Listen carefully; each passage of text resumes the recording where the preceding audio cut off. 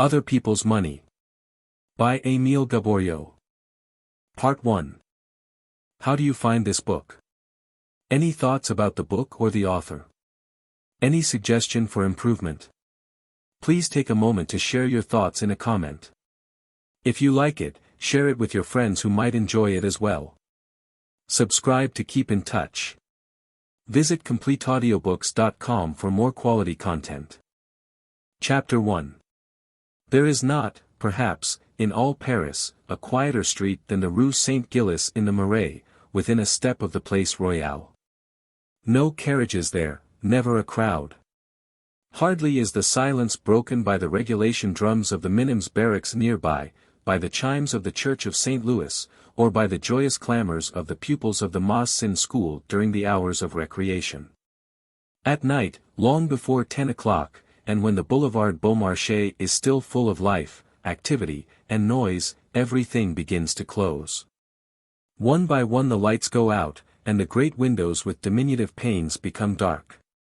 And if, after midnight, some belated citizen passes on his way home, he quickens his step, feeling lonely and uneasy, and apprehensive of the reproaches of his concierge, who is likely to ask him whence he may be coming at so late an hour.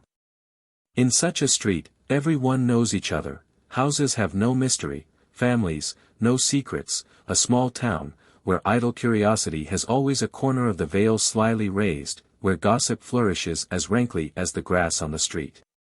Thus on the afternoon of the 27th of April, 1872, a Saturday, a fact which anywhere else might have passed unnoticed was attracting particular attention. A man some 30 years of age, wearing the working livery of servants of the upper class, the long striped waistcoat with sleeves, and the white linen apron, was going from door to door. Who can the man be looking for? Wondered the idle neighbors, closely watching his evolutions. He was not looking for anyone. To such as he spoke to, he stated that he had been sent by a cousin of his, an excellent cook, who, before taking a place in the neighborhood, was anxious to have all possible information on the subject of her prospective masters. And then, do you know M. Vincent Fauvel, he would ask. Concierges and shopkeepers knew no one better, for it was more than a quarter of a century before, that M. Vincent Fauvel, the day after his wedding, had come to settle in the Rue St. Gilles, and there his 2 children were born, his son M. Maxence, his daughter Mlle Gilbert. He occupied the second story of the house. No. 38, one of those old-fashioned dwellings, such as they build no more, since ground is sold at 1,200 francs the square meter, in which there is no stinting of space. The stairs, with wrought iron balusters, are wide and easy, and the ceilings 12 feet high. Of course, we know M. Fauvel, answered every one to the servants' questions, and, if there ever was an honest man, why, he is certainly the one. There is a man whom you could trust with your funds, if you had any, without fear of his ever running off to Belgium with them. And it was further explained, that M. Fauvel was chief cashier, and probably, also, one of the principal stockholders, of the Mutual Credit Society, one of those admirable financial institutions which have sprung up with the Second Empire, and which had won at the Bourse the first installment of their capital, the very day that the game of the coup d'état was being played in the street. I know well enough the gentleman's business, remarked the servant, but what sort of a man is he? That's what my cousin would like to know. The wine man at number 43, the oldest shopkeeper in the street, could best answer. A couple of petits verres politely offered soon started his tongue, and, whilst sipping his cognac. M. Vincent Fauvel, he began, is a man some 52 or 3 years old, but who looks younger, not having a single grey hair. He is tall and thin, with neatly trimmed whiskers, thin lips and small yellow eyes, not talkative.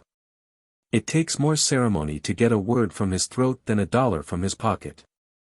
Yes, no, good morning, good evening. That's about the extent of his conversation. Summer and winter, he wears grey pantaloons, a long frock coat, laced shoes, and lisle-thread gloves. 'Pon my word, I should say that he is still wearing the very same clothes I saw upon his back for the first time in 1845, did I not know that he has 2 full suits made every year by the concierge at number 29, who is also a tailor. Why, he must be an old miser, muttered the servant. He is above all peculiar, continued the shopkeeper, like most men of figures, it seems. His own life is ruled and regulated like the pages of his ledger. In the neighborhood they call him Old Punctuality, and, when he passes through the Rue Turin, the merchants set their watches by him. Rain or shine, every morning of the year, on the stroke of 9, he appears at the door on the way to his office. When he returns, you may be sure it is between 20 and 25 minutes past 5. At 6 he dines. At 7 he goes to play a game of dominoes at the Café Turc, at 10 he comes home and goes to bed, and, at the first stroke of 11 at the Church of St. Louis, out goes his candle. Hem! Grumbled the servant with a look of contempt, the question is, will my cousin be willing to live with a man who is a sort of walking clock? It isn't always pleasant, remarked the wine man, and the best evidence is, that the son, M. Maxence, got tired of it. He does not live with his parents any more. He dines with them, but he has his own lodgings on the Boulevard du Temple. The falling out made talk enough at the time, and some people do say that M. Maxence is a worthless scamp, who leads a very dissipated life, but I say that his father kept him too close. The boy is 25, quite good-looking, and has a very stylish mistress, I have seen her. I would have done just as he did. And what about the daughter, Emily Gilbert? She is not married yet, although she is past 20, and pretty as a rosebud. After the war, her father tried to make her marry a stockbroker, a stylish man who always came in a 2-horse carriage. But she refused him outright. I should not be a bit surprised to hear that she has some love affair of her own. I have noticed lately a young gentleman about here who looks up quite suspiciously when he goes by number 38. The servant did not seem to find these particulars very interesting. It's the lady, he said, that my cousin would like to know most about. Naturally. Well, you can safely tell her that she never will have had a better mistress. Poor Madame Fauvel. She must have had a sweet time of it with her maniac of a husband. But she is not young any more, and people get accustomed to everything, you know. The days when the weather is fine, I see her going by with her daughter to the Place Royale for a walk. That's about their only amusement. The mischief, said the servant, laughing. If that is all, she won't ruin her husband, will she? That is all, continued the shopkeeper, or rather, excuse me, no, every Saturday, for many years, M. and Madame Fauvel receive a few of their friends, M. and Madame Desclevets, retired dealers in bronzes, Rue Turin, M. Chapelain, the old lawyer from the Rue Saint-Antoine, whose daughter is Emily Gilbert's particular friend, M. Desormeaux, head clerk in the Department of Justice, and 3 or 4 others. And as this just happens to be Saturday. But here he stopped short, and pointing towards the street. Quick, said he, look. Speaking of the, you know, it is 20 minutes past 5, there is M. Fauvel coming home. It was, in fact, the cashier of the Mutual Credit Society, looking very much indeed as the shopkeeper had described him. Walking with his head down, he seemed to be seeking upon the pavement the very spot upon which he had set his foot in the morning, that he might set it back again there in the evening. With the same methodical step, he reached his house, walked up the 2 pairs of stairs, and, taking out his pass-key, opened the door of his apartment. The dwelling was fit for the man. And everything from the very hall, betrayed his peculiarities. There, evidently, every piece of furniture must have its invariable place, every object its irrevocable shelf or hook. All around were evidences, if not exactly of poverty, at least of small means, and of the artifices of a respectable economy. Cleanliness was carried to its utmost limits, everything shone. Not a detail but betrayed the industrious hand of the housekeeper, struggling to defend her furniture against the ravages of time. The velvet on the chairs was darned at the angles as with the needle of a fairy. Stitches of new worsted showed through the faded designs on the hearth rugs. The curtains had been turned so as to display their least worn side. All the guests enumerated by the shopkeeper, and a few others besides, were in the parlor when M. Fauvel came in. But, instead of returning their greeting, "Where is Maxence?" he inquired. "I am expecting him, my dear," said Madame Fauvel gently. "Always behind time," he scolded. "It is too trifling." His daughter, Mlle. Gilbert, interrupted him. "Where is my bouquet, father?" she asked. M. Fauvel stopped short, struck his forehead, and with the accent of a man who reveals something incredible, prodigious, unheard of. "Forgotten," he answered, scanning the syllables, "I have forgot tenet." It was a fact. Every Saturday, on his way home, he was in the habit of stopping at the old woman's shop in front of the Church of St. Louis, and buying a bouquet for Mlle. Gilbert. And today. "Ah! I catch you this time, father," exclaimed the girl. Meantime, Madame Fauvel, whispering to Madame Desclevets. "Positively," she said in a troubled voice, "something serious must have happened to my husband. He to forget. He to fail in one of his habits. It is the first time in 26 years. The appearance of Maxence at this moment prevented her from going on. M. Fauvel was about to administer a sound reprimand to his son, when dinner was announced. "Come," exclaimed M. Chapelain, the old lawyer, the conciliating man par excellence, "come, let us to the table." They sat down. But Madame Fauvel had scarcely helped the soup, when the bell rang violently. Almost at the same moment the servant appeared, and announced the Baron de Thaler. More pale than his napkin, the cashier stood up. "The manager," he stammered, "the director of the Mutual Credit Society." Chapter 2. Close upon the heels of the servant M. de Thaler came. Tall, thin, stiff, he had a very small head, a flat face, pointed nose, and long reddish whiskers, slightly shaded with silvery threads, falling halfway down his chest. Dressed in the latest style, he wore a loose overcoat of rough material, pantaloons that spread nearly to the tip of his boots, a wide shirt collar turned over a light cravat, on the bow of which shone a large diamond, and a tall hat with rolled brims.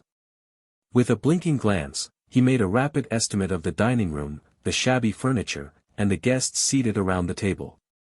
Then, without even condescending to touch his hat, with his large hand tightly fitted into a lavender glove, in a brief and imperious tone, and with a slight accent which he affirmed was the Alsatian accent.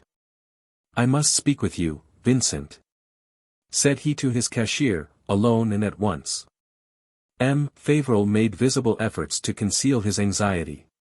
"You see," he commenced, "we are dining with a few friends, and—" "Do you wish me to speak in presence of everybody?" interrupted harshly the manager of the Mutual Credit. The cashier hesitated no longer. Taking up a candle from the table, he opened the door leading to the parlor, and, standing respectfully to one side, "Be kind enough to pass on, sir," said he, "I follow you." And, at the moment of disappearing himself, "Continue to dine without me," said he to his guests, with a last effort at self-control. "I shall soon catch up with you. This will take but a moment. Do not be uneasy in the least." They were not uneasy, but surprised, and, above all, shocked at the manners of M. de Thaler. "What a brute," muttered Madame Desclevets. M. Desormeaux, the head clerk at the Department of Justice, was an old legitimist, much imbued with reactionary ideas. "Such are our masters," said he with a sneer, "the high barons of financial feudality. Ah!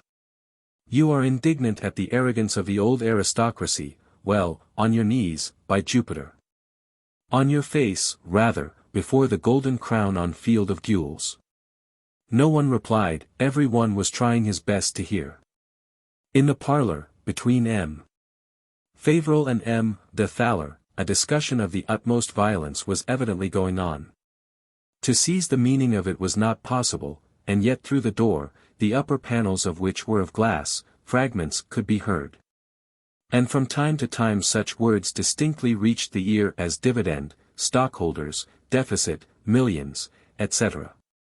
What can it all mean? Great heaven, moaned Madame Fauvel. Doubtless the two interlocutors, the director and the cashier, had drawn nearer to the door of communication, for their voices, which rose more and more, had now become quite distinct. It is an infamous trap. M. Fauvel was saying. I should have been notified. Come, come, interrupted the other. Were you not fully warned? Did I ever conceal anything from you? Fear, a fear vague still, and unexplained, was slowly taking possession of the guests. And they remained motionless, their forks in suspense, holding their breath. Never, M. Fauvel was repeating, stamping his foot so violently that the partition shook, never, never. And yet it must be, declared M. de Thaler. It is the only, the last resource. And suppose I will not? Your will has nothing to do with it now. It is 20 years ago that you might have willed, or not willed. But listen to me, and let us reason a little. Here M. de Thaler dropped his voice.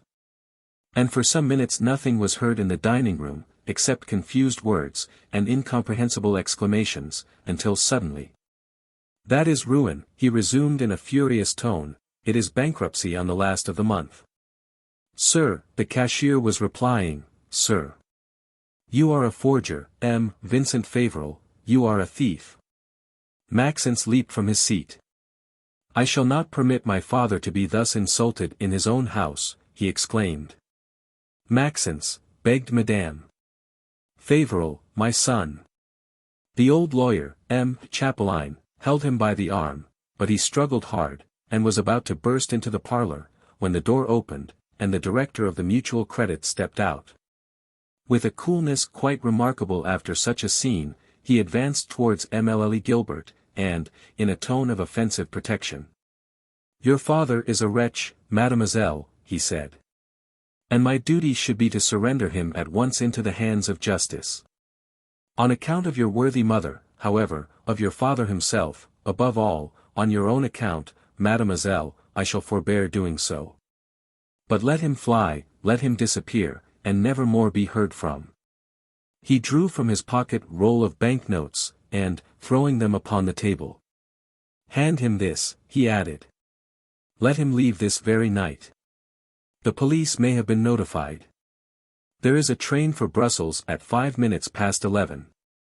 And, having bowed, he withdrew, no one addressing him a single word, so great was the astonishment of all the guests of this house, heretofore so peaceful. Overcome with stupor, Maxence had dropped upon his chair. Émile Gilbert alone retained some presence of mind.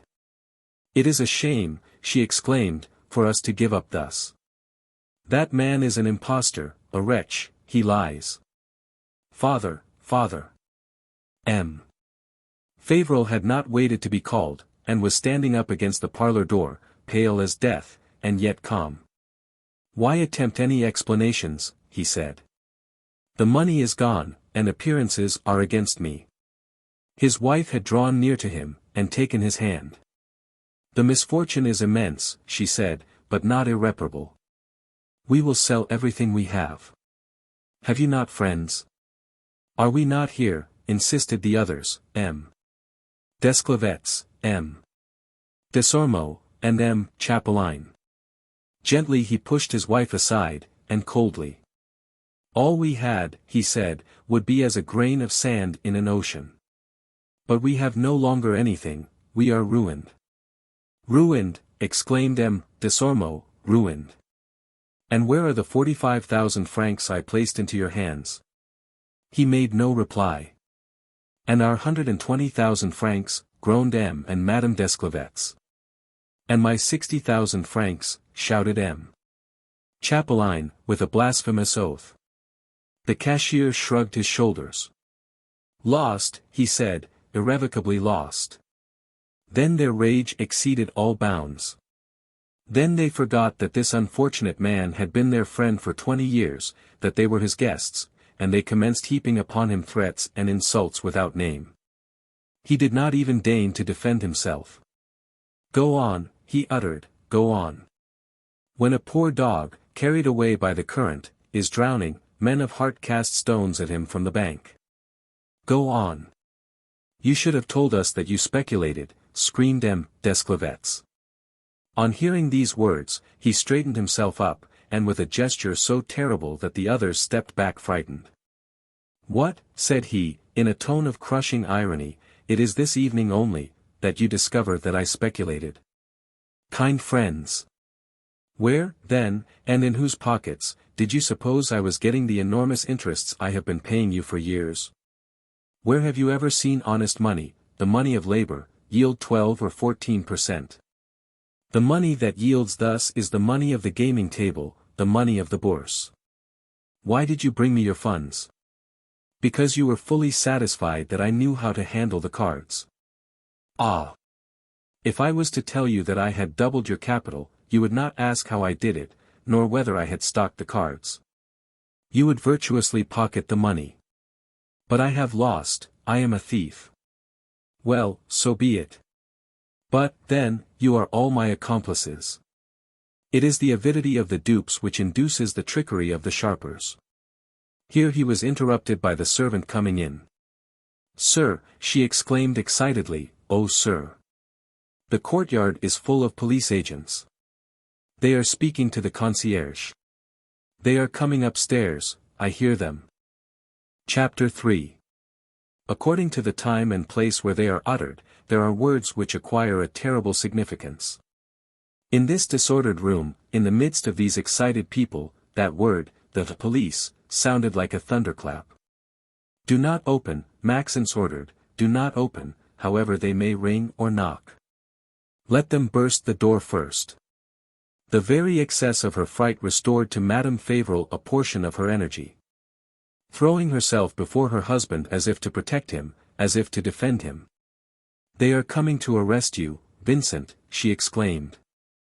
"They are coming, don't you hear them?" He remained motionless, his feet seemingly riveted to the floor. "That is as I expected," he said. And with the accent of the wretch who sees all hope vanish, and who utterly gives up all struggle. "Be it so," he said. "Let them arrest me, and let all be over at once. I have had enough anxiety, enough unbearable alternatives. I am tired always to feign, to deceive, and to lie. Let them arrest me. Any misfortune will be smaller in reality than the horrors of uncertainty.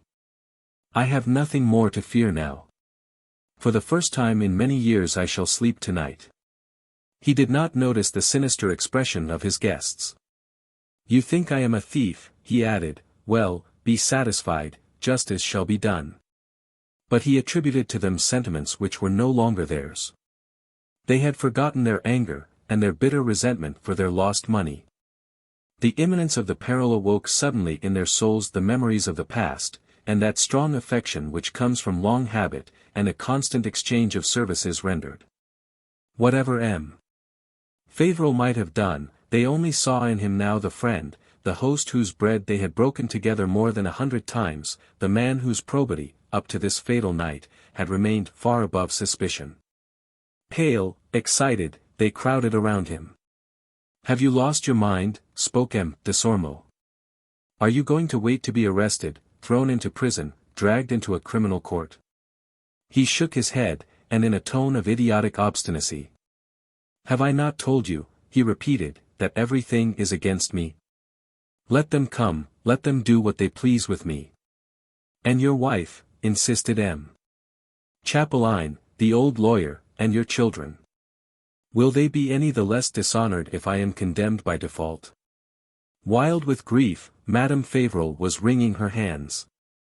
"Vincent," she murmured, "in the name of heaven spare us the harrowing agony to have you in prison." Obstinately he remained silent. His daughter, Mlle. Gilbert, dropped upon her knees before him, and, joining her hands. "I beseech you, father," she begged. He shuddered all over. An unspeakable expression of suffering and anguish contracted his features. And, speaking in a scarcely intelligible voice. "Ah! You are cruelly protracting my agony, he stammered. What do you ask of me? You must fly, declared M. Desclevets. Which way? How?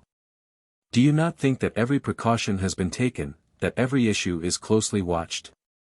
Maxence interrupted him with a gesture.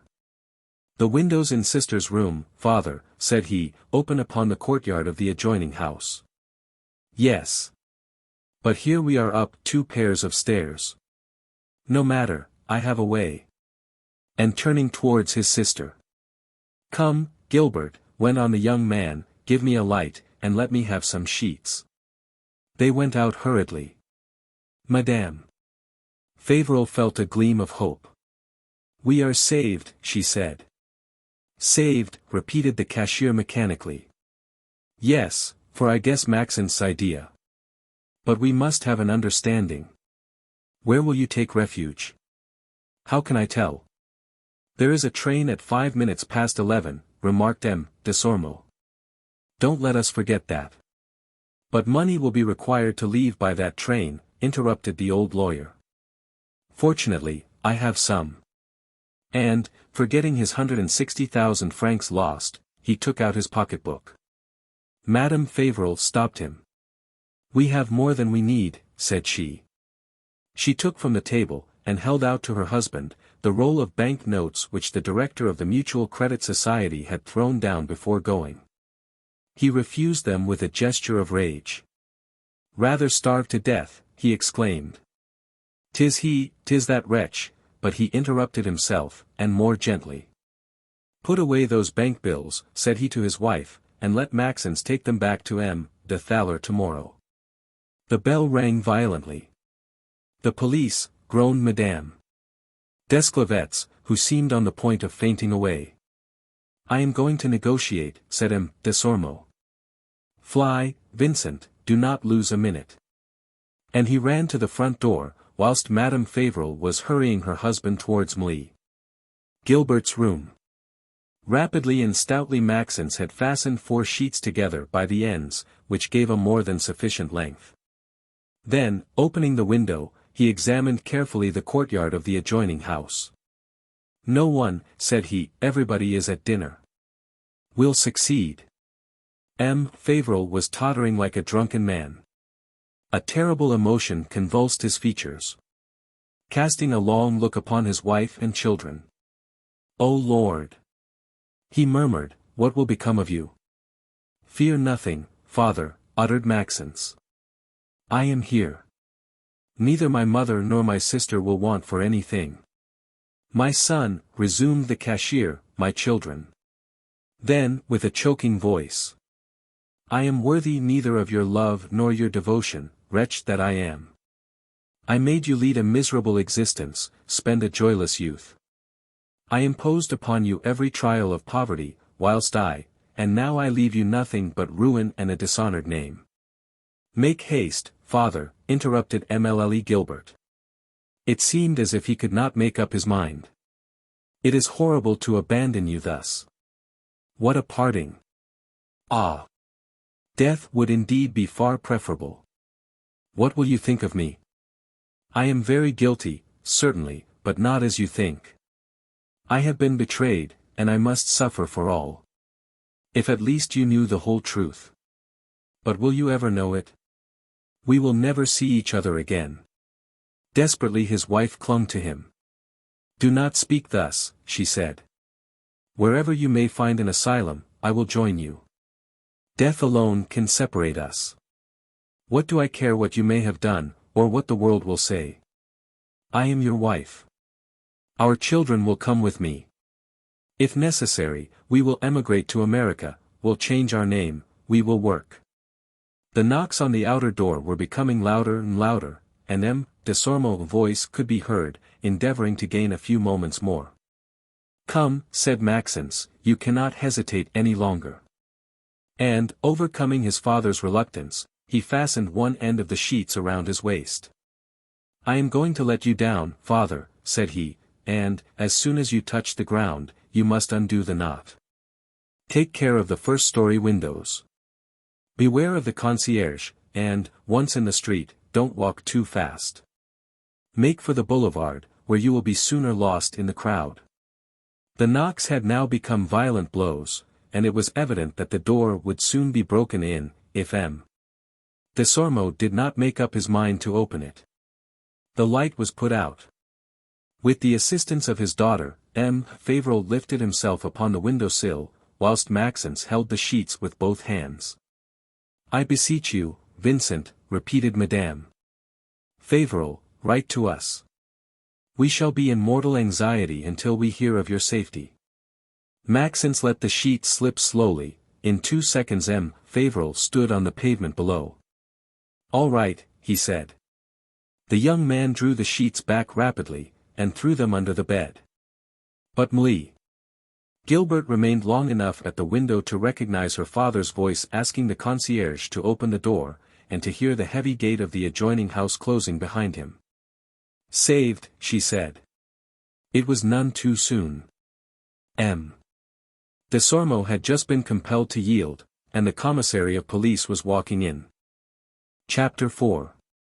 The commissaries of police of Paris, as a general thing, are no simpletons, and, if they are ever taken in, it is because it has suited them to be taken in. Their modest title covers the most important, perhaps, of magistracies, almost the only one known to the lower classes. An enormous power, and an influence so decisive, that the most sensible statesman of the reign of Louis Philippe ventured once to say, "Give me 20 good commissaries of police in Paris, and I'll undertake to suppress any government." Net profit 100 millions. Parisian above all, the commissary has had ample time to study his ground when he was yet only a peace officer. The dark side of the most brilliant lives has no mysteries for him. He has received the strangest confidences, he has listened to the most astounding confessions. He knows how low humanity can stoop, and what aberrations there are in brains apparently the soundest. The workwoman whom her husband beats, and the great lady whom her husband cheats, have both come to him. He has been sent for by the shopkeeper whom his wife deceives, and by the millionaire who has been blackmailed.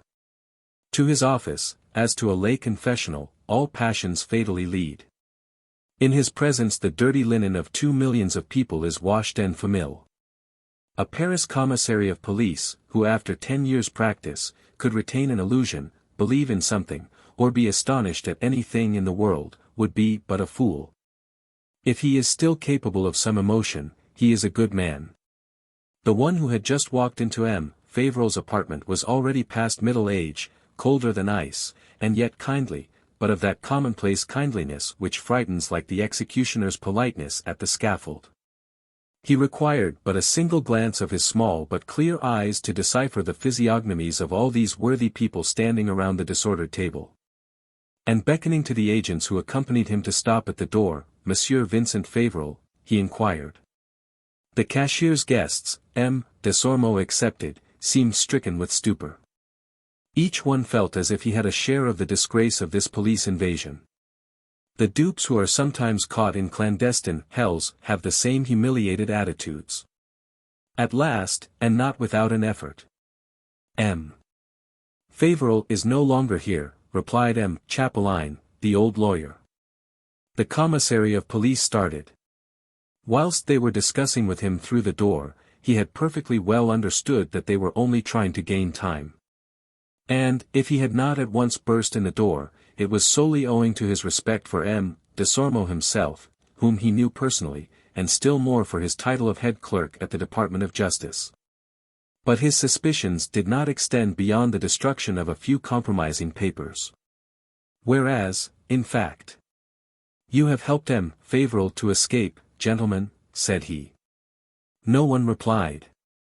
"Silence means assent," he added. "Very well, which way did he get off?" Still no answer. M. Desclevets would have been glad to add something to the 45,000 francs he had just lost, to be, together with Madame Desclevets, 100 miles away. "Where is Madame Fauvel?" resumed the commissary, evidently well informed. "Where are Émile Gilbert and M. Maxence Fauvel?" They continued silent. No one in the dining room knew what might have taken place in the other room, and a single word might be treason. The commissary then became impatient. "Take up a light," said he to one of the agents who had remained at the door, "and follow me.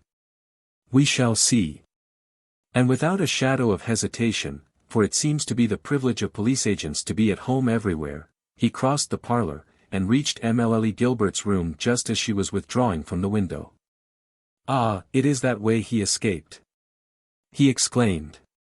He rushed to the window, and remained long enough leaning on his elbows to thoroughly examine the ground, and understand the situation of the apartment.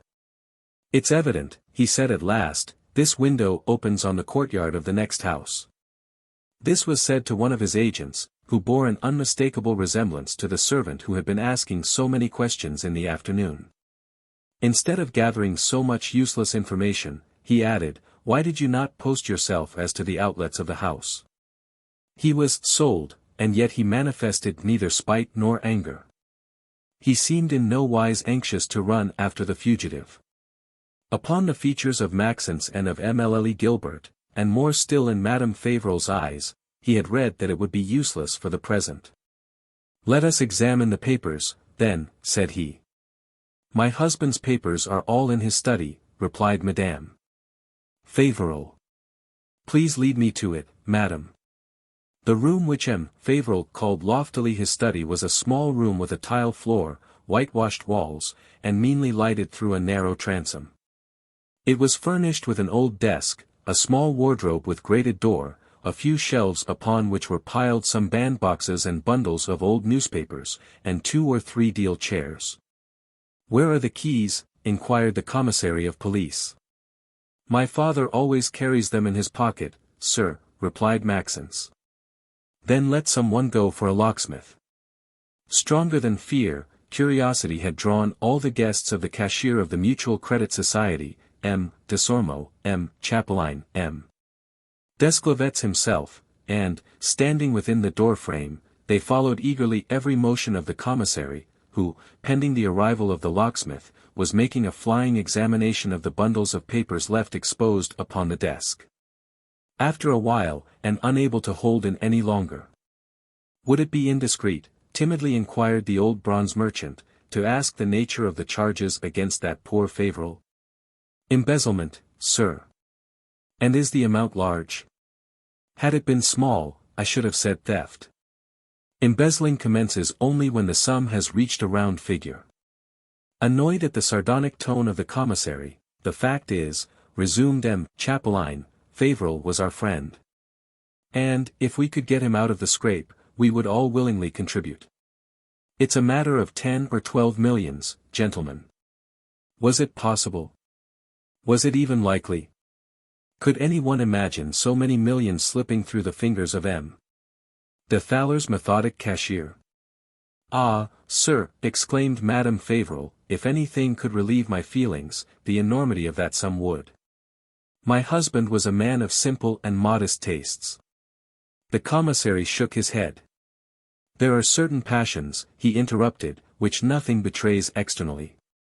Gambling is more terrible than fire. After a fire, some charred remnants are found. What is there left after a lost game? Fortunes may be thrown into the vortex of the bourse, without a trace of them being left." The unfortunate woman was not convinced. "I could swear, sir," she protested, "that I knew how my husband spent every hour of his life." "Do not swear, madam. All our friends will tell you how parsimonious my husband was. Here, madam, towards yourself and your children, I have no doubt. For seeing is believing, but elsewhere." He was interrupted by the arrival of the locksmith, who, in less than 5 minutes, had picked all the locks of the old desk. But in vain did the commissary search all the drawers. He found only those useless papers which are made relics of by people who have made order their religious faith, uninteresting letters, grocers' and butchers' bills running back 20 years. "It is a waste of time to look for anything here," he growled. And in fact he was about to give up his perquisitions, when a bundle thinner than the rest attracted his attention. He cut the thread that bound it. And almost at once. "I knew I was right," he said. And holding out a paper to Madame Favrel. "Read, madam, if you please." It was a bill. She read thus. "Sold to M. Fauvel and India Cashmere, Fr 8,500. Received payment, Forbe and Towler." "Is it for you, madam," asked the commissary, "that this magnificent shawl was bought?" Stupefied with astonishment, the poor woman still refused to admit the evidence. "Madame de Thaler spends a great deal," she stammered. "My husband often made important purchases for her account." "Often, indeed," interrupted the commissary of police. "For here are many other receipted bills, earrings, 16,000 francs, a bracelet, 3,000 francs, a parlor set, a horse, 2 velvet dresses. Here is a part, at least, if not the whole, of the 10 millions. Chapter 5. Had the commissary received any information in advance?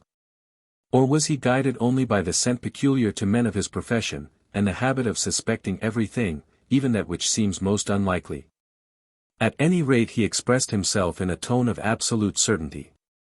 The agents who had accompanied and assisted him in his researches were winking at each other, and giggling stupidly. The situation struck them as rather pleasant. The others, M. Desclevets, M. Chapelain, and the worthy M. Desormeaux himself, could have racked their brains in vain to find terms wherein to express the immensity of their astonishments. Vincent Fauvel, their old friend, paying for cashmeres, diamonds, and parlor sets. Such an idea could not enter in their minds. For whom could such princely gifts be intended? For a mistress, for one of those redoubtable creatures whom fancy represents crouching in the depths of love, like monsters at the bottom of their caves.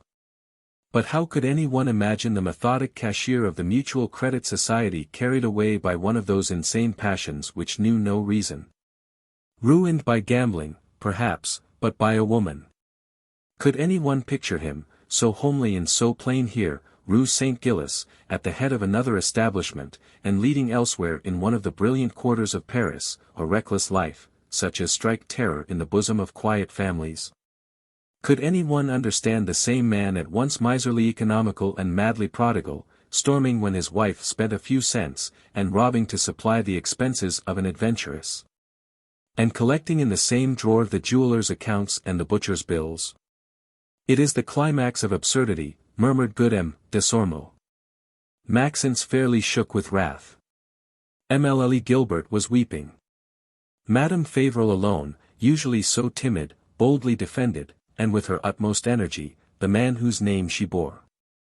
That he might have embezzled millions, she admitted, that he had deceived and betrayed her so shamefully, that he had made a wretched dupe of her for so many years, seemed to her insensate, monstrous, impossible.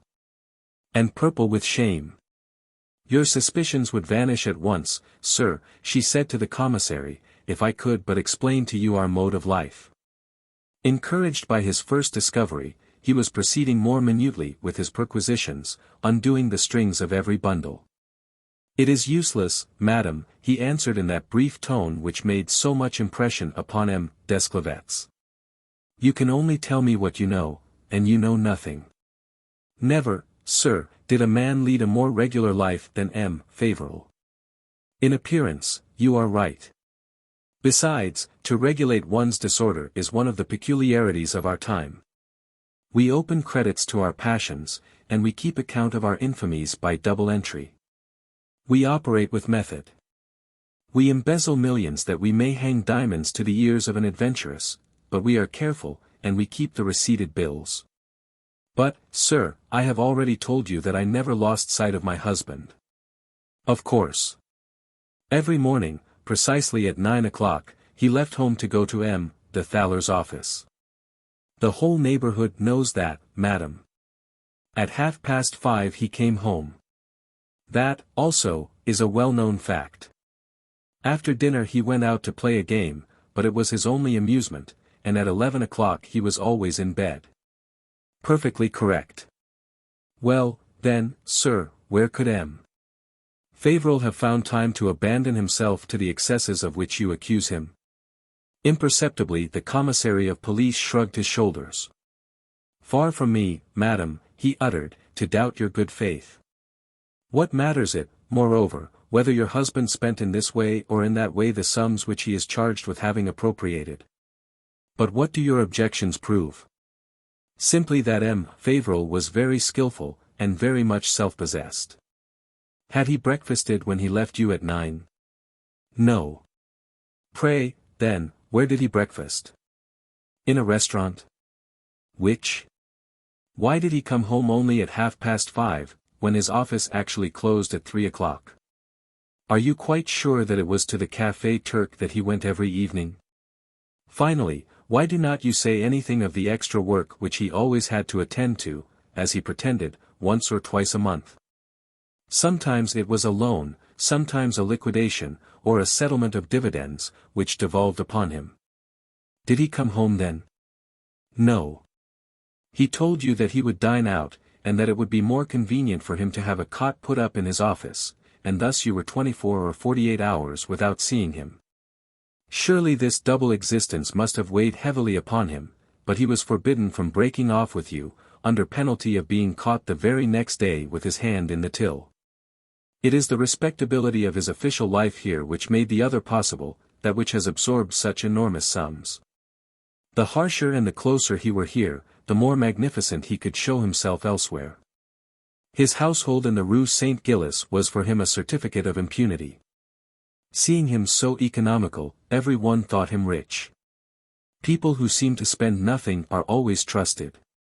Every privation which he imposed upon you increased his reputation of austere probity, and raised him farther above suspicion. Big tears were rolling down Madame Fauvel's cheeks. "Why not tell me the whole truth?" she stammered. "Because I do not know it," replied the commissary, "because these are all mere presumptions. I have seen so many instances of similar calculations." Then regretting, perhaps, to have said so much. "But I may be mistaken," he added, "I do not pretend to be infallible." He was just then completing a brief inventory of all the papers found in the old desk. There was nothing left but to examine the drawer which was used for a cash drawer. He found in it in gold, notes, and small change, 718 francs. Having counted this sum, the commissary offered it to Madame Fauvel, saying, "This belongs to you, madam." But instinctively she withdrew her hand. "Never," she said. The commissary went on with a gesture of kindness, "I understand your scruples, madam, and yet I must insist. You may believe me when I tell you that this little sum is fairly and legitimately yours. You have no personal fortune." The efforts of the poor woman to keep from bursting into loud sobs were but too visible. "I possess nothing in the world, sir," she said in a broken voice. "My husband alone attended to our business affairs. He never spoke to me about them, and I would not have dared to question him. Alone he disposed of our money. Every Sunday he handed me the amount which he thought necessary for the expenses of the week, and I rendered him an account of it. When my children or myself were in need of anything, I told him so, and he gave me what he thought proper. This is Saturday. Of what I received last Sunday I have 5 francs left, that is our whole fortune." Positively the commissary was moved. "You see, then, madam," he said, "that you cannot hesitate, you must live." Maxent stepped forward. "Am I not here, sir?" he said. The commissary looked at him keenly, and in a grave tone. "I believe indeed, sir," he replied, "that you will not suffer your mother and sister to want for anything. But resources are not created in a day. Yours, if I have not been deceived, are more than limited just now." And as the young man blushed, and did not answer, he handed the 700 francs to Mlle Gilbert, saying, "Take this, mademoiselle, your mother permits it." His work was done. To place his seals upon M. Fauvel's study was the work of a moment. Beckoning, then, to his agents to withdraw, and being ready to leave himself. "Let not the seals cause you any uneasiness, madam," said the commissary of police to Madame Fauvel. "Before 48 hours, some one will come to remove these papers, and restore to you the free use of that room." He went out, and, as soon as the door had closed behind him, Well, exclaimed M. Desormeaux. But no one had anything to say. The guests of that house where misfortune had just entered were making haste to leave. The catastrophe was certainly terrible and unforeseen, but did it not reach them too?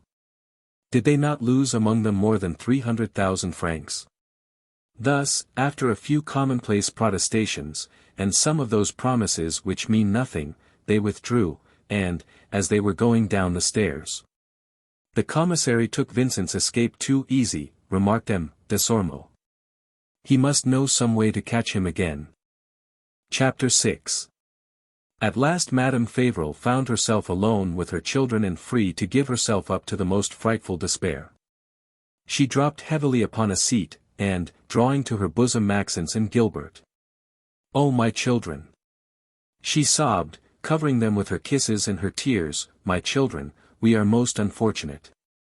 Not less distressed than herself, they strove, nevertheless, to mitigate her anguish, to inspire her with sufficient courage to bear this crushing trial, and kneeling at her feet, and kissing her hands.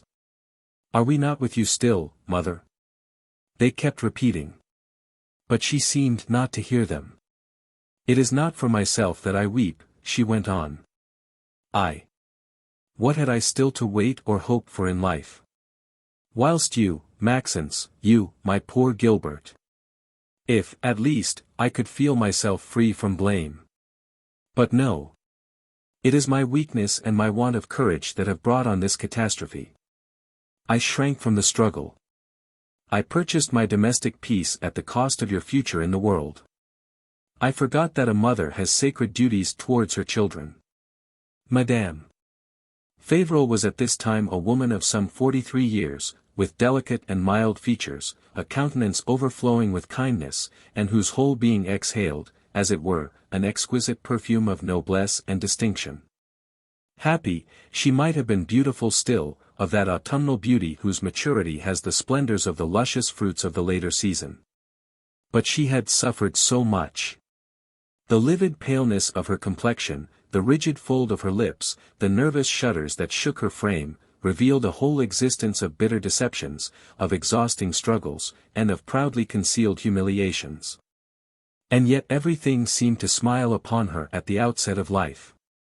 She was an only daughter, and her parents, wealthy silk merchants, had brought her up like the daughter of an archduchess desired to marry some sovereign prince. But at 15 she had lost her mother. Her father, soon tired of his lonely fireside, commenced to seek away from home some diversion from his sorrow. He was a man of weak mind, one of those marked in advance to play the part of eternal dupes. Having money, he found many friends.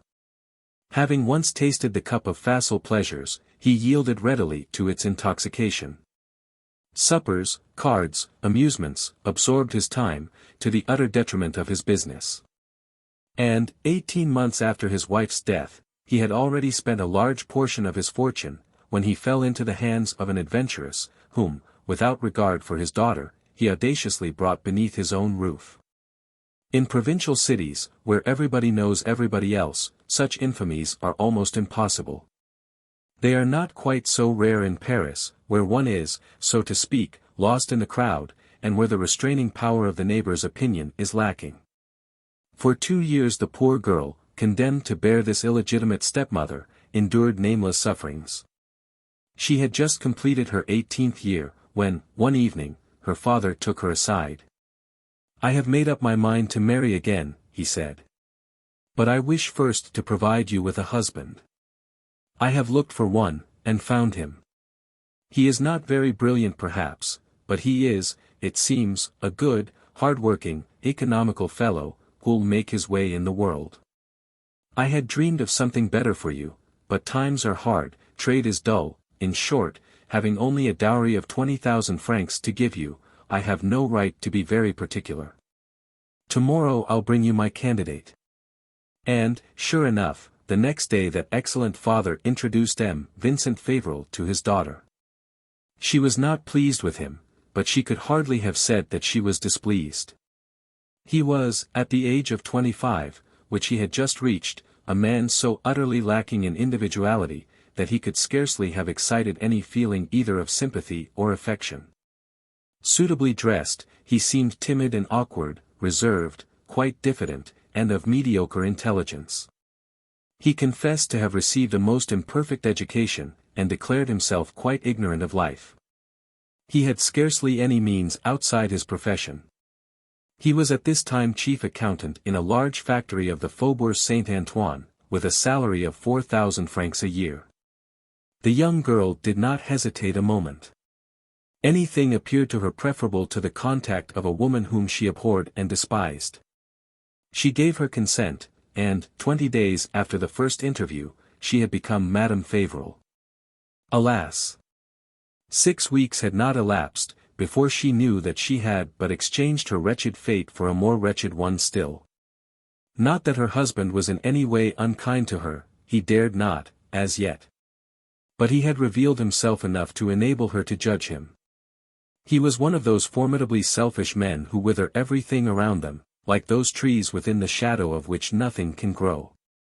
His coldness concealed a stupid obstinacy. His mildness, an iron will. If he had married, 'twas because he thought a wife a necessary adjunct, because he desired a home wherein to command, because, above all, he had been seduced by the dowry of 20,000 francs. For the man had one passion, money. Under his placid countenance revolved thoughts of the most burning covetousness. He wished to be rich. Now, as he had no illusion whatever upon his own merits, as he knew himself to be perfectly incapable of any of those daring conceptions which lead to rapid fortune, as he was in no wise enterprising, he conceived but one means to achieve wealth. That is, to save, to economize, to stint himself, to pile penny upon penny. His profession of accountant had furnished him with a number of instances of the financial power of the penny daily saved, and invested so as to yield its maximum of interest. If ever his blue eye became animated, it was when he calculated what would be at the present time the capital produced by a simple penny placed at 5% interest the year of the birth of our Saviour. For him this was sublime. He conceived nothing beyond. 1 penny. He wished, he said, he could have lived 1800 years, to follow the evolutions of that penny, to see it grow 10-fold, 100-fold, produce, swell, enlarge, and become, after centuries, millions and hundreds of millions. In spite of all, he had, during the early months of his marriage, allowed his wife to have a young servant. He gave her from time to time, a 5-franc piece, and took her to the country on Sundays. This was the honeymoon. And, as he declared himself, this life of prodigalities could not last. Under a futile pretext, the little servant was dismissed. He tightened the strings of his purse. The Sunday excursions were suppressed. To mere economy succeeded the niggardly parsimony which counts the grains of salt in the pot-au-feu, which weighs the soap for the washing, and measures the evening's allowance of candle. Gradually the accountant took the habit of treating his young wife like a servant, whose honesty is suspected, or like a child, whose thoughtlessness is to be feared. Every morning he handed her the money for the expenses of the day. And every evening he expressed his surprise that she had not made better use of it.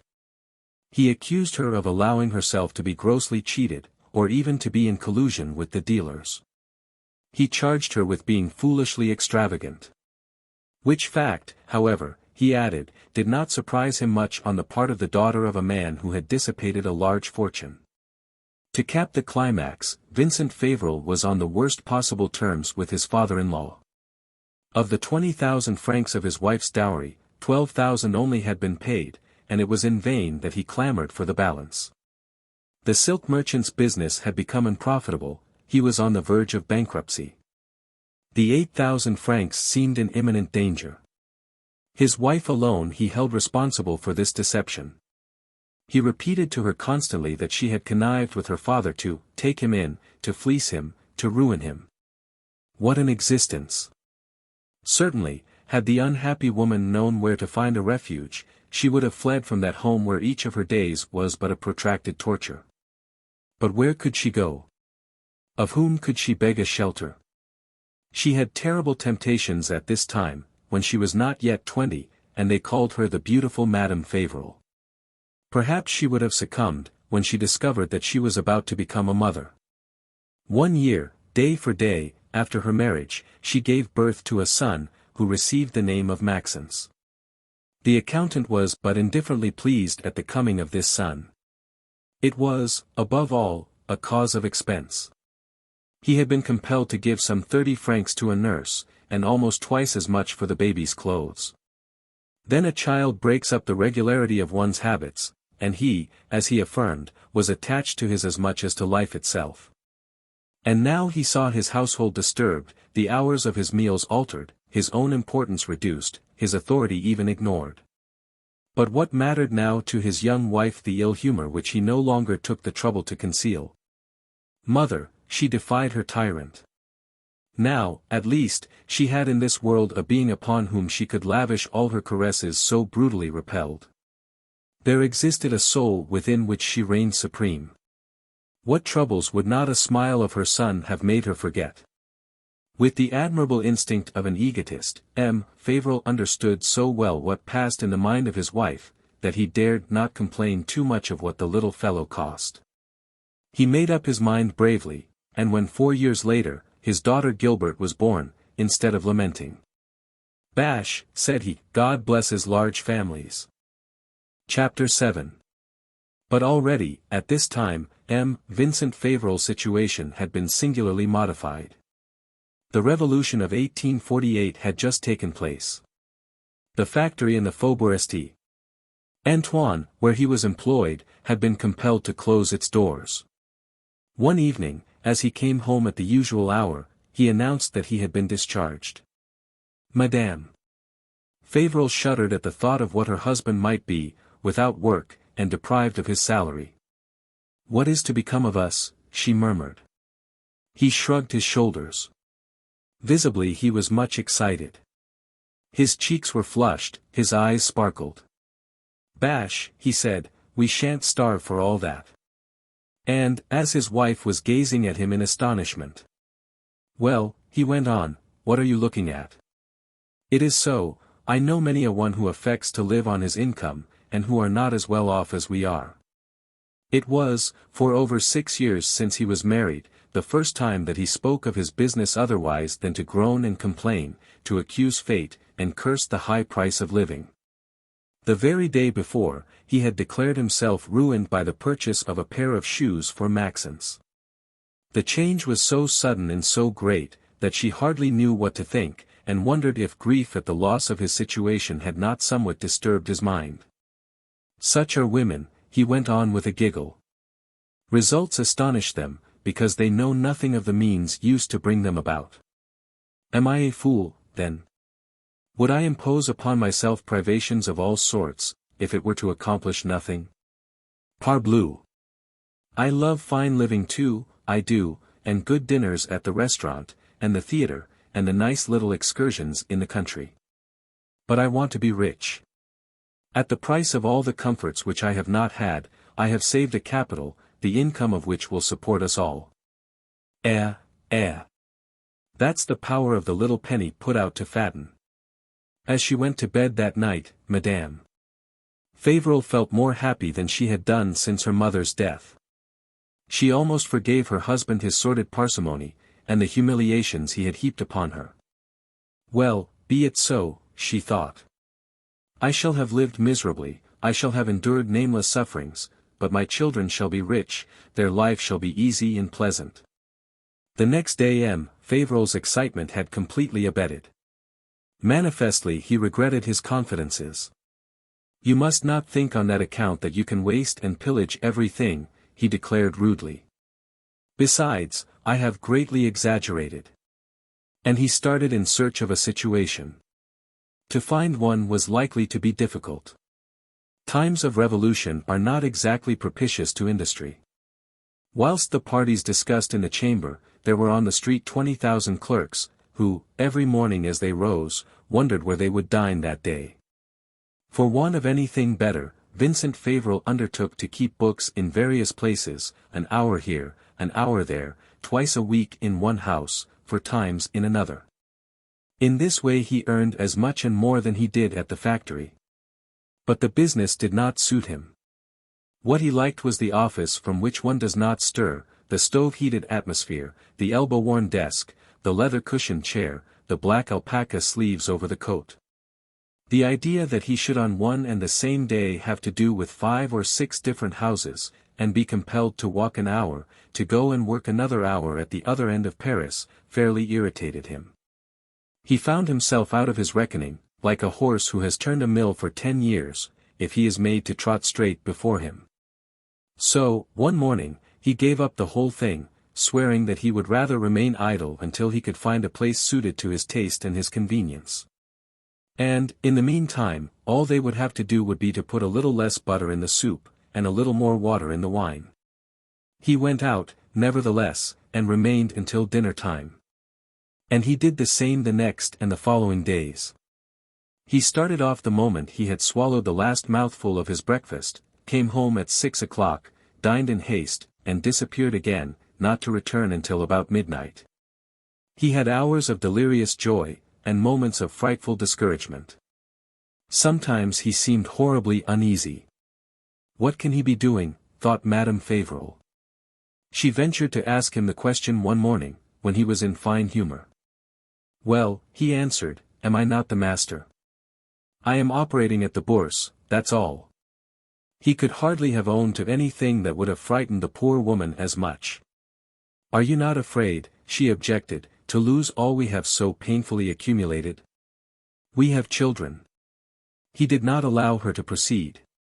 Do you take me for a child, he exclaimed, or do I look to you like a man so easy to be duped? Mind to economize in your household expenses, and don't meddle with my business.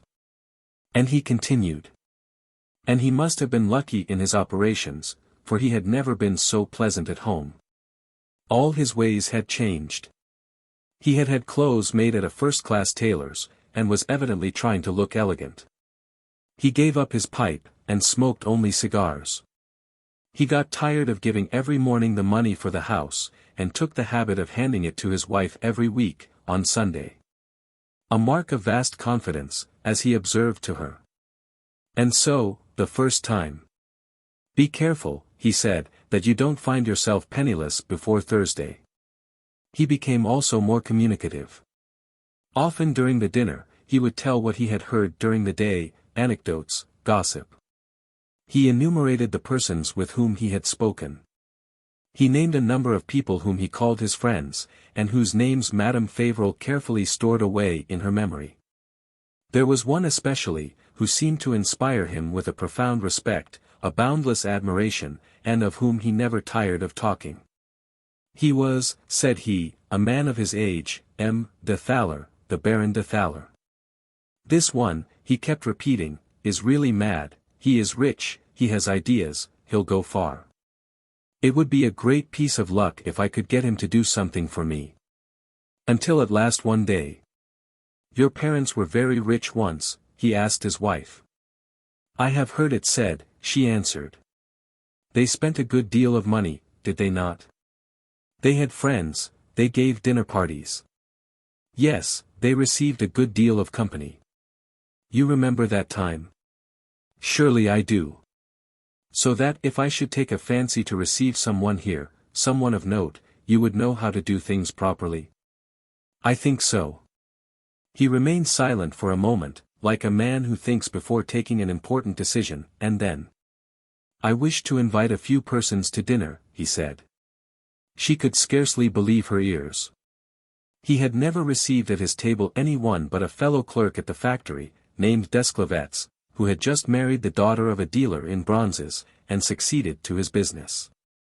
Is it possible? Exclaimed Madame Fauvel. So it is. The question is now, how much would a first-class dinner cost, the best of everything? That depends upon the number of guests. Say 3 or 4 persons. The poor woman set herself to figuring diligently for some time. And then timidly, for the sum seemed formidable to her. I think, she began, that with 100 francs. Her husband commenced whistling. You'll need that for the wines alone, he interrupted.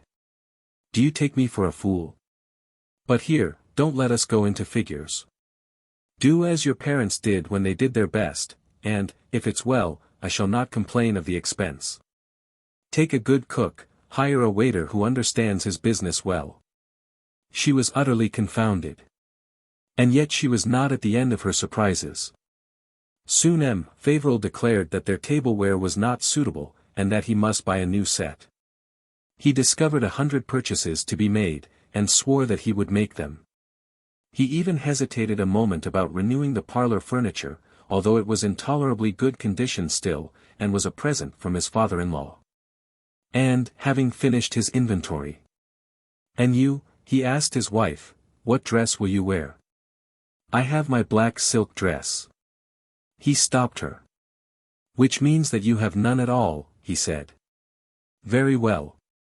You must go this very day and get yourself one, a very handsome, a magnificent one, and you'll send it to be made to a fashionable dressmaker.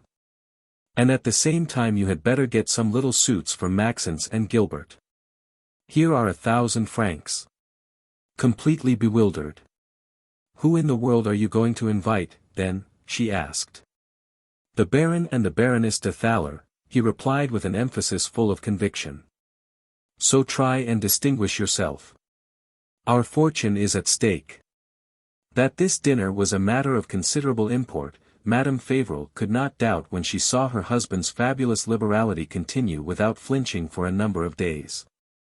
10 times of an afternoon he would come home to tell his wife the name of some dish that had been mentioned before him, or to consult her on the subject of some exotic viand he had just noticed in some shop window.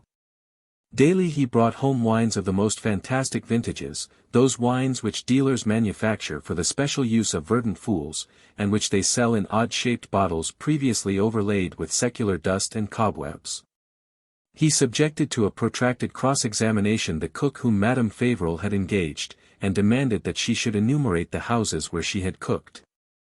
He absolutely required the man who was to wait at the table to exhibit the dress coat he was to wear. The great day having come, he did not stir from the house, going and coming from the kitchen to the dining room, uneasy, agitated, unable to stay in one place. He breathed only when he had seen the table set and loaded with the new china he had purchased and the magnificent silver he had gone to hire in person. And when his young wife made her appearance, looking lovely in her new dress, and leading by the hands the 2 children, Maxence and Gilbert, in their new suits.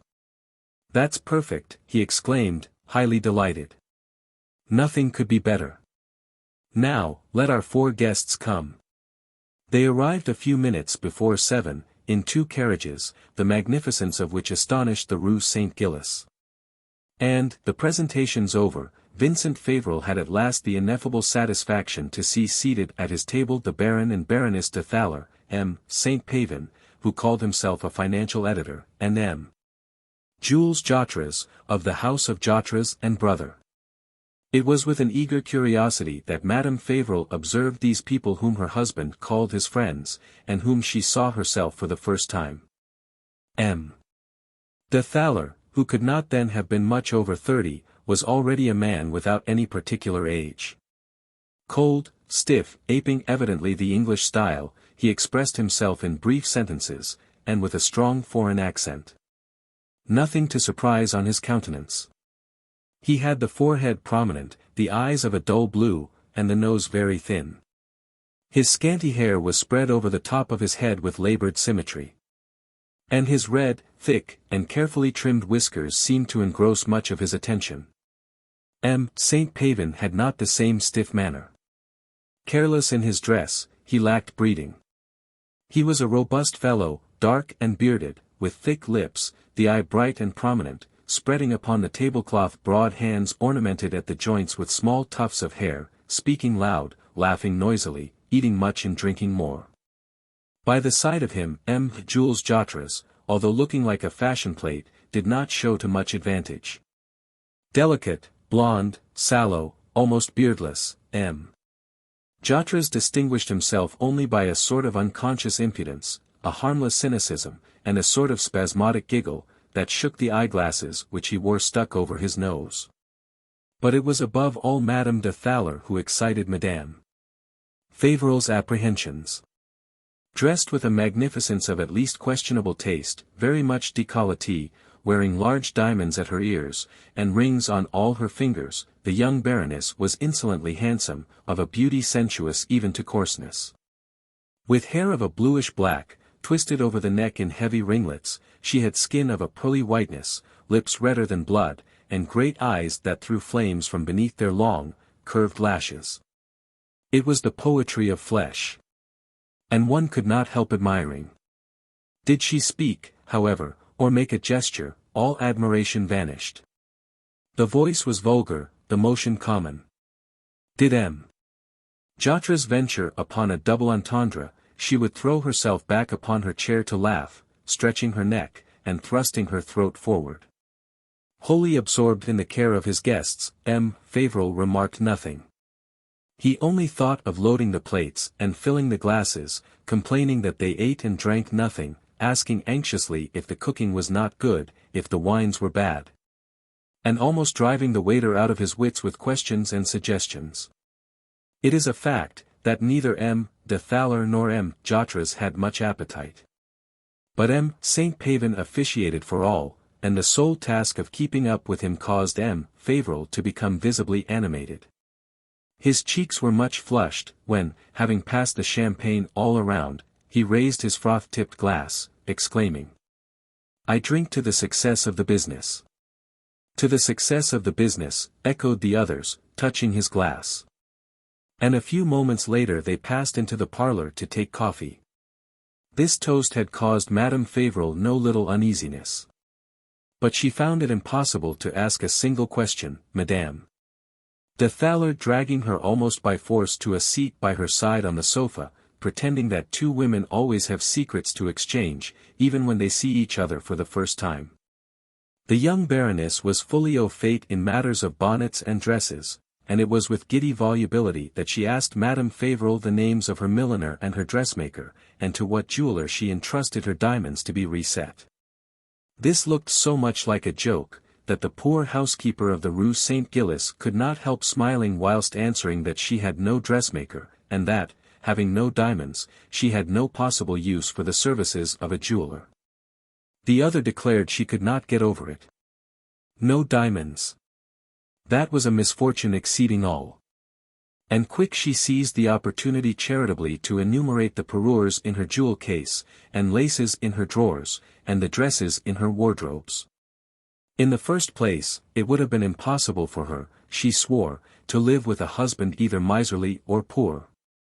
Hers had just presented her with a lovely coupe, lined with yellow satin, a perfect bijou. And she made good use of it too. For she loved to go about. She spent her days shopping, or riding in the Bois. Every evening she had the choice of the theatre or a ball, often both. The genre theatres were those she preferred. To be sure, the opera and the Italians were more stylish, but she could not help gaping there. Then she wished to kiss the children, and Gilbert and Maxence had to be brought in. She adored children, she vowed, it was her weakness, her passion. She had herself a little girl, 18 months old, called Césarine, to whom she was devoted, and certainly she would have brought her, had she not feared she would have been in the way. All this verbiage sounded like a confused murmur to Madame Fauvel's ears. Yes, no, she answered, hardly knowing to what she did answer. Her head heavy with a vague apprehension, it required her utmost attention to observe her husband and his guests. Standing by the mantelpiece, smoking their cigars, they conversed with considerable animation, but not loud enough to enable her to hear all they said. It was only when M. St. Pavin spoke that she understood that they were still discussing the business, for he spoke of articles to publish, stocks to sell, dividends to distribute, sure profits to reap. They all, at any rate, seemed to agree perfectly. And at a certain moment she saw her husband and M. de Thaler strike each other's hand, as people do who exchange a pledge. 11 o'clock struck. M. Fauvel was insisting to make his guests accept a cup of tea or a glass of punch, but M. de Thaler declared that he had some work to do, and that, his carriage having come, he must go. And go he did, taking with him the Baroness, followed by M. St. Pavin and M. Jatres. And when, the door having closed upon them, M. Fauvel found himself alone with his wife. "Well," he exclaimed, swelling with gratified vanity, "what do you think of our friends?" "They surprised me," she answered. He fairly jumped at that word. "I should like to know why." Then, timidly, and with infinite precautions, she commenced explaining that M. de Thaler's face inspired her with no confidence, that M. Jotres had seemed to her a very impudent personage, that M. St. Pavin appeared low and vulgar. And that, finally, the young Baroness had given her of herself the most singular idea. M. Fauvel refused to hear more. "It's because you have never seen people of the best society," he exclaimed. "Excuse me. Formerly, during my mother's life." "Eh? Your mother never received but shopkeepers." The poor woman dropped her head. "I beg of you, Vincent," she insisted, "before doing anything with these new friends, think well, consult." He burst out laughing. "Are you not afraid that they will cheat me?" he said, "people 10 times as rich as we are.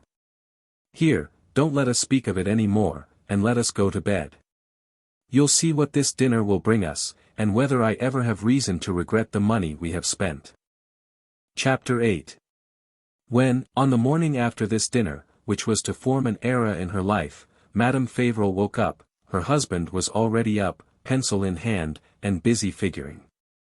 The charm had vanished with the fumes of the champagne. And the clouds of the worst days were gathering upon his brow. Noticing that his wife was looking at him. "It's expensive work," he said in a bluff tone, "to set a business going, and it wouldn't do to commence over again every day." To hear him speak, one would have thought that Madame Fauvel alone, by dint of hard begging, had persuaded him into that expense which he now seemed to regret so much.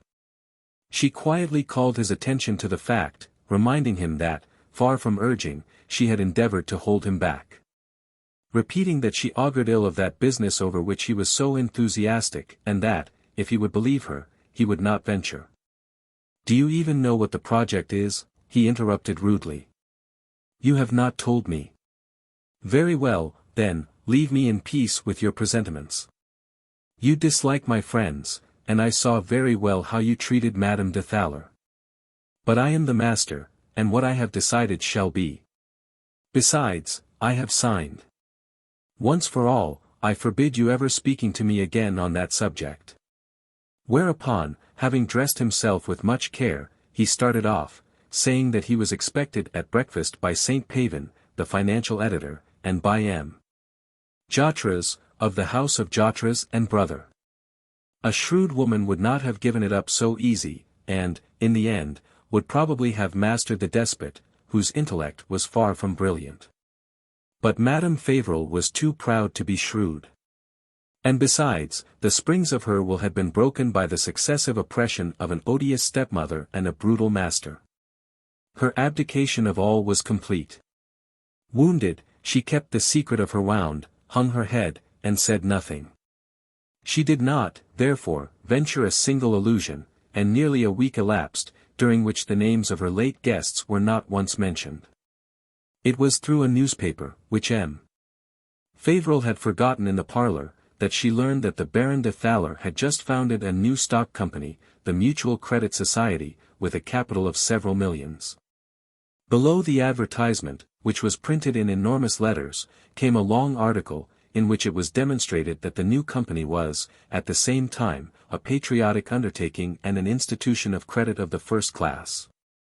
That it supplied a great public want, that it would be of inestimable benefit to industry, that its profits were assured, and that to subscribe to its stock was simply to draw short bills upon fortune. Already somewhat reassured by the reading of this article, Madame Fauvel became quite so when she read the names of the board of directors. Nearly all were titled, and decorated with many foreign orders. And the remainder were bankers, office holders, and even some ex-ministers. I must have been mistaken, she thought, yielding unconsciously to the influence of printed evidence. And no objection occurred to her, when, a few days later, her husband told her. "I have the situation I wanted. I am head cashier of the company of which M. de Thaler is manager. That was all. Of the nature of this society, of the advantages which it offered him, not one word. Only by the way in which he expressed himself did Madame Fauvel judge that he must have been well treated. And he further confirmed her in that opinion by granting her, of his own accord, a few additional francs for the daily expenses of the house. We must, he declared on this memorable occasion, do honor to our social position, whatever it may cost. For the first time in his life, he seemed heedful of public opinion. He recommended his wife to be careful of her dress and of that of the children, and re-engaged a servant.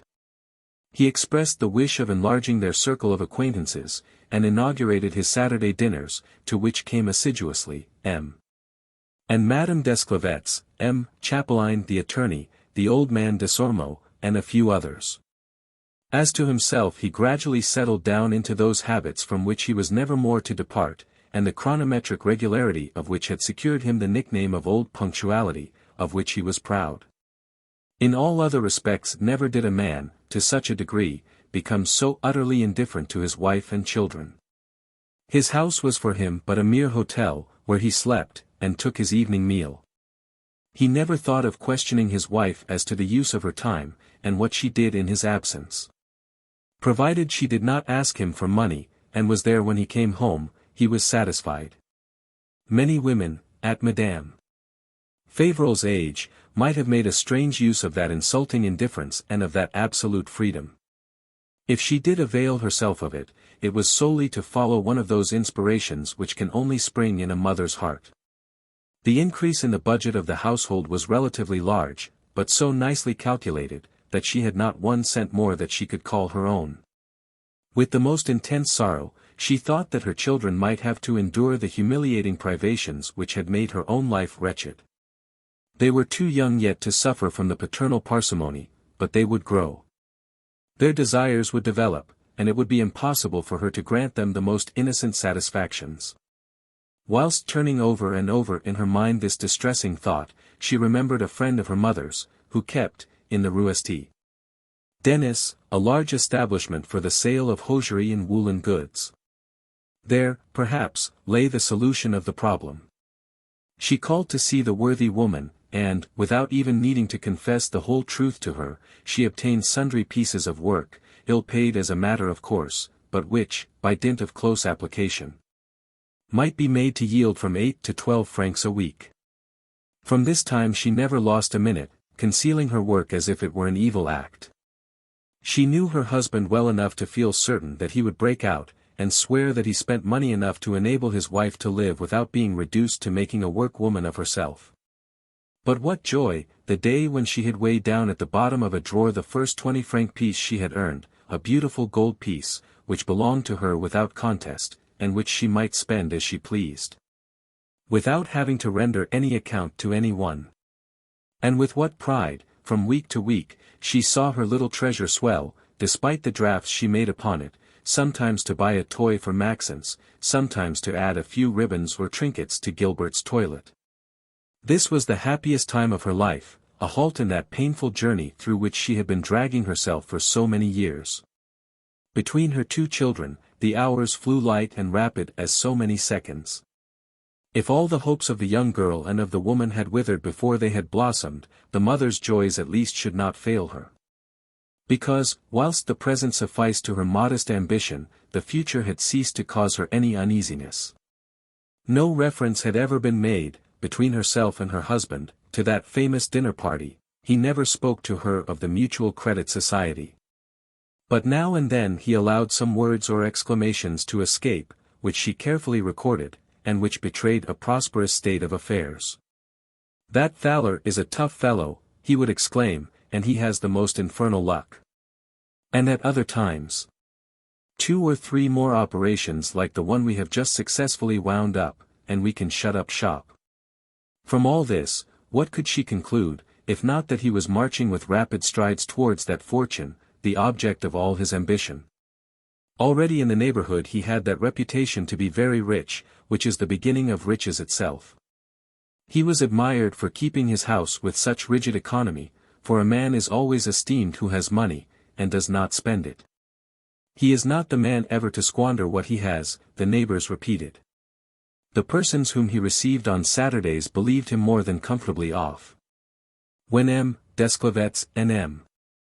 Chapelain had complained to their heart's contents, the one of the shop, the other of his office, they never failed to add. You laugh at us, because you are engaged in large operations, where people make as much money as they like. They seemed to hold his financial capacities in high estimation. They consulted him, and followed his advice. M. Desormeaux was wont to say, "Oh, he knows what he is about."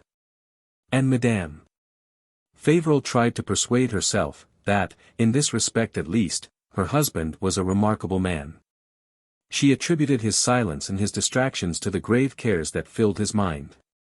In the same manner that he had once announced to her that they had enough to live on, she expected him, some fine morning, to tell her that he was a millionaire. Chapter 9. But the respite granted by fate to Madame Fauvel was drawing to an end. Her trials were about to return more poignant than ever, occasioned, this time, by her children, hitherto her whole happiness and her only consolation. Maxence was nearly 12. He was a good little fellow, intelligent, studious at times, but thoughtless in the extreme, and of a turbulence which nothing could tame. At the Mossin school, where he had been sent, he made his teacher's hair turn white, and not a week went by that he did not signalize himself by some fresh misdeed. A father like any other would have paid but slight attention to the pranks of a schoolboy, who, after all, ranked among the first of his class, and of whom the teachers themselves, whilst complaining, said, "Bash! What matters it, since the heart is sound and the mind sane?" But M. Fauvel took everything tragically. If Maxence was kept in, or otherwise punished, he pretended that it reflected upon himself, and that his son was disgracing him. If a report came home with this remark, "execrable conduct," he fell into the most violent passion, and seemed to lose all control of himself. "At your age," he would shout to the terrified boy, "I was working in a factory, and earning my livelihood. Do you suppose that I will not tire of making sacrifices to procure you the advantages of an education which I lacked myself? Beware. Havre is not far off, and cabin boys are always in demand there." If, at least, he had confined himself to these admonitions, which, by their very exaggeration, failed in their object. But he favored mechanical appliances as a necessary means of sufficiently impressing reprimands upon the minds of young people. And therefore, seizing his cane, he would beat poor Maxence most unmercifully, the more so that the boy, filled with pride, would have allowed himself to be chopped to pieces rather than utter a cry, or shed a tear. The first time that Madame Fauvel saw her son struck, she was seized with one of those wild fits of anger which do not reason, and never forgive. To be beaten herself would have seemed to her less atrocious, less humiliating. Hitherto she had found it impossible to love a husband such as hers, henceforth, she took him in utter aversion, he inspired her with horror. She looked upon her son as a martyr for whom she could hardly ever do enough. And so, after these harrowing scenes, she would press him to her heart in the most passionate embrace, she would cover with her kisses the traces of the blows. And she would strive, by the most delirious caresses, to make him forget the paternal brutalities. With him she sobbed. Like him, she would shake her clenched fists in the vacant space, exclaiming, "Coward, tyrant, assassin." The little Gilbert mingled her tears with theirs, and, pressed against each other, they deplored their destiny, cursing the common enemy, the head of the family. Thus did Maxence spend his boyhood between equally fatal exaggerations, between the revolting brutalities of his father, and the dangerous caresses of his mother, the one depriving him of everything, the other refusing him nothing. For Madame Fauvel had now found a use for her humble savings. If the idea had never come to the cashier of the Mutual Credit Society to put a few sous in his son's pocket, the too weak mother would have suggested to him the want of money in order to have the pleasure of gratifying it. She who had suffered so many humiliations in her life, she could not bear the idea of her son having his pride wounded, and being unable to indulge in those little trifling expenses which are the vanity of schoolboys. Here, Take this, she would tell him on holidays, slipping a few francs into his hands. Unfortunately, to her present she joined the recommendation not to allow his father to know anything about it. Forgetting that she was thus training Maxence to dissimulate, warping his natural sense of right, and perverting his instincts. No, she gave. And, to repair the gaps thus made in her treasure, she worked to the point of ruining her sight, with such eager zeal, that the worthy shopkeeper of the Rue Saint-Denis asked her if she did not employ working girls. In truth, the only help she received was from Gilbert, who, at the age of 8, already knew how to make herself useful. And this is not all. For this son, in anticipation of growing expenses, she stooped to expedients which formerly would have seemed to her unworthy and disgraceful. She robbed the household, cheating on her own marketing. She went so far as to confide to her servant, and to make of the girl the accomplice of her operations. She applied all her ingenuity to serve to M. Fauvel dinners in which the excellence of the dressing concealed the want of solid substance. And on Sunday, when she rendered her weekly accounts, it was without a blush that she increased by a few centimes the price of each object, rejoicing when she had thus scraped a dozen francs, and finding, to justify herself to her own eyes, those sophisms which passion never lacks. At first Maxence was too young to wonder from what sources his mother drew the money she lavished upon his schoolboy fancies. She recommended him to hide from his father, he did so, and thought it perfectly natural. As he grew older, he learned to discern. The moment came when he opened his eyes upon the system under which the paternal household was managed.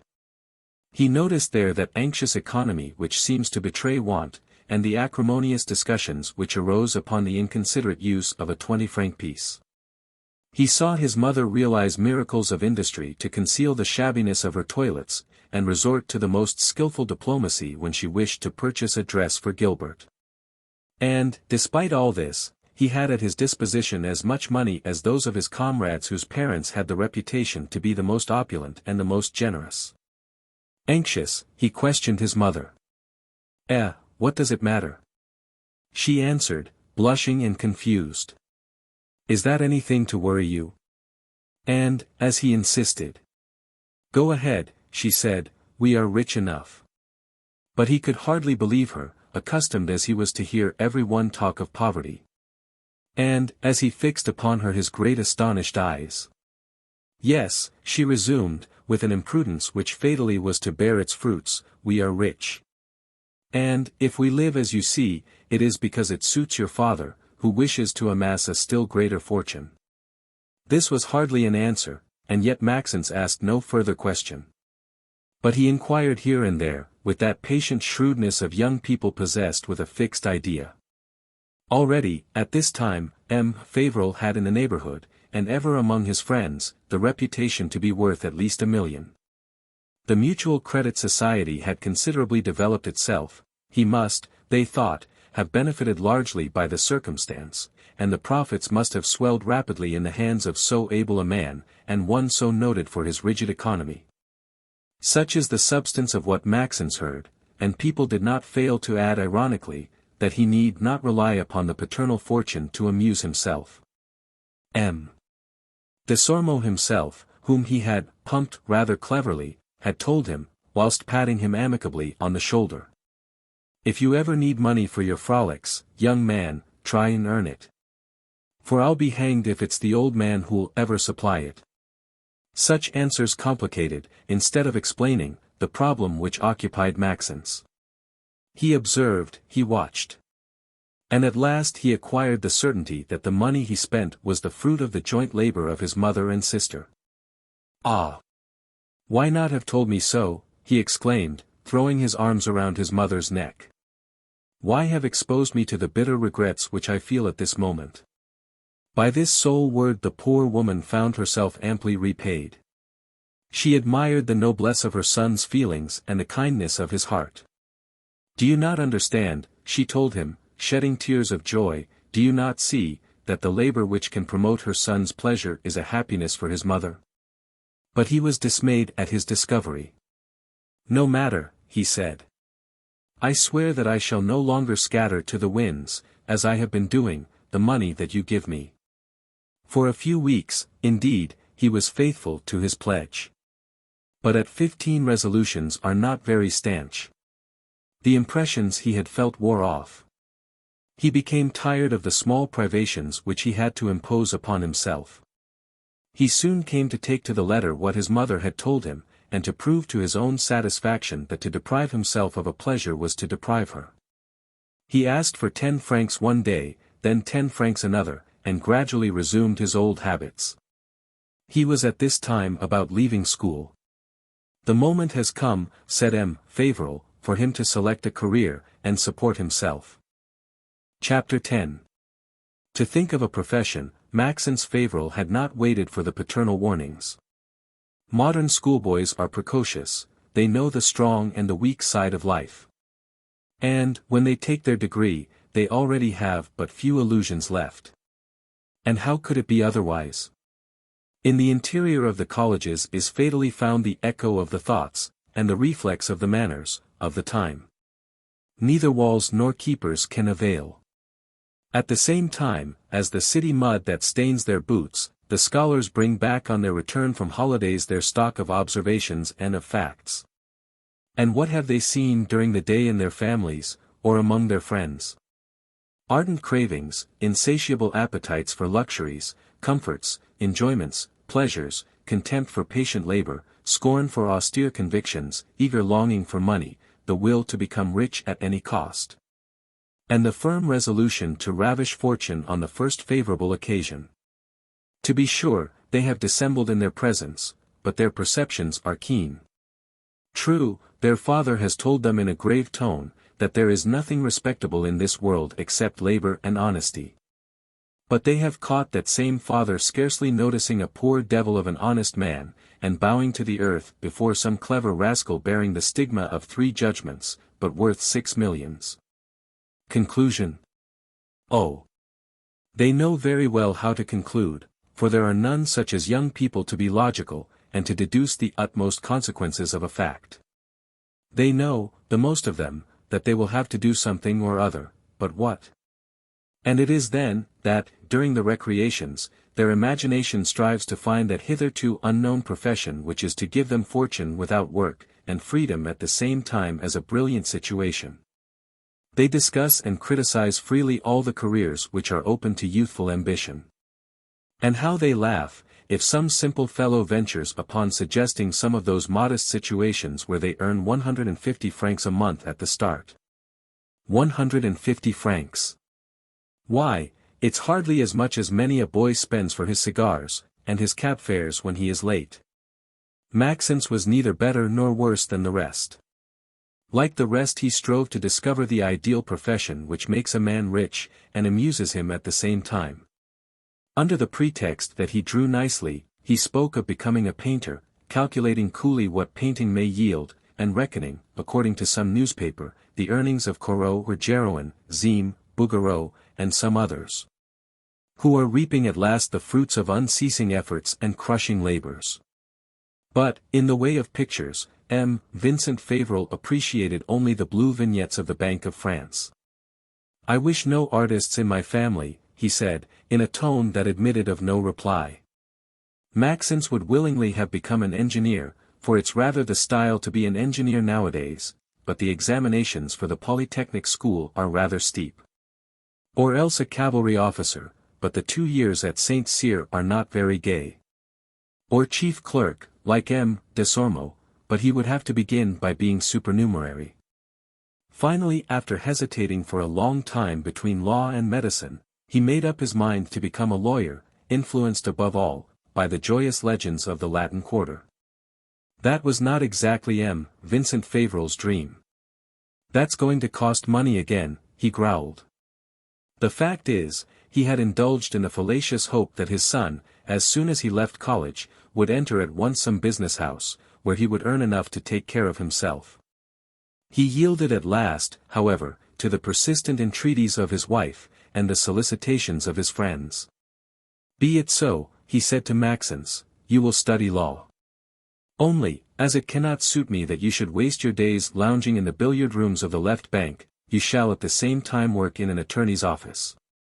Next Saturday I shall arrange with my friend Chapelain. Maxence had not bargained for such an arrangement, and he came near backing out at the prospect of a discipline which he foresaw must be as exacting as that of the college. Still, as he could think of nothing better, he persevered. And, vacations over, he was duly entered at the law school, and settled at a desk in M. Chapelain's office, which was then in the Rue Saint-Antoine. The first year everything went on tolerably. He enjoyed as much freedom as he cared to.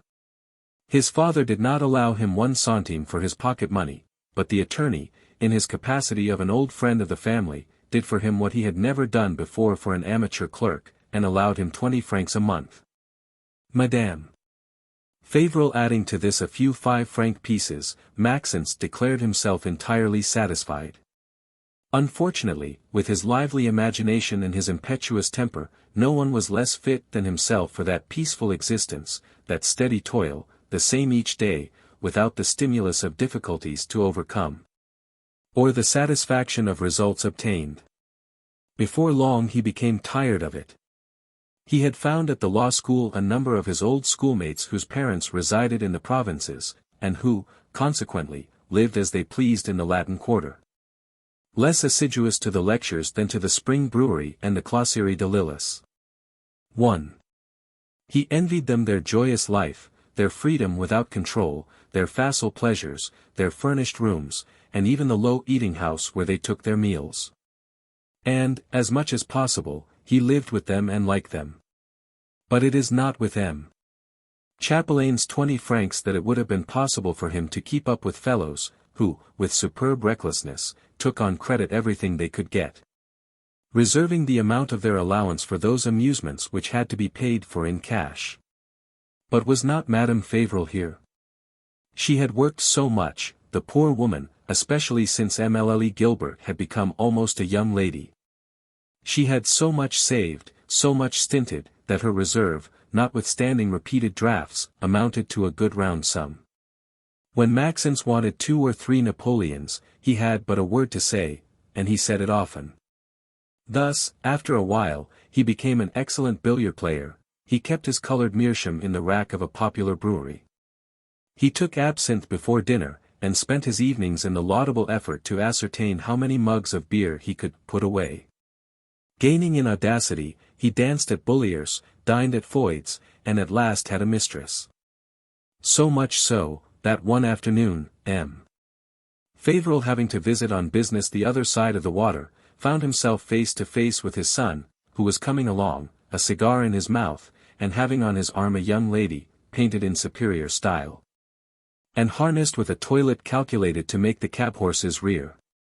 He returned to the Rue Saint-Gilles in a state of indescribable rage.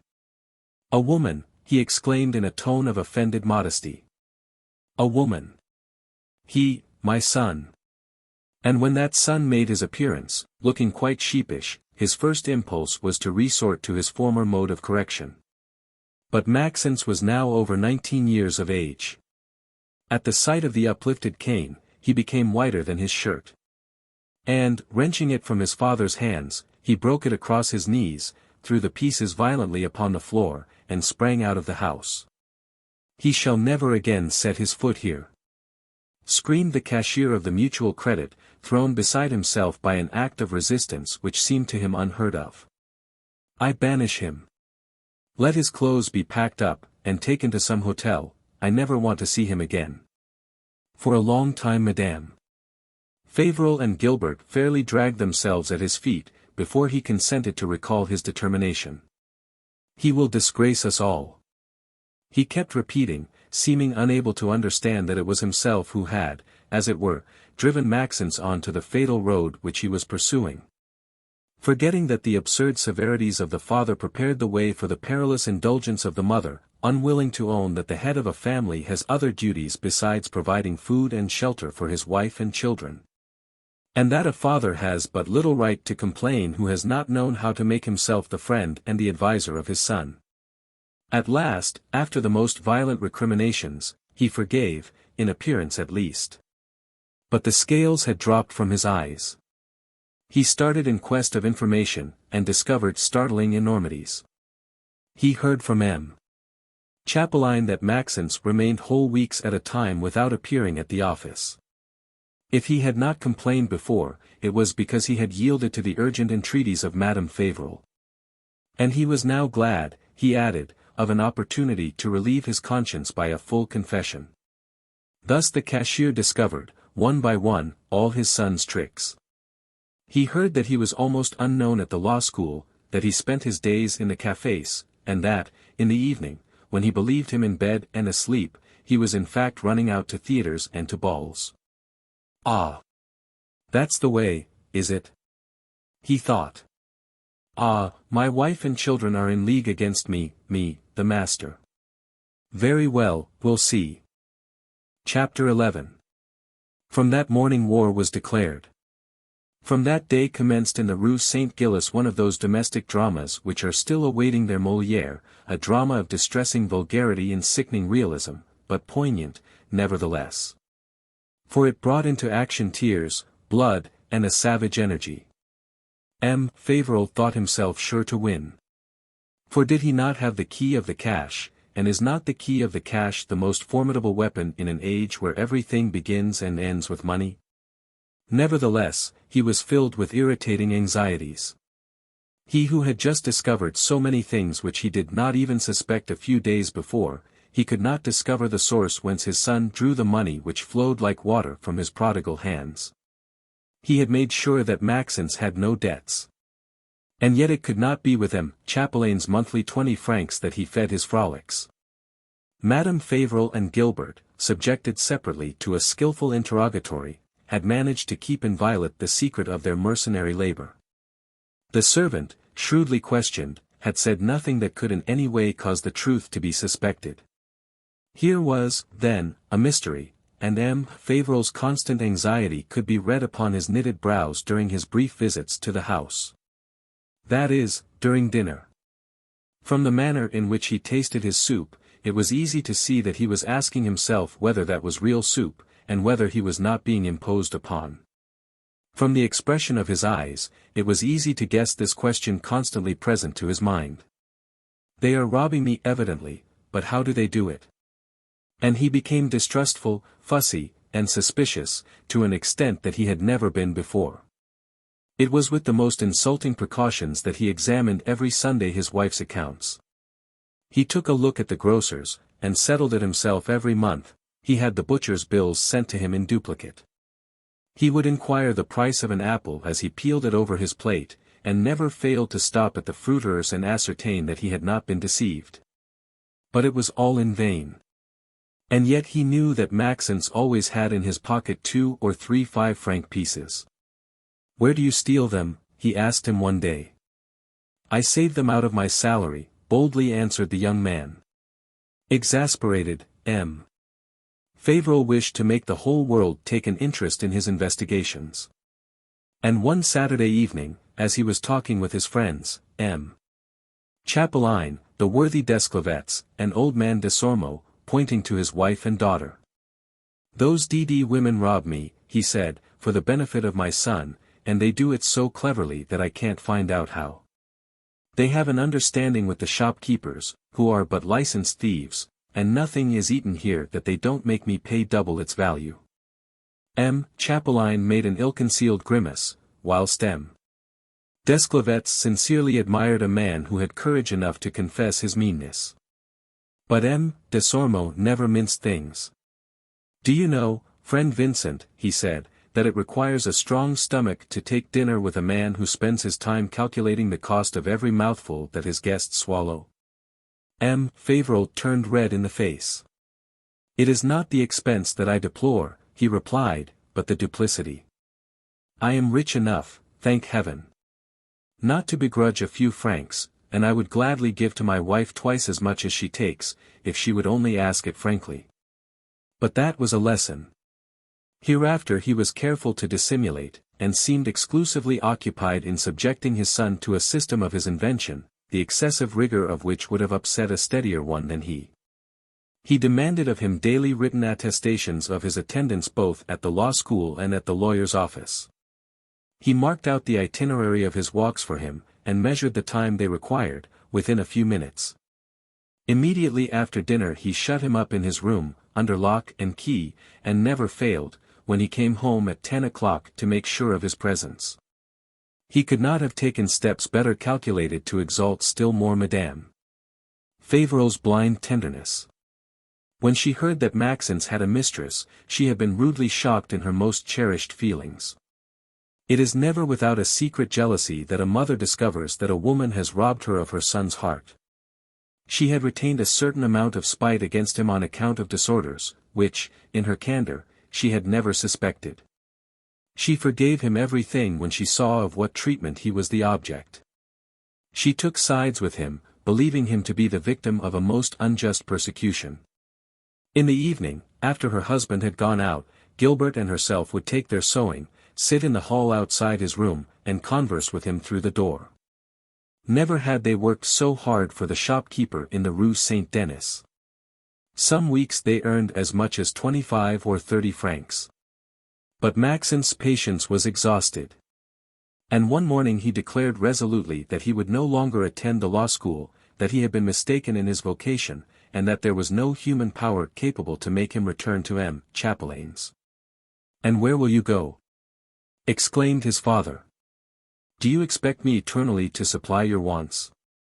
He answered that it was precisely in order to support himself, and conquer his independence, that he had resolved to abandon a profession, which, after 2 years, yielded him 20 francs a month. "I want some business where I have a chance to get rich," he replied.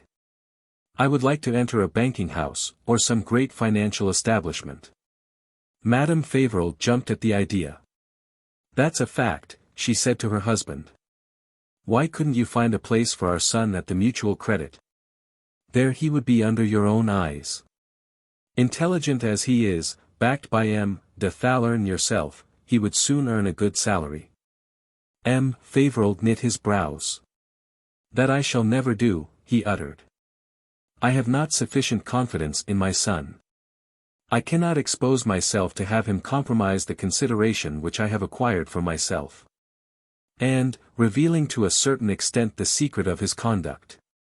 "A cashier," he added, "who like me handles immense sums cannot be too careful of his reputation. Confidence is a delicate thing in these times, when there are so many cashiers constantly on the road to Belgium. Who knows what would be thought of me, if I was known to have such a son as mine?" Madame Fauvel was insisting, nevertheless, when he seemed to make up his mind suddenly. "Enough," he said. "Maxence is free.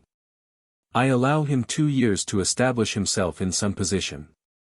That delay over, goodbye, he can find board and lodging where he please. That's all. I don't want to hear anything more about it." It was with a sort of frenzy that Maxence abused that freedom. And in less than 2 weeks he had dissipated 3 months' earnings of his mother and sister. That time over, he succeeded, thanks to M. Chapelain, in finding a place with an architect. This was not a very brilliant opening.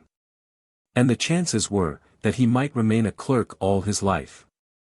But the future did not trouble him much. For the present, he was delighted with this inferior position, which assured him each month 175 francs. 175 francs. A fortune. And so he rushed into that life of questionable pleasures, where so many wretches have left not only the money which they had, which is nothing, but the money which they had not, which leads straight to the police court. He made friends with those shabby fellows who walk up and down in front of the Café Riche, with an empty stomach, and a toothpick between their teeth. He became a regular customer at those low cafés of the boulevards, where plastered girls smile to the men. He frequented those suspicious table d'hôtes where they play baccarat after dinner on a wine-stained tablecloth, and where the police make periodical raids. He ate suppers in those night restaurants where people throw the bottles at each other's heads after drinking their contents. Often he remained 24 hours without coming to the Rue Saint-Gilles, and then Madame Fauvel spent the night in the most fearful anxiety.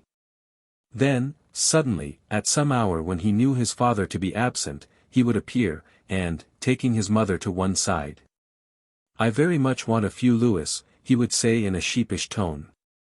She gave them to him, and she kept giving them so long as she had any, not, however, without observing timidly to him that Gilbert and herself could not earn very much. Until finally one evening, and to a last demand. Alas! She answered sorrowfully, I have nothing left, and it is only on Monday that we are to take our work back. Couldn't you wait until then? He could not wait, he was expected for a game. Blind devotion begets ferocious egotism. He wanted his mother to go out and borrow the money from the grocer or the butcher. She was hesitating. He spoke louder. Then Emile Gilbert appeared. Have you, then, really no heart, she said. It seems to me, that, if I were a man, would not ask my mother and sister to work for me. Chapter 12. Gilbert Fauvel had just completed her 18th year. Rather tall, slender, her every motion betrayed the admirable proportions of her figure, and had that grace which results from the harmonious blending of litheness and strength. She did not strike at first sight, but soon a penetrating and indefinable charm arose from her whole person. And one knew not which to admire most, the exquisite perfections of her figure, the divine roundness of her neck, her aerial carriage, or the placid ingenuousness of her attitudes. She could not be called beautiful inasmuch as her features lacked regularity, but the extreme mobility of her countenance, upon which could be read all the emotions of her soul, had an irresistible seduction. Her large eyes, of velvety blue, had untold depths and an incredible intensity of expression, the imperceptible quiver of her rosy nostrils revealed an untamable pride. And the smile that played upon her lips told her immense contempt for everything mean and small. But her real beauty was her hair, of a blonde so luminous that it seemed powdered with diamond dust. So thick and so long, that to be able to twist and confine it, she had to cut off heavy locks of it to the very root. Alone, in the house, she did not tremble at her father's voice. The studied despotism which had subdued Madame Fauvel had revolted her, and her energy had become tempered under the same system of oppression which had unnerved Maxence. Whilst her mother and her brother lied with that quiet impudence of the slave, whose sole weapon is duplicity, Gilbert preserved a sullen silence. And if complicity was imposed upon her by circumstances, if she had to maintain a falsehood, each word cost her such a painful effort, that her features became visibly altered. Never, when her own interests were alone at stake, had she stooped to an untruth. Fearlessly, and whatever might be the result. That is the fact, she would say. Accordingly, M. Fauvel could not help respecting her to a degree. And, when he was in fine humor, he called her the Empress Gilbert. For her alone he had some deference and some attentions. He moderated, when she looked at him, the brutality of his language. He brought her a few flowers every Saturday. He had even allowed her a professor of music, though he was wont to declare that a woman needs but two accomplishments, to cook and to sew.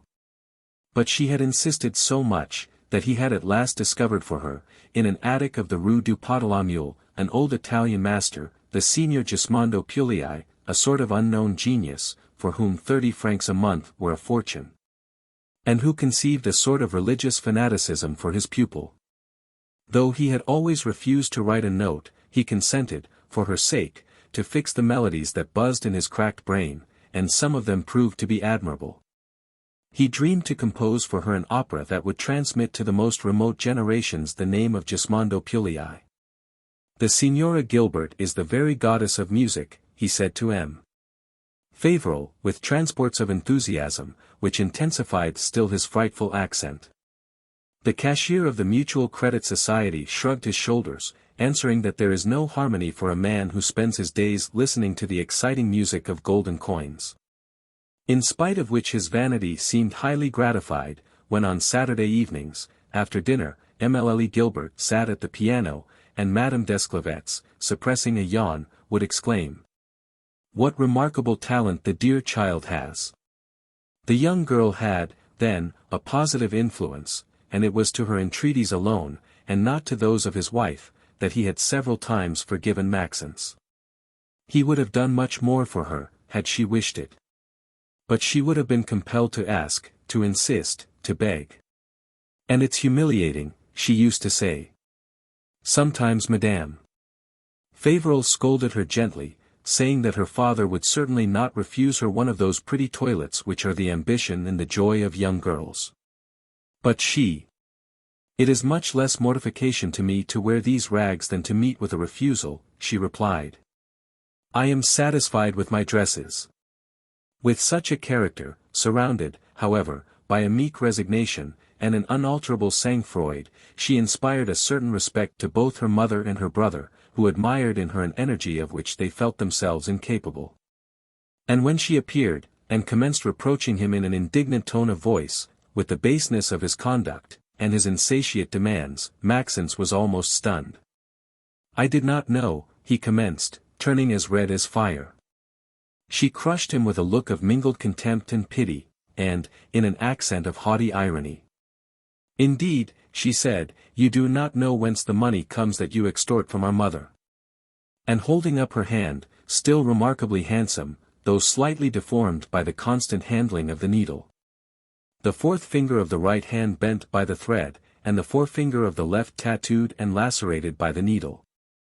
Indeed, she repeated, you do not know that my mother and myself, we spend all our days. And the greater part of our nights, working. Hanging his head, he said nothing. If it were for myself alone, she continued, would not speak to you thus. But look at our mother. See her poor eyes, red and weak from her ceaseless labor. If I have said nothing until now, it is because I did not as yet despair of your heart, because I hoped that you would recover some feeling of decency. But no, nothing. With time, your last scruples seem to have vanished. Once you begged humbly. Now you demand rudely. How soon will you resort to blows? Gilbert, stammered the poor fellow, Gilbert. She interrupted him. Money, she went on, always, and without time, you must have money. No matter whence it comes, nor what it costs. If, at least, you had to justify your expenses, the excuse of some great passion, or of some object, were it absurd, ardently pursued. But I defy you to confess upon what degrading pleasures you lavish our humble economies. I defy you to tell us what you mean to do with the sum that you demand tonight, that sum for which you would have our mother stoop to beg the assistance of a shopkeeper, to whom we would be compelled to reveal the secret of our shame. Touched by the frightful humiliation of her son. He is so unhappy, stammered Madame Fauvel. He unhappy, she exclaimed. What, then, shall we say of us? And, above all, what shall you say of yourself, mother? Unhappy. He, a man, who has liberty and strength, who may undertake everything, attempt anything, dare anything. Ah, I wish I were a man. I would be a man as there are some, as I know some, and I would have avenged you, O beloved mother. Long, long ago, from father, and I would have begun to repay you all the good you have done me. Madame Fauvel was sobbing. I beg of you, she murmured, spare him. Be it so, said the young girl. But you must allow me to tell him that it is not for his sake that I devote my youth to a mercenary labor. It is for you, adored mother, that you may have the joy to give him what he asks, since it is your only joy. Maxence shuddered under the breath of that superb indignation. That frightful humiliation, he felt that he deserved it only too much. He understood the justice of these cruel reproaches. And, as his heart had not yet spoiled with the contact of his boon companions, as he was weak, rather than wicked, as the sentiments which are the honor and pride of a man were not dead within him. Ah! You are a brave sister, Gilbert, he exclaimed, and what you have just done is well. You have been harsh, but not as much as I deserve. Thanks for your courage, which will give me back mine. Yes, it is a shame for me to have thus cowardly abused you both. And, raising his mother's hand to his lips, forgive, mother, he continued, his eyes overflowing with tears. Forgive him who swears to you to redeem his past, and to become your support, instead of being a crushing burden. He was interrupted by the noise of steps on the stairs, and the shrill sound of a whistle. My husband, exclaimed Madame. Fauvel, your father, my children. Well, said Émile Gilbert coldly. Don't you hear that he is whistling? And do you forget that it is a proof that he is furious? What new trial threatens us again? Chapter 13. Madame Fauvel spoke from experience. She had learned, to her cost, that the whistle of her husband, more surely than the shriek of the stormy petrel, announces the storm that, and she had that evening more reasons than usual to fear. Breaking from all his habits, M. Fauvel had not come home to dinner, and had sent one of the clerks of the Mutual Credit Society to say that they should not wait for him. Soon his latch key grated in the lock, the door swung open, he came in. And, seeing his son. "Well, I am glad to find you here," he exclaimed with a giggle, which with him was the utmost expression of anger. Madame Fauvel shuddered. Still under the impression of the scene which had just taken place, his heart heavy, and his eyes full of tears, Maxence did not answer. "It is doubtless a wager," resumed the father, "and you wish to know how far my patience may go." "I do not understand you," stammered the young man. "The money that you used to get, I know not where, doubtless fails you now, or at least is no longer sufficient, and you go on making debts right and left, at the tailors, the shirt-makers, the jewelers. Of course, it's simple enough. We earn nothing, but we wish to dress in the latest style, to wear a gold chain across our vest, and then we make dupes. I have never made any dupes, father." "Bah! And what, then, do you call all these people who came this very day to present me their bills? For they did dare to come to my office. They had agreed to come together, expecting thus to intimidate me more easily. I told them that you were of age, and that your business was none of mine. Hearing this, they became insolent, and commenced speaking so loud, that their voices could be heard in the adjoining rooms. At that very moment, the manager, M. de Thaler, happened to be passing through the hall. Hearing the noise of a discussion, he thought that I was having some difficulty with some of our stockholders, and he came in, as he had a right to. Then I was compelled to confess everything. He became excited at the sound of his words, like a horse at the jingle of his bells. And more beside himself. That is just what your creditors wished, he pursued. They thought I would be afraid of a row, and that I would come down. It is a system of blackmailing, like any other. An account is opened to some young rascal. And, when the amount is reasonably large, they take it to the family, saying, money, or I make row. Do you think it is to you, who are penniless, that they give credit? It's on my pocket that they were drawing, on my pocket, because they believed me rich. They sold you at exorbitant prices everything they wished. And they relied on me to pay for trousers at 90 francs, shirts at 40 francs, and watches at 600 francs. Contrary to his habit, Maxence did not offer any denial. I expect to pay all I owe, he said. You. I give my word I will. And with what, pray? With my salary. You have a salary, then? Maxence blushed. I have what I earn at my employer's. What employer? The architect in whose office M. Chapelain helped me to find a place. With a threatening gesture, M. Fauvel interrupted him. Spare me your lies, he uttered. I am better posted than you suppose. I know, that, over a month ago, your employer, tired of your idleness, dismissed you in disgrace. Disgrace was superfluous. The fact was, that Maxence, returning to work after an absence of 5 days, had found another in his place. I shall find another place, he said. M. Fauvel shrugged his shoulders with a movement of rage. And in the meantime, he said, I shall have to pay. Do you know what your creditors threatened to do? To commence a suit against me. They would lose it, of course, they know it, but they hoped that I would yield before a scandal. And this is not all, they talk of entering a criminal complaint. They pretend that you have audaciously swindled them. That the articles you purchased of them were not at all for your own use, but that you sold them as fast as you got them, at any price you could obtain, to raise ready money. The jeweler has proofs, he says, that you went straight from his shop to the pawnbroker's, and pledged a watch and chain which he had just sold you. It is a police matter. They said all that in presence of my superior officer, in presence of M. de Thaler. I had to get the janitor to put them out. But, after they had left, M. de Thaler gave me to understand that he wished me very much to settle everything. And he is right. My consideration could not resist another such scene. What confidence can be placed in a cashier whose son behaves in this manner?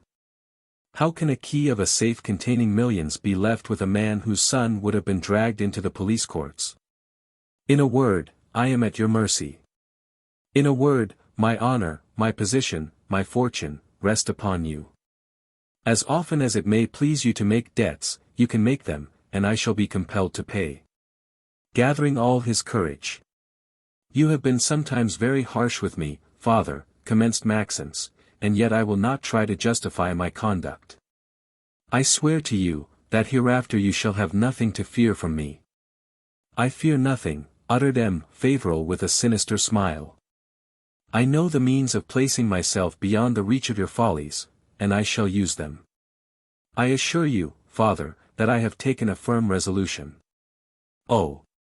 You may dispense with your periodical repentance. Émile Gilbert stepped forward. I'll stand warrant, she said, for Maxence's resolutions. Her father did not permit her to proceed. Enough, he interrupted somewhat harshly.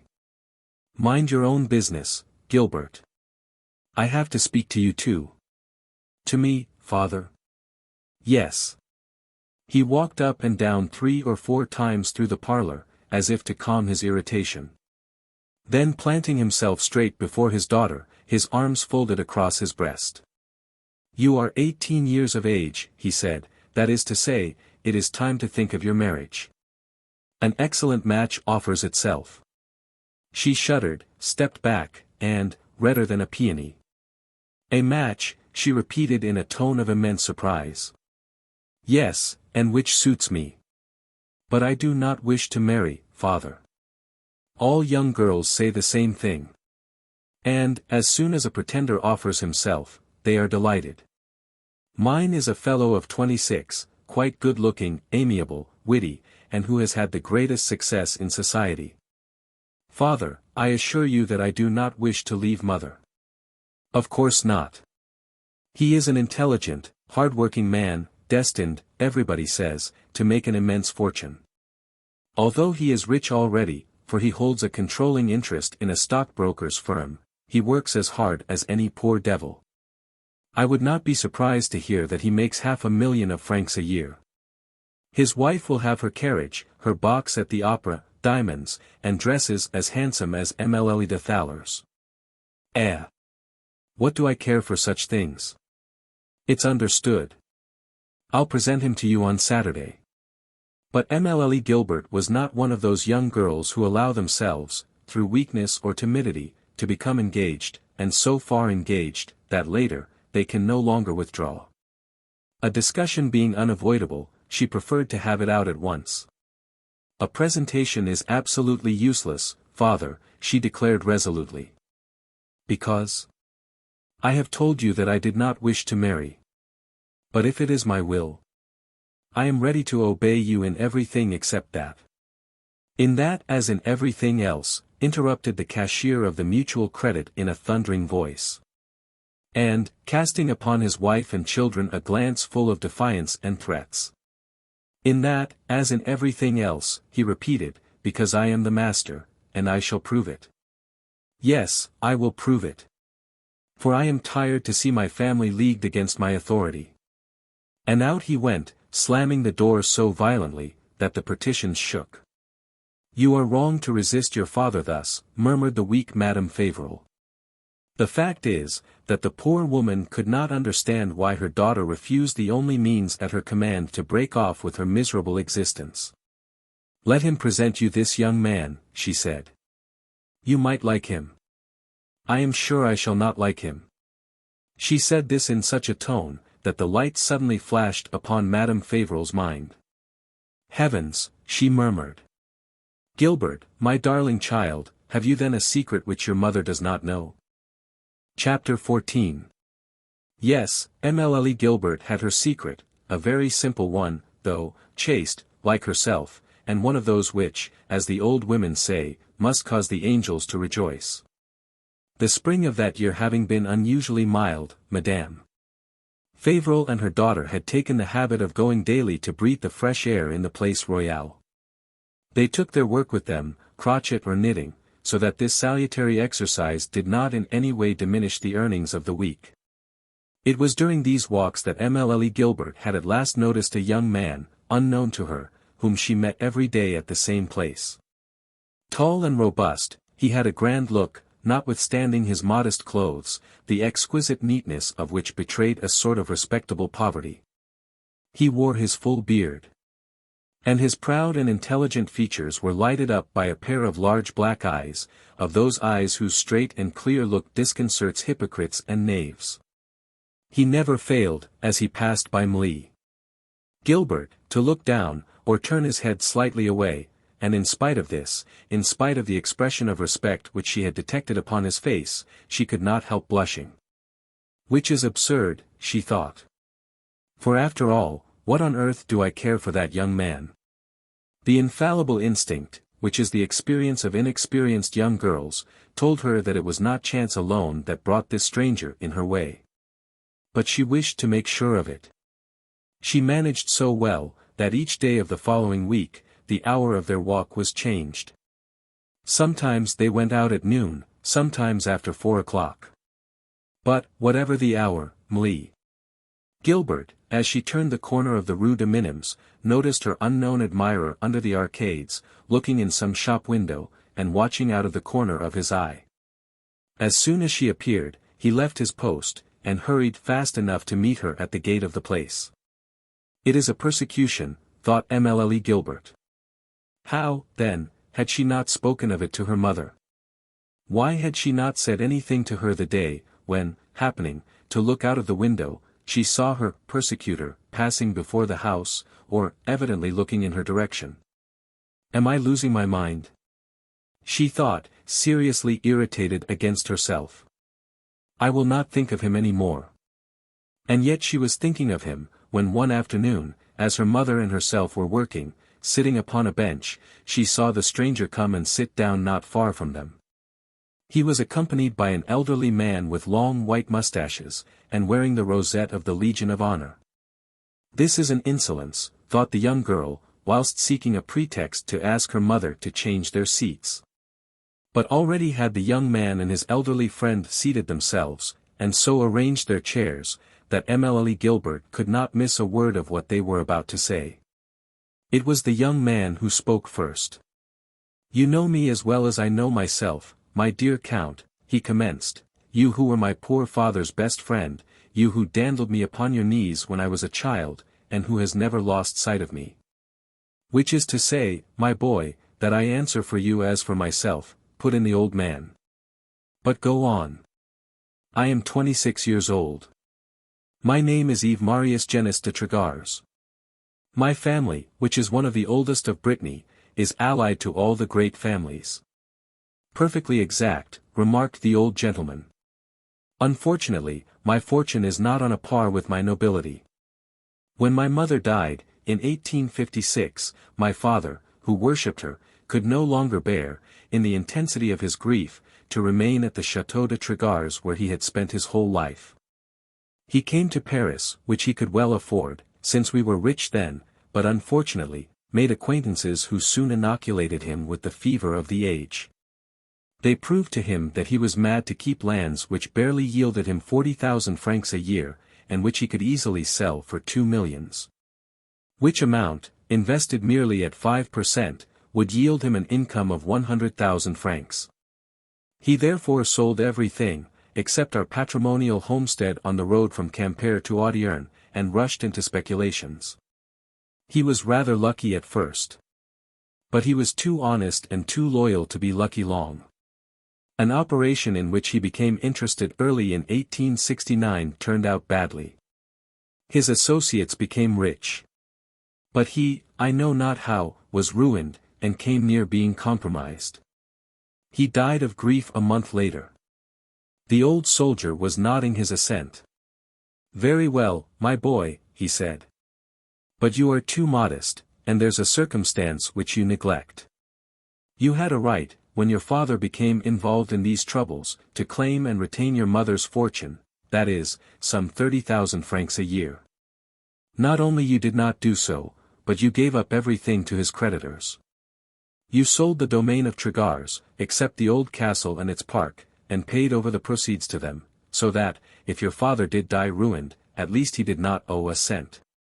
And yet you knew, as well as myself, that your father had been deceived and swindled by a lot of scoundrels who drive their carriages now, and who, perhaps, if the courts were applied to, might still be made to disgorge their ill-gotten plunder." Her head bent upon her tapestry. Émile Gilbert seemed to be working with incomparable zeal.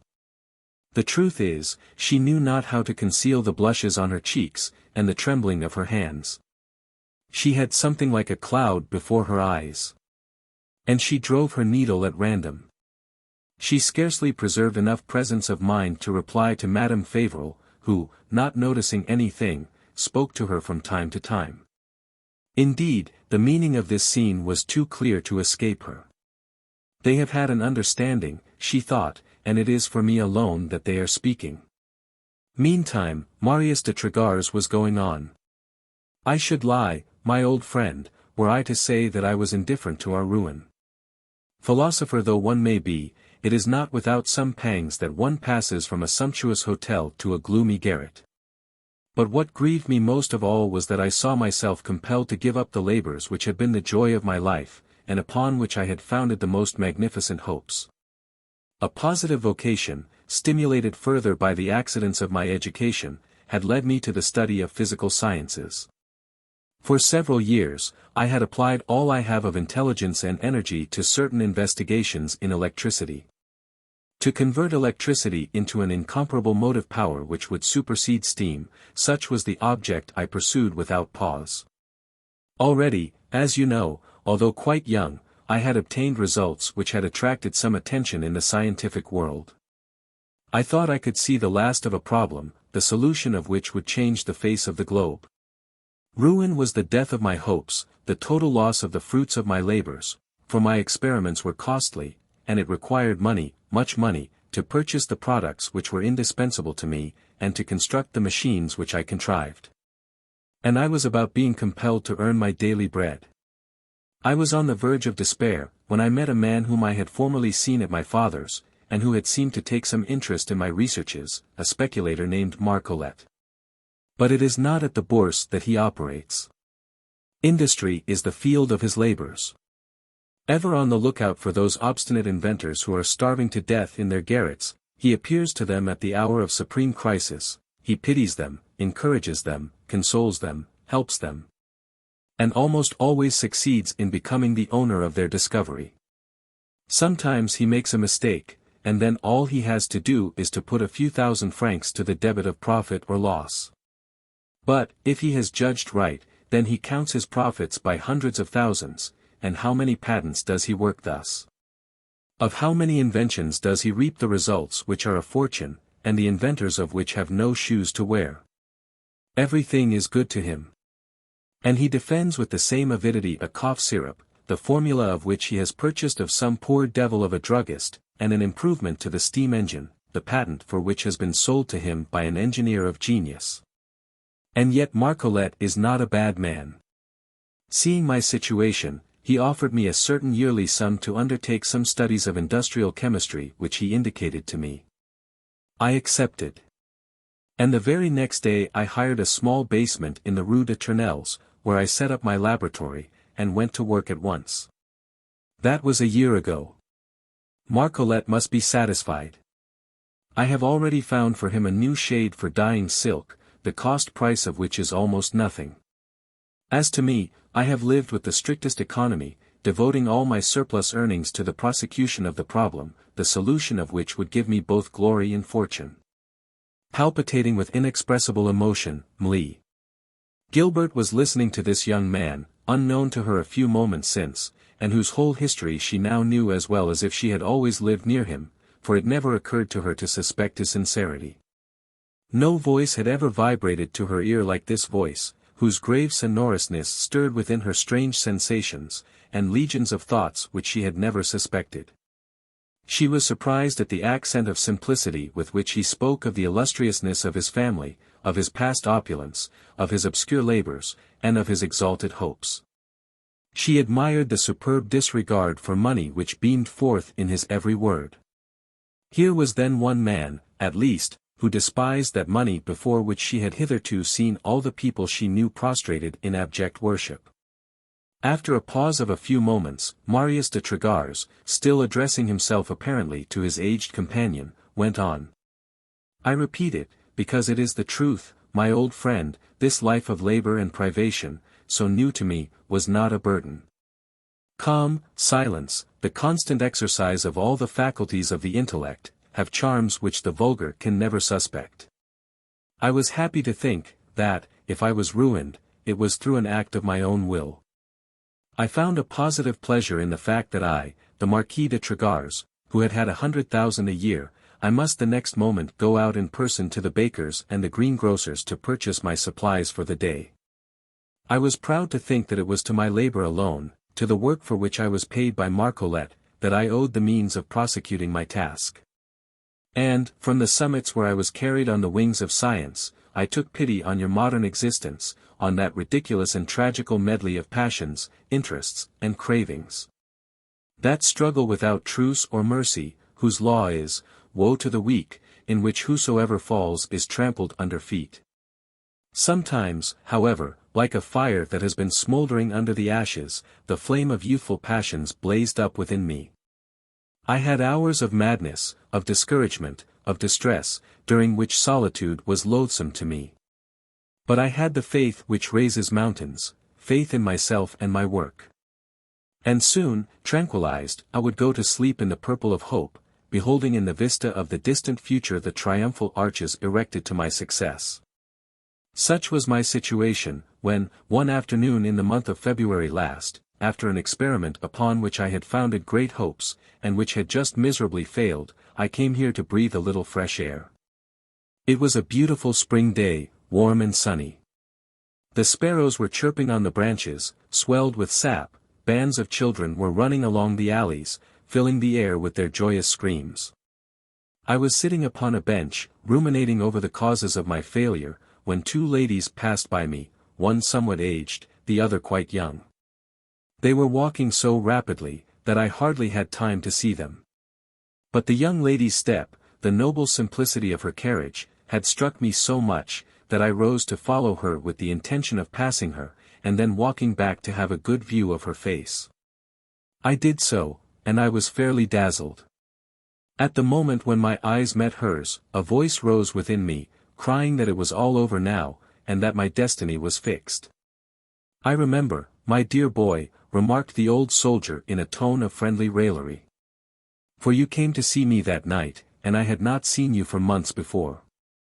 Marius proceeded without heeding the remark. And yet you know that I am not the man to yield to first impression. I struggled, with determined energy I strove to drive off that radiant image which I carried within my soul, which left me no more, which haunted me in the midst of my studies. Vain efforts. My thoughts obeyed me no longer, my will escaped my control. It was indeed one of those passions that fill the whole being, overpower all, and which make of life an ineffable felicity or a nameless torture, according that they are reciprocated, or not. How many days I spent there, waiting and watching for her of whom I had thus had a glimpse, and who ignored my very existence. And what insane palpitations, when, after hours of consuming anxiety, I saw at the corner of the street the undulating folds of her dress. I saw her thus often, and always with the same elderly person, her mother. They had adopted in this square a particular bench, where they sat daily, working at their sewing with an assiduity and zeal which made me think that they lived upon the product of their labor. Here he was suddenly interrupted by his companion. The old gentleman feared that Madame Favrol's attention might at last be attracted by too direct allusions. "Take care, boy," he whispered, not so low, however, but what Gilbert overheard him. But it would have required much more than this to draw Madame Fauvel from her sad thoughts. She had just finished her band of tapestry, and, grieving to lose a moment. "It is perhaps time to go home," she said to her daughter. "I have nothing more to do." Émile Gilbert drew from her basket a piece of canvas, and, handing it to her mother. "Here is enough to go on with, Mamma," she said in a troubled voice. "Let us stay a little while longer." "And, Madame."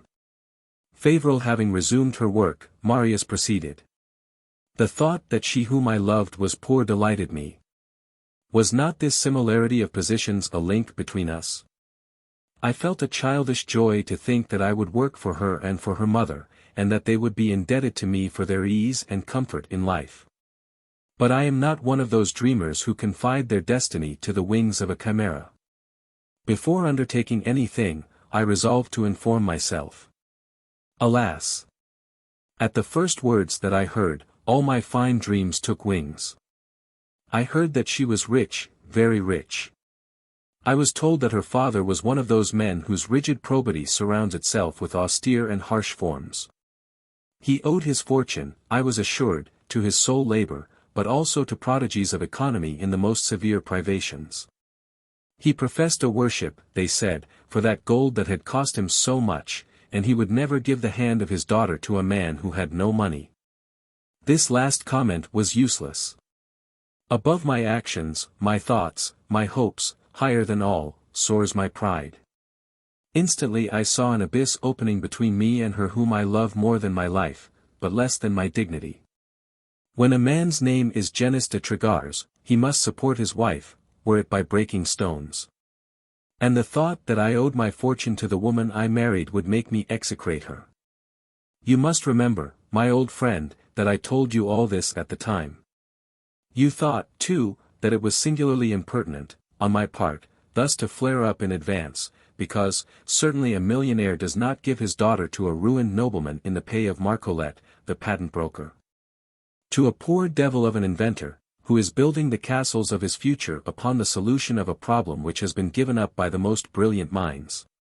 It was then that I determined upon an extreme resolution, a foolish one, no doubt, and yet to which you, the Count de Lagors, my father's old friend, you have consented to lend yourself.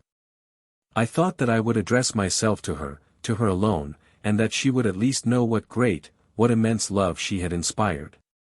I thought I would go to her and tell her, this is who I am, and what I am. For mercy's sake, grant me a respite of 3 years. To a love such as mine there is nothing impossible. In 3 years I shall be dead, or rich enough to ask your hand. From this day forth, I give up my task for work of more immediate profit.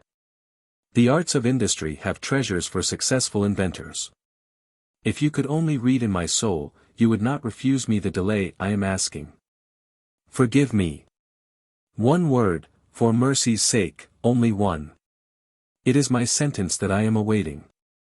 Mli.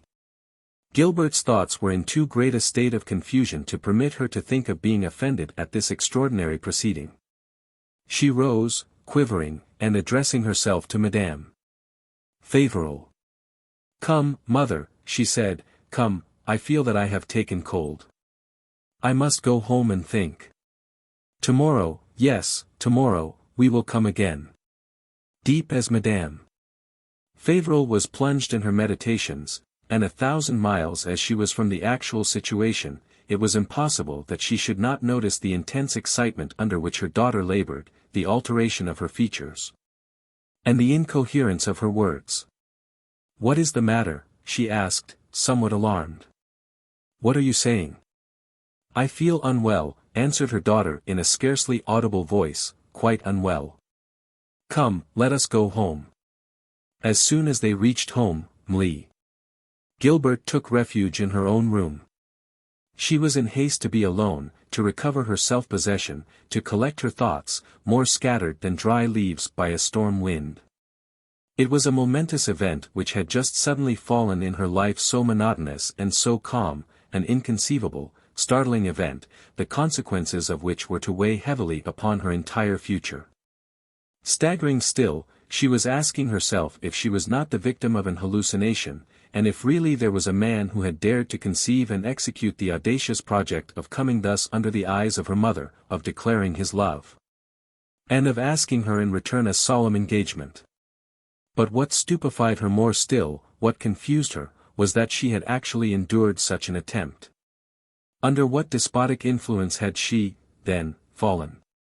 To what undefinable sentiments had she obeyed? And if she had only tolerated?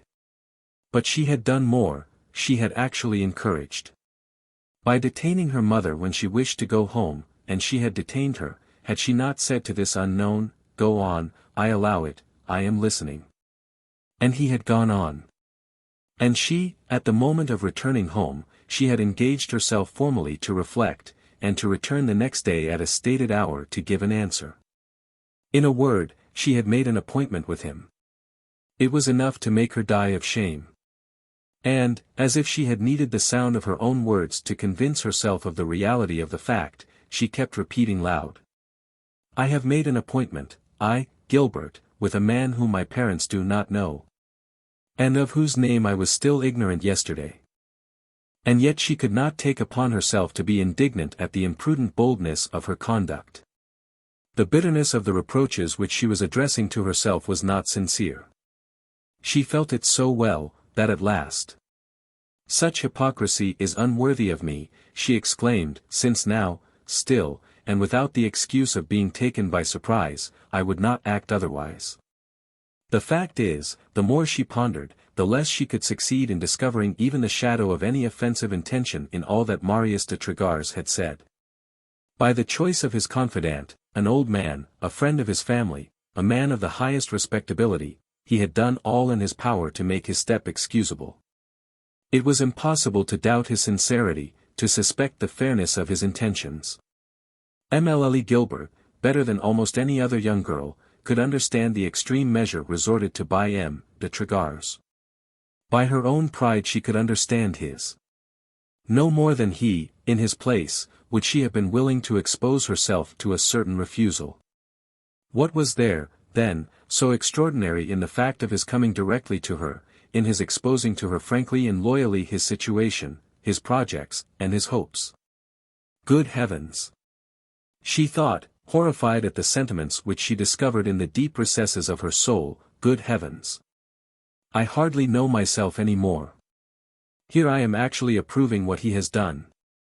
Well, yes, she did approve him, attracted, fascinated, by the very strangeness of the situation. Nothing seemed to her more admirable than the conduct of Marius de Trégars sacrificing his fortune and his most legitimate aspirations to the honor of his name, and condemning himself to work for his living. That one, she thought, is a man. And his wife will have just cause to be proud of him. Involuntarily she compared him to the only men she knew, to M. Fauvel, whose miserly parsimony had made his whole family wretched. To Maxence, who did not blush to feed his disorders with the fruits of his mother's and his sister's labor. How different was Marius! If he was poor, it was of his own will. Had she not seen what confidence he had in himself? She shared it fully. She felt certain that, within the required delay, he would conquer that indispensable fortune. Then he might present himself boldly. He would take her, away from the miserable surroundings among which she seemed fated to live, she would become the Marchioness de Trégars. Why, then, not answer, yes? Thought she, with the harrowing emotions of the gambler who is about to stake his all upon one card. And what a game for Émile Gilbert, and what a stake! Suppose she had been mistaken. Suppose that Marius should be one of those villains who make of seduction a science. Would she still be her own mistress, after answering? Did she know to what hazard such an engagement would expose her? Was she not about rushing blindfolded towards those deceiving perils where a young girl leaves her reputation, even when she saves her honor? She thought, for a moment, of consulting her mother. But she knew Madame Fauvel's shrinking timidity, and that she was as incapable of giving any advice as to make her will prevail. She would be frightened, she would approve all, and, at the first alarm, she would confess all. Am I, then, so weak and so foolish, she thought, that I cannot take a determination which affects me personally. She could not close her eyes all night, but in the morning her resolution was settled. And toward 1 o'clock. "Are we not going out, mother?" she said. Madame Fauvel was hesitating. "These early spring days are treacherous," she objected. "You caught cold yesterday. My dress was too thin. Today I have taken my precautions." They started, taking their work with them, and came to occupy their accustomed seats. Before they had even passed the gates, Émile Gilbert had recognized Marius de Trégars and the Count de Lagors, walking in one of the side alleys. Soon, as on the day before, they took 2 chairs, and settled themselves within hearing. Never had the young girl's heart beat with such violence. It is easy enough to take a resolution. But it is not always quite so easy to execute it, and she was asking herself if she would have strength enough to articulate a word. At last, gathering her whole courage. "You don't believe in dreams, do you, mother?" she asked. Upon this subject, as well as upon many others, Madame Fauvel had no particular opinion. "Why do you ask the question?" said she. "Because I have had such a strange one." "Oh." It seemed to me that suddenly a young man, whom I did not know, stood before me. "He would have been most happy," said he to me, "to ask my hand, but he dared not, being very poor. And he begged me to wait 3 years, during which he would make his fortune." Madame Fauvel smiled. "Why, it's quite a romance," said she. "But it wasn't a romance in my dream," interrupted Émile Gilbert. This young man spoke in a tone of such profound conviction, that it was impossible for me, as it were, to doubt him. I thought to myself that he would be incapable of such an odious villainy as to abuse the confiding credulity of a poor girl. "And what did you answer him?" Moving her seat almost imperceptibly, Émile Gilbert could, from the corner of her eye, have a glimpse of M. de Trégars. Evidently he was not missing a single one of the words which she was addressing to her mother. He was whiter than a sheet, and his face betrayed the most intense anxiety. This gave her the energy to curb the last revolts of her conscience. To answer was painful, she uttered, and yet I dared to answer him. I said to him, "I believe you, and I have faith in you. Loyally and faithfully I shall await your success, but until then we must be strangers to one another. To resort to ruse, deceit, and falsehood would be unworthy of us. You surely would not expose to a suspicion her who is to be your wife." "Very well," approved Madame Fauvel, "only I did not know you were so romantic." She was laughing, the good lady, but not loud enough to prevent Gilbert from hearing M. de Trégars' answer. "Count de Lagors," said he, "my old friend, receive the oath which I take to devote my life to her who has not doubted me. It is today the 4th of May, 1870, on the 4th of May, 1873, I shall have succeeded, I feel it, I will it, it must be." Chapter 15. It was done, Gilbert Fauvel had just irrevocably disposed of herself. Prosperous or wretched, her destiny henceforth was linked with another. She had set the wheel in motion. And she could no longer hope to control its direction, any more than the will can pretend to alter the course of the ivory ball upon the surface of the roulette table. At the outset of this great storm of passion which had suddenly surrounded her, she felt an immense surprise, mingled with unexplained apprehensions and vague terrors. Around her, apparently, nothing was changed. Father, mother, brother, friends, gravitated mechanically in their accustomed orbits. The same daily facts repeated themselves monotonous and regular as the tic-tac of the clock. And yet an event had occurred more prodigious for her than the moving of a mountain. Often during the weeks that followed, she would repeat to herself, "Is it true, is it possible even?" Or else she would run to a mirror to make sure once more that nothing upon her face or in her eyes betrayed the secret that palpitated within her. The singularity of the situation was, moreover, well calculated to trouble and confound her mind. Mastered by circumstances, she had an utter disregard of all accepted ideas, and of the commonest propriety, listened to the passionate promises of a stranger, and pledged her life to him. And, the pact concluded and solemnly sworn, they had parted without knowing when propitious circumstances might bring them together again. Certainly, thought she, before God, M. de Lagors is my betrothed husband. And yet we have never exchanged a word. Were we to meet in society, we should be compelled to meet as strangers. If he passes by me in the street, he has no right to bow to me. I know not where he is, what becomes of him, nor what he is doing. And in fact she had not seen him again, he had given no sign of life, so faithfully did he conform to her expressed wish. And perhaps secretly, and without acknowledging it to herself, had she wished him less scrupulous.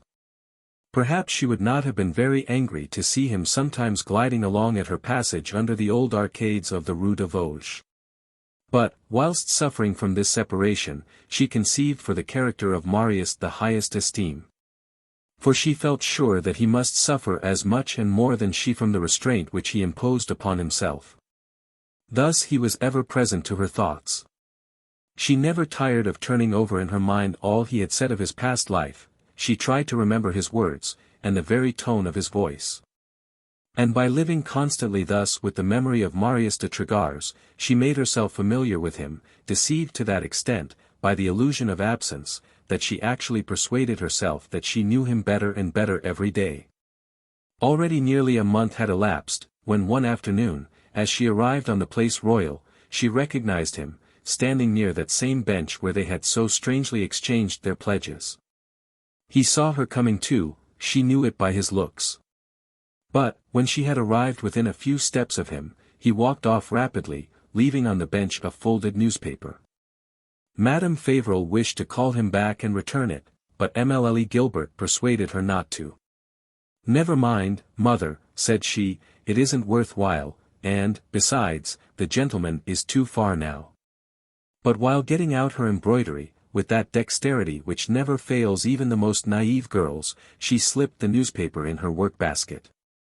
Was she not certain that it had been left there for her? As soon as she had returned home, she locked herself up in her own room, and, after searching for some time through the columns, she read at last. One of the richest and most intelligent manufacturers in Paris, M. Marcollet, has just purchased in Grenelle the vast grounds belonging to the Lecoq estate. He proposes to build upon them a manufacture of chemical products, the management of which is to be placed in the hands of M. de T. Although still quite young, M. de T. is already well known in connection with his remarkable studies on electricity.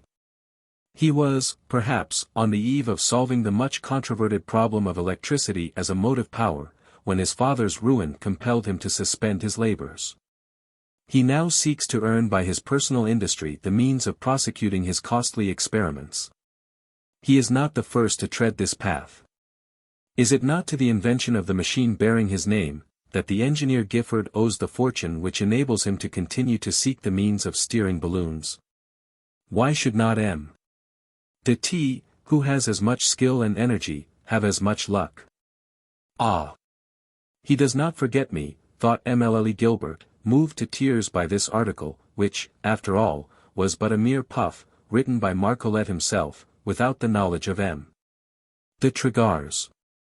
She was still under that impression, thinking that Marius was already at work, when her father announced to her that he had discovered a husband, and enjoined her to find him to her liking, as he, the master, thought it proper that she should. Hence the energy of her refusal. But hence also the imprudent vivacity which had enlightened Madame Fauvel, and which made her say, "You hide something from me, Gilbert." Never had the young girl been so cruelly embarrassed as she was at this moment by this sudden and unforeseen perspicacity. Would she confide to her mother? She felt, indeed, no repugnance to do so, certain as she was, in advance, of the inexhaustible indulgence of the poor woman, and, besides, she would have been delighted to have some one at last with whom she could speak of Marius. But she knew that her father was not the man to give up a project conceived by himself. She knew that he would return to the charge obstinately, without peace, and without truce. Now, as she was determined to resist with a no less implacable obstinacy, she foresaw terrible struggles, all sorts of violence and persecutions.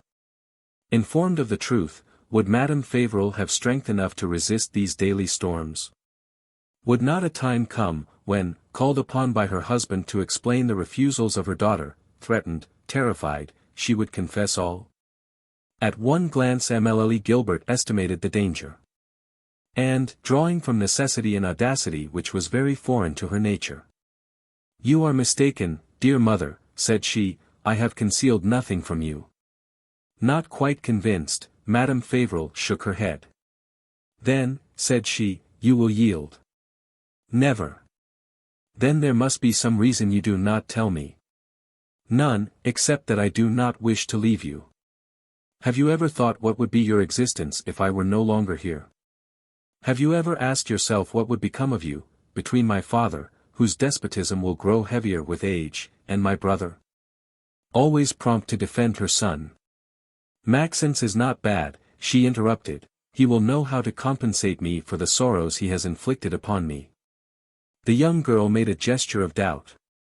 "I wish it, dear mother," said she, "with all my heart, but I dare not hope for it. His repentance tonight was great and sincere, but will he remember it tomorrow? Besides, don't you know that father has fully resolved to separate himself from Maxence? Think of yourself alone here with father." Madame Fauvel shuddered at the mere idea. "I would not suffer very long," she murmured. "Muli." Gilbert kissed her. "It is because I wish you to live to be happy that I refuse to marry," she exclaimed. "Must you not have your share of happiness in this world? Let me manage. Who knows what compensations the future may have in store for you? Besides, this person whom father has selected for me does not suit me. A stock jobber, who would think of nothing but money, who would examine my house accounts as papa does yours, or else who would load me with cashmeres and diamonds, like Madame de Thaler, to make of me a sign for his shop. No, no. I want no such man. So, mother dear, be brave, take sides boldly with your daughter, and we shall soon be rid of this would-be husband. Your father will bring him to you, he said he would. Well, he is a man of courage, if he returns 3 times. At this moment the parlor door opened suddenly. "What are you plotting here again?" cried the irritated voice of the master. "And you, Madame Fauvel, why don't you go to bed?" The poor slave obeyed, without saying a word. And, whilst making her way to her room. "There is trouble ahead," thought Emile Gilbert. "But bash! If I do have to suffer some, it won't be great harm, after all. Surely Marius does not complain, though he gives up for me his dearest hopes, becomes the salaried employee of M. Marcolette, and thinks of nothing but making money, he's so proud and so disinterested." Muli. Gilbert's anticipations were but too soon realized. When M. Fauvel made his appearance the next morning, he had the sombre brow and contracted lips of a man who has spent the night ruminating a plan from which he does not mean to swerve. Instead of going to his office, as usual, without saying a word to any one, he called his wife and children to the parlor, and, after having carefully bolted all the doors, he turned to Maxence. "I want you," he commenced, "to give me a list of your creditors. See that you forget none, and let it be ready as soon as possible." But Maxence was no longer the same man. After the terrible and well-deserved reproaches of his sister, a salutary revolution had taken place in him. During the preceding night, he had reflected over his conduct for the past 4 years, and he had been dismayed and terrified. His impression was like that of the drunkard, who, having become sober, remembers the ridiculous or degrading acts which he has committed under the influence of alcohol, and, confused and humiliated, swears never more to drink. Thus Maxence had sworn to himself to change his mode of life, promising that it would be no drunkard's oath either. And his attitude and his looks showed the pride of great resolutions. Instead of lowering his eyes before the irritated glance of M. Fauvel, and stammering excuses and vague promises. "It is useless, father," he replied, "to give you the list you ask for. I am old enough to bear the responsibility of my acts. I shall repair my follies, what I owe, I shall pay. This very day I shall see my creditors, and make arrangements with them." "Very well, Maxence," exclaimed Madame Fauvel, delighted. But there was no pacifying the cashier of the Mutual Credit. "Those are fine-sounding words," he said with a sneer, "but I doubt if the tailors and the shirt-makers will take them in payment. That's why I want that list. Still, it's I who shall pay. I do not mean to have another such scene as that of yesterday in my office. It must not be said that my son is a sharper and a cheat at the very moment when I find for my daughter a most unhoped-for match." And, turning to Emile, "Gilbert. For I suppose you have got over your foolish ideas," he uttered. The young girl shook her head. "My ideas are the same as they were last night." "Ah, ah. And so, father, I beg of you, do not insist. Why wrangle and quarrel? You must know me well enough to know, that, whatever may happen, I shall never yield." Indeed, M. Fauvel was well aware of his daughter's firmness. For he had already been compelled on several occasions, as he expressed it himself, to strike his flag, before her. But he could not believe that she would resist when he took certain means of enforcing his will. "I have pledged my word," he said. "But I have not pledged mine, father." He was becoming excited, his cheeks were flushed, and his little eyes sparkled. "And suppose I were to tell you," he resumed, doing at least to his daughter the honor of controlling his anger, "suppose I were to tell you that I would derive from this marriage immense, positive, and immediate advantages?" "Oh!" She interrupted with a look of disgust, "Oh, for mercy's sake! Suppose I were to tell you that I have a powerful interest in it, that it is indispensable to the success of vast combinations?" Emile Gilbert looked straight at him. "I would answer you," she exclaimed, "that it does not suit me to be made use of as an earnest to your combinations." "Ah! It's an operation, is it? An enterprise, a big speculation. And you throw in your daughter in the bargain as a bonus. Well, no. You can tell your partner that the thing has fallen through." M. Fauvel's anger was growing with each word. "I'll see if I can't make you yield," he said. "You may crush me, perhaps. Make me yield, never. Well, we shall see. You will see, Maxence and you, whether there are no means by which a father can compel his rebellious children to submit to his authority." And, feeling that he was no longer master of himself, he left, swearing loud enough to shake the plaster from the stair walls. Maxence shook with indignation. "Never," he uttered, "never until now, had I understood the infamy of my conduct. With a father such as ours, Gilbert, I should be your protector. And now I am debarred even of the right to interfere. But never mind, I have the will, and all will soon be repaired." Left alone, a few moments after, Emile Gilbert was congratulating herself upon her firmness. "I am sure," she thought, "Marius would approve, if he knew." She had not long to wait for her reward. The bell rang. It was her old professor, the senior Gismondo Puliai, who came to give her his daily lesson. The liveliest joy beamed upon his face, more shriveled than an apple at Easter. And the most magnificent anticipations sparkled in his eyes. "I knew it, Signora," he exclaimed from the threshold, "I knew that angels bring good luck. As everything succeeds to you, so must everything succeed to those who come near you." She could not help smiling at the appropriateness of the compliment. "Something fortunate has happened to you, dear master?" she asked. "That is to say, I am on the high road to fortune and glory," he replied. "My fame is extending. Pupils dispute the privilege of my lesson." Emile Gilbert knew too well the thoroughly Italian exaggeration of the worthy maestro to be surprised. "This morning," he went on, visited by inspiration, "I had risen early, and I was working with marvelous facility, when there was a knock at my door. I do not remember such an occurrence since the blessed day when your worthy father called for me. Surprised, I nevertheless said, 'Come in,' when there appeared a tall and robust young man, proud and intelligent-looking. The young girl started. 'Marius,' cried a voice within her. This young man, continued the old Italian, had heard me spoken of, and came to apply for lessons. I questioned him.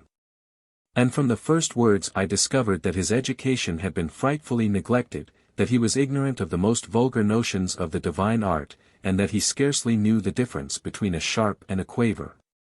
It was really the A, B, C, which he wished me to teach him. Laborious task, ungrateful labor. But he manifested so much shame at his ignorance, and so much desire to be instructed, that I felt moved in his favor. Then his countenance was most winning, his voice of a superior tone, and finally he offered me 60 francs a month. In short, he is now my pupil.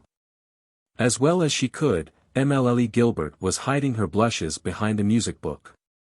We remained over 2 hours talking, said the good and simple maestro, and I believe that he has excellent dispositions. Unfortunately, he can only take 2 lessons a week. Although a nobleman, he works. And, when he took off his glove to hand me a month in advance, I noticed that one of his hands was blackened, as if burnt by some acid. But never mind, signora, 60 francs, together with what your father gives me, it's a fortune. The end of my career will be spared the privations of its beginning. This young man will help making me known. The morning has been dark, but the sunset will be glorious. The young girl could no longer have any doubts. De Trégars had found the means of hearing from her, and letting her hear from him. The impression she felt contributed no little to give her the patience to endure the obstinate persecution of her father, who, twice a day, never failed to repeat to her, "Get ready to properly receive my protégé on Saturday. I have not invited him to dinner, he will only spend the evening with us." And he mistook for a disposition to yield the cold tone in which she answered, "I beg you to believe that this introduction is wholly unnecessary." Thus, the famous day having come, he told his usual Saturday guests, and Madame Desclevets, Chapelaine, and old man Desormeaux. I guess you are going to see a future son-in-law. At 9 o'clock, just as they had passed into the parlor, the sound of carriage wheels startled the Rue Saint-Gilles. "There he is," exclaimed the cashier of the Mutual Credit. And, throwing open a window, "Come, Gilbert," he added, "come and see his carriage and horses." She never stirred, but Desclevets and Chapelaine ran. It was night, unfortunately. And of the whole equipage nothing was visible but the 2 lanterns that shone like stars. Almost at the same time the parlor door flew open, and the servant, who had been properly trained in advance, announced, "Monsieur Costecler." Leaning toward Madame Fauvel, who was seated by her side on the sofa. "A nice-looking man, isn't he?" "A really nice-looking man," whispered Madame Desclevets. And indeed he really thought so himself. Gesture, attitude, smile, everything in Costecler betrayed the satisfaction of self, and the assurance of a man accustomed to success. His head, which was very small, had but little hair left. But it was artistically drawn towards the temples, parted in the middle, and cut short around the forehead. His leaden complexion, his pale lips, and his dull eye, did not certainly betray a very rich blood. He had a great long nose, sharp and curved like a sickle, and his beard, of undecided color, trimmed in the Victor Emmanuel style, did the greatest honor to the barber who cultivated it. Even when seen for the first time, one might fancy that he recognized him, so exactly was he like 300 or 400 others who are seen daily in the neighborhood of the Café Riche. Who are met everywhere where people run who pretend to amuse themselves, at the Bourse or in the Bois. At the first representations, where they are just enough hidden to be perfectly well seen at the back of boxes filled with young ladies with astonishing chignons, at the races, in carriages, where they drink champagne to the health of the winner. He had on this occasion hoisted his best looks, and the full dress de rigueur, dress coat with wide sleeves, shirt cut low in the neck, and open vest, fastened below the waist by a single button. "Quite the man of the world," again remarked Madame Desclevets. Fauvel rushed toward him. And the latter, hastening, met him halfway, and, taking both his hands into his, "I cannot tell you, dear friend," he commenced. How deeply I feel the honor you do me in receiving me in the midst of your charming family and your respectable friends. And he bowed all around during this speech, which he delivered in the condescending tone of a lord visiting his inferiors. Let me introduce you to my wife, interrupted the cashier. And, leading him towards Madame Fauvel, Monsieur Costecler, my dear, said he, the friend of whom we have spoken so often. M. Costecler bowed, rounding his shoulders, bending his lean form in a half-circle, and letting his arms hang forward. I am too much the friend of our dear Fauvel, madam, he uttered, not to have heard of you long since, nor to know your merits, and the fact that he owes to you that peaceful happiness which he enjoys, and which we all envy him. Standing by the mantelpiece, the usual Saturday evening guests followed with the liveliest interest the evolutions of the pretender. Two of them, M. Chapelain and old Desormeaux, were perfectly able to appreciate him at his just value. But, in affirming that he made $500,000 a year, M. Fauvel had, as it were, thrown over his shoulders that famous ducal cloak which concealed all deformities. Without waiting for his wife's answer, M. Fauvel brought his protégé in front of Mlle Gilbert. Dear daughter, said he, Monsieur Costecler, the friend of whom I have spoken. M. Costecler bowed still lower, and rounded off his shoulders again. But the young lady looked at him from head to foot with such a freezing glance, that his tongue remained as if paralyzed in his mouth, and he could only stammer out. Mademoiselle. The honor, the humblest of your admirers. Fortunately Maxence was standing 3 steps off, he fell back in good order upon him, and seizing his hand, which he shook vigorously. I hope, my dear sir, that we shall soon be quite intimate friends.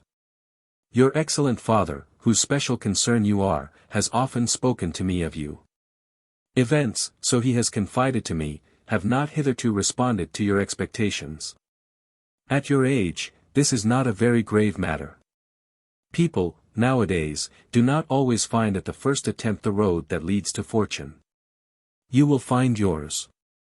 From this time forth I place at your command my influence and my experience. And, if you will consent to take me for your guide. Maxence had withdrawn his hand. I am very much obliged to you, sir, he answered coldly, but I am content with my lot, and I believe myself old enough to walk alone. Almost anyone would have lost countenance. But M. Costecler was so little put out, that it seemed as though he had expected just such a reception.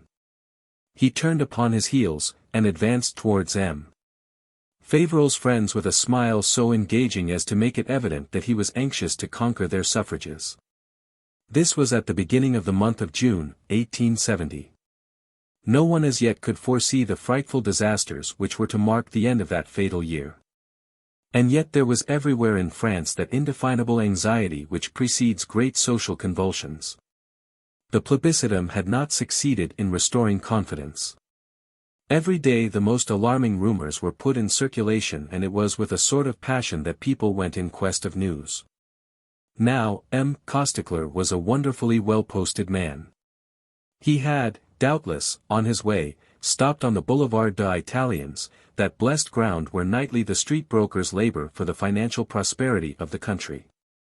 He had gone through the Passage de l'Opéra, which is, as is well known, the best market for the most correct and the most reliable news.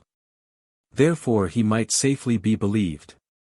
Placing his back to the chimney, he had taken the lead in the conversation, and he was talking.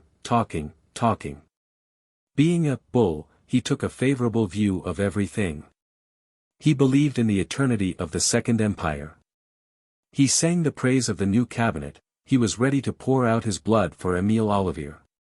True, some people complained that business was dull and slow, but those people, he thought, were merely bears. Business had never been so brilliant. At no time had prosperity been greater. Capital was abundant. The institutions of credit were flourishing. Securities were rising. Everybody's pockets were full to bursting. And the others listened in astonishment to this inexhaustible prattle, this gab, more filled with gold spangles than Danzig cordial, with which the commercial travelers of the Bourse catch their customers. Suddenly, "But you must excuse me," he said, rushing towards the other end of the parlor. Madame Fauvel had just left the room to order tea to be brought in, and, the seat by Émile Gilbert being vacant, Costecler occupied it promptly. "He understands his business," growled Desormeaux. "Surely," said Desclevets, "if I had some funds to dispose of just now, I would be most happy to have him for my son-in-law," declared Fauvel. He was doing his best.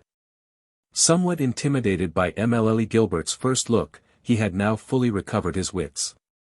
He commenced by sketching his own portrait. He had just turned 30, and had experienced the strong and the weak side of life. He had had successes, but had tired of them. Having gauged the emptiness of what is called pleasure, he only wished now to find a partner for life, whose graces and virtues would secure his domestic happiness. He could not help noticing the absent look of the young girl, but he had, thought he, other means of compelling her attention. And he went on, saying that he felt himself cast of the metal of which model husbands are made. His plans were all made in advance. His wife would be free to do as she pleased. She would have her own carriage and horses, her box at the Italiens and at the opera, and an open account at Worth's and Van Clopen's. As to diamonds, he would take care of that.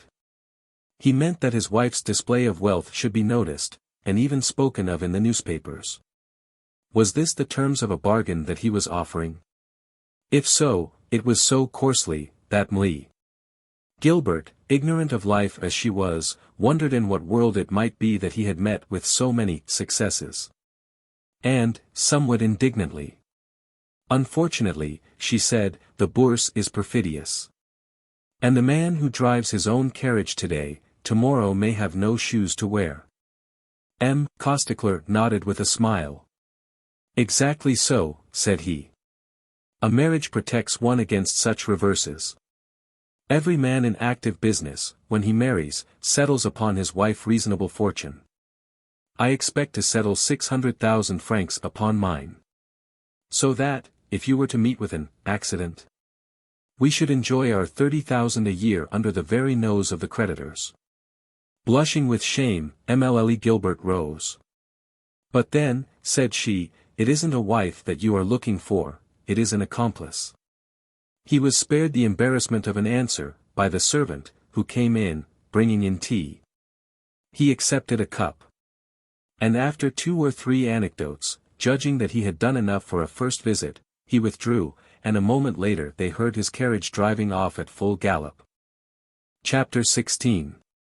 It was not without mature thought that Costecler had determined to withdraw, despite Fauvel's pressing overtures. However infatuated he might be with his own merits, he had been compelled to surrender to evidence, and to acknowledge that he had not exactly succeeded with Émile Gilbert. But he also knew that he had the head of the house on his side. And he flattered himself that he had produced an excellent impression upon the guests of the house. Therefore, had he said to himself, "If I leave first, they will sing my praise, lecture the young person, and make her listen to reason." He was not far from being right. Madame Desclevets had been completely subjugated by the grand manners of this pretender, and Desclevets did not hesitate to affirm that he had rarely met anyone who pleased him more. The others, Chapelain and old Desormeaux, did not, doubtless, share this optimism, but Costecler's annual 500,000 obscured singularly their clear-sightedness. They thought perhaps, they had discovered in him some alarming features. But they had full and entire confidence in their friend Fauvel's prudent sagacity. The particular and methodic cashier of the Mutual Credit was not apt to be enthusiastic. And, if he opened the doors of his house to a young man, if he was so anxious to have him for his son-in-law, he must evidently have taken ample information. Finally, there are certain family matters from which sensible people keep away as they would from the plague, and, on the question of marriage especially, he is a bold man who would take side for or against. Thus Madame Desclevets was the only one to raise her voice. Taking Émile Gilbert's hands within hers. "Let me scold you, my dear," said she, "for having received thus a poor young man who was only trying to please you." Excepting her mother, too weak to take her defense, and her brother, who was debarred from interfering, the young girl understood readily, that, in that parlor, every one, overtly or tacitly, was against her. The idea came to her mind to repeat there boldly what she had already told her father, that she was resolved not to marry, and that she would not marry, not being one of those weak girls, without energy, whom they dress in white and drag to church against their will. Such a bold declaration would be in keeping with her character. But she feared a terrible, and perhaps degrading scene. The most intimate friends of the family were ignorant of its most painful sores. In presence of his friends, M. Fauvel dissembled, speaking in a mild voice, and assuming a kindly smile. Should she suddenly reveal the truth? It is childish of you to run the risk of discouraging a clever fellow who makes $500,000 a year, continued the wife of the old bronze merchant, to whom such conduct seemed an abominable crime of lace money. Mlle. Gilbert had withdrawn her hands. You did not hear what he said, madam. I beg your pardon, I was quite near, and involuntarily. You have heard his propositions? Perfectly. He was promising you a carriage, a box at the opera, diamonds, freedom. Isn't that the dream of all young ladies? It is not mine, madam. Dear me. What better can you wish? You must not expect more from a husband than he can possibly give. That is not what I shall expect of him. In a tone of paternal indulgence, which his looks belied. She is mad, suggested M. Fauvel. Tears of indignation filled Mlle. Gilbert's eyes. Madame Desclevets, she exclaimed, forgets something. She forgets that this gentleman dared to tell me that he proposed to settle upon the woman he marries a large fortune, of which his creditors would thus be cheated in case of his failure in business. She thought, in her simplicity, that a cry of indignation would rise at these words. Instead of which. Well, isn't it perfectly natural, said M. Desclevets. It seems to me more than natural, insisted Madame Desclevets, that a man should be anxious to preserve from ruin his wife and children. Of course, put in M. Fauvel, stepping resolutely toward her father. Have you, then, taken such precautions yourself? Demanded Emile Gilbert. No, answered the cashier of the Mutual Credit. And, after a moment of hesitation. But I am running no risks, he added. In business, and when a man may be ruined by a mere rise or fall in stocks, he would be insane indeed who did not secure bread for his family, and, above all, means for himself, wherewith to commence again. The Baron de Thaler did not act otherwise, and, should he meet with a disaster, Madame de Thaler would still have a handsome fortune. M. Desormeaux was, perhaps, the only one not to admit freely that theory, and not to accept that ever-decisive reason, others do it. But he was a philosopher, and thought it silly not to be of his time. He therefore contented himself with saying, M. de Thaler's creditors might not think that mode of proceeding entirely regular. Then they might sue, said M. Chapelain, laughing. People can always sue. Only when the papers are well drawn. Emile Gilbert stood dismayed. She thought of Marius de Tregar's giving up his mother's fortune to pay his father's debts. What would he say, thought she, should he hear such opinions? The cashier of the Mutual Credit resumed. Surely I blame every species of fraud. But I pretend, and I maintain, that a man who has worked 20 years to give a handsome dowry to his daughter has the right to demand of his son-in-law certain conservative measures to guarantee the money, which, after all, is his own. And which is to benefit no one but his own family. This declaration closed the evening. It was getting late. The Saturday guests put on their overcoats, and, as they were walking home. Can you understand that little Gilbert? Said Madame Desclevets. I'd like to see a daughter of mine have such fancies. But her poor mother is so weak. Yes, but friend Fauvel is firm enough for both, interrupted M. Desormeaux. And it is more than probable that at this very moment he is correcting his daughter of the sin of sloth. Well, not at all. Extremely angry as M. Fauvel must have been, neither that evening, nor the next day, did he make the remotest allusion to what had taken place. The following Monday only, before leaving for his office, casting upon his wife and daughter one of his ugliest looks. M. Costecler owes us a visit, said he, and it is possible that he may call in my absence.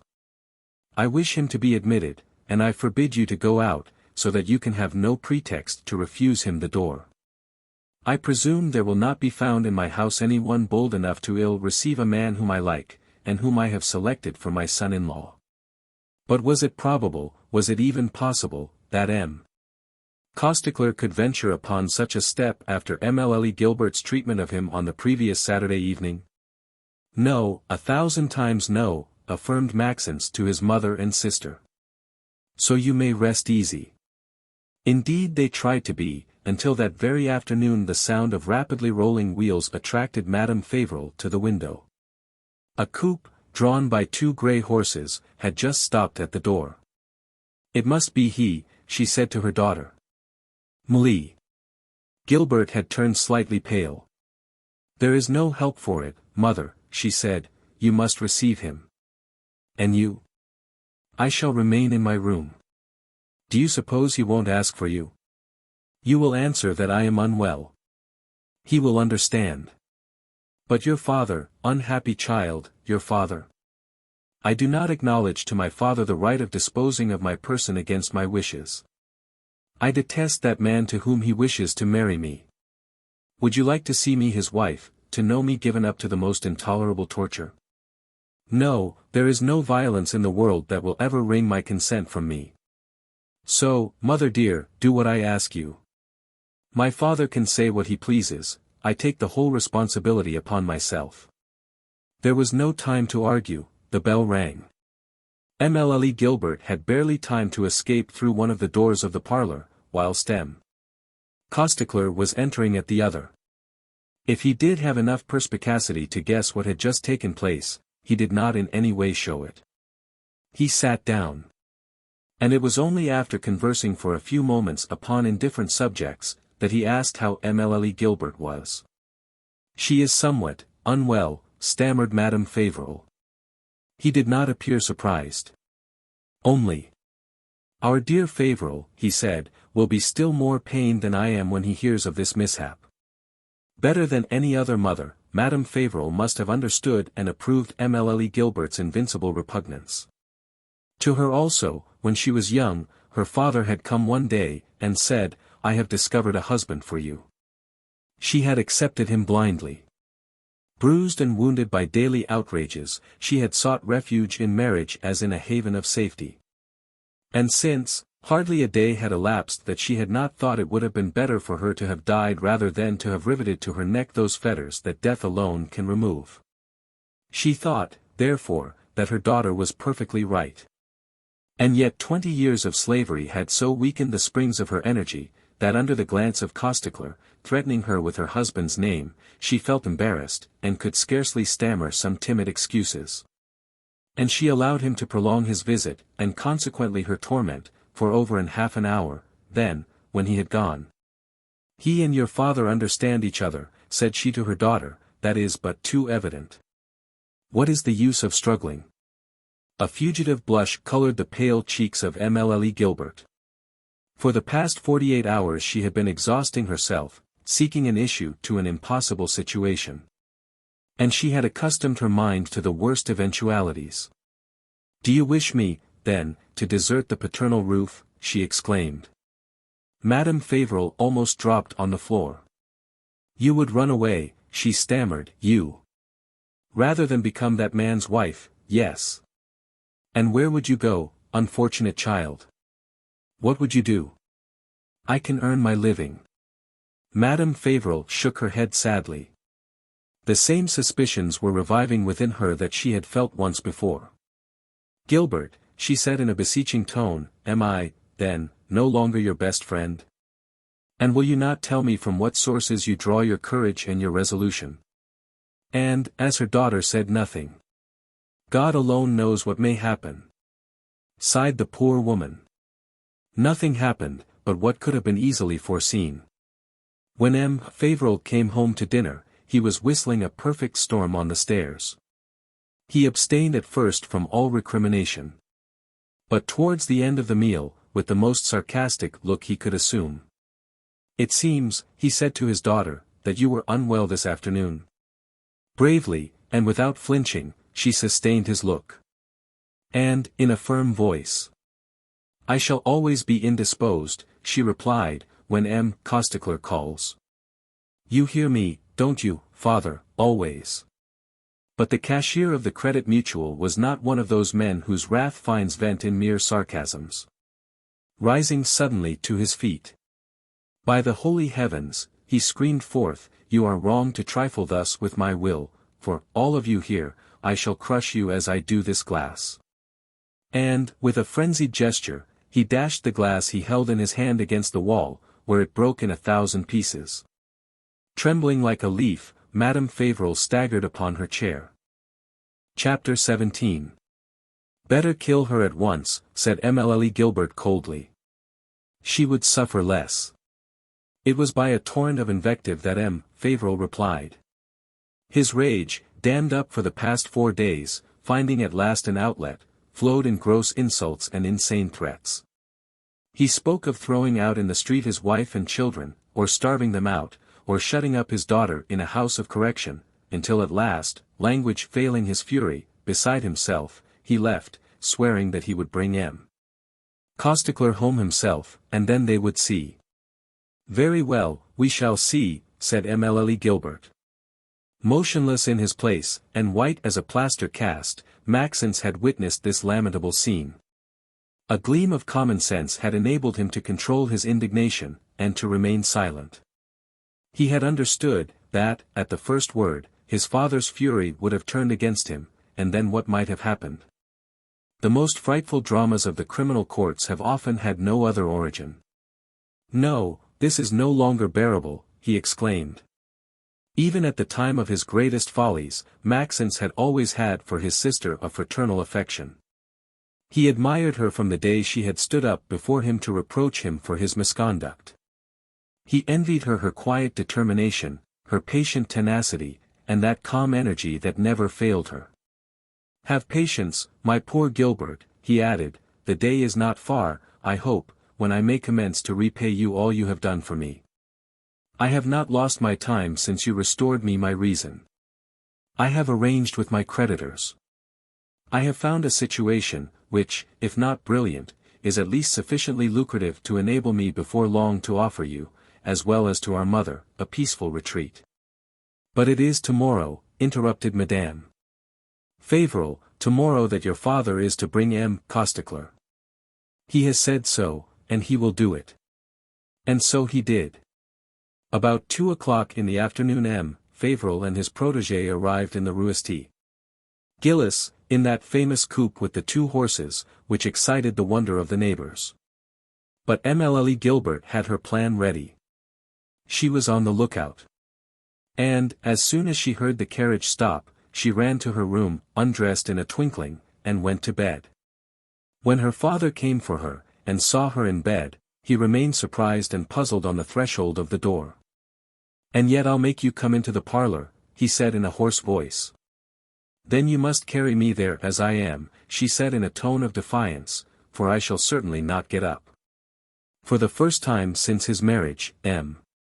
Fauvel met in his own house a more inflexible will than his own, and a more unyielding obstinacy. He was baffled. He threatened his daughter with his clenched fists, but could discover no means of making her obey. He was compelled to surrender, to yield. "This will be settled with the rest," he growled, as he went out. "I fear nothing in the world, father," said the girl. It was almost true, so much did the thought of Marius de Trégars inflame her courage. Twice already she had heard from him through the senior Gismondo Puelli, who never tired talking of this new pupil, to whom he had already given 2 lessons. "He is the most gallant man in the world," he said, his eyes sparkling with enthusiasm, "and the bravest, and the most generous, and the best. And no quality that can adorn one of God's creatures shall be wanting in him when I have taught him the divine art." It is not with a little contemptible gold that he means to reward my zeal. To him I am as a second father. And it is with the confidence of a son that he explains to me his labors and his hopes. Thus Émile Gilbert learned through the old maestro, that the newspaper article she had read was almost exactly true, and that M. de Lagors and M. Marcolette had become associated for the purpose of working, in joint account, certain recent discoveries, which bid fair to yield large profits in a near future. And yet it is for my sake alone that he has thus thrown himself into the turmoil of business, and has become as eager for gain as that M. Marcolette himself. And, at the height of her father's persecutions, she felt glad of what she had done, and of her boldness in placing her destiny in the hands of a stranger. The memory of Marius had become her refuge, the element of all her dreams and of all her hopes, in a word, her life. It was of Marius she was thinking, when her mother, surprising her gazing into vacancy, would ask her, "What are you thinking of?" And, at every new vexation she had to endure, her imagination decked him with a new quality, and she clung to him with a more desperate grasp. How much he would grieve, thought she, if he knew of what persecution I am the object. And very careful was she not to allow the Signor Gismondo Puliai to suspect anything of it, affecting, on the contrary, in his presence, the most cheerful serenity. And yet she was a prey to the most cruel anxiety, since she observed a new and most incredible transformation in her father. That man so violent and so harsh, who flattered himself never to have been bent, who boasted never to have forgotten or forgiven anything, that domestic tyrant, had become quite a debonair personage. He had referred to the expedient imagined by Émile Gilbert only to laugh at it, saying that it was a good trick, and he deserved it, for he repented bitterly, he protested, his past brutalities. He owned that he had at heart his daughter's marriage with M. Costecler, but he acknowledged that he had made use of the surest means for making it fail. He should, he humbly confessed, have expected everything of time and circumstances, of M. Costecler's excellent qualities, and of his beautiful, darling daughter's good sense. More than of all his violence, Madame Fauvel was terrified at this affected good nature. "Dear me," she sighed, "what does it all mean?" But the cashier of the Mutual Credit was not preparing any new surprise to his family. If the means were different, it was still the same object that he was pursuing with the tenacity of an insect. When severity had failed, he hoped to succeed by gentleness, that's all. Only this assumption of hypocritical meekness was too new to him to deceive anyone. At every moment the mask fell off, the claws showed, and his voice trembled with ill-suppressed rage in the midst of his most honeyed phrases. Moreover, he entertained the strangest illusions. Because for 48 hours he had acted the part of a good-natured man, because one Sunday he had taken his wife and daughter out riding in the Bois de Vincennes, because he had given Maxence a 100-franc note. He imagined that it was all over, that the past was obliterated, forgotten, and forgiven. And, drawing Gilbert upon his knees, "Well, daughter," he said, "you see that I don't importune you any more, and I leave you quite free. I am more reasonable than you are." But on the other hand, and according to an expression which escaped him later, he tried to turn the enemy. He did everything in his power to spread in the neighborhood the rumor of Mli. Gilbert's marriage with a financier of colossal wealth, that elegant young man who came in a coupe with 2 horses. Madame Fauvel could not enter a shop without being covertly complimented upon having found such a magnificent establishment for her daughter. Loud, indeed, must have been the gossip. For its echo reached even the inattentive ears of the Signor Gismondo Puliai. One day, suddenly interrupting his lesson, "You are going to be married, Signora?" he inquired. Émile Gilbert started. What the old Italian had heard, he would surely ere long repeat to Marius. It was therefore urgent to undeceive him. "It is true," she replied, "that something has been said about a marriage, dear maestro." Ah. Only my father had not consulted me. That marriage will never take place, I swear it. She expressed herself in a tone of such ardent conviction, that the old gentleman was quite astonished, little dreaming that it was not to him that this energetic denial was addressed. My destiny is irrevocably fixed, added Émile Gilbert. When I marry, I will consult the inspirations of my heart only. In the meantime, it was a veritable conspiracy against her. M. Fauvel had succeeded in interesting in the success of his designs his habitual guests, not M. and Madame Desclevets, who had been seduced from the first, but M. Chapelain and old Desormeaux himself. So that they all vied with each other in their efforts to bring the dear child to reason, and to enlighten her with their counsels. Father must have a still more considerable interest in this alliance than he has allowed us to think, she remarked to her brother. Maxence was also absolutely of the same opinion. And then, he added, our father must be terribly rich. For, do not deceive yourself, it isn't solely for your pretty blue eyes that this Costecler persists in coming here twice a week to pocket a new mortification. What enormous dowry can he be hoping for? I am going to speak to him myself, and try to find out what he is after. But Émile Gilbert had but slight confidence in her brother's diplomacy. I beg of you, she said, don't meddle with that business. Yes, yes, I will. Fear nothing, I'll be prudent. Having taken his resolution, Maxence placed himself on the lookout, and the very next day, as M. Costecler was stepping out of his carriage at the door, he walked straight up to him. I wish to speak to you, sir, he said. Self-possessed as he was, the brilliant financier succeeded but poorly in concealing a surprise that looked very much like fright. I am going in to call on your parents, sir, he replied. And whilst waiting for your father, with whom I have an appointment, I shall be at your command. No, no, interrupted Maxence. What I have to say must be heard by you alone. Come along this way, and we shall not be interrupted. And he led M. Costecler away as far as the Place Royal. Once there. You are very anxious to marry my sister, sir, he commenced. During their short walk M. Costecler had recovered himself. He had resumed all his impertinent assurance. Looking at Maxence from head to foot with anything but a friendly look. It is my dearest and my most ardent wish, sir, he replied. Very well. But you must have noticed the very slight success, to use no harsher word, of your assiduities.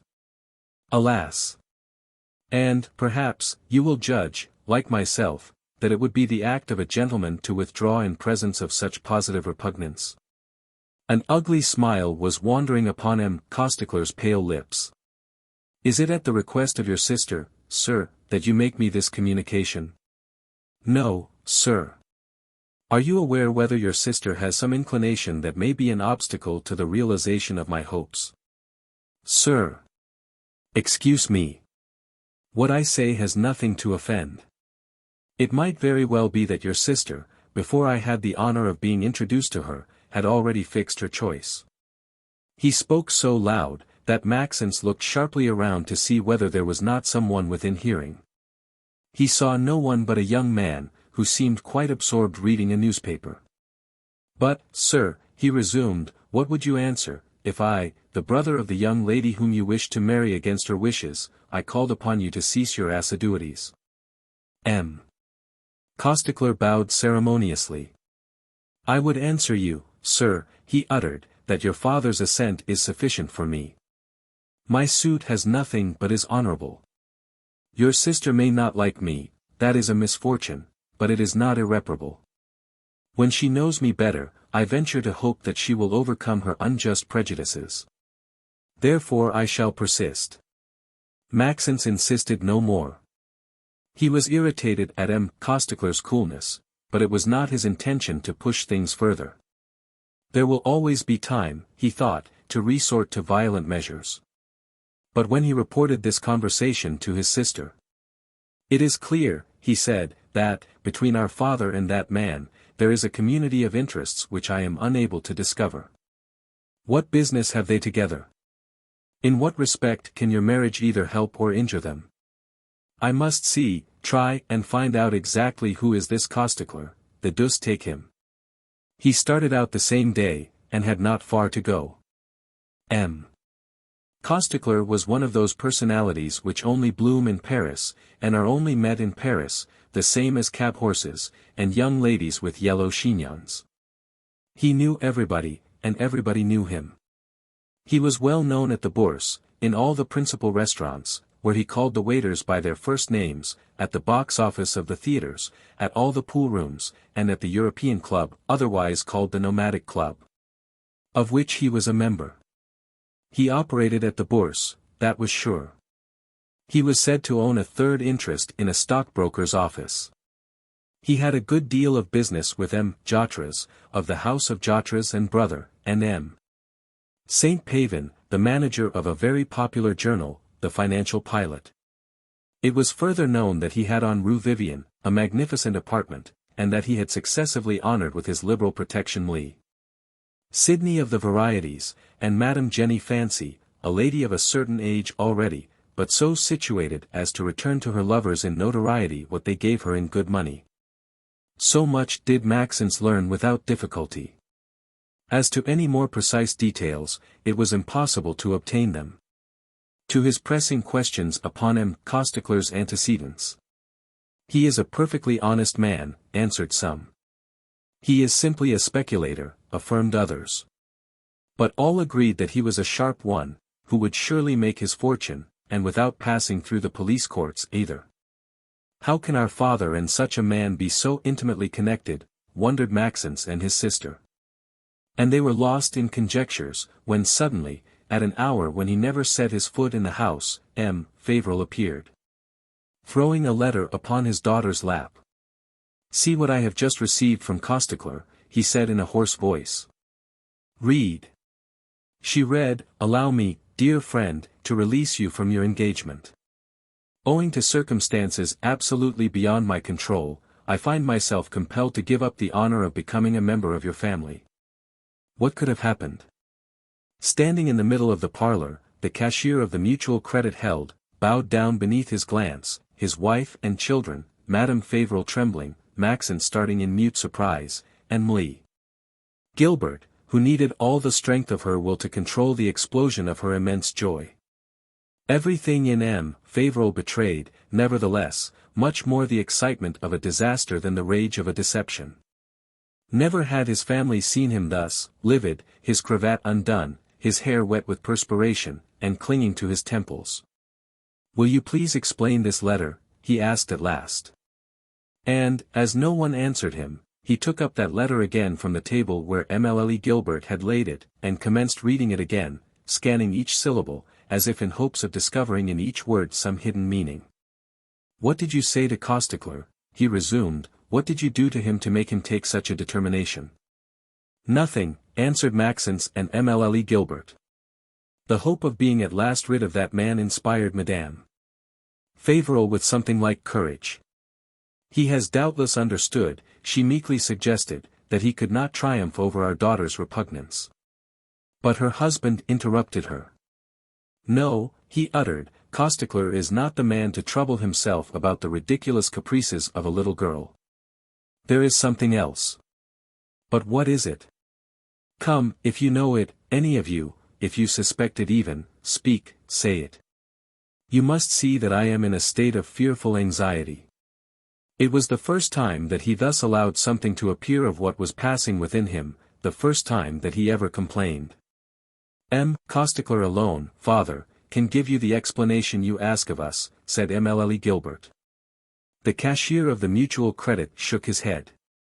"Do you suppose, then, that I have not questioned him? I found his letter this morning at the office. At once I ran to his apartments, Rue Vivienne. He had just gone out. And it is in vain that I called for him at Jotres, and at the office of the Financial Pilot. I found him at last at the Bourse, after running 3 hours. But I could only get from him evasive answers and vague explanations. Of course he did not fail to say, that, if he does withdraw, it is because he despairs of ever succeeding in pleasing Gilbert. But it isn't so, I know it, I am sure of it, I read it in his eyes." Twice his lips moved as if he were about to confess all, and then he said nothing. And the more I insisted, the more he seemed ill at ease, embarrassed, uneasy, troubled, the more he appeared to me like a man who has been threatened, and dares not brave the threat. He directed upon his children one of those obstinate looks which search the inmost depths of the conscience. If you have done anything to drive him off, he resumed, confess it frankly, and I swear I will not reproach you. We did not. You did not threaten him. No. Fauvel seemed appalled. Doubtless you deceive me, he said, and I hope you do. Unhappy children. You do not know what this rupture may cost you. And, instead of returning to his office, he shut himself up in that little room which he called his study, and only came out of it at about 5 o'clock, holding under his arm an enormous bundle of papers. And saying that it was useless to wait for him for dinner, as he would not come home until late in the night, if he came home at all, being compelled to make up for his lost day. What is the matter with your father, my poor children? Exclaimed Madame Fauvel.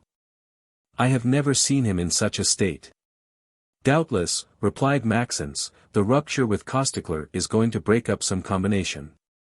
But that explanation did not satisfy him any more than it did his mother.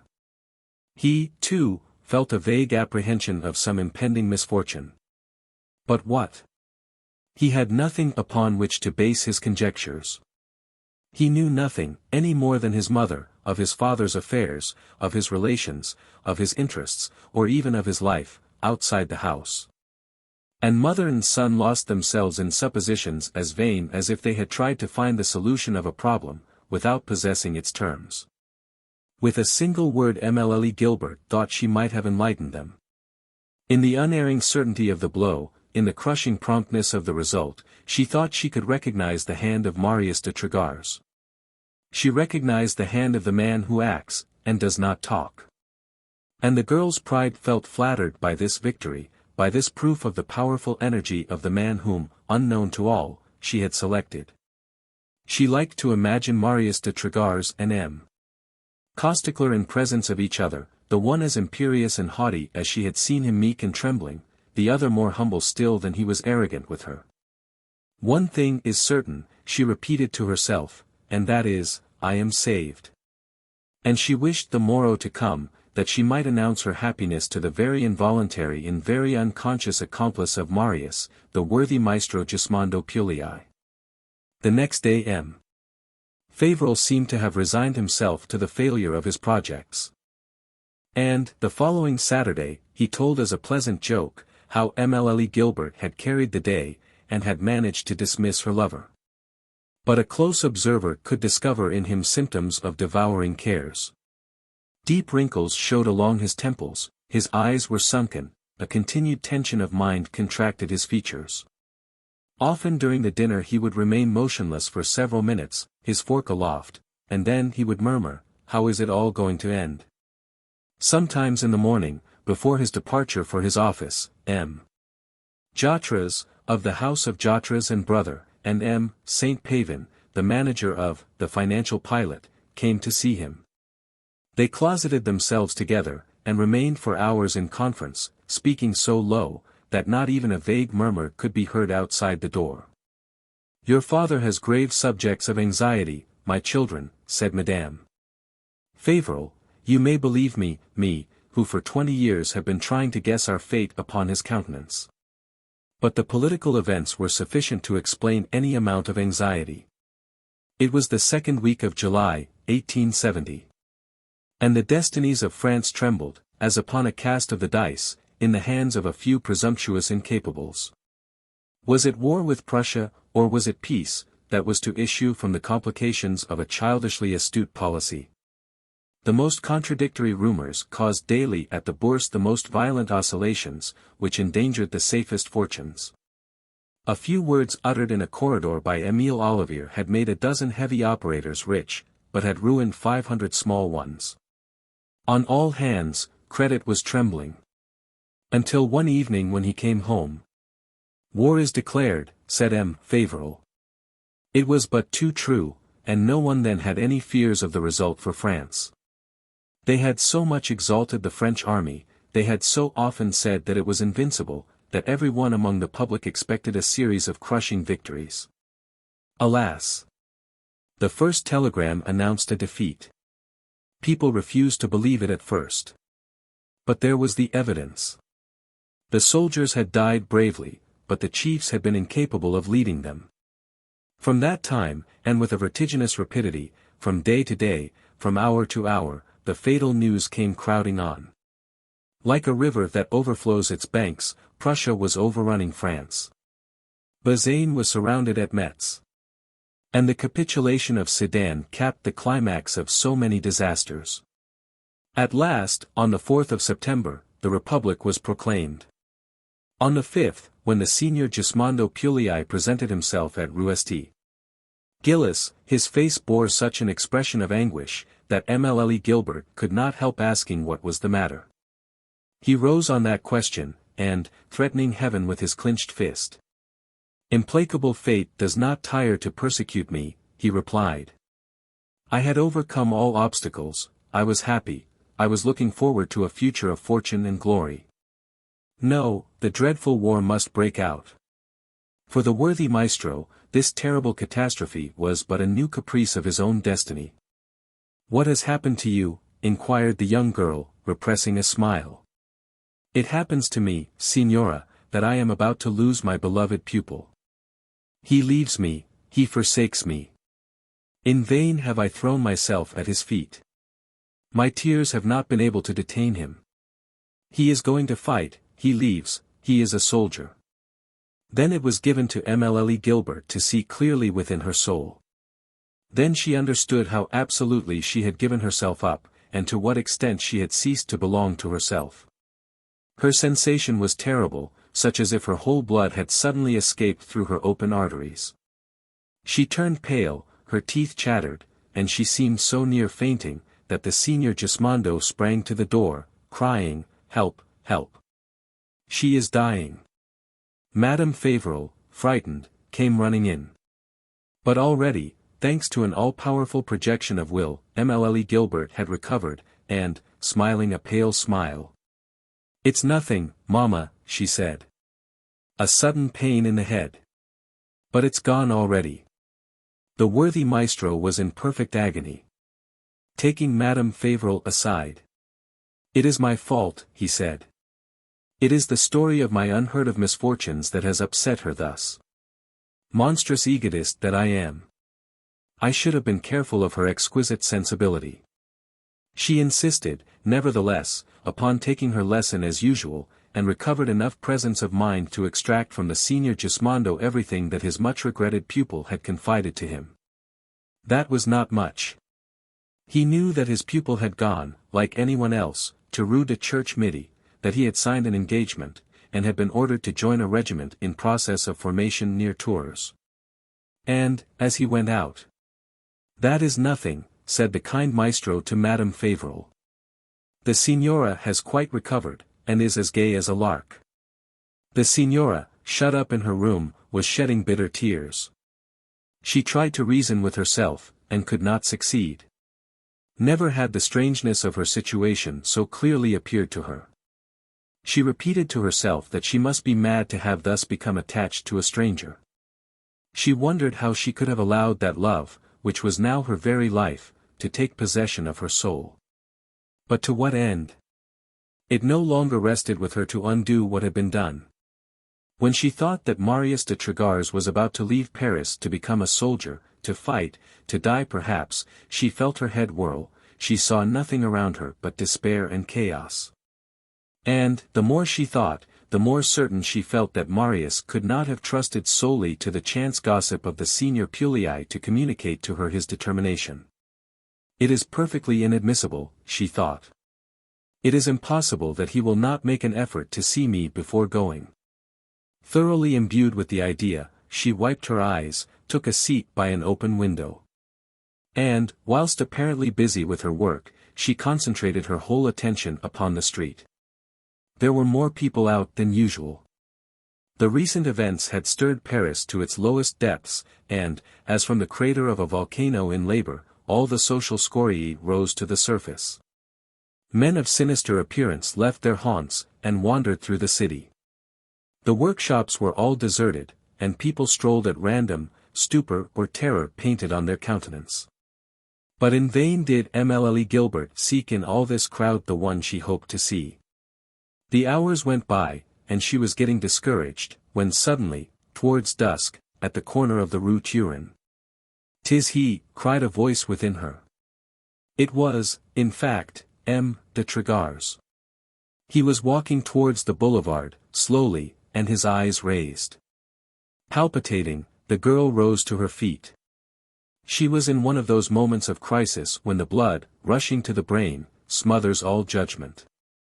Unconscious, as it were, of her acts, she leaned over the window, and made a sign to Marius, which he understood very well, and which meant, "Wait, I am coming down."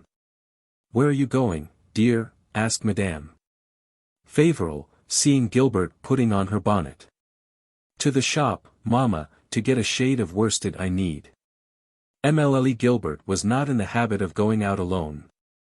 But it happened quite often that she would go down in the neighborhood on some little errand. "Do you wish the girl to go out with you?" asked Madame Fauvel. "Oh, it isn't worth while." She ran down the stairs. And once out, regardless of the looks that might be watching her, she walked straight to M. de Lagors, who was waiting on the corner of the Rue de Minims. "You are going away?" she said, too much agitated to notice his own emotion, which was, however, quite evident. "I must," he answered. "Oh. When France is invaded, the place for a man who bears my name is where the fighting is. But there will be fighting in Paris too. Paris has 4 times as many defenders as it needs. It is outside that soldiers will be wanted." They walked slowly, as they spoke thus, along the Rue de Minims, one of the least frequented in Paris. And there were only to be seen at this hour 5 or 6 soldiers talking in front of the barracks gate. "Suppose I were to beg you not to go," resumed Emile Gilbert. "Suppose I beseeched you, Marius." "I should remain then," he answered in a troubled voice, "but I would be betraying my duty, and failing to my honor, and remorse would weigh upon our whole life. Command now, and I will obey." They had stopped. And no one seeing them standing there side by side affectionate and familiar could have believed that they were speaking to each other for the first time. They themselves did not notice it, so much had they come, with the help of all-powerful imagination, and in spite of separation, to the understanding of intimacy. After a moment of painful reflection, "I do not ask you any longer to stay," uttered the young girl. He took her hand, and raised it to his lips. "I expected no less of your courage," he said, his voice vibrating with love. But he controlled himself, and, in a more quiet tone, "Thanks to the indiscretion of Puliai," he added, "I was in hopes of seeing you, but not to have the happiness of speaking to you. I had written." He drew from his pocket a large envelope, and, handing it to Emile Gilbert. "Here is the letter," he continued, "which I intended for you. It contains another, which I beg you to preserve carefully, and not to open unless I do not return. I leave you in Paris a devoted friend, the Count de Lagors. Whatever may happen to you, apply to him with all confidence, as you would to myself." Emile Gilbert, staggering, leaned against the wall. "When do you expect to leave?" she inquired. "This very night. Communications may be cut off at any moment." Admirable in her sorrow, but also full of energy, the poor girl looked up, and held out her hand to him. "Go then," she said, "oh my only friend. Go, since honor commands. But do not forget that it is not your life alone that you are going to risk." And, fearing to burst into sobs, she fled, and reached the Rue Saint-Gilles a few moments before her father, who had gone out in quest of news. Those he brought home were of the most sinister kind. Like the rising tide, the Prussians spread and advanced, slowly, but steadily. Their marches were numbered. And the day and hour could be named when their flood would come and strike the walls of Paris. And so, at all the railroad stations, there was a prodigious rush of people who wished to leave at any cost, in any way, in the baggage car if needs be, and who certainly were not, like Marius, rushing to meet the enemy. One after another, M. Fauvel had seen nearly everyone he knew take flight. The Baron and Baroness de Thaler and their daughter had gone to Switzerland, M. Costicler was traveling in Belgium, the elder Jotres was in England, buying guns and cartridge. And if the younger Jotres, with M. St. Pavin of, the financial pilot, remained in Paris, it was because, through the gallant influence of a lady whose name was not mentioned, they had obtained some valuable contracts from the government. The perplexities of the cashier of the Mutual Credit were great. The day that the Baron and the Baroness de Thaler had left. "Pack up our trunks," he ordered his wife. "The Bourse is going to close. And the Mutual Credit can very well get along without me." But the next day he became undecided again. What Émile Gilbert thought she could guess, was, that he was dying to start alone, and leave his family, but dared not do it. He hesitated so long, that at last, one evening, "You may unpack the trunks," he said to his wife. "Paris is invested, and no one can now leave." Chapter 18. In fact, the news had just come, that the Western Railroad, the last one that had remained open, was now cut off. Paris was invested, and so rapid had been the investment, that it could hardly be believed. People went in crowds on all the culminating points, the hills of Montmartre, and the heights of the Trocadero. Telescopes had been erected there, and every one was anxious to scan the horizon, and look for the Prussians.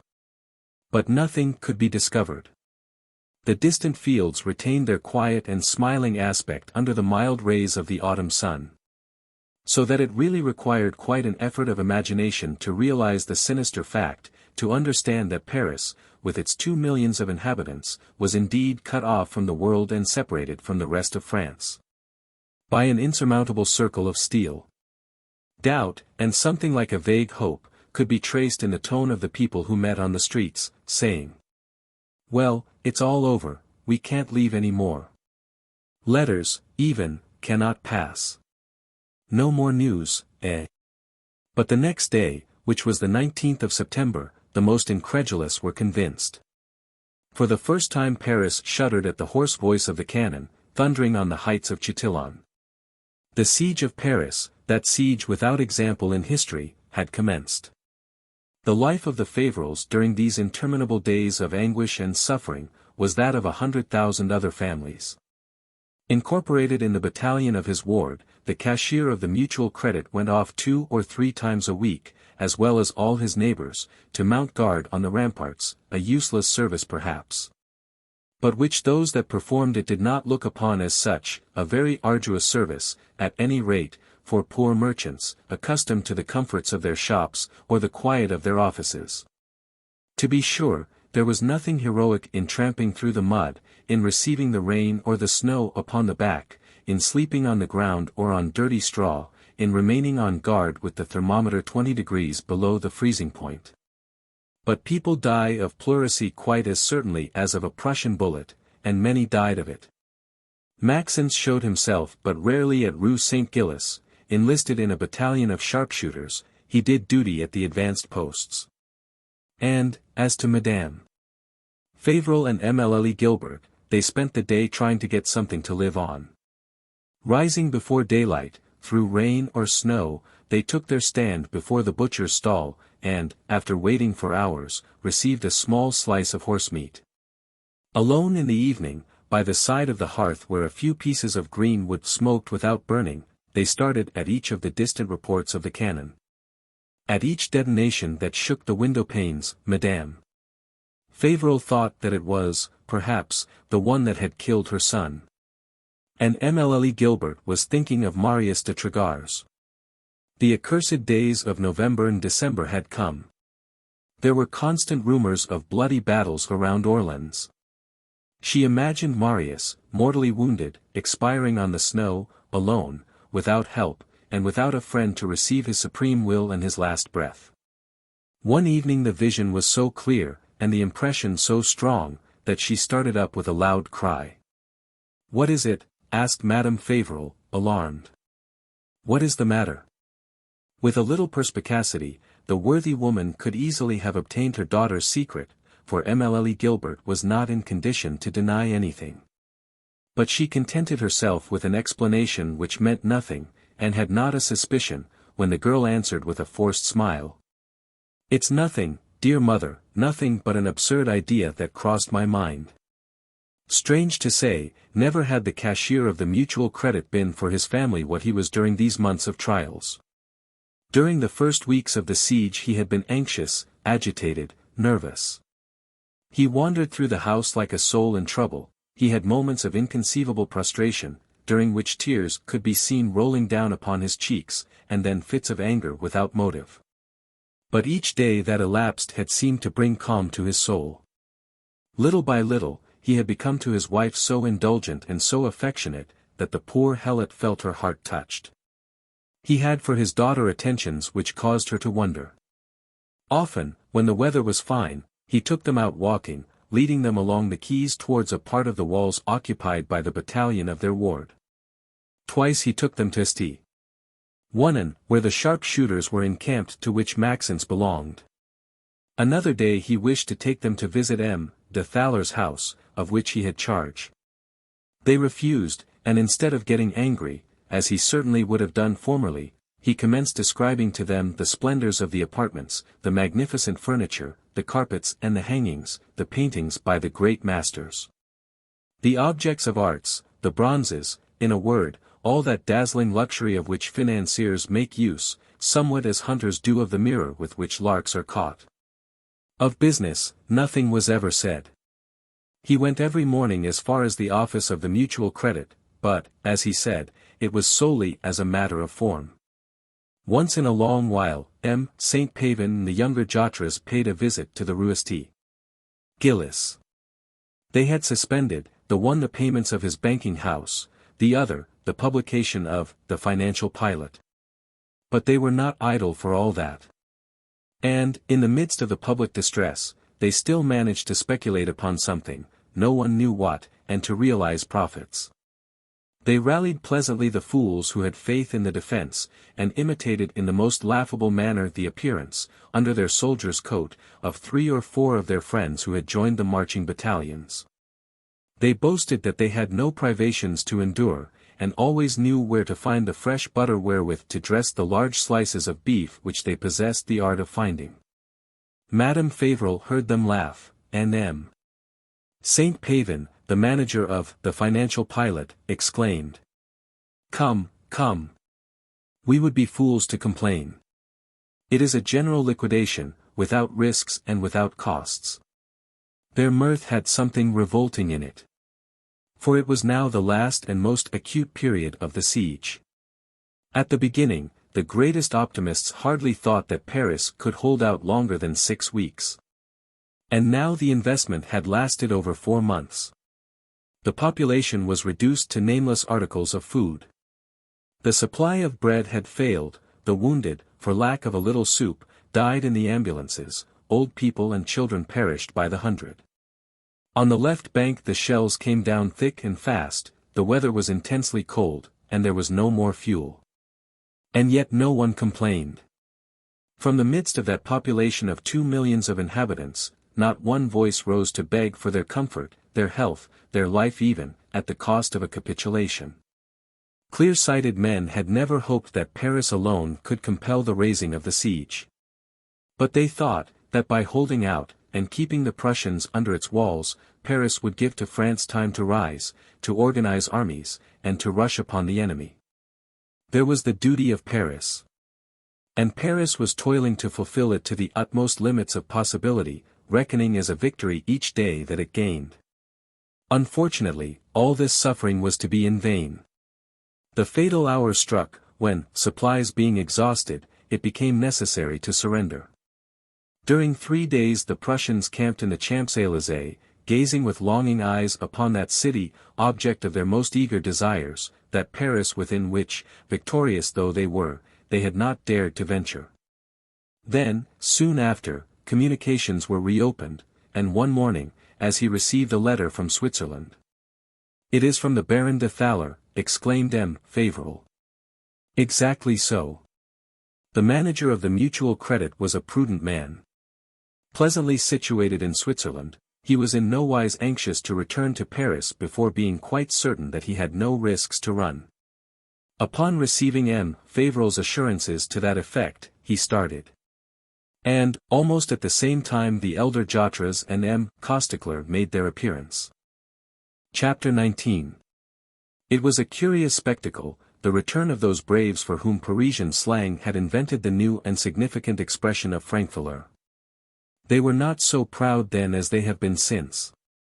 Feeling rather embarrassed in the midst of a population still quivering with the emotions of the siege, they had at least the good taste to try and find pretexts for their absence. I was cut off, affirmed the Baron de Thaler. I had gone to Switzerland to place my wife and daughter in safety. When I came back, goodbye. The Prussians had closed the doors. For more than a week, I wandered around Paris, trying to find an opening. I became suspected of being a spy. I was arrested. A little more, and I was shot dead. As to myself, declared M. Costecler, I foresaw exactly what has happened. I knew that it was outside, to organize armies of relief, that men would be wanted.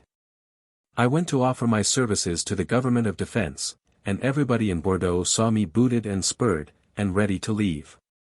He was consequently soliciting the cross of the Legion of Honor, and was not without hopes of obtaining it through the all-powerful influence of his financial connections. Didn't so-and-so get it, he replied to objections. And he named this or that individual whose feats of arms consisted principally in having exhibited themselves in uniforms covered with gold lace to the very shoulders. But I am the man who deserves it most, that cross, insisted the younger M. Jotres, for I, at least, have rendered valuable services. And he went on telling how, after searching for arms all over England, he had sailed for New York, where he had purchased any number of guns and cartridges, and even some batteries of artillery. This last journey had been very wearisome to him, he added, and yet he did not regret it, for it had furnished him an opportunity to study on the spot the financial morals of America. And he had returned with ideas enough to make the fortune of 3 or 4 stock companies with 20 millions of capital. Ah, those Americans, he exclaimed. They are the men who understand business. We are but children by the side of them. It was through M. Chapelain, the Desclevets, and old Desormeaux, that these news reached the Rue Saint-Gilles. It was also through Maxence, whose battalion had been dissolved, and who, whilst waiting for something better, had accepted a clerkship in the office of the Orleans Railway, where he earned 200 francs a month. For M. Fauvel saw and heard nothing that was going on around him. He was wholly absorbed in his business, he left earlier, came home later, and hardly allowed himself time to eat and drink. He told all his friends that business was looking up again in the most unexpected manner, that there were fortunes to be made by those who could command ready cash, and that it was necessary to make up for lost time. He pretended that the enormous indemnity to be paid to the Prussians would necessitate an enormous movement of capital, financial combinations, alone. And that so many millions could not be handled without allowing a few little millions to fall into intelligent pockets. Dazzled by the mere enumeration of those fabulous sums, I should not be a bit surprised, said the others, to see Fauvel double and treble his fortune. What a famous match his daughter will be! Alas! Never had M'Lee. Gilbert felt in her heart so much hatred and disgust for that money, the only thought, the sole subject of conversation, of those around her, for that cursed money which had risen like an insurmountable obstacle between Marius and herself. For 2 weeks past, the communications had been completely restored, and there was as yet no sign of M. de Trégars. It was with the most violent palpitations of her heart that she awaited each day the hour of the Senior Gismondo Pugliai's lesson, and more painful each time became her anguish when she heard him exclaim. Nothing, not a line, not a word. The pupil has forgotten his old master. But Mlle Gilbert knew well that Marius did not forget. Her blood froze in her veins when she read in the papers the interminable list of those poor soldiers who had succumbed during the invasion, the more fortunate ones under Prussian bullets. The others along the roads, in the mud or in the snow, of cold, of fatigue, of suffering and of want. She could not drive from her mind the memory of that lugubrious vision which had so much frightened her. And she was asking herself whether it was not one of those inexplicable presentiments, of which there are examples, which announce the death of a beloved person. Alone at night in her little room, Mlle. Gilbert withdrew from the hiding-place, where she kept it preciously, that package which Marius had confided to her, recommending her not to open it until she was sure that he would not return. It was very voluminous, enclosed in an envelope of thick paper, sealed with red wax, bearing the arms of Trégars, and she had often wondered what it could possibly contain. And now she shuddered at the thought that she had perhaps the right to open it.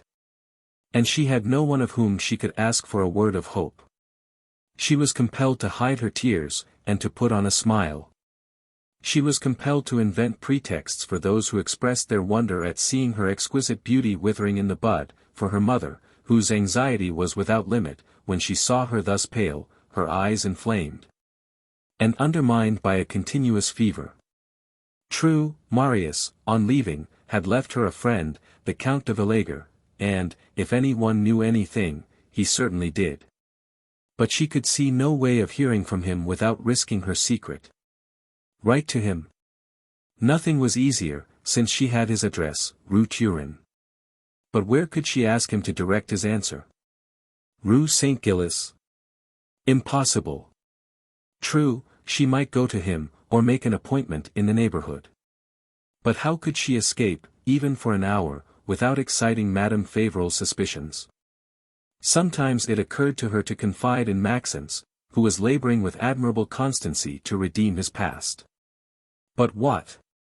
Must she, then, confess the truth, confess that she, Gilbert, had lent her ears to the words of a stranger, met by chance in the street, and that she looked forward to no happiness in life save through him? She dared not. She could not take upon herself to overcome the shame of such a situation. She was on the verge of despair, the day when the Senior Puliai arrived radiant, exclaiming from the very threshold, "I have news." And at once, without surprise at the awful emotion of the girl, which he attributed solely to the interest she felt for him, Gismondo Puliai, he went on, "I did not get them direct, but through a respectable senior with long mustaches and a red ribbon at his buttonhole, who, having received a letter from my dear pupil, has deigned to come to my room, and read it to me." The worthy maestro had not forgotten a single word of that letter, and it was almost literally that he repeated it. 6 weeks after having enlisted, his pupil had been promoted corporal, then sergeant, then lieutenant. He had fought in all the battles of the army of the lawyer without receiving a scratch. But at the Battle of the Mouse, whilst leading back his men, who were giving way, he had been shot twice, full in the breast. Carried dying into an ambulance, he had lingered 3 weeks between life and death, having lost all consciousness of self. 24 hours after, he had recovered his senses. And he took the first opportunity to recall himself to the affection of his friends. All danger was over, he suffered scarcely any more, and they promised him, that, within a month, he would be up, and able to return to Paris. For the first time in many weeks Émile Gilbert breathed freely. But she would have been greatly surprised, had she been told that a day was drawing near when she would bless those wounds which detained Marius upon a hospital cot. And yet it was so. Madame Favrel and her daughter were alone, one evening, at the house, when loud clamors arose from the street, in the midst of which could be heard drunken voices yelling the refrains of revolutionary songs, accompanied by continuous rumbling sounds. They ran to the window. The National Guards had just taken possession of the cannon deposited in the Place Royale. The reign of the Commune was commencing. In less than 48 hours, people came to regret the worst days of the siege. Without leaders, without direction, the honest men had lost their heads. All the braves who had returned at the time of the armistice had again taken flight. Soon people had to hide or to fly to avoid being incorporated in the battalions of the Commune.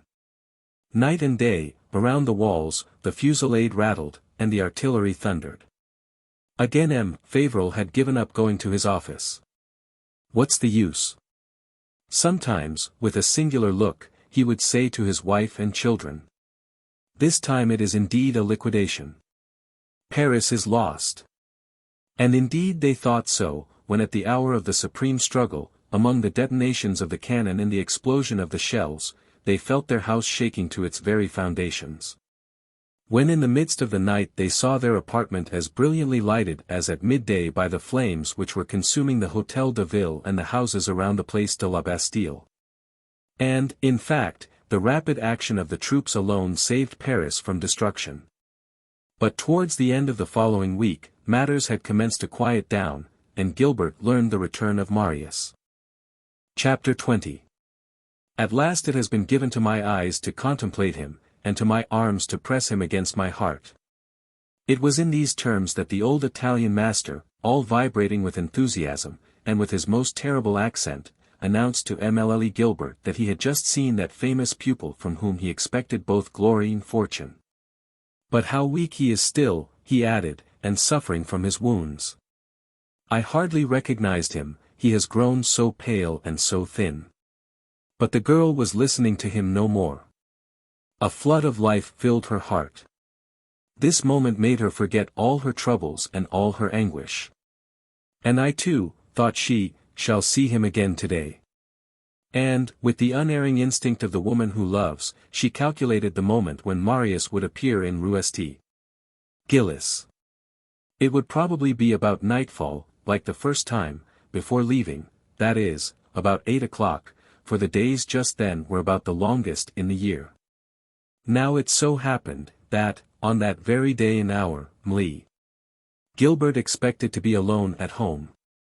It was understood that her mother would, after dinner, call on Madame Desclevets, who was in bed, half dead of the fright she had had during the last convulsions of the Commune. She would therefore be free and would not need to invent a pretext to go out for a few moments. She could not help, however, but feel that this was a bold and most venturesome step for her to take. And, when her mother went out, she had not yet fully decided what to do. But her bonnet was within reach, and Marius' letter was in her pocket. She went to sit at the window. The street was solitary and silent as of old. Night was coming. And heavy black clouds floated over Paris. The heat was overpowering, there was not a breath of air.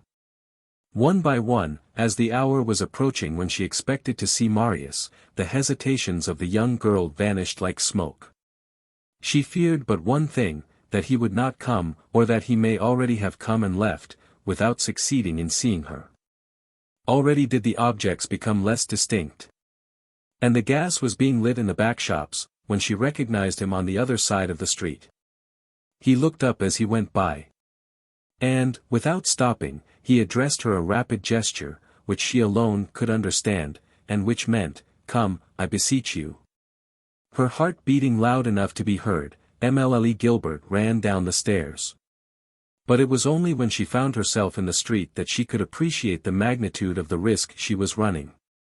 Concierges and shopkeepers were all sitting in front of their doors, taking the fresh air. All knew her.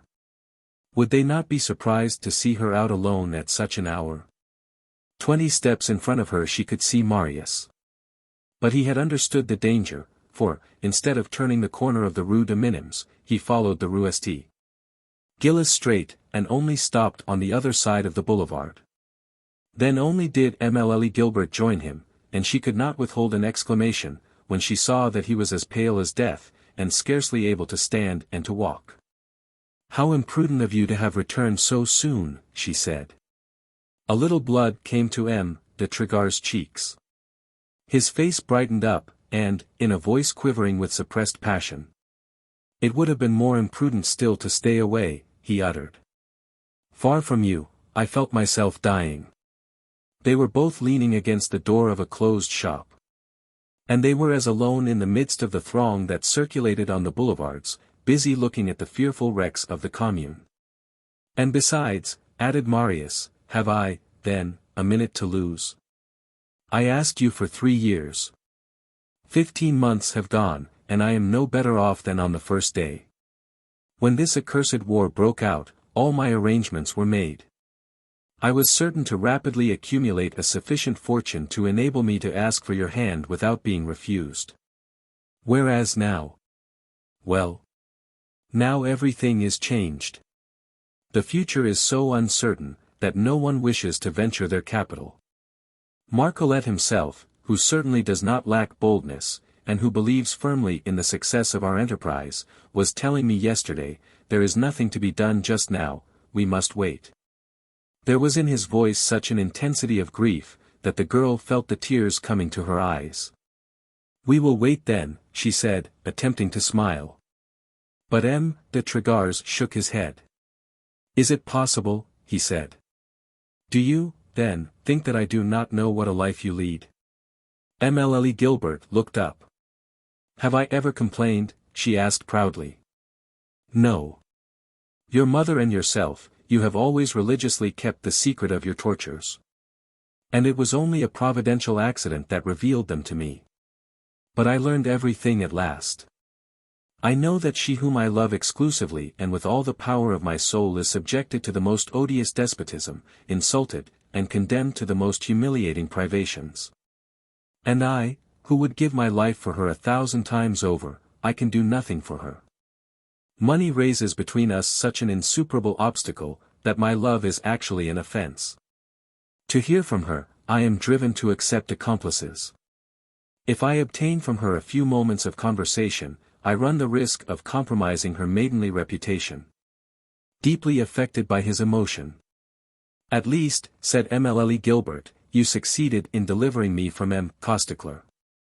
Yes, I was fortunately able to find weapons against that scoundrel. But can I find some against all others that may offer? Your father is very rich, and the men are numerous for whom marriage is but a speculation like any other. Would you doubt me? Ah, rather would I doubt myself. But I know what cruel trials your refusal to marry M. Costecler imposed upon you, I know what a merciless struggle you had to sustain. Another pretender may come, and then, no, you see that we cannot wait. What would you do? I know not. I have not yet decided upon my future course. And yet heaven knows what have been the labors of my mind during that long month I have just spent upon an ambulance bed, that month during which you were my only thought. Ah! When I think of it, I cannot find words to curse the recklessness with which I disposed of my fortune.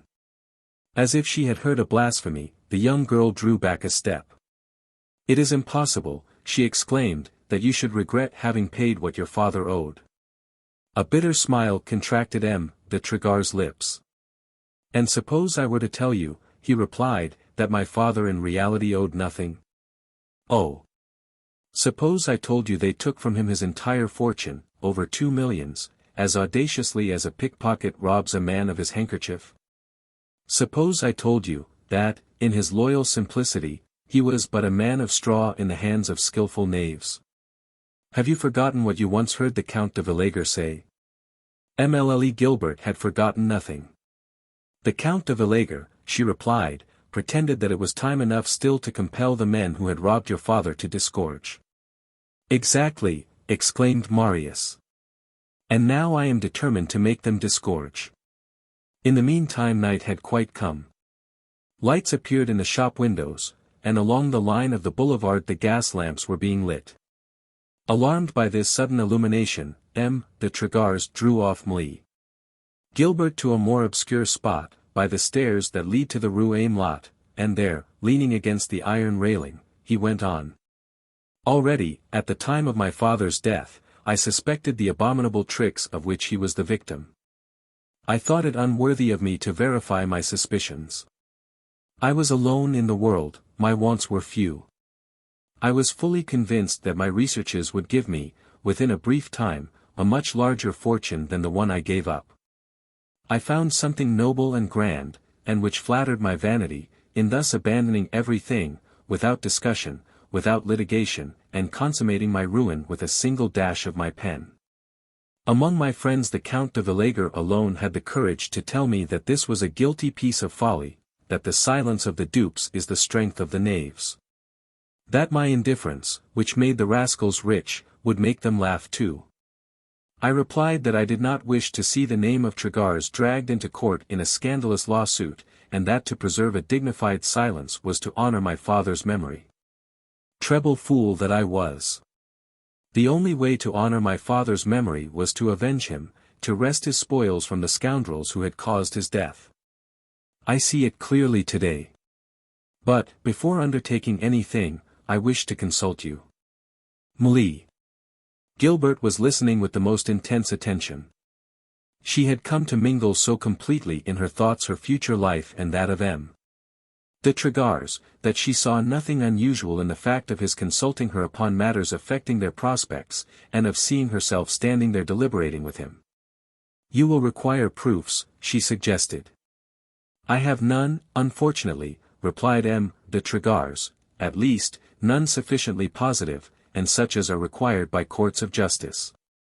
But I think I may find them. My former suspicions have become a certainty. The same good luck that enabled me to deliver you of M. Costickler's persecutions, also placed in my hands the most valuable information. Then you must act, uttered Émile Gilbert resolutely. Marius hesitated for a moment, as if seeking expression to convey what he had still to say. Then.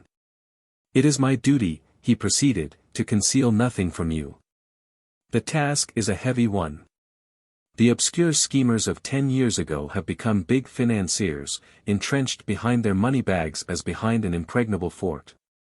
Formerly isolated, they have managed to gather around them powerful interests, accomplices high in office, and friends whose commanding situation protects them. Having succeeded, they are absolved.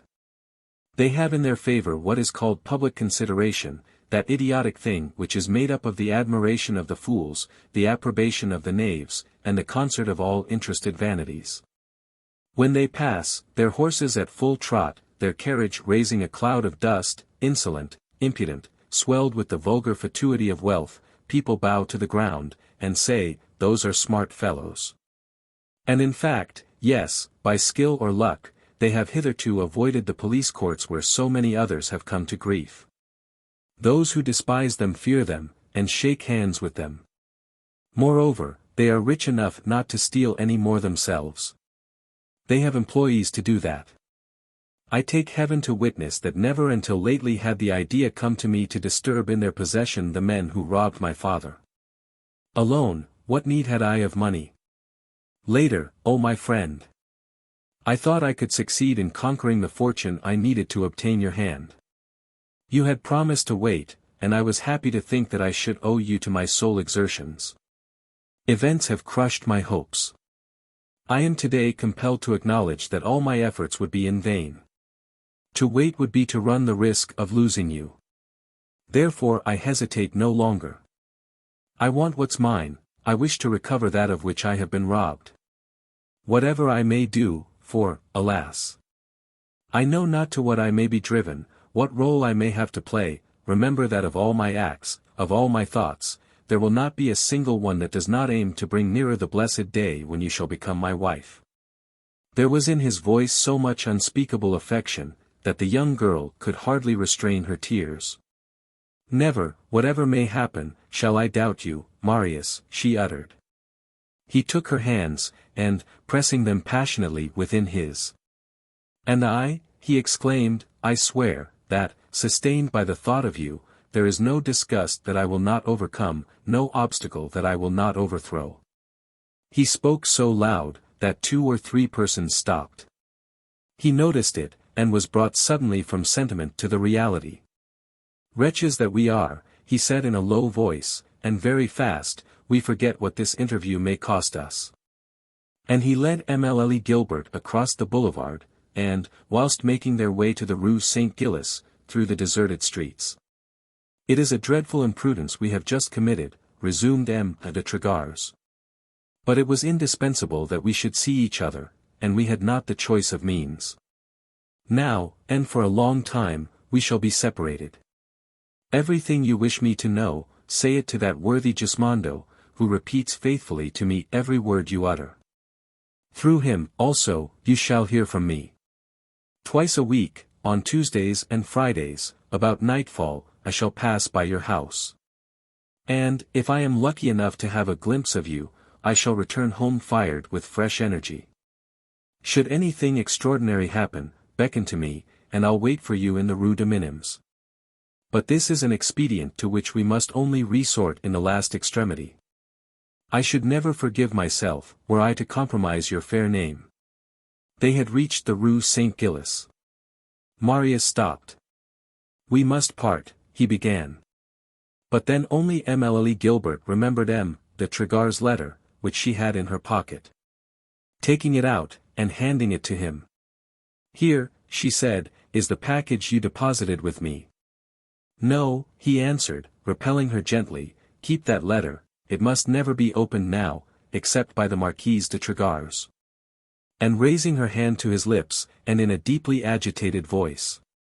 Farewell, he murmured. Have courage, and have hope. Chapter 21. Émile Gilbert was soon far away, and Marius de Trégars remained motionless at the corner of the street, following her with his eyes through the darkness. She was walking fast, staggering over the rough pavement. Leaving Marius, she fell back upon the earth from the height of her dreams. The deceiving illusion had vanished, and, returned to the world of sad reality, she was seized with anxiety. How long had she been out? She knew not, and found it impossible to reckon. But it was evidently getting late, for some of the shops were already closing. Meantime, she had reached the house. Stepping back, and looking up, she saw that there was light in the parlor. Mother has returned, she thought, trembling with apprehension. She hurried up, nevertheless, and, just as she reached the landing, Madame Fauvel opened the door, preparing to go down. At last you are restored to me! Exclaimed the poor mother, whose sinister apprehensions were revealed by that single exclamation. I was going out to look for you at random, in the streets, anywhere. And, drawing her daughter within the parlor, she clasped her in her arms with convulsive tenderness, exclaiming, Where were you? Where do you come from? Do you know that it is after 9 o'clock? Such had been Émile Gilbert's state of mind during the whole of that evening, that she had not even thought of finding a pretext to justify her absence. Now it was too late. Besides, what explanation would have been plausible? Instead, therefore, of answering. Why, dear mother, she said with a forced smile, has it not happened to me 20 times to go out in the neighborhood? But Madame Fauvel's confiding credulity existed no longer. I have been blind, Gilbert, she interrupted, but this time my eyes must open to evidence. There is in your life a mystery, something extraordinary, which I dare not try to guess. Émile Gilbert drew herself up, and, looking her mother straight in the eyes, with her beautiful, clear glance. Would you suspect me of something wrong, then? She exclaimed. Madame Fauvel stopped her with a gesture. A young girl who conceals something from her mother always does wrong, she uttered. It is a long while since I have had for the first time the presentiment that you were hiding something from me. But, when I questioned you, you succeeded in quieting my suspicions. You have abused my confidence and my weakness. This reproach was the most cruel that could be addressed to Émile Gilbert. The blood rushed to her face, and, in a firm voice. Well, yes, said she, I have a secret. Dear me. And, if I did not confide it to you, it is because it is also the secret of another. Yes, I confess it, I have been imprudent in the extreme, I have stepped beyond all the limits of propriety and social custom, I have exposed myself to the worst calumnies. But never, I swear it, never have I done anything of which my conscience can reproach me, nothing that I have to blush for, nothing that I regret, nothing that I am not ready to do again tomorrow. I said nothing, 'tis true, but it was my duty. Alone I had to suffer the responsibility of my acts. Having alone freely engaged my future, I wished to bear alone the weight of my anxiety. I should never have forgiven myself for having added this new care to all your other sorrows. Madame Fauvel stood dismayed. Big tears rolled down her withered cheeks. Don't you see, then, she stammered, that all my past suffering is as nothing compared to what I endure today? Good heavens! What have I ever done to deserve so many trials? Am I to be spared none of the troubles of this world? And it is through my own daughter that I am the most cruelly stricken. This was more than Émile Gilbert could bear. Her heart was breaking at the sight of her mother's tears, that angel of meekness and resignation. Throwing her arms around her neck, and kissing her on the eyes. "Mother," she murmured, "adored mother, I beg of you, do not weep thus. Speak to me. What do you wish me to do?" Gently the poor woman drew back. "Tell me the truth," she answered.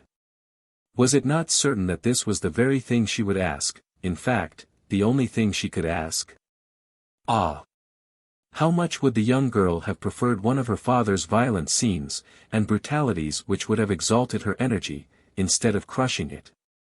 Attempting to gain time. "Well, yes," she answered, "I'll tell you everything, mother, but not now, tomorrow, later." She was about to yield, however, when her father's arrival cut short their conversation. The cashier of the Mutual Credit was quite lively that night. He was humming a tune, a thing which did not happen to him 4 times a year, and which was indicative of the most extreme satisfaction. But he stopped short at the sight of the disturbed countenance of his wife and daughter. "What is the matter?" he inquired. "Nothing," hastily answered Émile Gilbert, "nothing at all, father." "Then you are crying for your amusement," he said. "Come, be candid for once, and confess that Maxence has been at his tricks again." "You are mistaken, father, I swear it." He asked no further questions, being in his nature not very curious, whether because family matters were of so little consequence to him, or because he had a vague idea that his general behavior deprived him of all right to their confidence. "Very well, then," he said in a gruff tone, "let us all go to bed.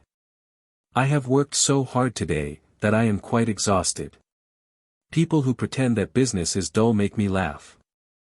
Never has de Thaler been in the way of making so much money as now." When he spoke, they obeyed. So that Émile Gilbert was thus going to have the whole night before her to resume possession of herself, to pass over in her mind the events of the evening, and deliberate coolly upon the decision she must come to, for, she could not doubt it, Madame Fauvel would, the very next day, renew her questions. What should she say? All. Émile Gilbert felt disposed to do so by all the aspirations of her heart, by the certainty of indulgent complicity, by the thought of finding in a sympathetic soul the echo of her joys, of her troubles, and of her hopes. Yes. But Madame Fauvel was still the same woman, whose firmest resolutions vanished under the gaze of her husband. Let a pretender come, let a struggle begin, as in the case of M. Costecler, would she have strength enough to remain silent? No. Then it would be a fearful scene with M. Fauvel. He might, perhaps, even go to M. de Lagors. What scandal! For he was a man who spared no one, and then a new obstacle would rise between them, more insurmountable still than the others. Émile Gilbert was thinking, too, of Marius's projects, of that terrible game he was about to play, the issue of which was to decide their fate. He had said enough to make her understand all its perils, and that a single indiscretion might suffice to set at naught the result of many months' labor and patience.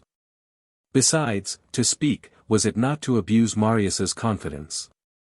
How could she expect another to keep a secret she had been unable to keep herself? At last, after protracted and painful hesitation, she decided that she was bound to silence, and that she would only vouchsafe the vaguest explanations. It was in vain, then, that, on the next and the following days, Madame Fauvel tried to obtain the confession which she had seen, as it were, rise to her daughter's lips. To her passionate adjurations, to her tears, to her ruses even, Émile Gilbert invariably opposed equivocal answers, a story through which nothing could be guessed, save one of those childish romances which stop at the preface, a schoolgirl love for a chimerical hero. There was nothing in this very reassuring to a mother, but Madame Fauvel knew her daughter too well to hope to conquer her invincible obstinacy. She insisted no more, appeared convinced, but resolved to exercise the utmost vigilance. In vain, however, did she display all the penetration of which she was capable. The severest attention did not reveal to her a single suspicious fact, not a circumstance from which she could draw an induction, until, at last, she thought that she must have been mistaken. The fact is, that Mlle. Gilbert had not been long in feeling herself watched, and she observed herself with a tenacious circumspection that could hardly have been expected of her resolute and impatient nature. She had trained herself to a sort of cheerful carelessness, to which she strictly adhered, watching every expression of her countenance, and avoiding carefully those hours of vague reverie in which she formerly indulged. For 2 successive weeks, fearing to be betrayed by her looks, she had the courage not to show herself at the window at the hour when she knew Marius would pass. Moreover, she was very minutely informed of the alternatives of the campaign undertaken by M. de Lagors. More enthusiastic than ever about his pupil, the Signor Gismondo Puliai never tired of singing his praise, and with such pomp of expression, and so curious an exuberance of gesticulation, that Madame Fauvel was much amused. And, on the days when she was present at her daughter's lesson, she was the first to inquire, "Well, how is that famous pupil?" And, according to what Marius had told him, "He is swimming in the purest satisfaction," answered the candid maestro. "Everything succeeds miraculously well, and much beyond his hopes." Or else, knitting his brows, "He was sad yesterday," he said, "owing to an unexpected disappointment, but he does not lose courage. We shall succeed." The young girl could not help smiling to see her mother assisting thus the unconscious complicity of the Signor Gismondo. Then she reproached herself for having smiled, and for having thus come, through a gradual and fatal descent, to laugh at a duplicity at which she would have blushed in former times. In spite of herself, however, she took a passionate interest in the game that was being played between her mother and herself, and of which her secret was the stake. It was an ever-palpitating interest in her hitherto monotonous life, and a source of constantly renewed emotions. The days became weeks, and the weeks months, and Madame Fauvel relaxed her useless surveillance, and, little by little, gave it up almost entirely. She still thought, that, at a certain moment, something unusual had occurred to her daughter. But she felt persuaded, that, whatever that was, it had been forgotten. So that, on the stated days, Émile Gilbert could go and lean upon the window, without fear of being called to account for the emotion which she felt when M. de Lagors appeared. At the expected hour, invariably, and with a punctuality to shame M. Fauvel himself, he turned the corner of the Rue Turin, exchanged a rapid glance with the young girl, and passed on. His health was completely restored. And with it he had recovered that graceful virility which results from the perfect blending of suppleness and strength. But he no longer wore the plain garments of former days. He was dressed now with that elegant simplicity which reveals at first sight that rarest of objects, a perfect gentleman. And, whilst she accompanied him with her eyes as he walked towards the boulevard, she felt thoughts of joy and pride rising from the bottom of her soul. Who would ever imagine, thought she, that this young gentleman walking away yonder is my affianced husband, and that the day is perhaps not far, when, having become his wife, I shall lean upon his arm. Who would think that all my thoughts belong to him, that it is for my sake that he has given up the ambition of his life, and is now prosecuting another object? Who would suspect that it is for Gilbert Fauvel's sake that the Marquis de Lagors is walking in the Rue Saint-Gilles? And, indeed, Marius did deserve some credit for these walks. For winter had come, spreading a thick coat of mud over the pavement of all those little streets which are always forgotten by the street cleaners. The cashier's home had resumed its habits of before the war, its drowsy monotony scarcely disturbed by the Saturday dinner, by M. Desclevet's naïvetés or old Desormeau's puns. Maxence, in the meantime, had ceased to live with his parents. He had returned to Paris immediately after the Commune, and, feeling no longer in the humor to submit to the paternal despotism, he had taken a small apartment on the Boulevard du Temple. But, at the pressing instance of his mother, he had consented to come every night to dine at the Rue Saint-Gilles. Faithful to his oath, he was working hard, though without getting on very fast. The moment was far from propitious. And the occasion, which he had so often allowed to escape, did not offer itself again. For lack of anything better, he had kept his clerkship at the railway. And, as 200 francs a month were not quite sufficient for his wants, he spent a portion of his nights copying documents for M. Chapelain's successor. "What do you need so much money for?" his mother said to him when she noticed his eyes a little red. "Everything is so dear," he answered with a smile, which was equivalent to a confidence, and yet which Madame Fauvel did not understand. He had, nevertheless, managed to pay all his debts, little by little. The day when, at last, he held in his hand the last receipted bill, he showed it proudly to his father, begging him to find him a place at the Mutual Credit, where, with infinitely less trouble, he could earn so much more. M. Fauvel commenced to giggle. "Do you take me for a fool, like your mother?" he exclaimed. "And do you think I don't know what life you lead? My life is that of a poor devil who works as hard as he can." "Indeed. How is it, then, that women are constantly seen at your house, whose dresses and manners are a scandal in the neighborhood?" "You have been deceived, father." "I have seen. It is impossible." "Let me explain." "No, you would have your trouble for nothing. You are, and you will ever remain, the same. And it would be folly on my part to introduce into an office where I enjoy the esteem of all, a fellow, who, some day or other, will be fatally dragged into the mud by some lost creature." Such discussions were not calculated to make the relations between father and son more cordial. Several times M. Fauvel had insinuated, that, since Maxence lodged away from home, he might as well dine away too. And he would evidently have notified him to do so, had he not been prevented by a remnant of human respect, and the fear of gossip. On the other hand, the bitter regret of having, perhaps, spoiled his life, the uncertainty of the future, the penury of the moment, all the unsatisfied desires of youth, kept Maxence in a state of perpetual irritation.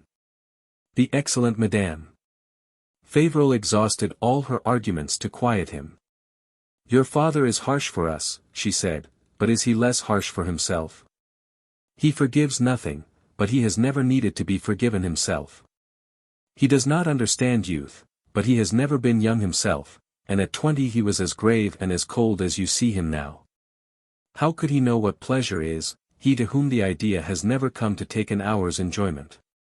Have I, then, been guilty of any crimes, to be thus treated by my father?" exclaimed Maxence, flushed with anger. "Our existence here is an unheard of thing. You, poor, dear mother, you have never had the free disposition of a 5-franc piece. Gilbert spends her days turning her dresses, after having had them dyed.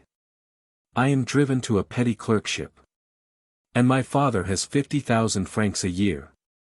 Such, indeed, was the figure at which the most moderate estimated M. Fauvel's fortune. M. Chapelain, who was supposed to be well informed, insinuated freely that his friend Vincent, besides being the cashier of the Mutual Credit, must also be one of its principal stockholders. Now, judging from the dividend which had just been paid, the Mutual Credit must, since the war, have realized enormous profits. All its enterprises were successful. And it was on the point of negotiating a foreign loan which would infallibly fill its exchequer to overflowing. M. Fauvel, moreover, defended himself feebly from these accusations of concealed opulence. When M. de Sormeau told him, "Come, now, between us, candidly, how many millions have you?" he had such a strange way of affirming that people were very much mistaken, that his friend's convictions became only the more settled. And, as soon as they had a few thousand francs of savings, they promptly brought them to him, imitated in this by a goodly number of the small capitalists of the neighborhood, who were wont to remark among themselves, "That man is safer than the bank." Millionaire or otherwise, the cashier of the Mutual Credit became daily more difficult to live with. If strangers, those who had with him but a superficial intercourse, if the Saturday guests themselves, discovered in him no appreciable change, his wife and his children followed with anxious surprise the modifications of his humor. If outwardly he still appeared the same impassible, precise, and grave man, he showed himself at home more fretful than an old maid, nervous, agitated, and subject to the oddest whims. After remaining 3 or 4 days without opening his lips, he would begin to speak upon all sorts of subjects with amazing volubility. Instead of watering his wine freely, as formerly, he had begun to drink it pure. And he often took 2 bottles at his meal, excusing himself upon the necessity that he felt the need of stimulating himself a little after his excessive labors. Then he would be taken with fits of coarse gaiety. And he related singular anecdotes, intermingled with slang expressions, which Maxence alone could understand. On the morning of the 1st day of January, 1872, as he sat down to breakfast, he threw upon the table a roll of 50 Napoleons, saying to his children, "Here is your New Year's gift. Divide, and buy anything you like." And as they were looking at him, staring, stupid with astonishment. "Well, what of it?" he added with an oath. "Isn't it well, once in a while, to scatter the coins a little? Those unexpected 1,000 francs Maxence and Mlie. Gilbert applied to the purchase of a shawl, which their mother had wished for 10 years. She laughed and she cried with pleasure and emotion, the poor woman. And, whilst draping it over her shoulders, "Well, well, my dear children," she said, "your father, after all, is not such a bad man." Of which they did not seem very well convinced. "One thing is sure," remarked Mlie. "Gilbert, to permit himself such liberality, Papa must be awfully rich." M. Fauvel was not present at this scene. The yearly accounts kept him so closely confined to his office, that he remained 48 hours without coming home. A journey which he was compelled to undertake for M. de Thaler consumed the balance of the week. But on his return he seemed satisfied and quiet. Without giving up his situation at the Mutual Credit, he was about, he stated, to associate himself with the Messrs. Jatres, M. St. Pavin of The Financial Pilot, and M. Costecler, to undertake the construction of a foreign railway. M. Costecler was at the head of this enterprise, the enormous profits of which were so certain and so clear, that they could be figured in advance. And whilst on this same subject, "You were very wrong," he said to Mlie, "Gilbert, not to make haste and marry Costecler when he was willing to have you. You will never find another such match, a man who, before 10 years, will be a financial power." The very name of M. Costecler had the effect of irritating the young girl. "I thought you had fallen out," she said to her father. "So we had," he replied with some embarrassment, because he has never been willing to tell me why he had withdrawn. But people always make up again when they have interests in common. Formerly, before the war, M. Fauvel would certainly never have condescended to enter into all these details. But he was becoming almost communicative. Mlie. Gilbert, who was observing him with interested attention, fancied she could see that he was yielding to that necessity of expansion, more powerful than the will itself, which besets the man who carries within him a weighty secret. Whilst for 20 years he had, so to speak, never breathed a word on the subject of the Thaler family, now he was continually speaking of them. He told his Saturday friends all about the princely style of the Baron, the number of his servants and horses, the color of his liveries, the parties that he gave, what he spent for pictures and objects of art. And even the very names of his mistresses. For the Baron had too much respect for himself not to lay every year a few thousand Napoleons at the feet of some young lady sufficiently conspicuous to be mentioned in the society newspapers. M. Fauvel confessed that he did not approve the Baron. But it was with a sort of bitter hatred that he spoke of the Baroness. It was impossible, he affirmed to his guests, to estimate even approximately the fabulous sums squandered by her, scattered, thrown to the four winds. For she was not prodigal, she was prodigality itself, that idiotic, absurd, unconscious prodigality which melts a fortune in a turn of the hand, which cannot even obtain from money the satisfaction of a want, a wish, or a fancy. He said incredible things of her, things which made Madame d'Esclavets jump upon her seat, explaining that he learned all these details from M. de Thaler, who had often commissioned him to pay his wife's debts, and also from the Baroness herself, who did not hesitate to call sometimes at the office for 20 francs. For such was her want of order, that, after borrowing all the savings of her servants, she frequently had not 2 cents to throw to a beggar. Neither did the cashier of the Mutual Credit seem to have a very good opinion of Mademoiselle de Thaler. Brought up at haphazard, in the kitchen much more than in the parlor, until she was 12, and, later, dragged by her mother anywhere, to the races, to the first representations, to the watering places. Always escorted by a squadron of the young men of the Bourse, Mli. De Thaler had adopted a style which would have been deemed detestable in a man. As soon as some questionable fashion appeared, she appropriated it at once, never finding anything eccentric enough to make herself conspicuous. She rode on horseback, fenced, frequented pigeon-shooting matches, spoke slang, sang Teresa's songs, emptied neatly her glass of champagne, and smoked her cigarette. The guests were struck dumb with astonishment. "But those people must spend millions," interrupted M. Chapelain. M. Fauvel started as if he had been slapped on the back. "Bash," he answered. "They are so rich, so awfully rich." He changed the conversation that evening. But on the following Saturday, from the very beginning of the dinner. "I believe," he said, "that M. de Thaler has just discovered a husband for his daughter." "My compliments," exclaimed M. de Sormeaux. "And who may this bold fellow be?" "A nobleman, of course," he replied. "Isn't that the tradition? As soon as a financier has made his little million, he starts in quest of a nobleman to give him his daughter." One of those painful presentiments, such as arise in the inmost recesses of the soul, made Émile Gilbert turn pale. This presentiment suggested to her an absurd, ridiculous, unlikely thing. And yet she was sure that it would not deceive her, so sure, indeed, that she rose under the pretext of looking for something in the sideboard, but in reality to conceal the terrible emotion which she anticipated. "And this gentleman?" inquired M. Chapelain. "Is a marquis, if you please, the Marquis de Trégars." Well, yes, it was this very name that Émile Gilbert was expecting, and well that she did. For she was thus able to command enough control over herself to check the cry that rose to her throat. "But this marriage is not made yet," pursued M. Fauvel. "This marquis is not yet so completely ruined, that he can be made to do anything they please. Sure, the Baroness has set her heart upon it, oh! But with all her might."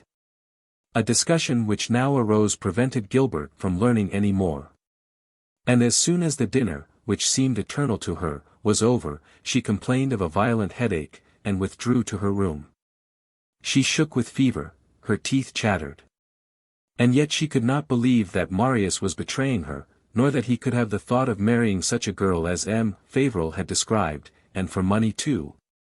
Poor, ah! No, that was not admissible.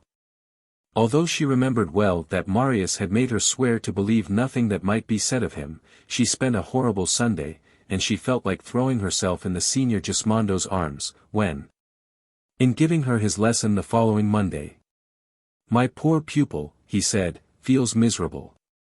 A marriage has been spoken of for him, for which he has a perfect horror, and he trembles lest the rumor may reach his intended, whom he loves exclusively." Émile Gilbert felt reassured after that.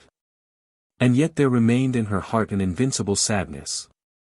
She could hardly doubt that this matrimonial scheme was a part of the plan planned by Marius to recover his fortune. But why, then, had he applied to M. de Thaler? Who could be the man who had despoiled the Marquis de Trégars? Such were the thoughts which occupied her mind on that Saturday evening when the commissary of police presented himself in the Rue Saint-Gilles to arrest M. Fauvel, charged with embezzling 10 or 12 millions. Chapter 22. The hour had now come for the denouement of that home tragedy which was being enacted in the Rue Saint-Gilles. The reader will remember the incidents narrated at the beginning of this story, M. de Thaler's visit and angry words with M. Fauvel, his departure after leaving a package of banknotes in Émile Gilbert's hands, the advent of the commissary of police, M. Fauvel's escape, and finally the departure of the Saturday evening guests. The disaster which struck Madame Fauvel and her children had been so sudden and so crushing, that they had been, on the moment, too stupefied to realize it. What had happened went so far beyond the limits of the probable, of the possible even, that they could not believe it. The two cruel scenes which had just taken place were to them like the absurd incidents of a horrible nightmare. But when their guests had retired after a few commonplace protestations, when they found themselves alone, all three, in that house whose master had just fled, tracked by the police, then only, as the disturbed equilibrium of their minds became somewhat restored, did they fully realize the extent of the disaster, and the horror of the situation. Whilst Madame Fauvel lay apparently lifeless on an armchair, Gilbert kneeling at her feet, Maxence was walking up and down the parlour with furious steps. He was whiter than the plaster on the halls. And a cold perspiration glued his tangled hair to his temples. His eyes glistening, and his fists clenched. "Our father a thief," he kept repeating in a hoarse voice, "a forger." And in fact never had the slightest suspicion arisen in his mind. In these days of doubtful reputations, he had been proud indeed of M. Fauvel's reputation of austere integrity. And he had endured many a cruel reproach, saying to himself that his father had, by his own spotless conduct, acquired the right to be harsh and exacting. "And he has stolen 12 millions, he exclaimed. And he went on, trying to calculate all the luxury and splendor which such a sum represents, all the cravings gratified, all the dreams realized, all it can procure of things that may be bought. And what things are not for sale for 12 millions? Then he examined the gloomy home in the Rue St. Gilles, the contracted dwelling, the faded furniture, the prodigies of a parsimonious industry, his mother's privations, his sister's penury, and his own distress. And he exclaimed again, "It is a monstrous infamy." The words of the commissary of police had opened his eyes, and he now fancied the most wonderful things. M. Fauvel, in his mind, assumed fabulous proportions. By what miracles of hypocrisy and dissimulation had he succeeded in making himself ubiquitous as it were, and, without awaking a suspicion, living two lives so distinct and so different, here, in the midst of his family, parsimonious, methodic, and severe. Elsewhere, in some illicit household, doubtless facile, smiling, and generous, like a successful thief. For Maxence considered the bills found in the secretary as a flagrant, irrefutable and material proof. Upon the brink of that abyss of shame into which his father had just tumbled, he thought he could see, not the inevitable woman, that incentive of all human actions, but the entire legion of those bewitching courtesans who possess unknown crucibles wherein to swell fortunes, and who have secret philtres to stupefy their dupes, and strip them of their honor, after robbing them of their last cent. "And I," said Maxence, "I, because at 20 I was fond of pleasure, I was called a bad son.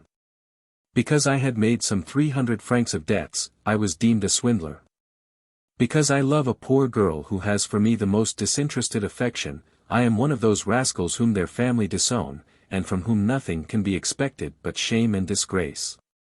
He filled the parlor with the sound of his voice, which rose like his wrath. And at the thought of all the bitter reproaches which had been addressed to him by his father, and of all the humiliations that had been heaped upon him.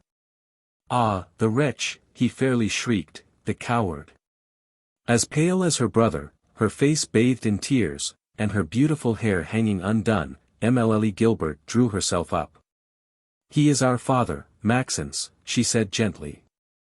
But he interrupted her with a wild burst of laughter. "True," he answered. "And, by virtue of the law which is written in the code, we owe him affection and respect." "Maxence," murmured the girl in a beseeching tone. But he went on, nevertheless. "Yes, he is our father, unfortunately. But I should like to know his titles to our respect and our affection. After making our mother the most miserable of creatures, he has embittered our existence, withered our youth, ruined my future, and done his best to spoil yours by compelling you to marry Costecler. And, to crown all these deeds of kindness, he runs away now, after stealing 12 millions, leaving us nothing but misery and a disgraced name. And yet," he added, "is it possible that a cashier should take 12 millions, and his employer know nothing of it? And is our father really the only man who benefited by these millions? Then came back to the mind of Maxence and Emile Gilbert the last words of their father at the moment of his flight. I have been betrayed, and I must suffer for all. And his sincerity could hardly be called in question. For he was then in one of those moments of decisive crisis in which the truth forces itself out in spite of all calculation. He must have accomplices then, murmured Maxence. Although he had spoken very low, Madame Fauvel overheard him. To defend her husband, she found a remnant of energy, and, straightening herself on her seat. Ah! Do not doubt it, she stammered out. Of his own inspiration, Vincent could never have committed an evil act. He has been circumvented, led away, duped. Very well, but by whom? By Costecler, affirmed Émile Gilbert. By the Messrs. Jatres, the bankers, said Madame Fauvel, and also by M. St. Pavin, the editor of The Financial Pilot. By all of them, evidently, interrupted Maxence, even by his manager, M. de Thaler. When a man is at the bottom of a precipice, what is the use of finding out how he has got there, whether by stumbling over a stone, or slipping on a tuft of grass? And yet it is always our foremost thought. It was with an eager obstinacy that Madame Fauvel and her children ascended the course of their existence, seeking in the past the incidents and the merest words which might throw some light upon their disaster. For it was quite manifest that it was not in one day and at the same time that 12 millions had been subtracted from the mutual credit. This enormous deficit must have been, as usual, made gradually, with infinite caution at first, whilst there was a desire, and some hope, to make it good again, then with mad recklessness towards the end when the catastrophe had become inevitable. Alas, murmured Madame Fauvel, why did not Vincent listen to my presentiments on that ever fatal day when he brought M. de Thaler, M. Jatres, and M. St. Pavin to dine here? They promised him a fortune. Maxence and Emile Gilbert were too young at the time of that dinner to have preserved any remembrance of it, but they remembered many other circumstances, which, at the time they had taken place, had not struck them. They understood now the temper of their father, his perpetual irritation, and the spasms of his humor. When his friends were heaping insults upon him, he had exclaimed, "Be it so. Let them arrest me. And tonight, for the first time in many years, I shall sleep in peace." There were years, then, that he lived, as it were upon burning coals, trembling at the fear of discovery, and wondering, as he went to sleep each night, whether he would not be awakened by the rude hand of the police tapping him on the shoulder. No one better than Madame Fauvel could affirm it. Your father, my children, she said, had long since lost his sleep. There was hardly ever a night that he did not get up and walk the room for hours. They understood, now, his efforts to compel Émile Gilbert to marry M. Costecler. He thought that Costecler would help him out of the scrape, suggested Maxence to his sister. The poor girl shuddered at the thought, and she could not help feeling thankful to her father for not having told her his situation, for would she have had the sublime courage to refuse the sacrifice, if her father had told her? I have stolen. I am lost. Costecler alone can save me, and he will save me if you become his wife. M. Fauvel's pleasant behavior during the siege was quite natural. Then he had no fears. And one could understand how in the most critical hours of the Commune, when Paris was in flames, he could have exclaimed almost cheerfully, "Ah! This time it is indeed the final liquidation." Doubtless, in the bottom of his heart, he wished that Paris might be destroyed, and, with it, the evidences of his crime. And perhaps he was not the only one to form that impious wish. "That's why, then," exclaimed Maxence, "that's why my father treated me so rudely, that's why he so obstinately persisted in closing the offices of the mutual credit against me." He was interrupted by a violent ringing of the doorbell. He looked at the clock. 10 o'clock was about to strike. "Who can call so late?" said Madame Fauvel. Something like a discussion was heard in the hall, a voice hoarse with anger, and the servant's voice. "Go and see who's there," said Gilbert to her brother. It was useless, the servant appeared. "It's M. Bertomy," she commenced, "the baker." He had followed her, and, pushing her aside with his robust arm, he appeared himself. He was a man about 40 years of age, tall, thin, already bald, and wearing his beard trimmed close. "M. Fauvel?" he inquired. "My father is not at home," replied Maxence. "It's true, then, what I have just been told." "What?" "That the police came to arrest him, and he escaped through a window." "It's true," replied Maxence gently. The baker seemed prostrated.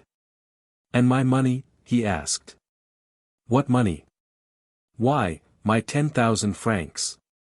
10,000 francs which I brought to M. Fauvel, in gold, you hear? In 10 rolls, which I placed there, on that very table, and for which he gave me a receipt. Here it is, his receipt." He held out a paper, but Maxence did not take it. "I do not doubt your word, sir," he replied, "but my father's business is not ours." "You refuse to give me back my money?" "Neither my mother, my sister, nor myself, have anything." The blood rushed to the man's face, and, with a tongue made thick by anger. "And you think you are going to pay me off in that way?" he exclaimed. "You have nothing. Poor little fellow. And will you tell me, then, what has become of the 20 millions your father has stolen? For he has stolen 20 millions. I know it, I have been told so." "Where are they?" "The police, sir, has placed the seals over my father's papers." "The police?" interrupted the baker, "the seals? What do I care for that? It's my money I want, do you hear? Justice is going to take a hand in it, is it? Arrest your father, try him. What good will that do me? He will be condemned to 2 or 3 years imprisonment. Will that give me a cent? He will serve out his time quietly, and, when he gets out of prison, he'll get hold of the pile that he's got hidden somewhere.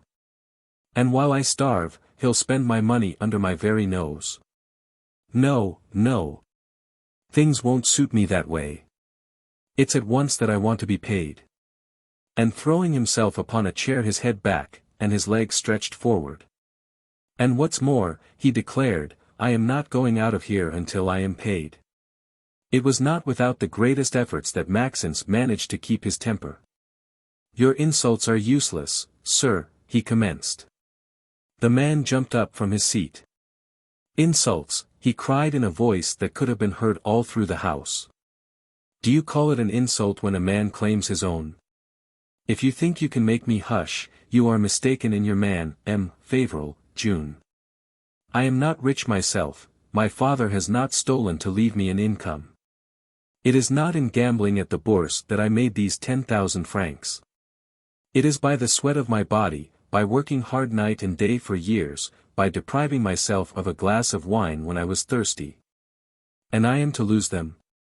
By the holy name of heaven, we'll have to see about that.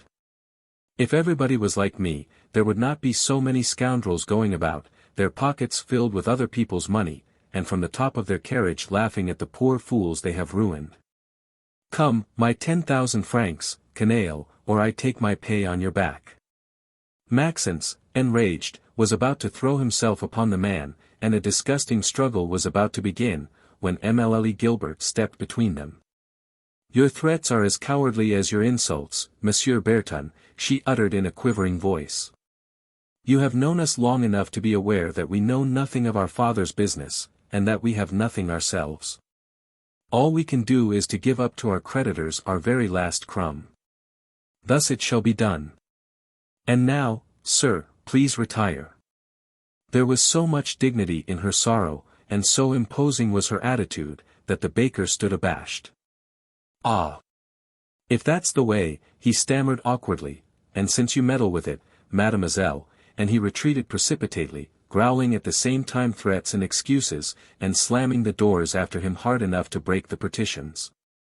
"What a disgrace," murmured Madame Fauvel. Crushed by this last scene, she was choking, and her children had to carry her to the open window. She recovered almost at once. But thus, through the darkness, bleak and cold, she had like a vision of her husband, and, throwing herself back, "Oh great heavens," she uttered, "where did he go when he left us? Where is he now? What is he doing? What has become of him? Her married life had been for Madame Fauvel but a slow torture. It was in vain that she would have looked back through her past life for some of those happy days which leave their luminous track in life, and towards which the mind turns in the hours of grief. Vincent Fauvel had never been aught but a brutal despot, abusing the resignation of his victim. And yet, had he died, she would have wept bitterly over him in all the sincerity of her honest and simple soul. Habit. Prisoners have been known to shed tears over the grave of their jailer. Then he was her husband, after all, the father of her children, the only man who existed for her. For 26 years they had never been separated, they had sat at the same table, they had slept side by side. Yes, she would have wept over him. But how much less poignant would her grief have been than at this moment, when it was complicated by all the torments of uncertainty, and by the most frightful apprehensions. Fearing lest she might take cold, her children had removed her to the sofa, and there, all shivering. "Isn't it horrible," she said, "not to know anything of your father? To think that at this very moment, perhaps, pursued by the police, he is wandering in despair through the streets, without daring to ask anywhere for shelter." Her children had no time to answer and comfort her. For at this moment the doorbell rang again. "Who can it be now?" said Madame Fauvel with a start. This time there was no discussion in the hall. Steps sounded on the floor of the dining room, the door opened, and M. Desclevets, the old bronze merchant, walked, or rather slipped into the parlor. Hope, fear, anger, all the sentiments which agitated his soul, could be read on his pale and cat-like face. "It is I," he commenced. Maxence stepped forward. "Have you heard anything from my father, sir?" "No," answered the old merchant, "I confess I have not, and I was just coming to see if you had yourselves." "Oh, I know very well that this is not exactly the hour to call at a house. But I thought, that, after what took place this evening, you would not be in bed yet. I could not sleep myself. You understand a friendship of 20 years standing. So I took Madame Desclevets home, and here I am." "We feel very thankful for your kindness," murmured Madame Fauvel. "I am glad you do. The fact is, you see, I take a good deal of interest in the misfortune that strikes you, a greater interest than anyone else. For, after all, I, too, am a victim. I had entrusted 120,000 francs to our dear Vincent." "Alas, sir," said Émile Gilbert. But the worthy man did not allow her to proceed. "I have no fault to find with him," he went on, "absolutely none. Why, dear me! Haven't I been in business myself? And don't I know what it is? First, we borrow 1,000 francs or so from the cash account, then 10,000, then 100,000. Oh! Without any bad intention, to be sure, and with the firm resolution to return them. But we don't always do what we wish to do. Circumstances sometimes work against us, if we operate at the bourse to make up the deficit we lose. Then we must borrow again, draw from Peter to pay Paul. We are afraid of being caught, we are compelled, reluctantly of course, to alter the books. At last a day comes when we find that millions are gone, and the bombshell bursts. Does it follow from this that a man is dishonest? Not the least in the world, he is simply unlucky." He stopped, as if awaiting an answer, but, as none came, he resumed. "I repeat, I have no fault to find with Fauvel. Only then, now, between us, to lose these 120,000 francs would simply be a disaster for me. I know very well that both Chapelain and Desormeaux had also deposited funds with Fauvel. But they are rich, one of them owns 3 houses in Paris, and the other has a good situation, whereas I, these 120,000 francs gone, I'd have nothing left but my eyes to weep with.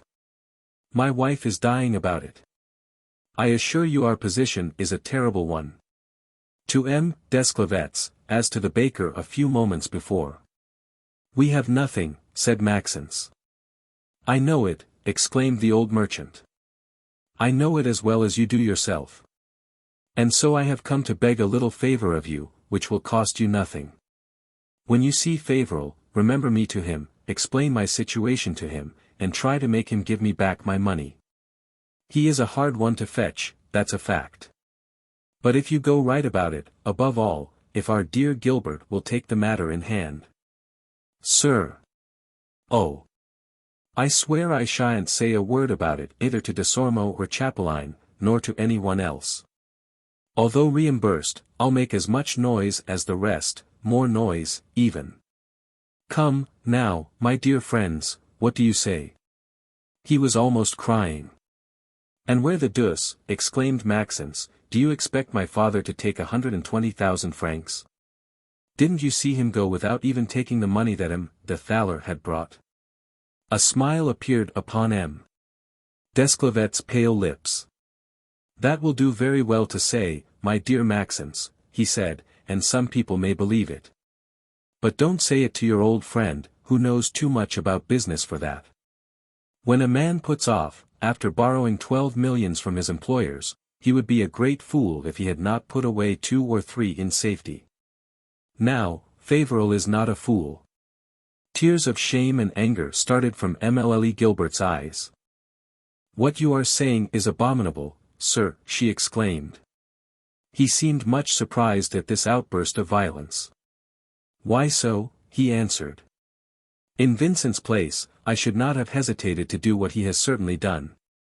And I am an honest man too. I was in business for 20 years, and I dare anyone to prove that a note signed Desclevet's ever went to protest.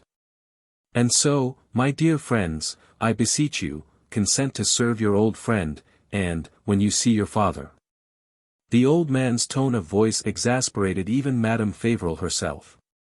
We never expect to see my husband again, she uttered. He shrugged his shoulders, and, in a tone of paternal reproach. You just give up all such ugly ideas, he said. You will see him again, that dear Vincent, for he is much too sharp to allow himself to be caught. Of course, he'll stay away as long as it may be necessary, but, as soon as he can return without danger, he will do so. The statute of limitations has not been invented for the Grand Turk. Why, the boulevard is crowded with people who have all had their little difficulty, and who have spent 5 or 10 years abroad for their health. Does anyone think anything of it? Not in the least, and no one hesitates to shake hands with them. Besides, those things are so soon forgotten. He kept on as if he never intended to stop, and it was not without trouble that Maxence and Gilbert succeeded in sending him off, very much dissatisfied to see his request so ill received. It was after 12 o'clock. Maxence was anxious to return to his own home, but, at the pressing instances of his mother, he consented to remain, and threw himself, without undressing, on the bed in his old room. What will the morrow bring forth, he thought. Chapter 23.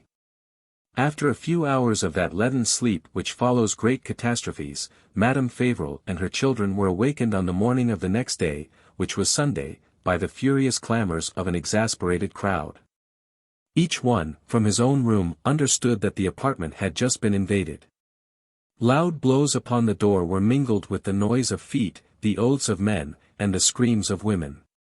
And, above this confused and continuous tumult, such vociferations as these could be heard.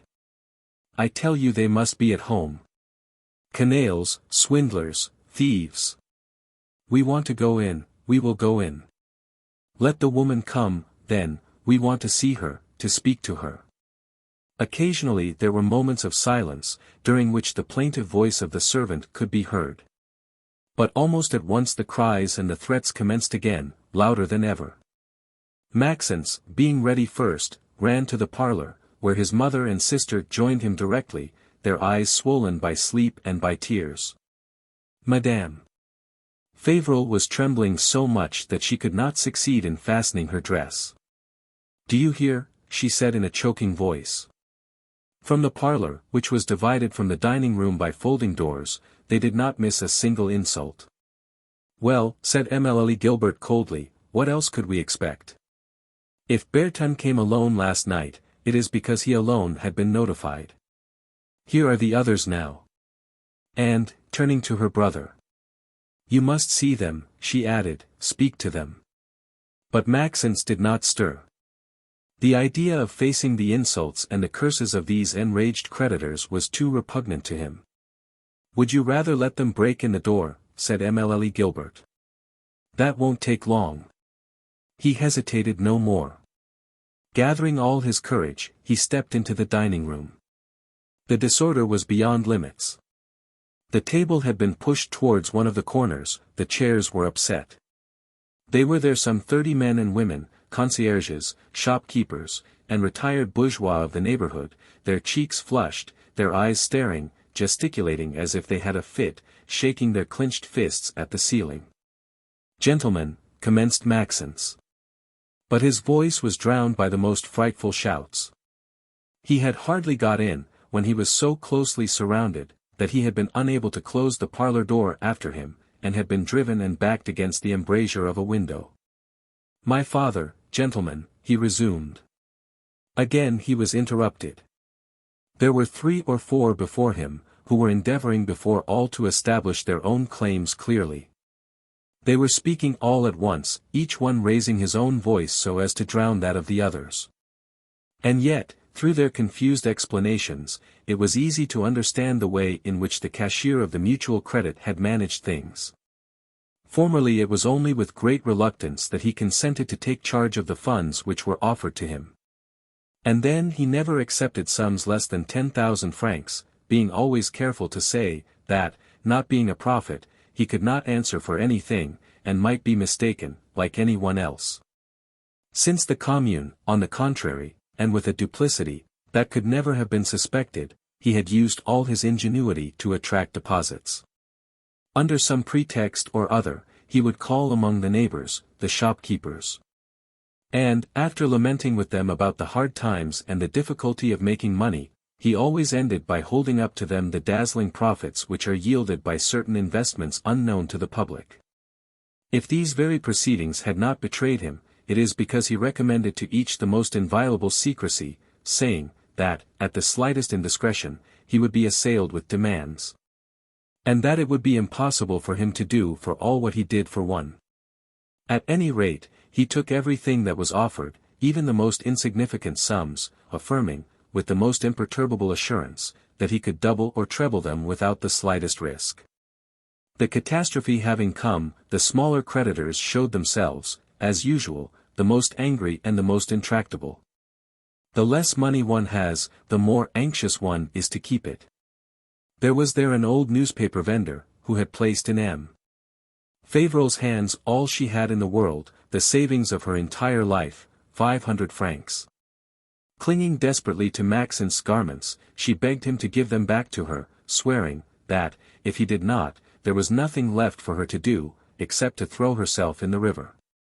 Her groans and her cries of distress exasperated the other creditors.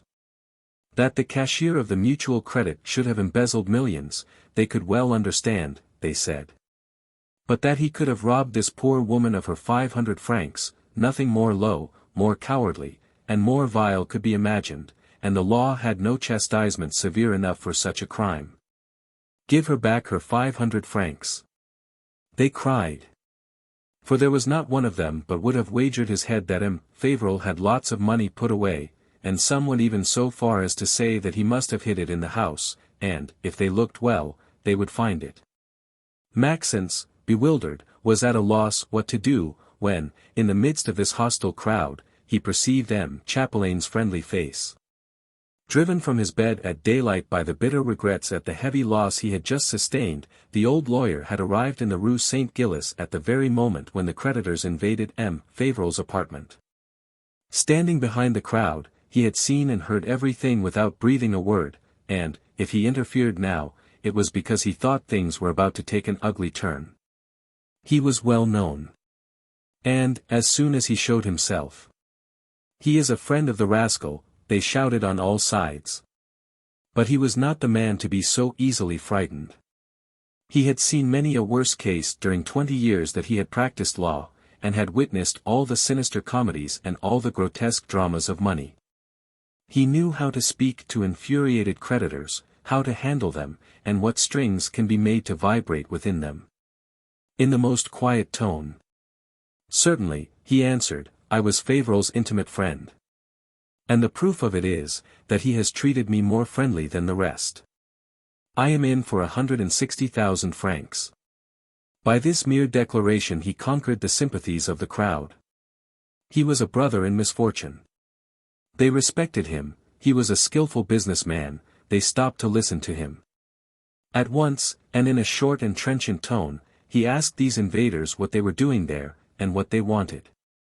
Did they not know to what they exposed themselves in violating a domicile? What would have happened, if, instead of stopping to parley, Maxence had sent for the commissary of police? Was it to Madame Fauvel and her children that they had entrusted their funds? No. What did they want with them then? Was there by chance among them some of those shrewd fellows who always try to get themselves paid in full, to the detriment of the others? This last insinuation proved sufficient to break up the perfect accord that had hitherto existed among all the creditors. Distrust arose, suspicious glances were exchanged. And, as the old newspaper woman was keeping up her groans, I should like to know why you should be paid before us, two women told her roughly. Our rights are just as good as yours. Prompt to avail himself of the dispositions of the crowd. And, moreover, resumed the old lawyer, in whom did we place our confidence? Was it in Fauvel the private individual? To a certain extent, yes. But it was much more to the cashier of the mutual credit. Therefore that establishment owes us, at least, some explanations. And this is not all. Are we really so badly burned, that we should scream so loud? What do we know about it? That Fauvel is charged with embezzlement, that they came to arrest him, and that he has run away. Is that any reason why our money should be lost? I hope not. And so what should we do? Act prudently, and wait patiently for the work of justice. Already, by this time, the creditors had slipped out one by one, and soon the servant closed the door on the last of them. Then Madame Fauvel, Maxence, and Émile Gilbert surrounded M. Chapeline, and, pressing his hands. How thankful we feel, sir, for the service you have just rendered us. But the old lawyer seemed in no wise proud of his victory. Do not thank me, he said. I have only done my duty, what any honest man would have done in my place.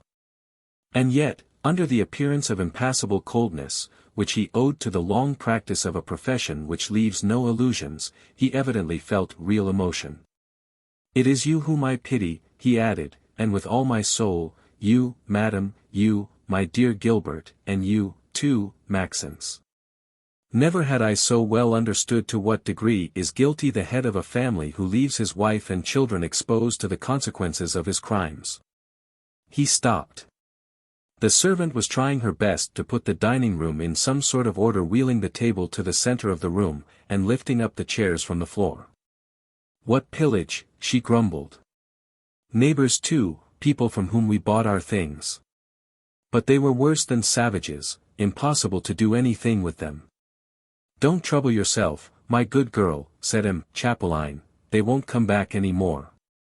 Madame Fauvel looked as if she wished to drop on her knees before the old lawyer. How very kind you are, she murmured, you are not too angry with my poor Vincent. With the look of a man who has made up his mind to make the best of a disaster that he cannot help, M. Chapeline shrugged his shoulders. I am angry with no one but myself, he uttered in a bluff tone. An old bird like me should not have allowed himself to be caught in a pigeon trap. I am inexcusable. But we want to get rich. It's slow work getting rich by working, and it's so much easier to get the money already made out of our neighbors' pockets. I have been unable to resist the temptation myself. It's my own fault. And I should say it was a good lesson, if it did not cost so dear. Chapter 24. So much philosophy could hardly have been expected of him. All my father's friends are not as indulgent as you are, said Maxence, M. Desclevets, for instance. Have you seen him? Yes, last night, about 12 o'clock. He came to ask us to get father to pay him back, if we should ever see him again. That might be an idea. Emile Gilbert started. What, said she, you, too, sir, can imagine that my father has run away with millions? The old lawyer shook his head. I believe nothing, he answered. Fauvel has taken me in so completely, me, who had the pretension of being a judge of men, that nothing from him, either for good or for evil, could surprise me hereafter. Madame. Fauvel was about to offer some objection, but he stopped her with a gesture. And yet, he went on, I'd bet that he has gone off with empty pockets. His recent operations reveal a frightful distress. Had he had a few thousand francs at his command, would he have extorted 500 francs from a poor old woman, a newspaper vendor? What did he want with the money? Try his luck once more, no doubt. He was seated, his elbow upon the arm of the chair, his head resting upon his hands, thinking, and the contraction of his features indicated an extraordinary tension of mind. Suddenly he drew himself up. But why, he exclaimed, why wander in idle conjectures? What do we know about Fauvel? Nothing. One entire side of his existence escapes us, that fantastic side, of which the insane prodigalities and inconceivable disorders have been revealed to us by the bills found in his desk. He is certainly guilty, but is he as guilty as we think? And, above all, is he alone guilty? Was it for himself alone that he drew all this money? Are the missing millions really lost? And wouldn't it be possible to find the biggest share of them in the pockets of some accomplice? Skillful men do not expose themselves. They have at their command poor wretches, sacrificed in advance, and who, in exchange for a few crumbs that are thrown to them, risk the criminal court, are condemned, and go to prison. That's just what I was telling my mother and sister, sir, interrupted Maxence. And that's what I am telling myself, continued the old lawyer. I have been thinking over and over again of last evening's scene. And strange doubts have occurred to my mind. For a man who has been robbed of 12 millions, M. de Thaler was remarkably quiet and self-possessed. Fauvel appeared to me singularly calm for a man charged with embezzlement and forgery. M. de Thaler, as manager of the Mutual Credit, is really responsible for the stolen funds, and, as such, should have been anxious to secure the guilty party, and to produce him. Instead of that, he wished him to go, and actually brought him the money to enable him to leave. Was he in hopes of hushing up the affair? Evidently not, since the police had been notified. On the other hand, Fauvel seemed much more angry than surprised by the occurrence. It was only on the appearance of the commissary of police that he seems to have lost his head. And then some very strange things escaped him, which I cannot understand. He was walking at random through the parlor, apparently rather answering the objections of his own mind than addressing himself to his interlocutors, who were listening, nevertheless, with all the attention of which they were capable. I don't know, he went on. An old traveler like me to be taken in thus. Evidently there is under all this one of those diabolical combinations which time even fails to unravel. We ought to see, to inquire. And then, suddenly stopping in front of Maxence. How much did M. de Thaler bring to your father last evening, he asked. 15,000 francs. Where are they? Put away in mother's room. When do you expect to take them back to M. de Thaler? Tomorrow. Why not today? This is Sunday. The offices of the Mutual Credit must be closed. After the occurrences of yesterday, M. de Thaler must be at his office. Besides, haven't you his private address? I beg your pardon, I have. The old lawyer's small eyes were shining with unusual brilliancy. He certainly felt deeply the loss of his money. But the idea that he had been swindled for the benefit of some clever rascal was absolutely insupportable to him. If we were wise, he said again, we'd do this. Madame. Fauvel would take these 15,000 francs, and we would go together, she and I, to see M. de Thaler. It was an unexpected good fortune for Madame Fauvel, that M. Chapeline should consent to assist her. So, without hesitating. The time to dress, sir," she said, "and I am ready." She left the parlor, but as she reached her room, her son joined her. "I am obliged to go out, dear mother," he said, "and I shall probably not be home to breakfast." She looked at him with an air of painful surprise. "What?" she said, "at such a moment?" "I am expected home." "By whom?" "A woman," she murmured. "Well, yes. And it is for that woman's sake that you want to leave your sister alone at home?" "I must, mother, I assure you, and, if you only knew." "I do not wish to know anything." But his resolution had been taken. He went off, and a few moments later Madame Fauvel and M. Chapelain entered a cab which had been sent for, and drove to M. de Thaler's. Left alone, Émile Gilbert had but one thought, to notify M. de Lagors, and obtain word from him. Anything seemed preferable to the horrible anxiety which oppressed her. She had just commenced a letter, which she intended to have taken to the Count de Lagors, when a violent ring of the bell made her start. And almost immediately the servant came in, saying, "It is a gentleman who wishes to see you, a friend of Monsieur's, M. Costecler, you know." Émile Gilbert started to her feet, trembling with excitement. "That's too much impudence!" she exclaimed. She was hesitating whether to refuse him the door, or to see him, and dismiss him shamefully herself, when she had a sudden inspiration. "What does he want?" she thought. "Why not see him, and try and find out what he knows? For he certainly must know the truth." But it was no longer time to deliberate. Above the servant's shoulder M. Costecler's pale and impudent face showed itself. The girl having stepped to one side, he appeared, hat in hand. Although it was not yet 9 o'clock, his morning toilet was irreproachably correct. He had already passed through the hairdresser's hands, and his scanty hair was brought forward over his low forehead with the usual elaborate care. He wore a pair of those ridiculous trousers which grow wide from the knee down, and which were invented by Prussian tailors to hide their customers' ugly feet. Under his light-colored overcoat could be seen a velvet-faced jacket, with a rose in its buttonhole. Meantime, he remained motionless on the threshold of the door, trying to smile, and muttering one of those sentences which are never intended to be finished. "I beg you to believe, mademoiselle, your mother's absence, my most respectful admiration." In fact, he was taken aback by the disorder of the girl's toilet. Disorder which she had had no time to repair since the clamors of the creditors had started her from her bed. She wore a long brown cashmere wrapper, fitting quite close over the hip, setting off the vigorous elegance of her figure, the maidenly perfections of her waist, and the exquisite contour of her neck.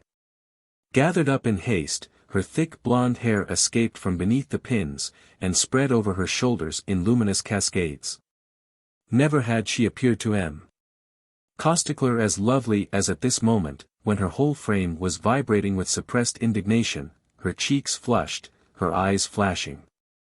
"Please come in, sir," she uttered.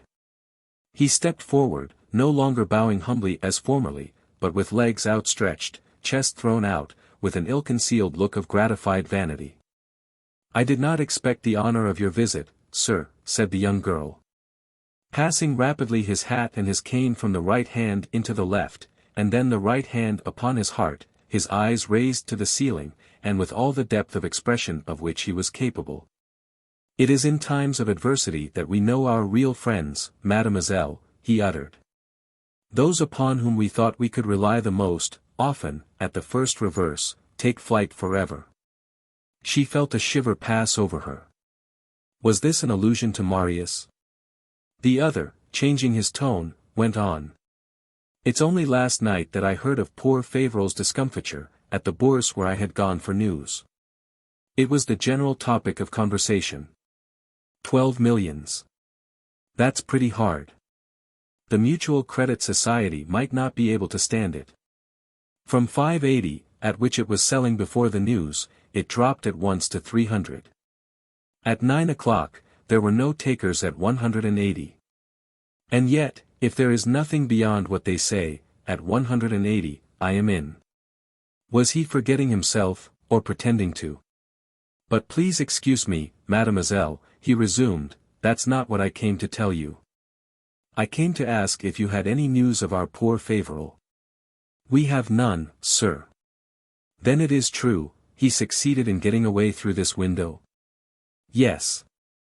And he did not tell you where he meant to take refuge? Observing M. Causticler with all her power of penetration, Émile Gilbert fancied she discovered in him something like a certain surprise mingled with joy. Then Fauvel must have left without a sou. They accuse him of having carried away millions, sir.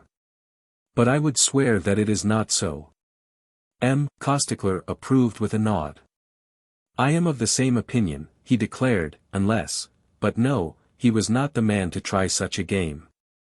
And yet, but again no, he was too closely watched. Besides, he was carrying a very heavy load, a load that exhausted all his resources. Émile Gilbert, hoping that she was going to learn something, made an effort to preserve her indifference. What do you mean? She inquired. He looked at her, smiled, and, in a light tone. Nothing, he answered, only some conjectures of my own. And throwing himself upon a chair, his head leaning upon its back. That is not the object of my visit either, he uttered. Fauvel is overboard, don't let us say anything more about him. Whether he has got the bag or not, you'll never see him again, he is as good as dead. Let us, therefore, talk of the living, of yourself. What's going to become of you? I do not understand your question, sir. It is perfectly limpid, nevertheless. I am asking myself how you are going to live, your mother and yourself. Providence will not abandon us, sir. M. Causticler had crossed his legs, and with the end of his cane he was negligently tapping his immaculate boot. Providence, he giggled, that's very good on the stage, in a play, with low music in the orchestra. I can just see it. In real life, unfortunately, the life which we both live, you and I, it is not with words, were they a yard long, that the baker, the grocer, and those rascally landlords, can be paid, or that dresses and shoes can be bought. She made no answer. Now, then, he went on, here you are without a penny. Is it Maxence who will supply you with money? Poor fellow! Where would he get it? He has hardly enough for himself. Therefore, what are you going to do? I shall work, sir. He got up, bowed low, and, resuming his seat. My sincere compliments, he said. There is but one obstacle to that fine resolution, it is impossible for a woman to live by her labor alone. Servants are about the only ones who ever get their full to eat. I'll be a servant, if necessary. For 2 or 3 seconds he remained taken aback, but, recovering himself. How different things would be, he resumed in an insinuating tone, if you had not rejected me when I wanted to become your husband. But you couldn't bear the sight of me. And yet, 'pon my word, I was in love with you, oh, but for good and earnest. You see, I am a judge of women. And I saw very well how you would look, handsomely dressed, and got up, leaning back in a fine carriage in the Bois. Stronger than her will, disgust rose to her lips. Ah, sir, she said. He mistook her meaning. You are regretting all that, he continued. I see it. Formerly, you would never have consented to receive me thus, alone with you, which proves that girls should not be headstrong, my dear child. He, Causticler, he dared to call her, my dear child. Indignant and insulted, oh, she exclaimed. But he had started, and kept on. Well, such as I was, I am still. To be sure, there probably would be nothing further said about marriage between us, but, frankly, what would you care if the conditions were the same, a fine house, carriages, horses, servants? Up to this moment, she had not fully understood him. Drawing herself up to her fullest height, and pointing to the door. Leave this moment, she ordered. But he seemed in no wise disposed to do so, on the contrary, paler than usual, his eyes bloodshot, his lips trembling, and smiling a strange smile, he advanced towards Émile Gilbert. "What?" said he. "You are in trouble, I kindly come to offer my services, and this is the way you receive me. You prefer to work, do you? Go ahead then, my lovely one, prick your pretty fingers, and redden your eyes. My time will come. Fatigue and want, cold in the winter, hunger in all seasons, will speak to your little heart of that kind Costecler who adores you, like a big fool that he is, who is a serious man and who has money, much money. Beside herself. Wretch! Cried the girl, leave at once. One moment, said a strong voice. Costecler looked around. Marius de Trégars stood within the frame of the open door. Marius, murmured Mlie. Gilbert, rooted to the spot by a surprise hardly less immense than her joy. To behold him thus suddenly, when she was wondering whether she would ever see him again. To see him appear at the very moment when she found herself alone, and exposed to the basest outrages, it was one of those fortunate occurrences which one can scarcely realize, and from the depth of her soul rose something like a hymn of thanks. Nevertheless, she was confounded at Costecler's attitude. According to her, and from what she thought she knew, he should have been petrified at the sight of de Trégars. And he did not even seem to know him. He seemed shocked, annoyed at being interrupted, slightly surprised, but in no wise moved or frightened. Knitting his brows. "What do you wish?" he inquired in his most impertinent tone. De Trégars stepped forward. He was somewhat pale, but unnaturally calm, cool, and collected. Bowing to Mlie. "Gilbert. If I have thus ventured to enter your apartment, mademoiselle," he uttered gently, "it is because, as I was going by the door, I thought I recognized this gentleman's carriage." And, with his finger over his shoulder, he was pointing to Costecler. "Now," he went on, "I had reason to be somewhat astonished at this, after the positive orders I had given him never to set his feet, not only in this house, but in this part of the city. I wished to find out exactly. I came up, I heard." All this was said in a tone of such crushing contempt, that a slap on the face would have been less cruel. All the blood in Costecler's veins rushed to his face. "You," he interrupted insolently, "I do not know you." Imperturbable, de Trégars was drawing off his gloves. "Are you quite certain of that?" he replied. "Come, you certainly know my old friend, de Villègue." An evident feeling of anxiety appeared on Costecler's countenance. "I do," he stammered. "Did not Villègue call upon you before the war?" "He did." "Well, 'twas I who sent him to you, and the commands which he delivered to you were mine." "Yours?" "Mine. I am Marius de Trégars." A nervous shudder shook Costecler's lean frame. Instinctively his eye turned towards the door. "You see," Marius went on with the same gentleness, "we are, you and I, old acquaintances. For you quite remember me now, don't you? I am the son of that poor Marquis de Trégars who came to Paris, all the way from his old Brittany with his whole fortune, 2 millions. "I remember," said the stockbroker, "I remember perfectly well. On the advice of certain clever people, the Marquis de Trégars ventured into business. Poor old man! He was not very sharp. He was firmly persuaded that he had already more than doubled his capital, when his honorable partners demonstrated to him that he was ruined, and, besides, compromised by certain signatures imprudently given." Mlie. Gilbert was listening, her mouth open, and wondering what Marius was aiming at, and how he could remain so calm. "That disaster," he went on, "was at the time the subject of an enormous number of very witty jokes. The people of the Bourse could hardly admire enough these bold financiers who had so deftly relieved that candid marquis of his money. That was well done for him. What was he meddling with? As to myself, to stop the prosecutions with which my father was threatened, I gave up all I had. I was quite young, and, as you see, quite what you call, I believe, green. I am no longer so now. Were such a thing to happen to me today, I should want to know at once what had become of the millions. I would feel all the pockets around me. I would say, stop thief. At every word, as it were, Costecler's uneasiness became more manifest. It was not I, he said, who received the benefit of de Trégard's fortune. Marius nodded approvingly. I know now, he replied, among whom the spoils were divided.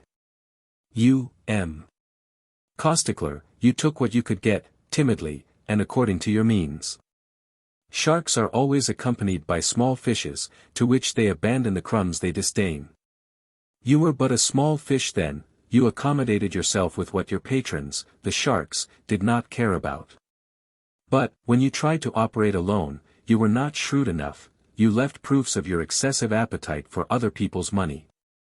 Those proofs I have in my possession. Costecler was now undergoing perfect torture. I am caught, he said, I know it, I told de Lagors so. Why are you here, then?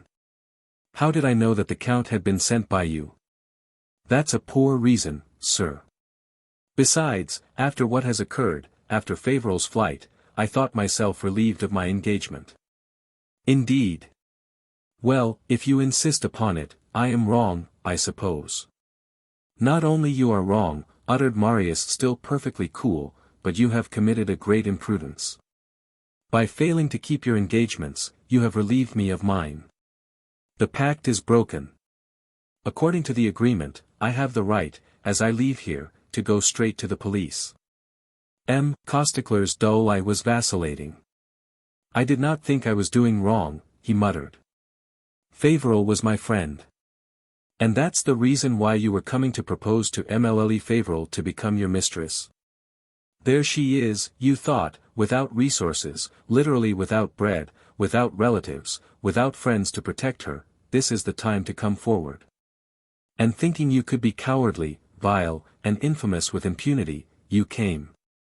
To be thus treated, he, the successful man, in presence of this young girl, whom, a moment before, he was crushing with his impudent opulence, no, Costecler could not stand it. Losing completely his head. You should have let me know, then, he exclaimed, that she was your mistress. Something like a flame passed over de Trégard's face. His eyes flashed. Rising in all the height of his wrath, which broke out terrible at last. Ah, you scoundrel, he exclaimed. Costecler threw himself suddenly to one side. Sir! But at one bound de Trégars had caught him. On your knees, he cried. And, seizing him by the collar with an iron grip, he lifted him clear off the floor, and then threw him down violently upon both knees. Speak, he commanded. Repeat, mademoiselle. Costecler had expected worse from de Trégars' look. A horrible fear had instantly crushed within him all idea of resistance. Mademoiselle, he stuttered in a choking voice. I am the vilest of wretches, continued Marius. Costecler's livid face was oscillating like an inert object. I am, he repeated, the vilest of wretches. And I beg of you. But Émile Gilbert was sick of the sight. Enough, she interrupted, enough. Feeling no longer upon his shoulders the heavy hand of de Trégars, the stockbroker rose with difficulty to his feet. So livid was his face, that one might have thought that his whole blood had turned to gall. Dusting with the end of his glove the knees of his trousers, and restoring as best he could the harmony of his toilet, which had been seriously disturbed. Is it showing any courage, he grumbled, to abuse one's physical strength? De Trégars had already recovered his self-possession, and Émile Gilbert thought she could read upon his face regret for his violence. Would it be better to make use of what you know? Costecler joined his hands. You would not do that, he said. What good would it do you to ruin me? None, answered de Trégars, you are right. But yourself? And, looking straight into Costecler's eyes, if you could be of service to me, he inquired, would you be willing? Perhaps. That I might recover possession of the papers you have. De Trégars was thinking. After what has just taken place, he said at last, an explanation is necessary between us. I will be at your house in an hour. Wait for me. Costecler had become more pliable than his own lavender kid gloves, in fact, alarmingly pliable. I am at your command, sir, he replied to de Lagors. And, bowing to the ground before Émile Gilbert, he left the parlor, and, a few moments after, the street door was heard to close upon him. Ah, what a wretch! Exclaimed the girl, dreadfully agitated. Marius, did you see what a look he gave us as he went out? I saw it, replied de Lagors. That man hates us, he will not hesitate to commit a crime to avenge the atrocious humiliation you have just inflicted upon him. I believe it too. Émile Gilbert made a gesture of distress. Why did you treat him so harshly, she murmured. I had intended to remain calm, and it would have been politic to have done so. But there are some insults which a man of heart cannot endure. I do not regret what I have done. A long pause followed. And they remained standing, facing each other, somewhat embarrassed. Émile Gilbert felt ashamed of the disorder of her dress. de Lagors wondered how he could have been bold enough to enter this house. You have heard of our misfortune, said the young girl at last. I read about it this morning, in the papers. What? The papers know already? Everything. And our name is printed in them? Yes. She covered her face with her two hands. What disgrace, she said. At first, went on de Lagors, I could hardly believe what I read.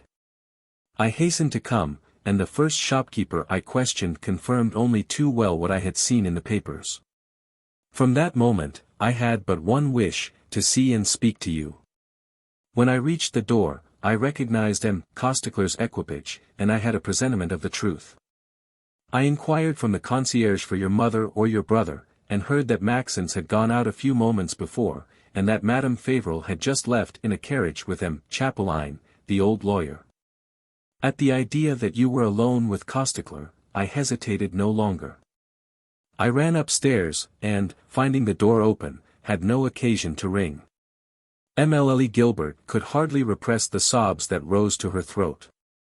I never hope to see you again, she stammered, and you'll find there on the table the letter I had just commenced for you when Costecler interrupted me.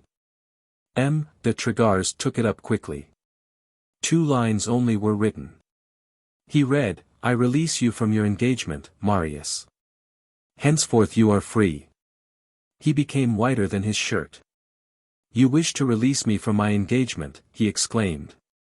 You. Is it not my duty? Ah. If it had only been our fortune, I should perhaps have rejoiced to lose it. I know your heart. Poverty would have brought us nearer together. But it's honor, Marius, honor that is lost too. The name I bear is forever stained. Whether my father is caught, or whether he escapes, he will be tried all the same, condemned, and sentenced to a degrading penalty for embezzlement and forgery. If de Lagors was allowing her to proceed thus, it was because he felt all his thoughts whirling in his brain, because she looked so beautiful thus, all in tears, and her hair loose. Because there arose from her person so subtle a charm, that words failed him to express the sensations that agitated him.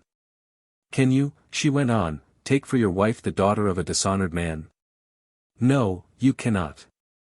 Forgive me, then, for having for a moment turned away your life from its object, forgive the sorrow which I have caused you, leave me to the misery of my fate, forget me. She was suffocating. Ah, you have never loved me, exclaimed Marius. Raising her hands to heaven. Thou hearest him, great God, she uttered, as if shocked by a blasphemy. Would it be easy for you to forget me then? Were I to be struck by misfortune, would you break our engagement, cease to love me? She ventured to take his hands, and, pressing them between hers. To cease loving you no longer depends on my will, she murmured with quivering lips. Poor, abandoned of all, disgraced, criminal even, should love you still and always. With a passionate gesture, Marius threw his arm around her waist, and, drawing her to his breast, covered her blonde hair with burning kisses. Well, 'tis thus that I love you too, he exclaimed, and with all my soul, exclusively, and for life. What do I care for your parents? Do I know them? Your father, does he exist? Your name, it is mine, the spotless name of the Lagors. You are my wife. Mine, mine. She was struggling feebly, an almost invincible stupor was creeping over her. She felt her reason disturbed, her energy giving way, a film before her eyes, the air failing to her heaving chest. A great effort of her will restored her to consciousness. She withdrew gently, and sank upon a chair, less strong against joy than she had been against sorrow. Pardon me, she stammered, pardon me for having doubted you. M. de Lagors was not much less agitated than Émile Gilbert, but he was a man. And the springs of his energy were of a superior temper. In less than a minute he had fully recovered his self-possession and imposed upon his features their accustomed expression. Drawing a chair by the side of Émile Gilbert. Permit me, my friend, he said, to remind you that our moments are numbered, and that there are many details which it is urgent that I should know. What details? She asked, raising her head. About your father. She looked at him with an air of profound surprise. Do you not know more about it than I do? She replied, more than my mother, more than any of us. Did you not, whilst following up the people who robbed your father, strike mine unwittingly? And 'tis I, wretch that I am, who inspired you to that fatal resolution, and I have not the heart to regret it. M. de Lagors had blushed imperceptibly. How did you know? He began. Was it not said that you were about to marry Émile de Thaler? He drew up suddenly. Never, he exclaimed, has this marriage existed, except in the brain of M. de Thaler, and, more still, of the Baroness de Thaler. That ridiculous idea occurred to her because she likes my name, and would be delighted to see her daughter Marquise de Lagors. She has never breathed a word of it to me. But she has spoken of it everywhere, with just enough secrecy to give rise to a good piece of parlour gossip. She went so far as to confide to several persons of my acquaintance the amount of the dowry, thinking thus to encourage me.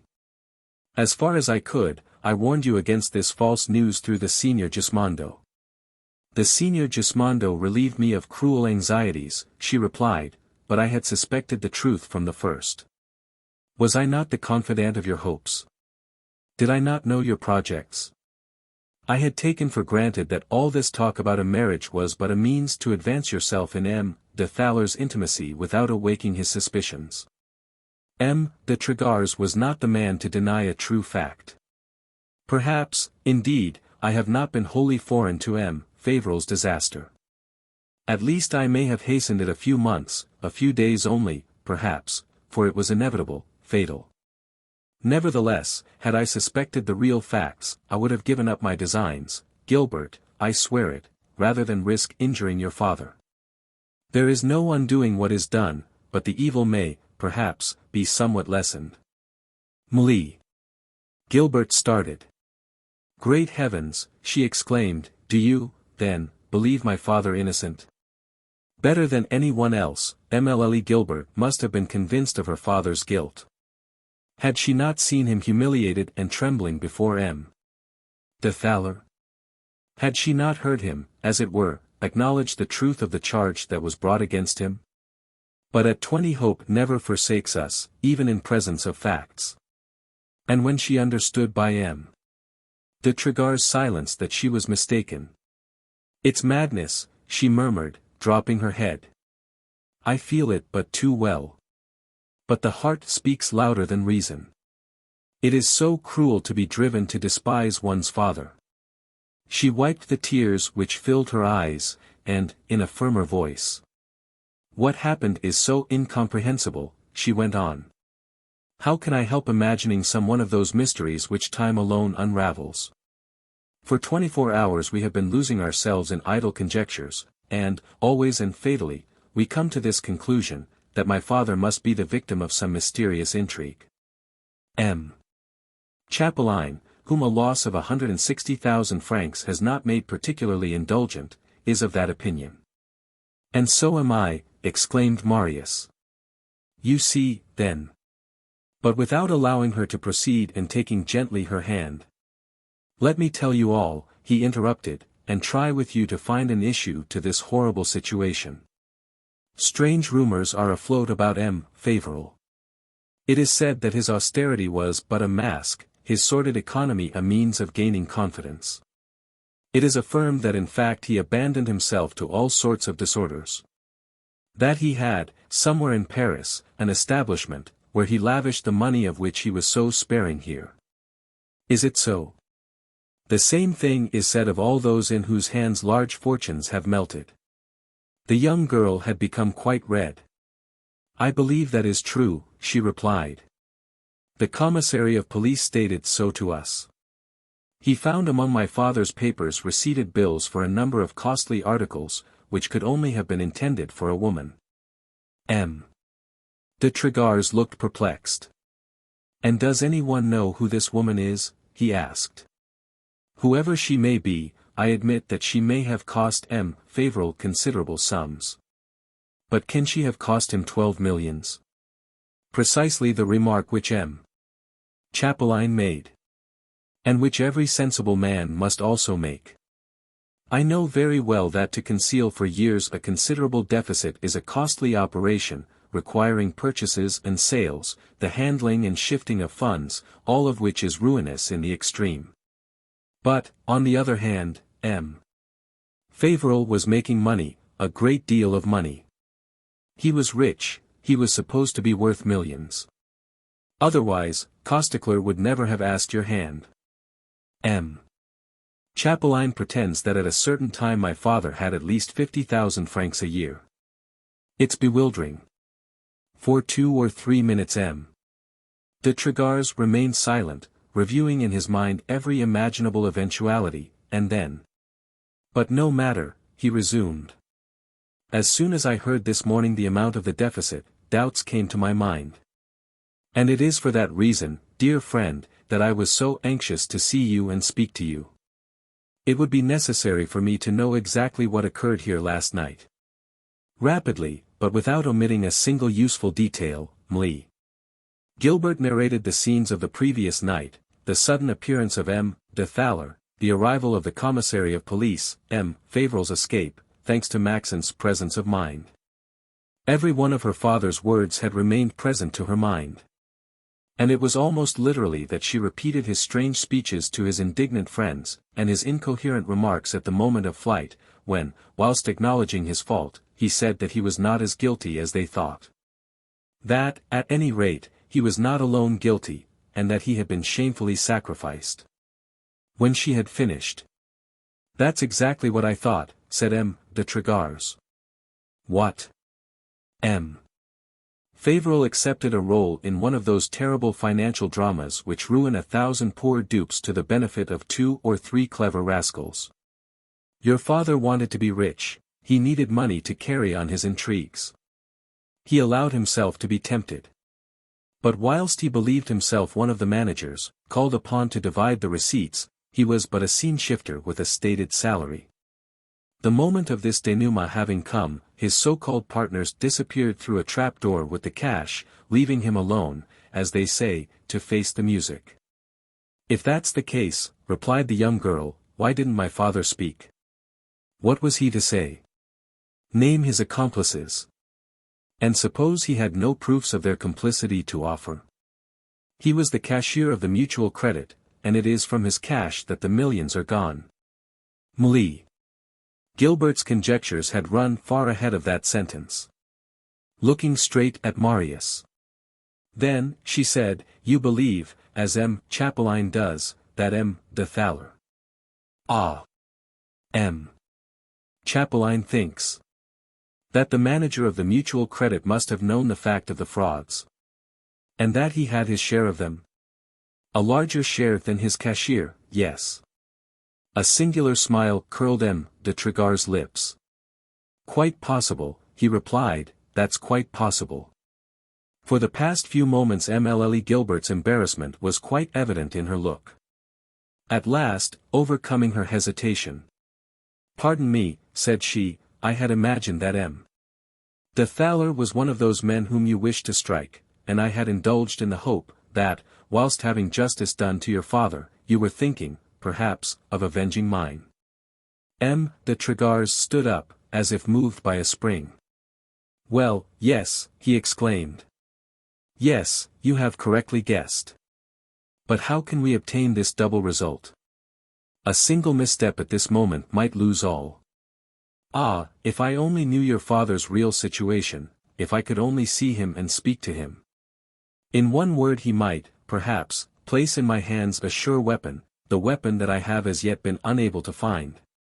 Unfortunately, replied Mlle Gilbert with a gesture of despair, we are without news of my father. And he even refused to tell us where he expected to take refuge. But he will write, perhaps. Besides, we might look for him, quietly, so as not to excite the suspicions of the police. And if your brother Maxence was only willing to help me. Alas! I fear that Maxence may have other cares. He insisted upon going out this morning, in spite of mother's request to the contrary. But Marius stopped her, and, in the tone of a man who knows much more than he is willing to say, do not calumniate Maxence, he said, it is through him, perhaps, that we will receive the help that we need. 11 o'clock struck. Mlle. Gilbert started. Dear me, she exclaimed, mother will be home directly. M. de Lagors might as well have waited for her. Henceforth he had nothing to conceal. Yet, after duly deliberating with the young girl, they decided that he should withdraw, and that he would send M. de Lagors to declare his intentions. He then left, and, 5 minutes later, Madame Fauvel and M. Chapelain appeared. The ex-attorney was furious, and he threw the package of banknotes upon the table with a movement of rage. In order to return them to M. de Thaler, he exclaimed, it was at least necessary to see him. But the gentleman is invisible. Keeps himself under lock and key, guarded by a perfect cloud of servants in livery. Meantime, Madame Fauvel had approached her daughter.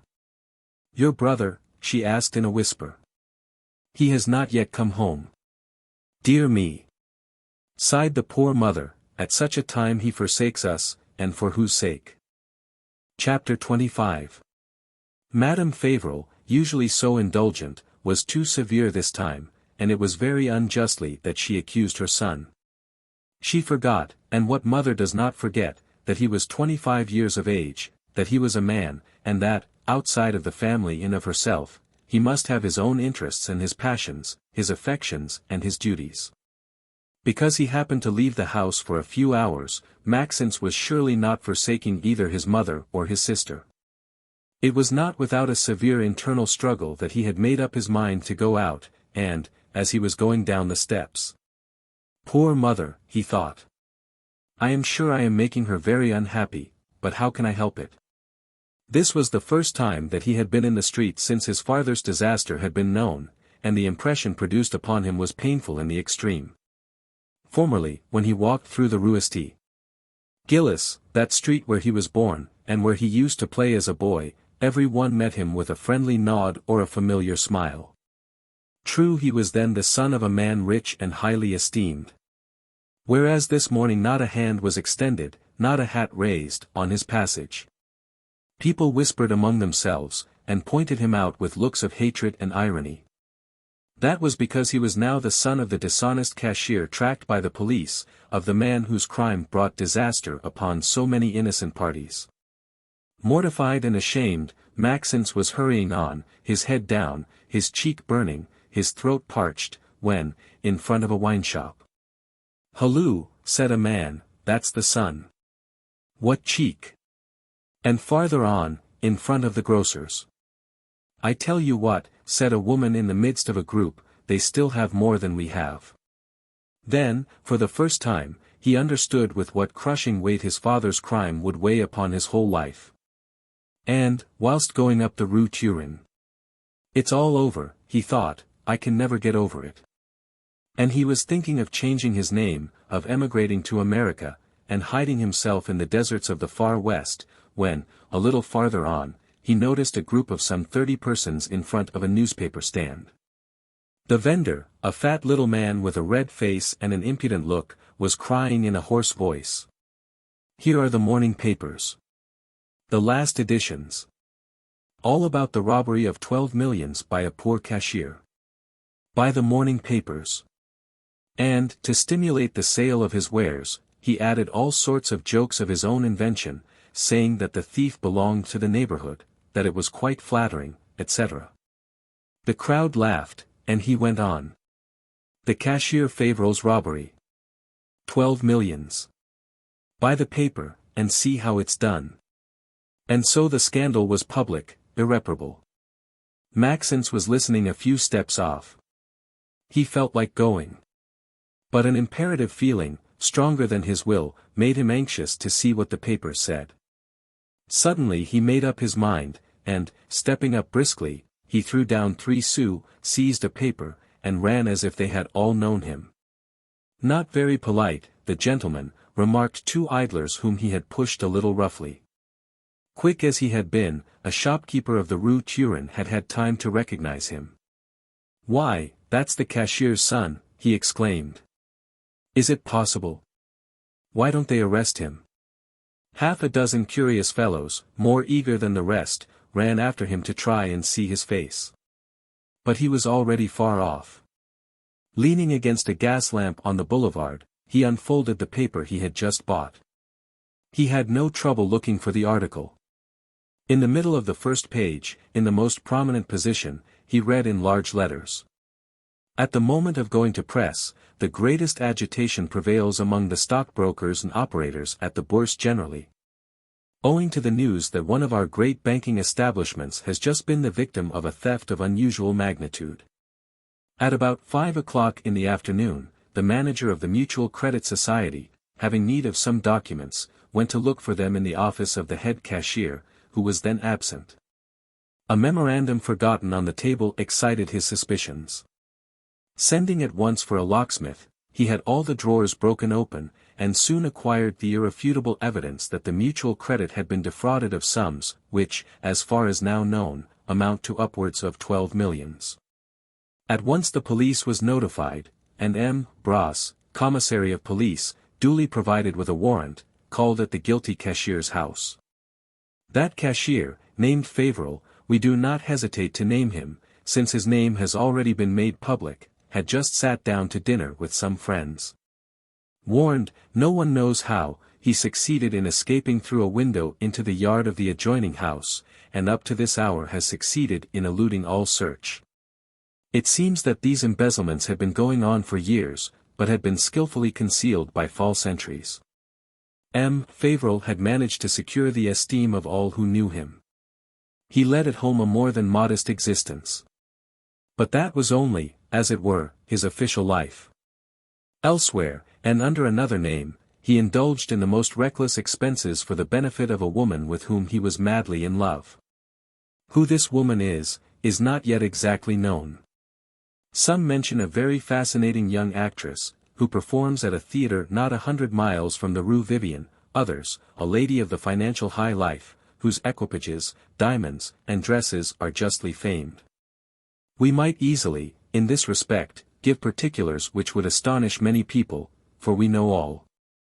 But, at the risk of seeming less well informed than some others of our morning contemporaries, we will observe a silence which our readers will surely appreciate. We do not wish to add, by a premature indiscretion, anything to the grief of a family already so cruelly stricken, for M. Fauvel leaves behind him in the deepest sorrow a wife and 2 children, a son of 25, employed in a railroad office, and a daughter of 20, remarkably handsome, who, a few months ago, came very near marrying M.C. Next. Tears of rage obscured Maxence's sight whilst reading the last few lines of this terrible article. To find himself thus held up to public curiosity, though innocent, was more than he could bear. And yet he was, perhaps, still more surprised than indignant. He had just learned in that paper more than his father's most intimate friends knew, more than he knew himself. Where had it got its information?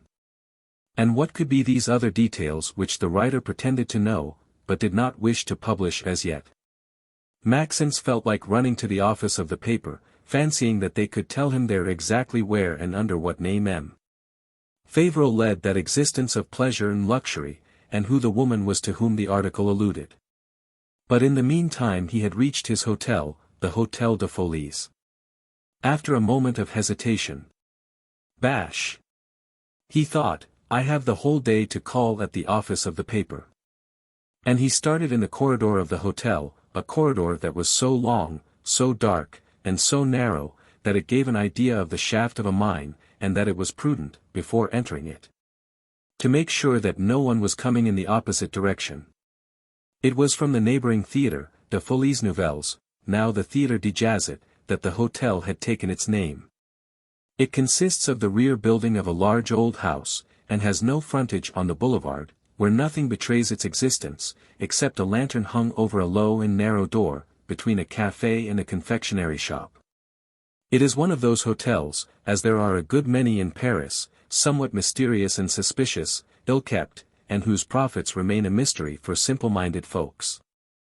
Who occupy the apartments of the first and second story? No one knows. Never have the most curious of the neighbors discovered the face of a tenant.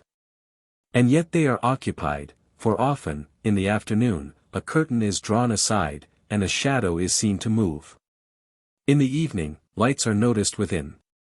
And sometimes the sound of a cracked old piano is heard. Above the second story, the mystery ceases. All the upper rooms, the price of which is relatively modest, are occupied by tenants who may be seen and heard, clerks like Maxence, shopgirls from the neighborhood, a few restaurant waiters. And sometimes some poor devil of an actor or chorus singer from the Theatre de Jazet, the circus, or the Château d'Eau. One of the great advantages of the Hôtel de Folies, and Madame Fortin, the landlady, never failed to point it out to the new tenants, an inestimable advantage, she declared, was a back entrance on the Rue Béranger. And everybody knows, she concluded, that there is no chance of being caught, when one has the good luck of living in a house that has two outlets. When Maxence entered the office, a small, dark, and dirty room, the proprietors, M. and Madame Fortin were just finishing their breakfast with an immense bowl of coffee of doubtful color, of which an enormous red cat was taking a share. "Ah, here is M. Fauvel," they exclaimed. There was no mistaking their tone. They knew the catastrophe. And the newspaper lying on the table showed how they had heard it. "Someone called to see you last night," said Madame Fortin, a large fat woman, whose nose was always besmeared with snuff, and whose honeyed voice made a marked contrast with her bird of prey look. "Who?" "A gentleman of about 50, tall and thin, with a long overcoat, coming down to his heels." Maxence imagined, from this description, that he recognized his own father. And yet it seemed impossible, after what had happened, that he should dare to show himself on the Boulevard du Temple, where everybody knew him, within a step of the Café Turc, of which he was one of the oldest customers. "At what o'clock was he here?" he inquired. "I really can't tell," answered the landlady. "I was half asleep at the time, but Fortin can tell us." M. Fortin, who looked about 20 years younger than his wife, was one of those small men, blond, with scanty beard, a suspicious glance, an uneasy smile, such as the Madame Fortins know how to find, heaven knows where. The confectioner had just put up his shutters, he replied, consequently, it must have been between 11 and 11:15. "And didn't he leave any word?" said Maxence. "Nothing, except that he was very sorry not to find you in. And, in fact, he did look quite annoyed. We asked him to leave his name, but he said it wasn't worth while, and that he would call again." At the glance which the landlady was throwing toward him from the corner of her eyes, Maxence understood that she had on the subject of that late visitor the same suspicion as himself. And, as if she had intended to make it more apparent still, "I ought, perhaps, to have given him your key," she said. "And why so, pray?" "Oh, I don't know, an idea of mine, that's all. Besides, Lucienne can probably tell you more about it, for she was there when the gentleman came, and I even think that they exchanged a few words in the yard." Maxence, seeing that they were only seeking a pretext to question him, took his key, and inquired. Is Émile Lucienne at home? Can't tell. She has been going and coming all the morning, and I don't know whether she finally stayed in or out. One thing is sure, she waited for you last night until after 12, and she didn't like it much, I can tell you. Maxence started up the steep stairs. And, as he reached the upper stories, a woman's voice, fresh and beautifully toned, reached his ears more and more distinctly.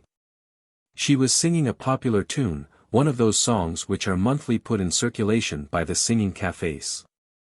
To hope. Oh, charming word! Which, during all life, husband and children and wife, repeat in common accord. When the moment of success from us ever further slips, 'tis hope from its rosy lips whispers, tomorrow you will bless. 'Tis very nice to run, but to have is better fun. She is in, murmured Maxence, breathing more freely. Reaching the 4th story, he stopped before the door which faced the stairs, and knocked lightly.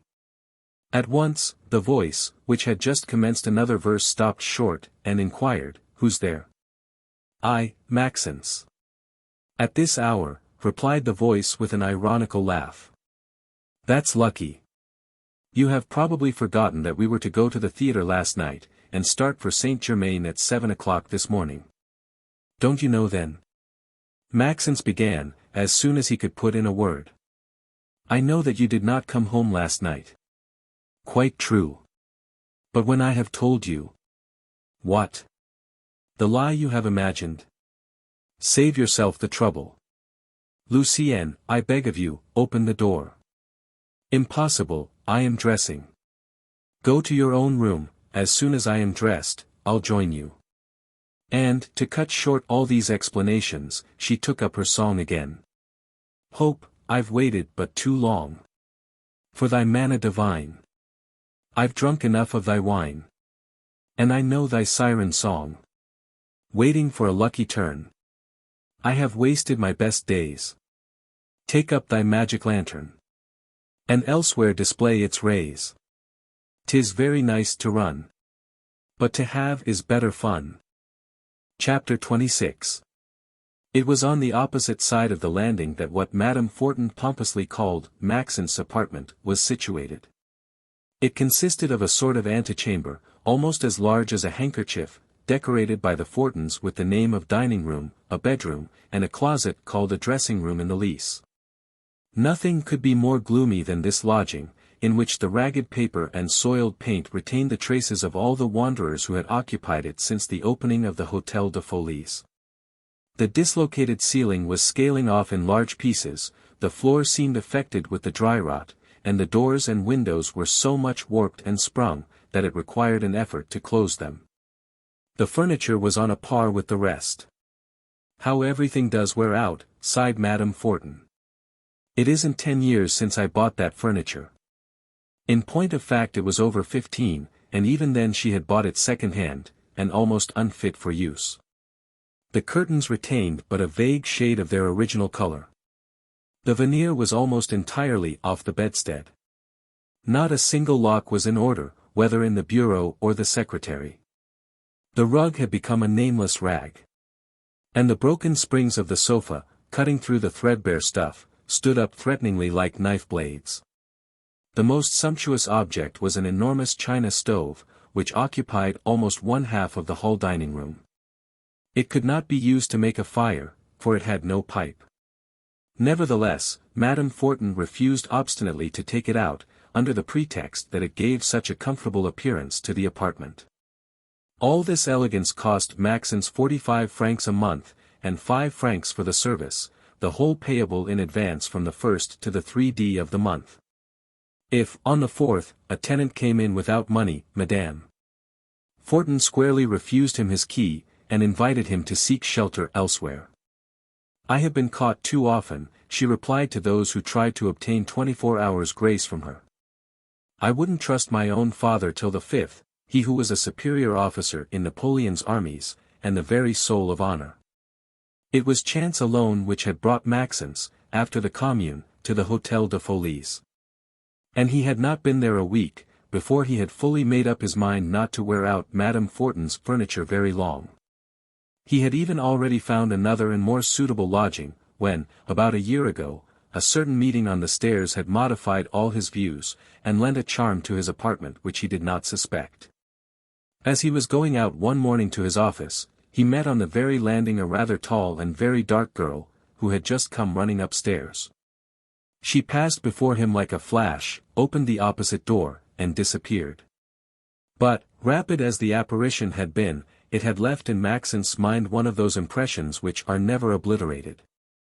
He could not think of anything else the whole day, and after business hours, instead of going to dine in Rue St. Gilles, as usual, he sent a dispatch to his mother to tell her not to wait for him, and bravely went home. But it was in vain, that, during the whole evening, he kept watch behind his door, left slyly ajar, he did not get a glimpse of the neighbor. Neither did she show herself on the next or the 3 following days. And Maxence was beginning to despair, when at last, on Sunday, as he was going downstairs, he met her again face to face. He had thought her quite pretty at the first glance. This time he was dazzled to that extent, that he remained for over a minute, standing like a statue against the wall. And certainly it was not her dress that helped setting off her beauty. She wore a poor dress of black merino, a narrow collar, and plain cuffs, and a bonnet of the utmost simplicity. She had nevertheless an air of incomparable dignity, a grace that charmed, and yet inspired respect, and the carriage of a queen. This was on the 30th of July. As he was handing in his key, before leaving. "My apartment suits me well enough," said Maxence to Madame Fortin, "I shall keep it. And here are 50 francs for the month of August." And, while the landlady was making out a receipt. "You never told me," he began with his most indifferent look, "that I had a neighbor." Madame Fortin straightened herself up like an old warhorse that hears the sound of the bugle. "Yes, yes," she said, "Mademoiselle Lucienne." "Lucienne," repeated Maxence, "that's a pretty name. Have you seen her?" "I have just seen her. She's rather good-looking." The worthy landlady jumped on her chair. "Rather good-looking," she interrupted. "You must be hard to please, my dear sir, for I, who am a judge, I affirm that you might hunt Paris over for 4 whole days without finding such a handsome girl. Rather good-looking. A girl who has hair that comes down to her knees, a dazzling complexion, eyes as big as this, and teeth whiter than that cat's. All right, my friend. You'll wear out more than one pair of boots running after women before you catch one like her." That was exactly Maxence's opinion, and yet with his coldest look. "Has she been long your tenant, dear Madame Fortin?" he asked. "A little over a year. She was here during the siege. And just then, as she could not pay her rent, I was, of course, going to send her off, but she went straight to the commissary of police, who came here, and forbade me to turn out either her or anybody else. As if people were not masters in their own house." "That was perfectly absurd," objected Maxence, who was determined to gain the good graces of the landlady. "Never heard of such a thing," she went on. "Compel you to lodge people free. Why not feed them too?" In short, she remained so long, that, after the Commune, she owed me 180 francs. Then she said, that, if I would let her stay, she would pay me each month in advance, besides the rent, 10 francs on the old account. I agreed, and she has already paid up 20 francs. "Poor girl," said Maxence. "But Madame Fortin shrugged her shoulders. "Really," she replied, "I don't pity her much, for, if she only wanted, in 48 hours I should be paid, and she would have something else on her back besides that old black rag. I tell her every day, in these days, my child, there is but one reliable friend, which is better than all others, and which must be taken as it comes, without making any faces if it is a little dirty, that's money. But all my preaching goes for nothing. I might as well sing." Maxence was listening with intense delight. "In short, what does she do, he asked. "That's more than I know," replied Madame Fortin. "The young lady has not much to say. All I know is, that she leaves every morning bright and early, and rarely gets home before 11. On Sunday she stays home, reading, and sometimes, in the evening, she goes out, always alone, to some theatre or ball. Ah! She is an odd one, I tell you." A lodger who came in interrupted the landlady, and Maxence walked off dreaming how he could manage to make the acquaintance of his pretty and eccentric neighbor. Because he had once spent some hundreds of Napoleons in the company of young ladies with yellow chignons, Maxence fancied himself a man of experience, and had but little faith in the virtue of a girl of 20, living alone in a hotel, and left sole mistress of her own fancy. He began to watch for every occasion of meeting her, and, towards the last of the month, he had got so far as to bow to her, and to inquire after her health. But, the first time he ventured to make love to her, she looked at him head to foot, and turned her back upon him with so much contempt, that he remained, his mouth wide open, perfectly stupefied. "I am losing my time like a fool," he thought. Great, then, was his surprise, when the following week, on a fine afternoon, he saw Émile Lucienne leave her room, no longer clad in her eternal black dress, but wearing a brilliant and extremely rich toilet. With a beating heart he followed her. In front of the Hôtel de Folies stood a handsome carriage and horses. As soon as Émile Lucienne appeared, a footman opened respectfully the carriage door. She went in, and the horses started at a full trot. Maxence watched the carriage disappear in the distance, like a child who sees the bird fly upon which he hoped to lay hands. "Gone," he muttered, "gone." But, when he turned around, he found himself face to face with the Fortins, man and wife, who were laughing a sinister laugh. "What did I tell you?" exclaimed Madame Fortin. "There she is, started at last. Get up, horse. She'll do well, the child." The magnificent equipage and elegant dress had already produced quite an effect among the neighbors. The customers sitting in front of the café were laughing among themselves. The confectioner and his wife were casting indignant glances at the proprietors of the Hôtel de Folies. "You see, M. Fauvel," replied Madame Fortin, "such a girl as that was not made for our neighborhood. You must make up your mind to it. You won't see much more of her on the Boulevard du Temple." Without saying a word, Maxence ran to his room, the hot tears streaming from his eyes. He felt ashamed of himself, for, after all, what was this girl to him? "She is gone," he repeated to himself. "Well, goodbye, let her go." But, despite all his efforts at philosophy, he felt an immense sadness invading his heart, ill-defined regrets and spasms of anger agitated him. He was thinking what a fool he had been to believe in the grand airs of the young lady, and that, if he had had dresses and horses to give her, she might not have received him so harshly. At last he made up his mind to think no more of her, one of those fine resolutions which are always taken, and never kept, and in the evening he left his room to go and dine in the Rue St. Gilles. But, as was often his custom, he stopped at the café next door, and called for a drink. He was mixing his absinthe when he saw the carriage that had carried off Lucienne in the morning returning at a rapid gait, and stopping short in front of the hotel. Émile Lucienne got out slowly, crossed the sidewalk, and entered the narrow corridor. Almost immediately, the carriage turned around, and drove off. "What does it mean?" thought Maxence, who was actually forgetting to swallow his absinthe. He was losing himself in absurd conjectures, when, some 15 minutes later, he saw the girl coming out again. Already she had taken off her elegant clothes, and resumed her cheap black dress. She had a basket on her arm, and was going towards the Rue Chariot. Without further reflections, Maxence rose suddenly, and started to follow her, being very careful that she should not see him. After walking for 5 or 6 minutes, she entered a shop, half eating house, and half wine shop, in the window of which a large sign could be read, "Ordinary at all hours for 40 centimes. Hard-boiled eggs, and salad of the season." Maxence, having crept up as close as he could, saw Émile Lucienne take a tin box out of her basket, and have what is called an ordinaire poured into it, that is, half a pint of soup, a piece of beef as large as the fist, and a few vegetables.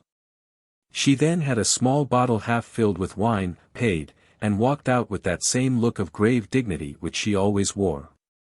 "Funny dinner," murmured Maxence, for a woman who was spreading herself just now in a 10,000-franc carriage. From that moment she became the sole and only object of his thoughts. A passion, which he no longer attempted to resist, was penetrating like a subtle poison to the innermost depths of his being. He thought himself happy, when, after watching for hours, he caught a glimpse of this singular creature, who, after that extraordinary expedition, seemed to have resumed her usual mode of life. Madame Fortin was dumbfounded. "She has been too exacting," she said to Maxence, "and the thing has fallen through." He made no answer. He felt a perfect horror for the honorable landlady's insinuations. And yet he never ceased to repeat to himself that he must be a great simpleton to have faith for a moment in that young lady's virtue. What would he not have given to be able to question her? But he dared not. Often he would gather up his courage, and wait for her on the stairs. But, as soon as she fixed upon him her great black eye, all the phrases he had prepared took flight from his brain, his tongue clove to his mouth, and he could barely succeed in stammering out a timid "Good morning, mademoiselle." He felt so angry with himself, that he was almost on the point of leaving the Hôtel de Folies, when one evening. "Well," said Madame Fortin to him, "all is made up again, it seems. The beautiful carriage called again today." Maxence could have beaten her. "What good would it do you," he replied, "if Lucienne were to turn out badly?" "It's always a pleasure," she grumbled, "to have one more woman to torment the men. Those are the girls, you see, who avenge us poor honest women." The sequel seemed at first to justify her worst previsions. 3 times during that week, Émile Lucienne rode out in grand style. But as she always returned, and always resumed her eternal black woolen dress. "I can't make head or tail of it," thought Maxence. "But never mind, I'll clear the matter up yet."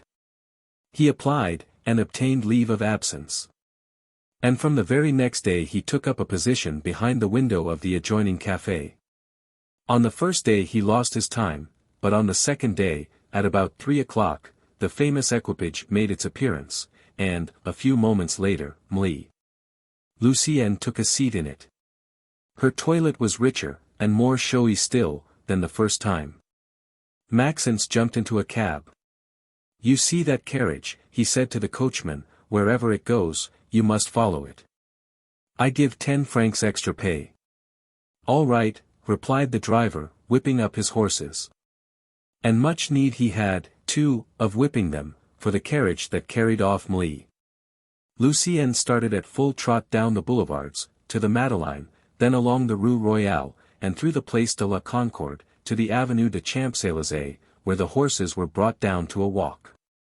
It was the end of September, and one of those lovely autumnal days which are a last smile of the blue sky and the last caress of the sun. There were races in the Bois de Boulogne, and the equipages were 5 and 6 abreast on the avenue. The side alleys were crowded with idlers. Maxence, from the inside of his cab, never lost sight of Émile Lucienne. She was evidently creating a sensation. The men stopped to look at her with gaping admiration, the women leaned out of their carriages to see her better. Where can she be going? Maxence wondered. She was going to the Bois. And soon her carriage joined the interminable line of equipages which were following the grand drive at a walk. It became easier now to follow on foot. Maxence sent off his cab to wait for him at a particular spot, and took the pedestrians' road, that follows the edge of the lakes. He had not gone 50 steps, however, before he heard someone call him. He turned around, and, within 2 lengths of his cane, saw M. St. Pavin and M. Costecler. Maxence hardly knew M. St. Pavin, whom he had only seen 2 or 3 times in the Rue St. Gilles, and execrated M. Costecler. Still he advanced towards them. Émile Lucienne's carriage was now caught in the file, and he was sure of joining it whenever he thought proper. "It is a miracle to see you here, my dear Maxence," exclaimed M.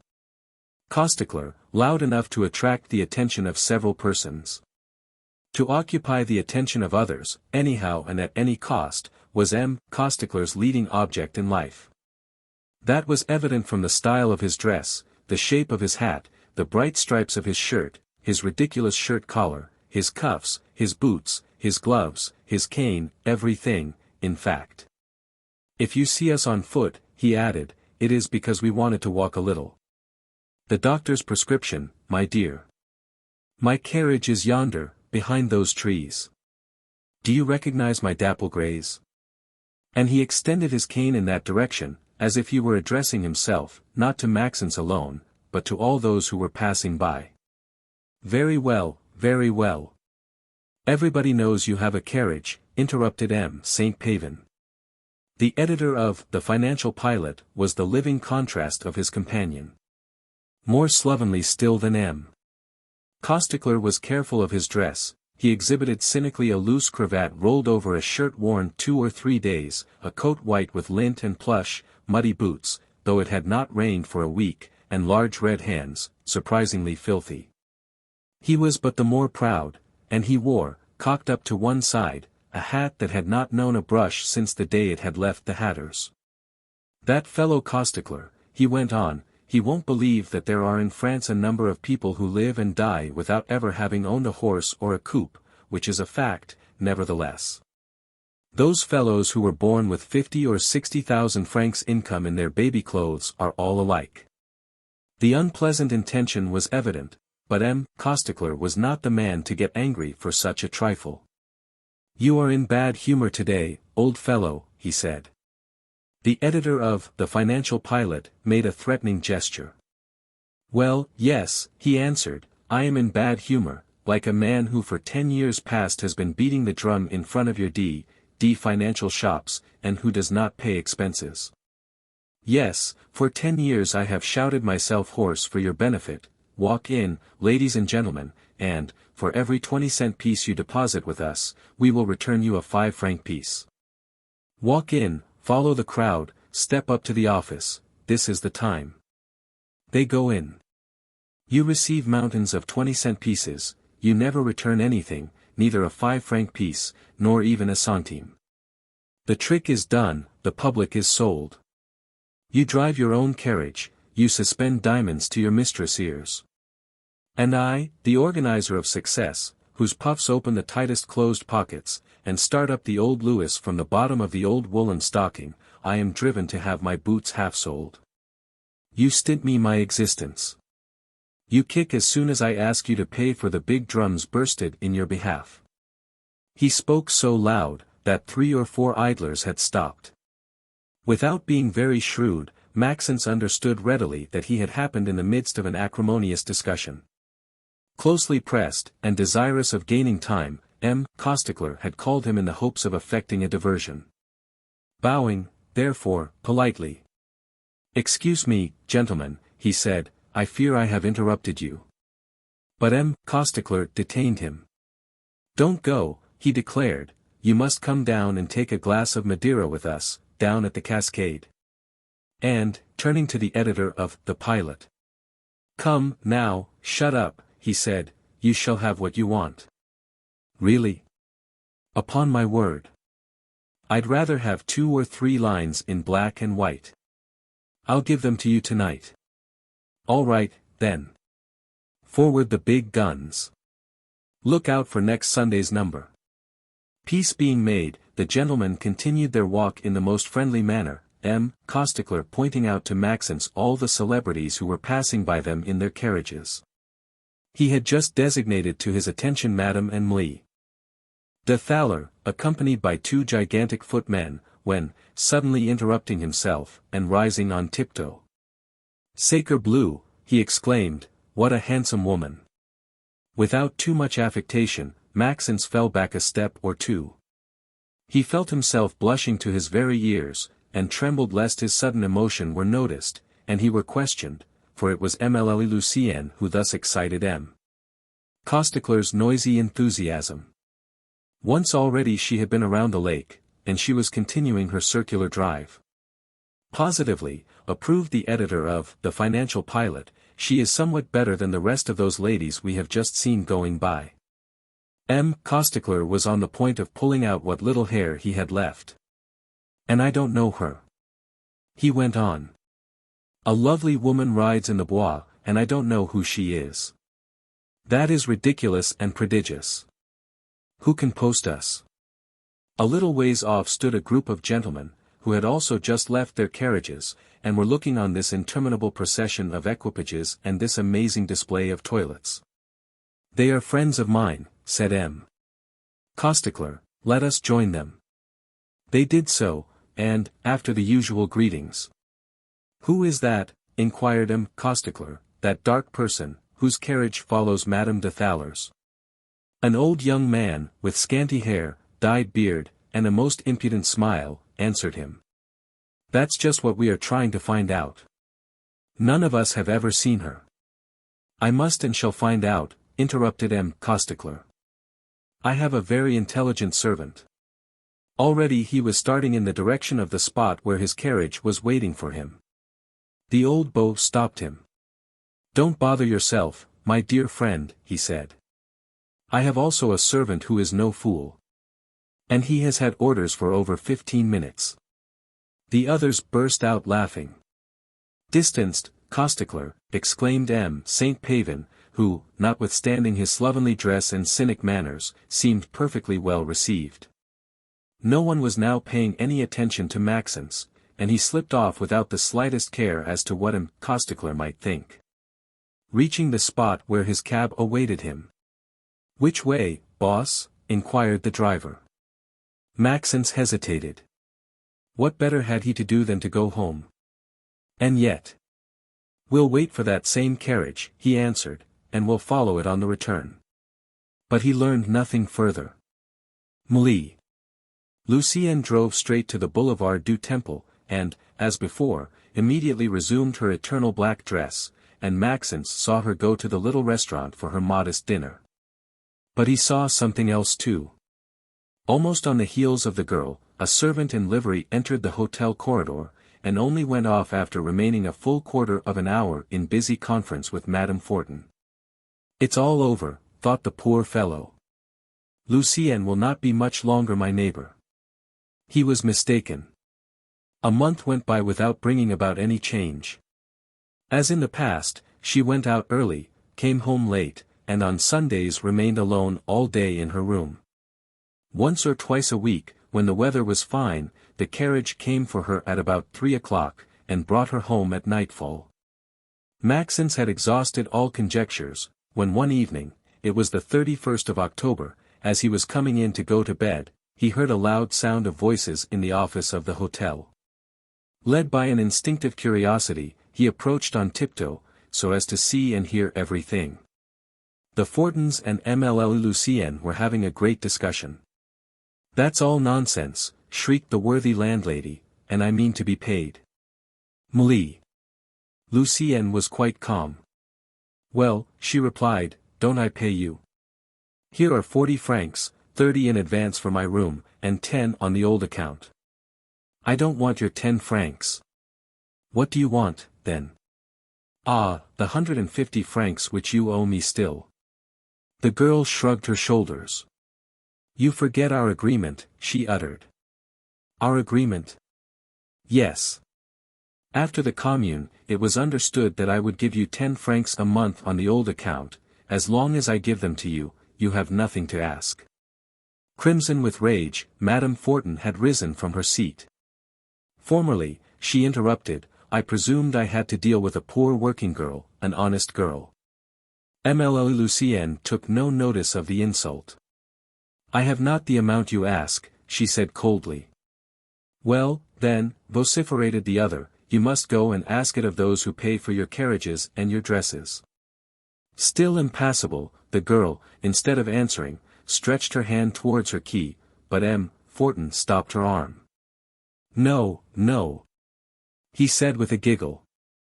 People who don't pay their hotel bills sleep out, my darling. Maxence, that very morning, had received his month's pay, and he felt, as it were, his 200 francs trembling in his pockets.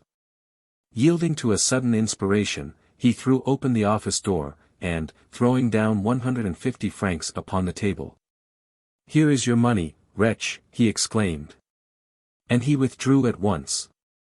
Chapter 27. Maxence had not spoken to Émile Lucienne for nearly a month. He tried to persuade himself that she despised him because he was poor. He kept watching for her, for he could not help it, but as much as possible he avoided her. "I shall be miserable," he thought, "the day when she does not come home, and yet it would be the very best thing that could happen for me." Nevertheless, he spent all his time trying to find some explanations for the conduct of this strange girl, who, beneath her woolen dress, had the haughty manners of a great lady.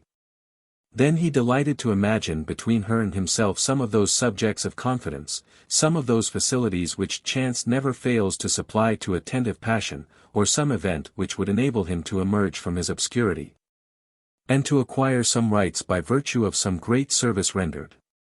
But never had he dared to hope for an occasion as propitious as the one he had just seized. And yet, after he had returned to his room, he hardly dared to congratulate himself upon the promptitude of his decision.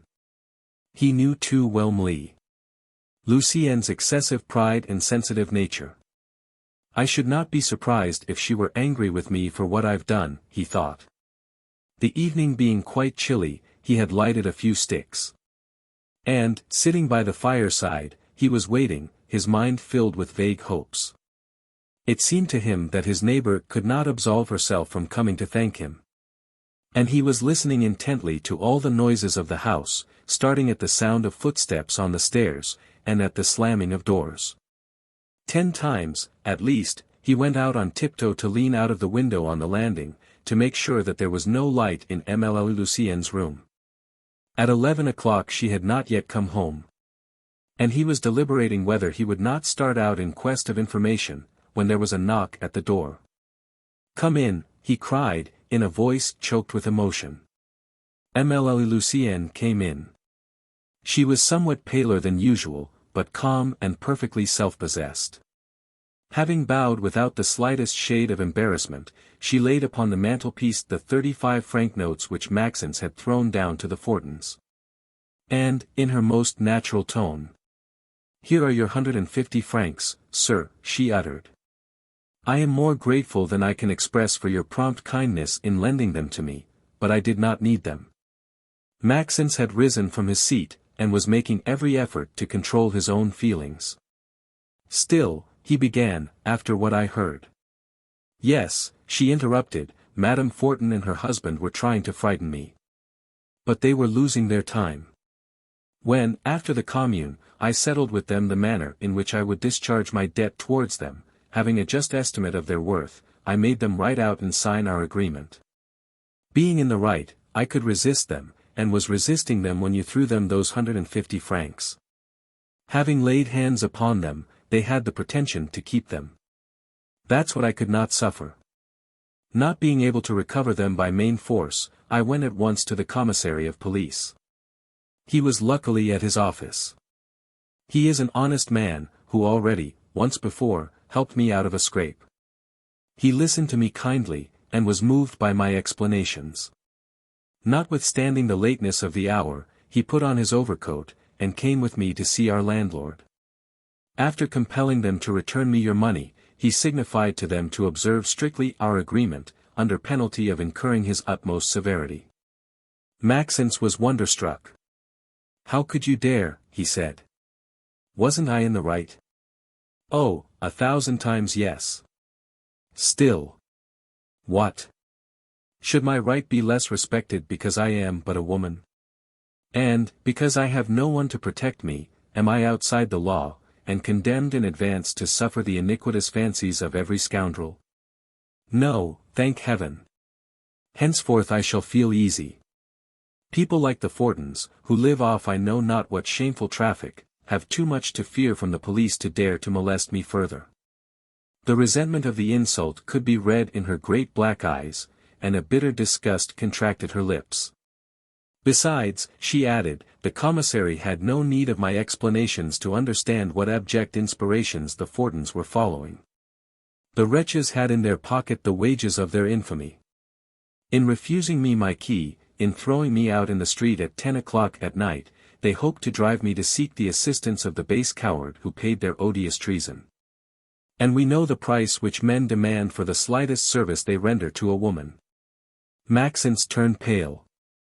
The idea flashed upon his mind that it was to him, perhaps, that these last words were addressed. "Ah, I swear it!"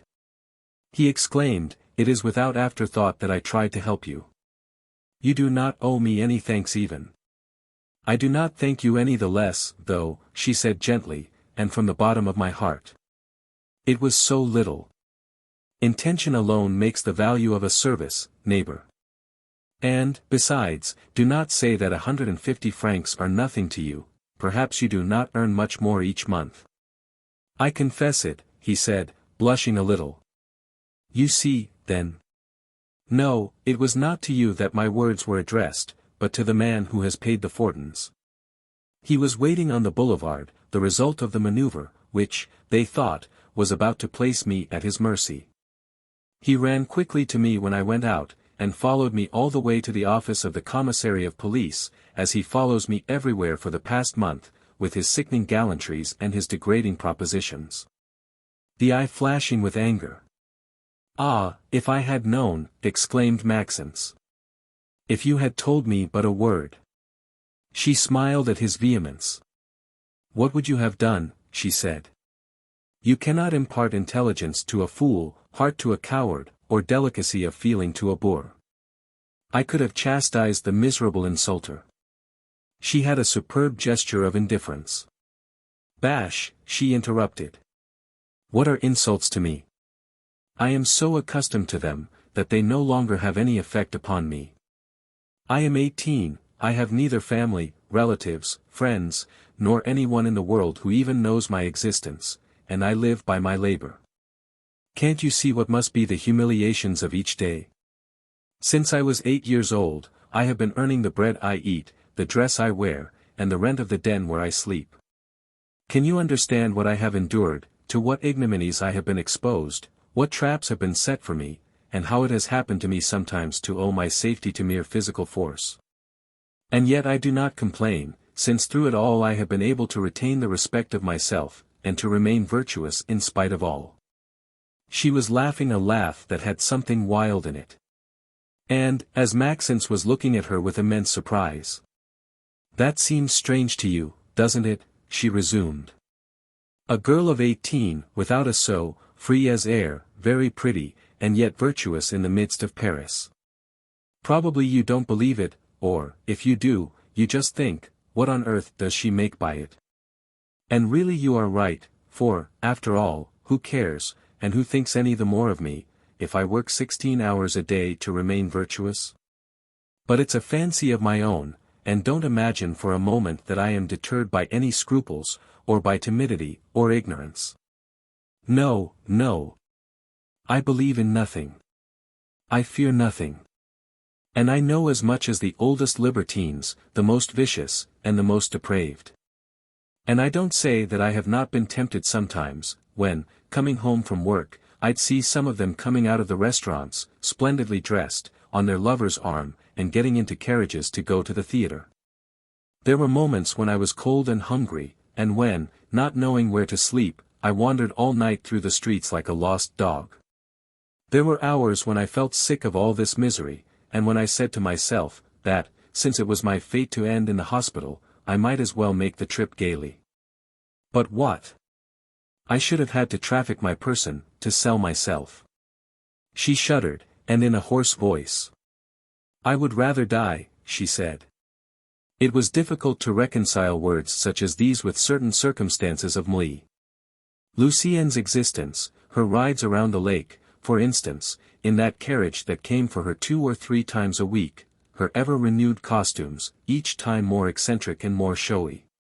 But Maxence was not thinking of that. What she told him he accepted as absolutely true and indisputable. And he felt penetrated with an almost religious admiration for this young and beautiful girl, possessed of so much vivid energy, who alone, through the hazards, the perils, and the temptations of Paris, had succeeded in protecting and defending herself. And yet, he said, without suspecting it, you had a friend near you. She shuddered, and a pale smile flitted upon her lips. She knew well enough what friendship means between a youth of 25 and a girl of 18. A friend, she murmured. Maxence guessed her thought, and, in all the sincerity of his soul, yes, a friend, he repeated, a comrade, a brother. And thinking to touch her, and gain her confidence. I could understand you, he added. For I, too, have been very unhappy. But he was singularly mistaken.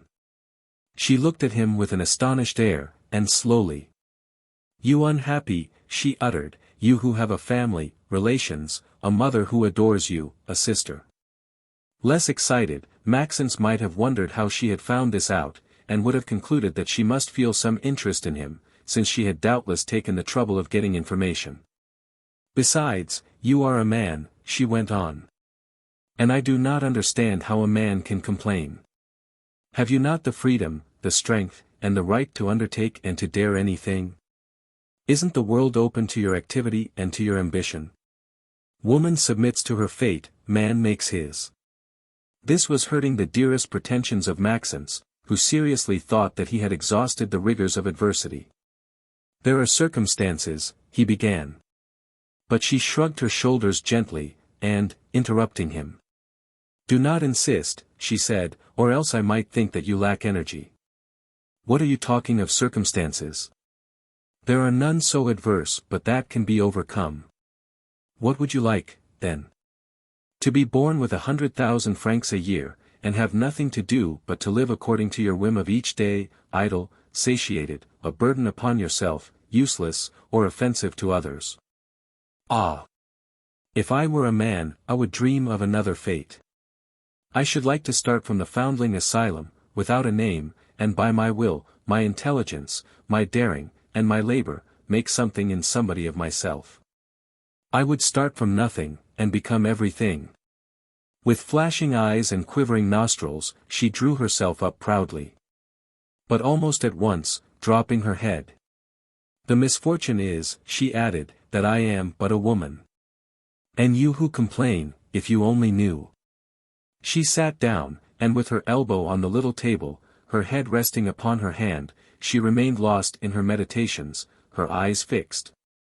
As if following through space all the phases of the 18 years of her life. There is no energy but unbends at some given moment, no will but has its hour of weakness, and, strong and energetic as was Émile Lucienne, she had been deeply touched by Maxence's act. Had she, then, found at last upon her path the companion of whom she had often dreamed in the despairing hours of solitude and wretchedness? After a few moments, she raised her head, and, looking into Maxence's eyes with a gaze that made him quiver like the shock of an electric battery. Doubtless, she said, in a tone of indifference somewhat forced. You think you have in me a strange neighbor. Well, as between neighbors, it is well to know each other. Before you judge me, listen. The recommendation was useless. Maxence was listening with all the powers of his attention. I was brought up, she began, in a village of the neighborhood of Paris, in Louveciennes. My mother had put me out to nurse with some honest gardeners, poor, and burdened with a large family. After 2 months, hearing nothing of my mother, they wrote to her, she made no answer. They then went to Paris, and called at the address she had given them. She had just moved out, and no one knew what had become of her. They could no longer, therefore, expect a single sou for the cares they would bestow upon me. They kept me, nevertheless, thinking that one child the more would not make much difference. I know nothing of my parents, therefore, except what I heard through these kind gardeners, and, as I was still quite young when I had the misfortune to lose them, I have but a very vague remembrance of what they told me.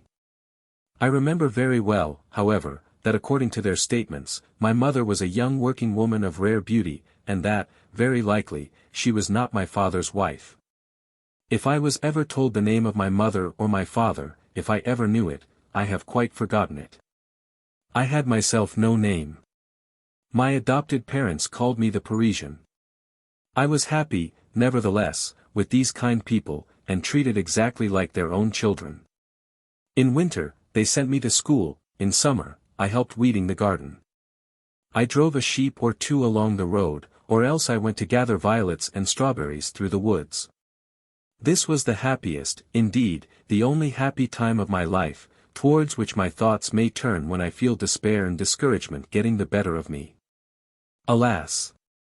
I was but 8, when, within the same week, the gardener and his wife were both carried off by the same disease, inflammation of the lungs. On a freezing December morning, in that house upon which the hand of death had just fallen, we found ourselves, 6 children, the oldest of whom was not 11, crying with grief, fright, cold, and hunger. Neither the gardener nor his wife had any relatives, and they left nothing but a few wretched pieces of furniture, the sale of which barely sufficed to pay the expenses of their funeral. The 2 younger children were taken to an asylum, the others were taken charge of by the neighbors. It was a laundress of Marley who took me.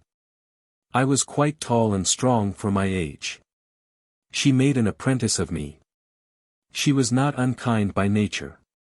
But she was violent and brutal in the extreme. She compelled me to do an excessive amount of work, and often of a kind above my strength. 50 times a day, I had to go from the river to the house, carrying on my shoulders enormous bundles of wet napkins or sheets, wring them, spread them out, and then run to Rouen to get the soiled clothes from the customers. I did not complain, I was already too proud to complain, but, if I was ordered to do something that seemed to me too unjust, I refused obstinately to obey, and then I was unmercifully beaten. In spite of all, I might, perhaps, have become attached to the woman, had she not had the disgusting habit of drinking. Every week regularly, on the day when she took the clothes to Paris, it was on Wednesdays, she came home drunk. And then, according as, with the fumes of the wine, anger or gaiety rose to her brain, there were atrocious scenes or obscene jests. When she was in that condition, she inspired me with horror. And one Wednesday, as I showed my feelings too plainly, she struck me so hard, that she broke my arm. I had been with her for 20 months. The injury she had done me sobered her at once. She became frightened, overpowered me with caresses, begging me to say nothing to any one. I promised, and kept faithfully my word. But a physician had to be called in. There had been witnesses who spoke. The story spread along the river, as far as Bougival and Rouen. And one morning an officer of gendarmes called at the house. And I don't exactly know what would have happened, if I had not obstinately maintained that I had broken my arm in falling downstairs. What surprised Maxence most was Émile Lucienne's simple and natural tone. No emphasis, scarcely an appearance of emotion. One might have thought it was somebody else's life that she was narrating. Meantime she was going on. Thanks to my obstinate denials the woman was not disturbed. But the truth was known. And her reputation, which was not good before, became altogether bad. I became an object of interest.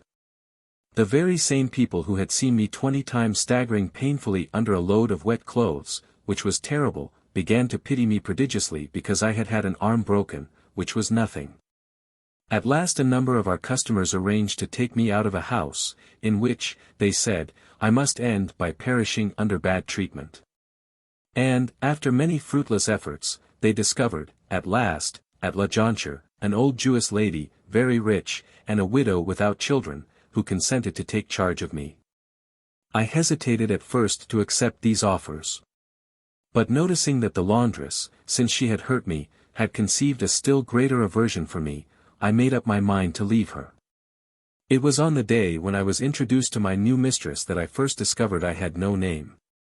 After examining me at length, turning me around and around, making me walk, and sit down, now, she inquired, "What is your name?"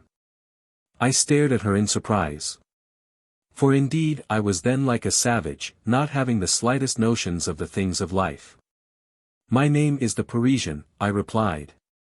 She burst out laughing, as also another old lady, a friend of hers, who assisted at my presentation. And I remember that my little pride was quite offended at their hilarity. I thought they were laughing at me. "That's not a name," they said at last. "That's a nickname. I have no other." They seemed dumbfounded, repeating over and over that such a thing was unheard of, and on the spot they began to look for a name for me.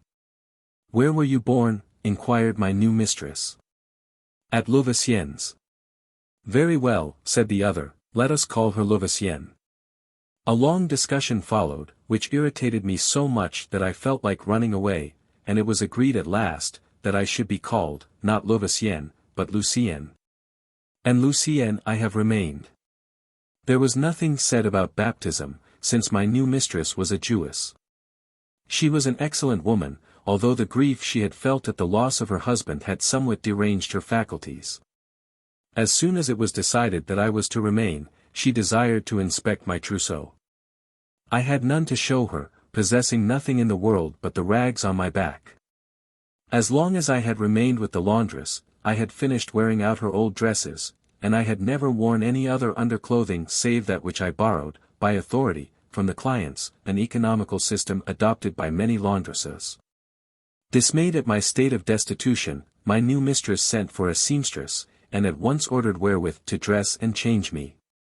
Since the death of the poor gardeners, this was the first time that any one paid any attention to me, except to exact some service of me.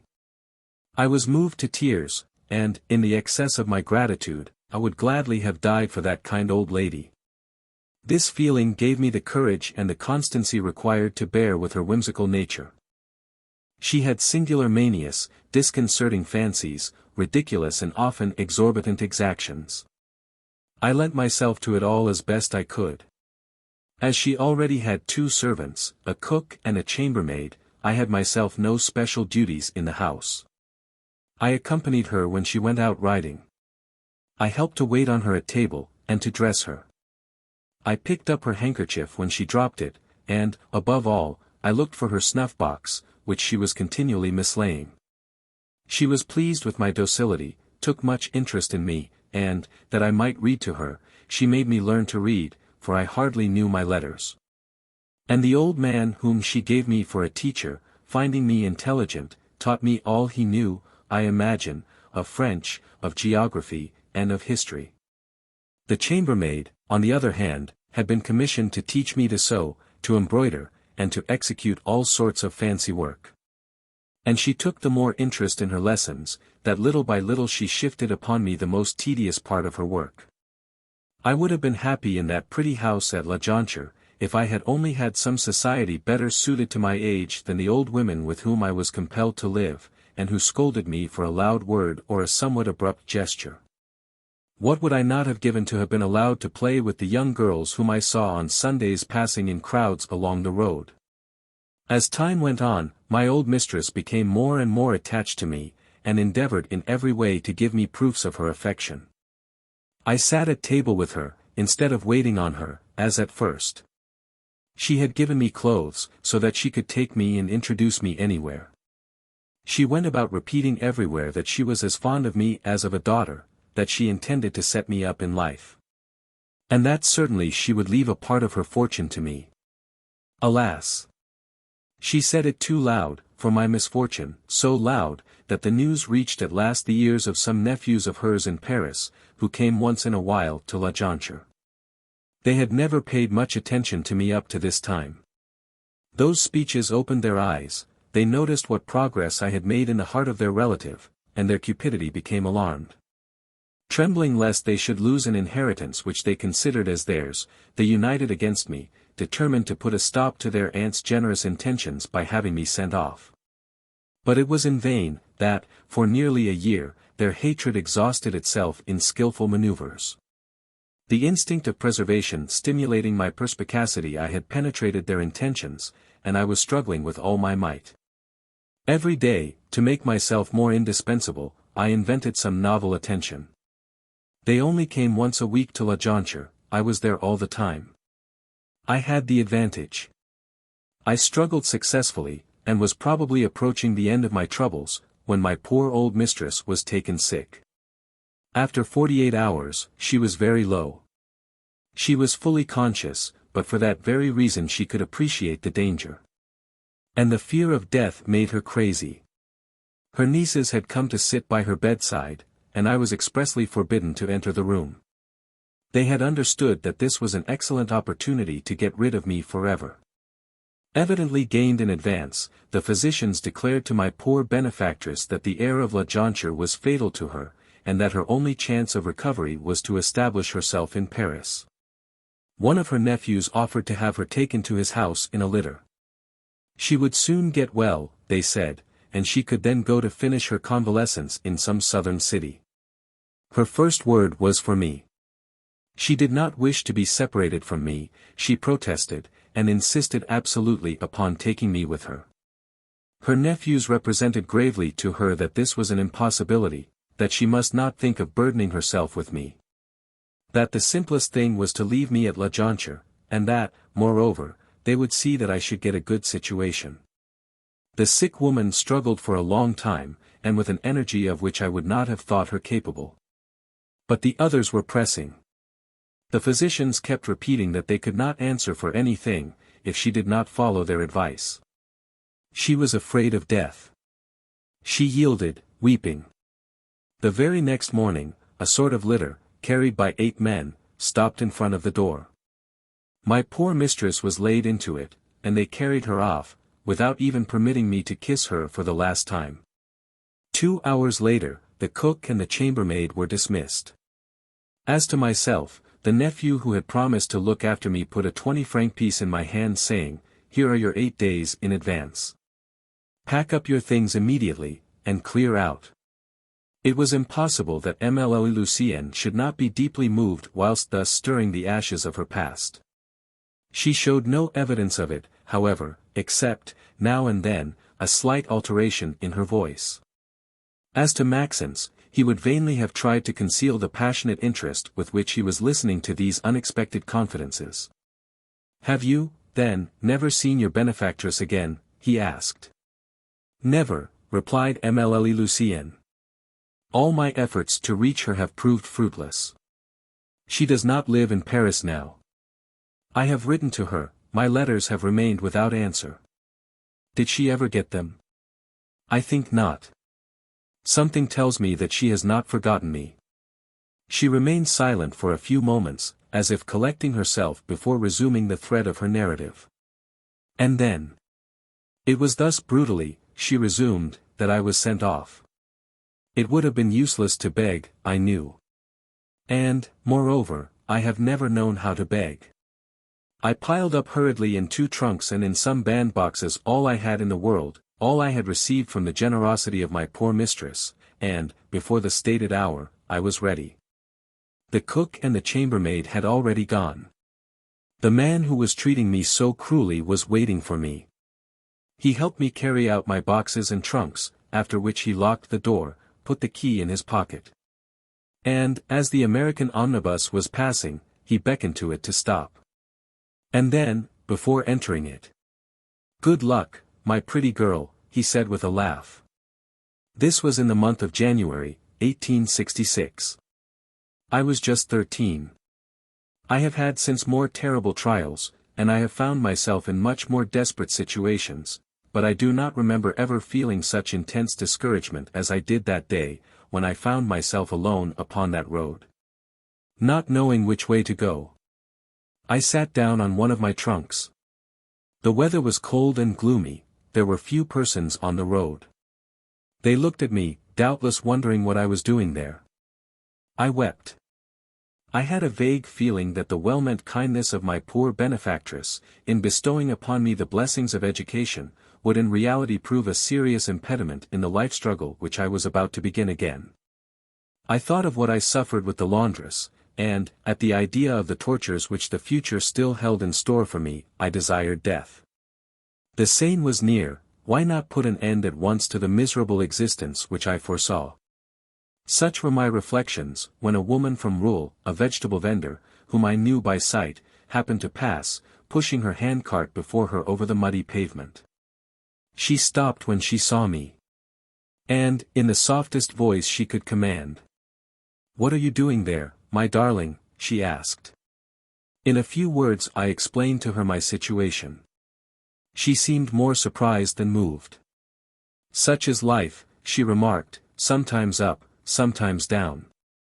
And, stepping up nearer, "What do you expect to do now?" she interrogated in a tone of voice so different from that in which she had spoken at first, that I felt more keenly the horror of my altered situation. "I have no idea," I replied, after thinking for a moment. "You can't stay there," she resumed, "the gendarmes would arrest you. Come with me. We will talk things over at the house, and I'll give you my advice." I was so completely crushed, that I had neither strength nor will. Besides, what was the use of thinking? Had I any choice of resolutions? Finally, the woman's offer seemed to me a last favor of destiny. "I shall do as you say, madam," I replied. She proceeded at once to load up my little baggage on her cart. We started, and soon we arrived home. What she called thus was a sort of cellar, at least 12 inches lower than the street, receiving its only light through the glass door, in which several broken panes had been replaced by sheets of paper. It was revoltingly filthy, and filled with a sickening odor. On all sides were heaps of vegetables, cabbages, potatoes, onions. In one corner a nameless heap of decaying rags, which she called her bed. In the center, a small cast-iron stove, the worn-out pipe of which allowed the smoke to escape in the room. "Anyway," she said to me, "you have a home now." I helped her to unload the cart. She filled the stove with coal, and at once declared that she wanted to inspect my things. My trunks were opened, and it was with exclamations of surprise that the woman handled my dresses, my skirts, my stockings. "The mischief!" she exclaimed, "you dressed well, didn't you?" Her eyes sparkled so, that a strong feeling of mistrust arose in my mind. She seemed to consider all my property as an unexpected godsend to herself. Her hands trembled as she handled some piece of jewelry, and she took me to the light that she might better estimate the value of my earrings. And so, when she asked me if I had any money, determined to hide at least my 20-franc piece, which was my sole fortune, I replied boldly, "No." "That's a pity," she grumbled. But she wished to know my history, and I was compelled to tell it to her. One thing only surprised her, my age, and in fact, though only 13, I looked fully 16. When I had done, "Never mind," she said. "It was lucky for you that you met me. You are at least certain now of eating every day, for I am going to take charge of you. I am getting old, you'll help me to drag my cart. If you are as smart as you are pretty, we'll make money. Nothing could suit me less." But how could I resist? She threw a few rags upon the floor, and on them I had to sleep. The next day, wearing my meanest dress, and a pair of wooden shoes which she had bought for me, and which bruised my feet horribly, I had to harness myself to the cart by means of a leather strap, which cut my shoulders and my chest. She was an abominable creature, that woman, and I soon found out that her repulsive features indicated but too well her ignoble instincts. After leading a life of vice and shame, she had, with the approach of old age, fallen into the most abject poverty, and had adopted the trade of vegetable vendor, which she carried on just enough to escape absolute starvation. Enraged at her fate, she found a detestable pleasure in ill-treating me, or in endeavoring to stain my imagination by the foulest speeches. Ah, if I had only known where to fly, and where to take refuge! But, abusing my ignorance, that execrable woman had persuaded me, that, if I attempted to go out alone, I would be arrested. And I knew no one to whom I could apply for protection and advice. And then I began to learn that beauty, to a poor girl, is a fatal gift. One by one, the woman had sold everything I had, dresses, underclothes, jewels, and I was now reduced to rags almost as mean as when I was with the laundress. Every morning, rain or shine, hot or cold, we started, wheeling our cart from village to village, all along the Seine, from Courbevoie to Pont-Marly. I could see no end to this wretched existence, when one evening the commissary of police presented himself at our hovel, and ordered us to follow him. We were taken to prison. And there I found myself thrown among some 100 women, whose faces, words, and gestures frightened me. The vegetable woman had committed a theft, and I was accused of complicity. Fortunately, I was easily able to demonstrate my innocence. And, at the end of 2 weeks, a jailer opened the door to me, saying, "Go, you are free." Maxence understood now the gently ironical smile with which Émile Lucienne had heard him assert that he, too, had been very unhappy. What a life hers had been! And how could such things be within a step of Paris, in the midst of a society which deems its organization too perfect to consent to modify it? Émile Lucienne went on, speaking somewhat faster. I was indeed free. But of what use could my freedom be to me? I knew not which way to go. A mechanical instinct took me back to Rouen. I fancied I would be safer among people who all knew me, and that I might find shelter in our old lodgings. But this last hope was disappointed. Immediately after our arrest, the owner of the building had thrown out everything it contained, and had rented it to a hideous beggar, who offered me, with a giggle, to become his housekeeper. I ran off as fast as I could. The situation was certainly more horrible now than the day when I had been turned out of my benefactress' house. But the 8 months I had just spent with the horrible woman had taught me anew how to bear misery, and had nerved up my energy. I took out from a fold of my dress, where I had kept it constantly hid, the 20-franc piece I had received. And, as I was hungry, I entered a sort of eating and lodging house, where I had occasionally taken a meal. The proprietor was a kind-hearted man. When I had told him my situation, he invited me to remain with him until I could find something better. On Sundays and Mondays the customers were plenty, and he was obliged to take an extra servant. He offered me that work to do, promising, in exchange, my lodging and 1 meal a day. I accepted. The next day being Sunday, I commenced the arduous duties of a barmaid in a low drinking house. My pourboires amounted sometimes to 5 or 10 francs, I had my board and lodging free.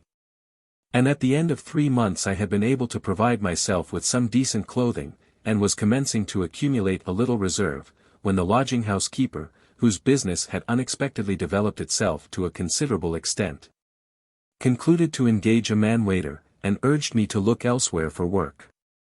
I did so. An old neighbor of ours told me of a situation at Bougival, where she said I would be very comfortable. Overcoming my repugnance, I applied, and was accepted. I was to get 30 francs a month. The place might have been a good one. There were only 3 in the family, the gentleman and his wife, and a son of 25. Every morning, father and son left for Paris by the first train, and only came home to dinner at about 6 o'clock. I was therefore alone all day with the woman. Unfortunately, she was a cross and disagreeable person, who, never having had a servant before, felt an insatiable desire of showing and exercising her authority. She was, moreover, extremely suspicious, and found some pretext to visit regularly my trunks once or twice a week, to see if I had not concealed some of her napkins or silver spoons.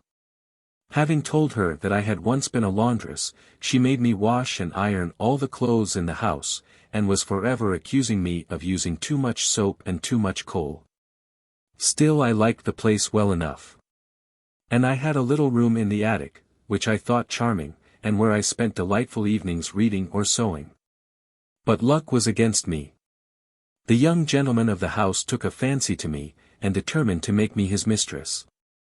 I discouraged him in a way, but he persisted in his loathsome attention, until one night he broke into my room, and I was compelled to shout for help with all my might, before I could get rid of him. The next day I left that house. But I tried in vain to find another situation in Bougival. I resolved then to seek a place in Paris. I had a big trunk full of good clothes, and about 100 francs of savings, and I felt no anxiety. When I arrived in Paris, I went straight to an intelligence office. I was extremely well received by a very affable old woman who promised to get me a good place, and, in the meantime, solicited me to board with her. She kept a sort of boarding house for servants out of place, and there were some 50 or 60 of us, who slept at night in long dormitories. Time went by, and still I did not find that famous place. The board was expensive, too, for my scanty means, and I determined to leave. I started in quest of new lodgings, followed by a porter, carrying my trunk. But as I was crossing the boulevard, not getting quick enough out of the way of a handsome private carriage which was coming at full trot, I was knocked down, and trampled under the horses' feet. Without allowing Maxence to interrupt her. I had lost consciousness, went on Émile Lucienne. When I came to my senses, I was sitting in a drugstore, and 3 or 4 persons were busy around me. I had no fracture, but only some severe contusions, and a deep cut on the head. The physician who had attended me requested me to try and walk, but I could not even stand on my feet. Then he asked me where I lived, that I might be taken there. And I was compelled to own that I was a poor servant out of place, without a home or a friend to care for me. In that case, said the doctor to the druggist, we must send her to the hospital. And they sent for a cab. In the meantime, quite a crowd had gathered outside, and the conduct of the person who was in the carriage that had run over me was being indignantly criticized. It was a woman. And I had caught a glimpse of her at the very moment I was falling under the horse's feet. She had not even condescended to get out of her carriage. But, calling a policeman, she had given him her name and address, adding, loud enough to be heard by the crowd, I am in too great a hurry to stop. My coachman is an awkward fellow, whom I shall dismiss as soon as I get home. I am ready to pay anything that may be asked. She had also sent one of her cards for me. A policeman handed it to me, and I read the name, Baron de Thaler. That's lucky for you, said the doctor. That lady is the wife of a very rich banker, and she will be able to help you when you get well. The cab had now come. I was carried into it, and, an hour later, I was admitted at the hospital, and laid on a clean, comfortable bed. But my trunk, which contained all my things, all I had in the world, and, worse still, all the money I had left. I asked for it, my heart filled with anxiety. No one had either seen or heard of it. Had the porter missed me in the crowd? Or had he basely availed himself of the accident to rob me? This was hard to decide. The good sisters promised that they would have it looked after, and that the police would certainly be able to find that man whom I had engaged near the intelligence office. But all these assurances failed to console me. This blow was the finishing one. I was taken with fever, and for more than 2 weeks my life was despaired of. I was saved at last, but my convalescence was long and tedious. And for over 2 months I lingered with alternations of better and of worse. Yet such had been my misery for the past 2 years, that this gloomy stay in a hospital was for me like an oasis in the desert. The good sisters were very kind to me. And, when I was able, I helped them with their lighter work, or went to the chapel with them. I shuddered at the thought that I must leave them as soon as I was entirely well, and then what would become of me? For my trunk had not been found, and I was destitute of all. And yet I had, at the hospital, more than one subject for gloomy reflections. Twice a week, on Thursdays and Sundays, visitors were admitted. And there was not on those days a single patient who did not receive a relative or a friend. But I, no one, nothing, never. But I am mistaken. I was commencing to get well, when one Sunday I saw by my bedside an old man, dressed all in black, of alarming appearance, wearing blue spectacles, and holding under his arm an enormous portfolio, crammed full of papers. You are Émile Lucienne, I believe, he asked. Yes, I replied, quite surprised. You are the person who was knocked down by a carriage on the corner of the boulevard and the Faubourg Saint-Martin? Yes, sir. Do you know whose equipage that was? The Baron de Thaler's, I was told. He seemed a little surprised, but at once. Have you seen that lady, or caused her to be seen in your behalf? No. Have you heard from her in any manner? No. A smile came back upon his lips. Luckily for you I am here, he said. Several times already I have called, but you were too unwell to hear me. Now that you are better, listen." And thereupon, taking a chair, he commenced to explain his profession to me. He was a sort of broker, and accidents were his specialty. As soon as one took place, he was notified by some friends of his at police headquarters. At once he started in quest of the victim, overtook her at home or at the hospital, and offered his services. For a moderate commission he undertook, if needs be, to recover damages. He commenced suit when necessary. And, if he thought the case tolerably safe, he made advances. He stated, for instance, that my case was a plain one, and that he would undertake to obtain 4,000 or 5,000 francs, at least, from Madame de Thaler. All he wanted was my power of attorney. But, in spite of his pressing instances, I declined his offers, and he withdrew, very much displeased, assuring me that I would soon repent. Upon second thought, indeed, I regretted to have followed the first inspiration of my pride, and the more so, that the good sisters whom I consulted on the subject told me that I was wrong, and that my reclamation would be perfectly proper.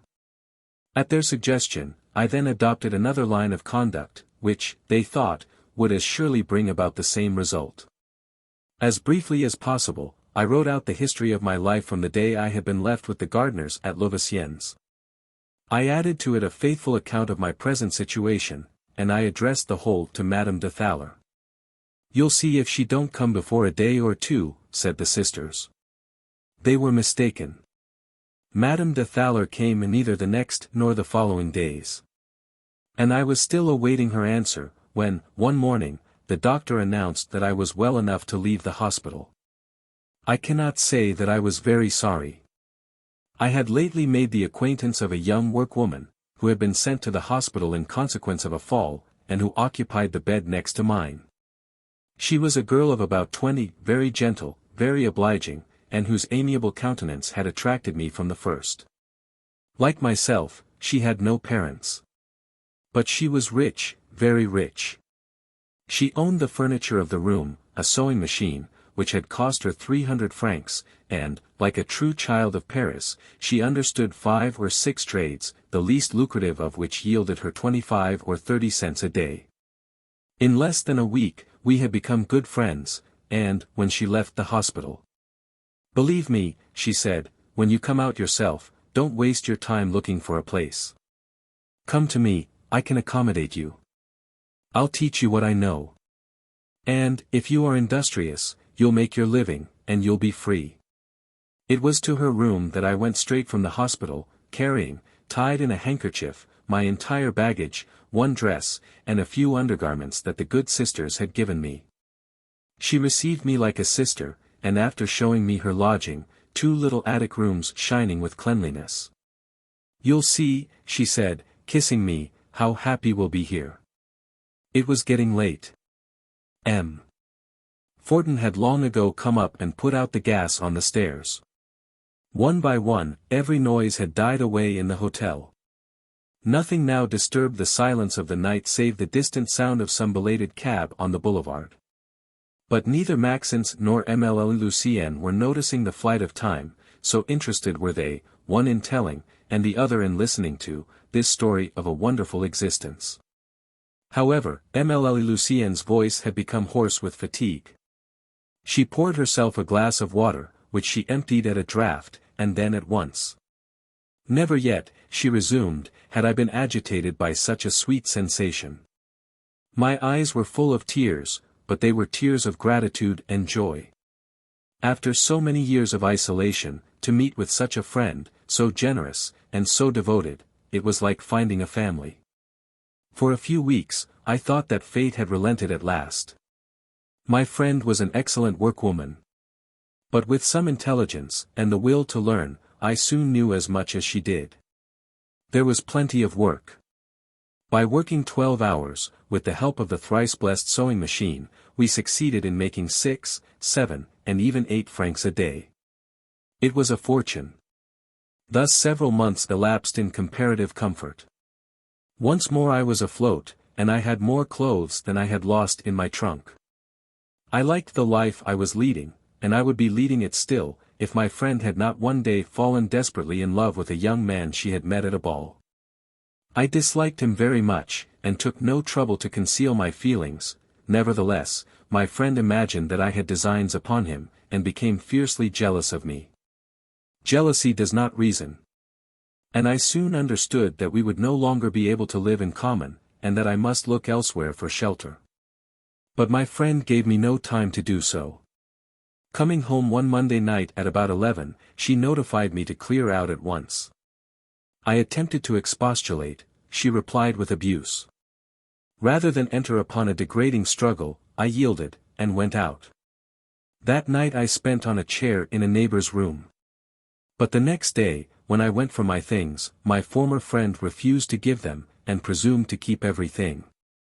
I was compelled, though reluctantly, to resort to the intervention of the commissary of police. I gained my point. But the good days had gone. Luck did not follow me to the wretched furnished house where I hired a room. I had no sewing machine, and but few acquaintances. By working 15 or 16 hours a day, I made 30 or 40 cents. That was not enough to live on.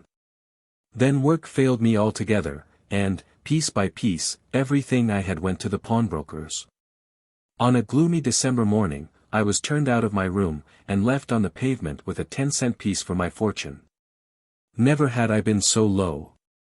And I know not to what extremities I might have come at last, when I happened to think of that wealthy lady whose horses had upset me on the boulevard. I had kept her card. Without hesitation, I went unto a grocery, and calling for some paper and a pen, I wrote, overcoming the last struggle of my pride. Do you remember, madam, a poor girl whom your carriage came near crushing to death? Once before she applied to you, and received no answer. She is today without shelter and without bread, and you are her supreme hope. I placed these few lines in an envelope, and ran to the address indicated on the card. It was a magnificent residence, with a vast courtyard in front.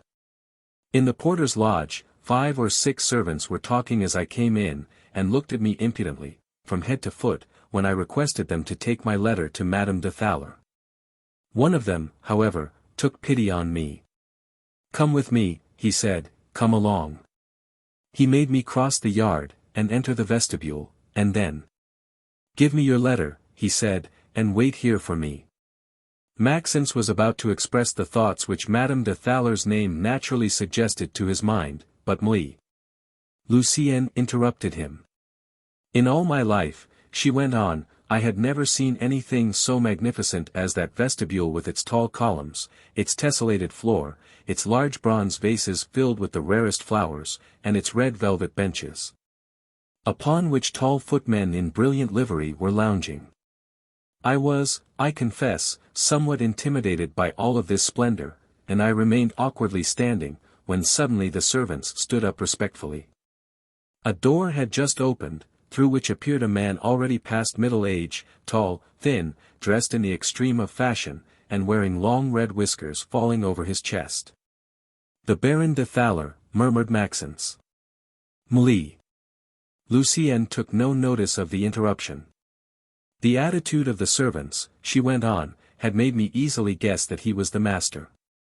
I was bowing to him, blushing and embarrassed, when, noticing me, he stopped short, shuddering from head to foot. Who are you? He asked me roughly. I attributed his manner to the sad condition of my dress, which appeared more miserable and more dilapidated still amid the surrounding splendors, and, in a scarcely intelligible voice, I began. I am a poor girl, sir. But he interrupted me. To the point. What do you want? I am awaiting an answer, sir, to a request which I have just forwarded to the Baroness. What about? Once, sir, I was run over in the street by the Baroness's carriage, I was severely wounded, and had to be taken to the hospital. I fancied there was something like terror in the man's look. It is you, then, who once before sent a long letter to my wife, in which you told the story of your life. Yes, sir, it was I. You stated in that letter that you had no parents, having been left by your mother with some gardeners at Louveciennes. That is the truth. What has become of these gardeners? They are dead. What was your mother's name? I never knew. To M. de Thaler's first surprise had succeeded a feeling of evident irritation, but, the more haughty and brutal his manners, the cooler and the more self-possessed I became. And you are soliciting assistance, he said. I drew myself up, and, looking at him straight in the eyes. I beg your pardon, I replied, it is a legitimate indemnity which I claim. Indeed, it seemed to me that my firmness alarmed him. With a feverish haste, he began to feel in his pockets. He took out their contents of gold and banknotes all in a heap, and, thrusting it into my hands without counting. Here, he said, take this. Are you satisfied? I observed to him, that, having sent a letter to Madame de Thaler, it would perhaps be proper to await her answer. But he replied that it was not necessary, and, pushing me towards the door.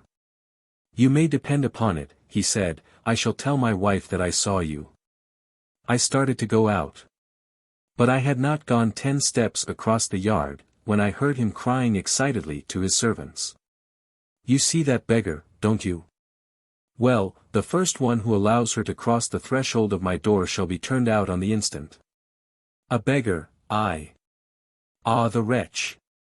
I turned round to cast his alms into his face, but already he had disappeared, and I only found before me the footman, chuckling stupidly. I went out.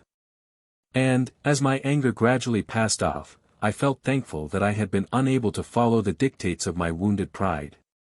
Poor girl, I thought to myself, where would you be at this hour? You would only have to select between suicide and the vilest existence, whereas now you are above want. I was passing before a small restaurant. I went in, for I was very hungry, having, so to speak, eaten nothing for several days past. Besides, I felt anxious to count my treasure. The Baron de Thaler had given me 930 francs. This sum, which exceeded the utmost limits of my ambition, seemed inexhaustible to me. I was dazzled by its possession. And yet, I thought, had M. de Thaler happened to have 10,000 francs in his pockets he would have given them to me all the same. I was at a loss to explain this strange generosity. Why his surprise when he first saw me, then his anger, and his haste to get rid of me? How was it that a man whose mind must be filled with the gravest cares had so distinctly remembered me, and the letter I had written to his wife?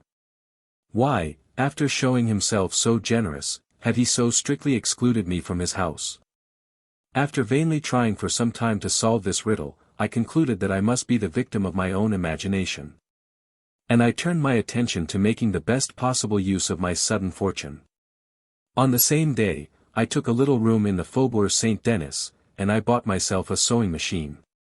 Before the week was over, I had work before me for several months. Ah! This time it seemed indeed that I had nothing more to apprehend from destiny, and I looked forward, without fear, to the future. At the end of a month, I was earning 4 to 5 francs a day, when, one afternoon, a stout man, very well dressed, looking honest and good-natured, and speaking French with some difficulty, made his appearance at my room. He was an American, he stated, and had been sent to me by the woman for whom I worked.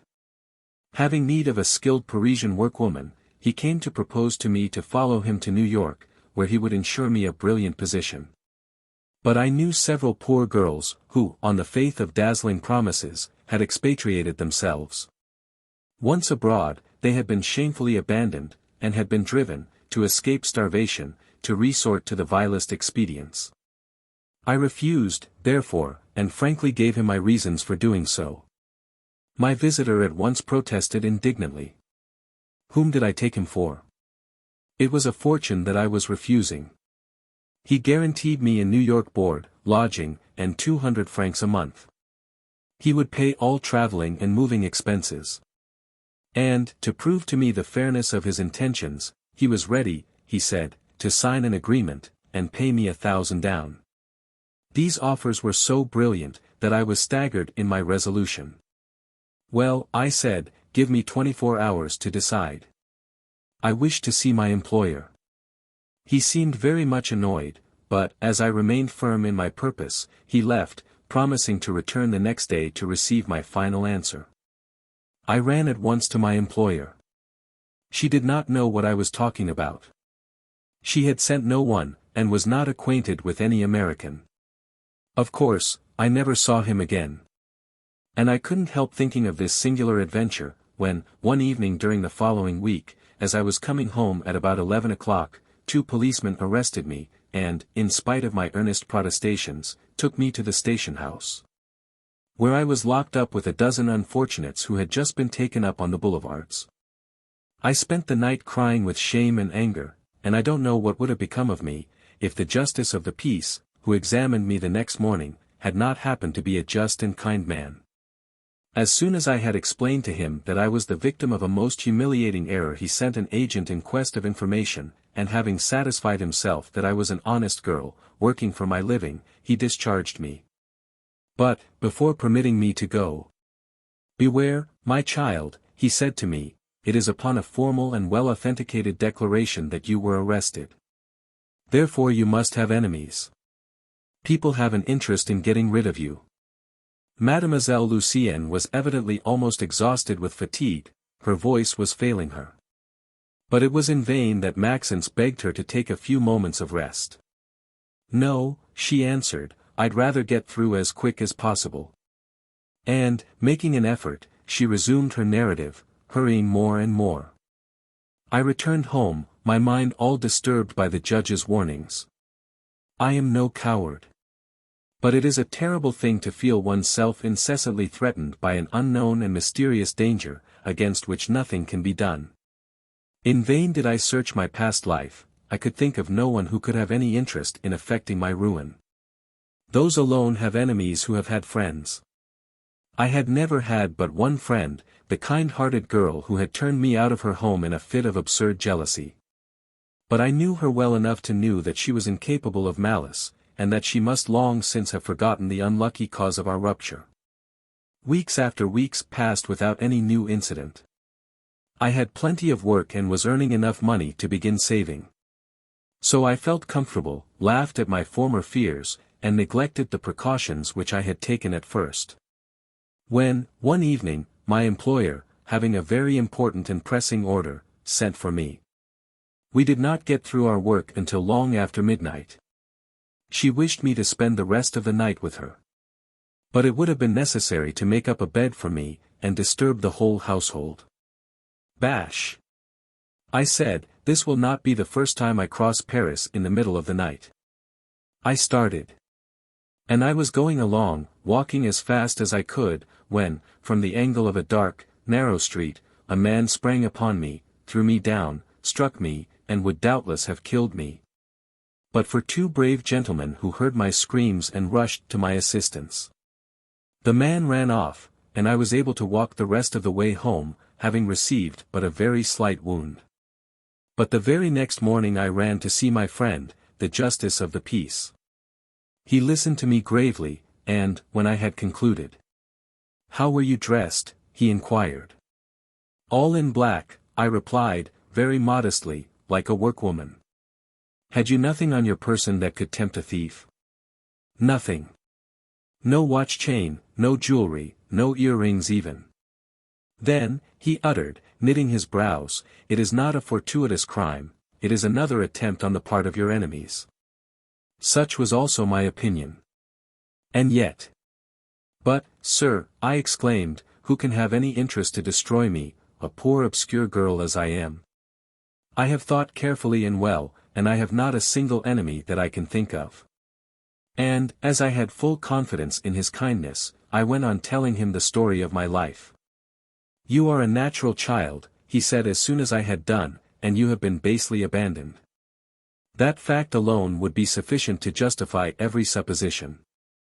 You do not know your parents, but it is quite possible that they may know you, and that they may never have lost sight of you. Your mother was a working girl, you think? That may be. But your father? Do you know what interests your existence may threaten? Do you know what elaborate edifice of falsehood and infamy your sudden appearance might tumble to the ground?" I was listening dumbfounded. Never had such conjectures crossed my mind, and, whilst I doubted their probability, I had, at least, to admit their possibility. What must I do, then? I inquired. The peace officer shook his head. Indeed, my poor child, I hardly know what to advise. The police is not omnipotent. It can do nothing to anticipate a crime conceived in the brain of an unknown scoundrel. I was terrified. He saw it, and took pity on me. In your place, he added, I would change my domicile. You might, perhaps, thus make them lose your track. And, above all, do not fail to give me your new address. Whatever I can do to protect you, and ensure your safety, I shall do.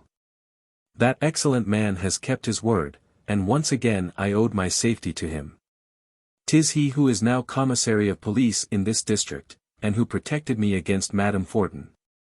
I hastened to follow his advice, and 2 days later I had hired the room in this house in which I am still living.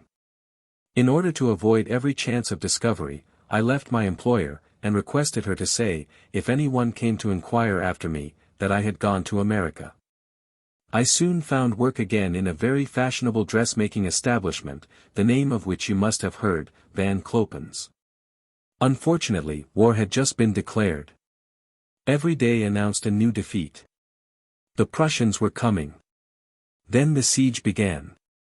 Van Clopen had closed his shop, and left Paris.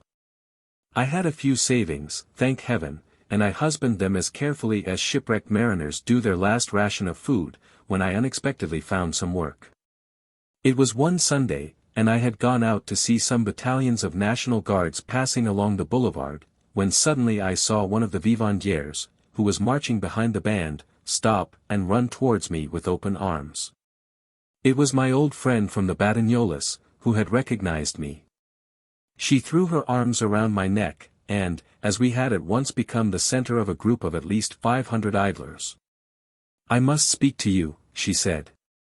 If you live in the neighborhood, let's go to your room. The service can wait. I brought her here, and at once she commenced to excuse herself for her past conduct, begging me to restore her my friendship. As I expected, she had long since forgotten the young man, cause of our rupture. But she was now in love, and seriously this time, she declared, with a furniture maker, who was a captain in the National Guards. It was through him that she had become a vivandière, and she offered me a similar position, if I wished it. But I did not wish it. And, as I was complaining that I could find no work, she swore that she would get me some through her captain, who was a very influential man. Through him, I did in fact obtain a few dozen jackets to make. This work was very poorly paid. But the little I earned was that much less to take from my humble resources. In that way I managed to get through the siege without suffering too much. After the armistice, unfortunately, M. Van Clopen had not yet returned. I was unable to procure any work, my resources were exhausted, and I would have starved during the Commune, but for my old friend, who several times brought me a little money, and some provisions. Her captain was now a colonel, and was about to become a member of the government, at least, so she assured me. The entrance of the troops into Paris put an end to her dream. One night she came to me livid with fright. She supposed herself gravely compromised, and begged me to hide her. For 4 days she remained with me. On the 5th, just as we were sitting down to dinner, my room was invaded by a number of police agents, who showed us an order of arrest and commanded us to follow them. My friend sank down upon a chair, stupid with fright. But I retained my presence of mind, and persuaded one of the agents to go and notify my friend the justice. He happened luckily to be at home, and at once hastened to my assistance. He could do nothing, however, for the moment. The agents having positive orders to take us straight to Versailles. Well, said he, I shall accompany you. From the very first steps he took the next morning, he discovered that my position was indeed grave.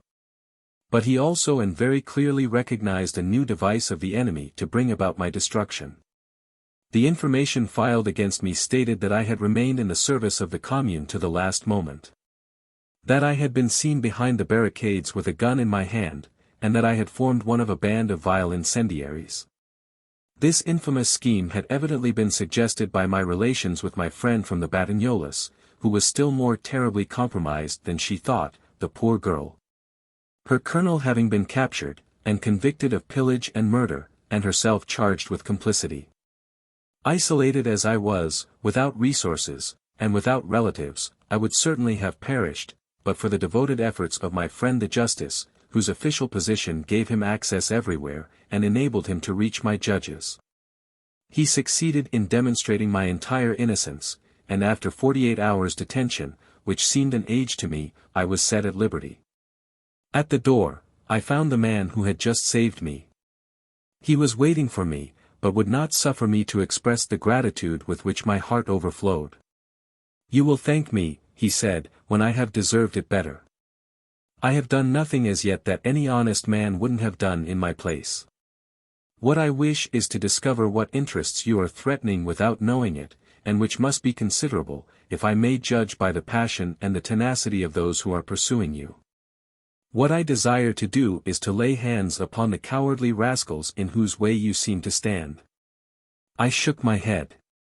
"You will not succeed," I said to him. "Who knows? I've done harder things than that in my life." And taking a large envelope from his pocket. "This," he said, "is the letter which caused your arrest. I have examined it attentively, and I am certain that the handwriting is not disguised. That's something to start with, and may enable me to verify my suspicions, should any occur to my mind. In the meantime, return quietly to Paris, resume your ordinary occupations, answer vaguely any questions that may be asked about this matter, and above all, never mention my name. Remain at the Hôtel de Folies, it is in my district, in my legitimate sphere of action. Besides, the proprietors are in a position where they dare not disobey my orders. Never come to my office, unless something grave and unforeseen should occur. Our chances of success would be seriously compromised, if they could suspect the interest I take in your welfare. Keep your eyes open on everything that is going on around you, and, if you notice anything suspicious, write to me. I will myself organize a secret surveillance around you. If I can bag one of the rascals who are watching you, that's all I want. And now," added this good man, "goodbye. Patience and courage." Unfortunately he had not thought of offering me a little money, I had not dared to ask him for any, and I had but 8 sous left. It was on foot, therefore, that I was compelled to return to Paris. Madame Fortin received me with open arms. With me returned the hope of recovering the 100 and odd francs which I owed her, and which she had given up for lost. Moreover, she had excellent news for me. M. Van Clopen had sent for me during my absence, requesting me to call at his shop. Tired as I was, I went to see him at once. I found him very much downcast by the poor prospects of business. Still he was determined to go on, and offered to employ me, not as workwoman, as heretofore, but to try on garments for customers, at a salary of 120 francs a month. I was not in a position to be very particular. I accepted. And there I am still.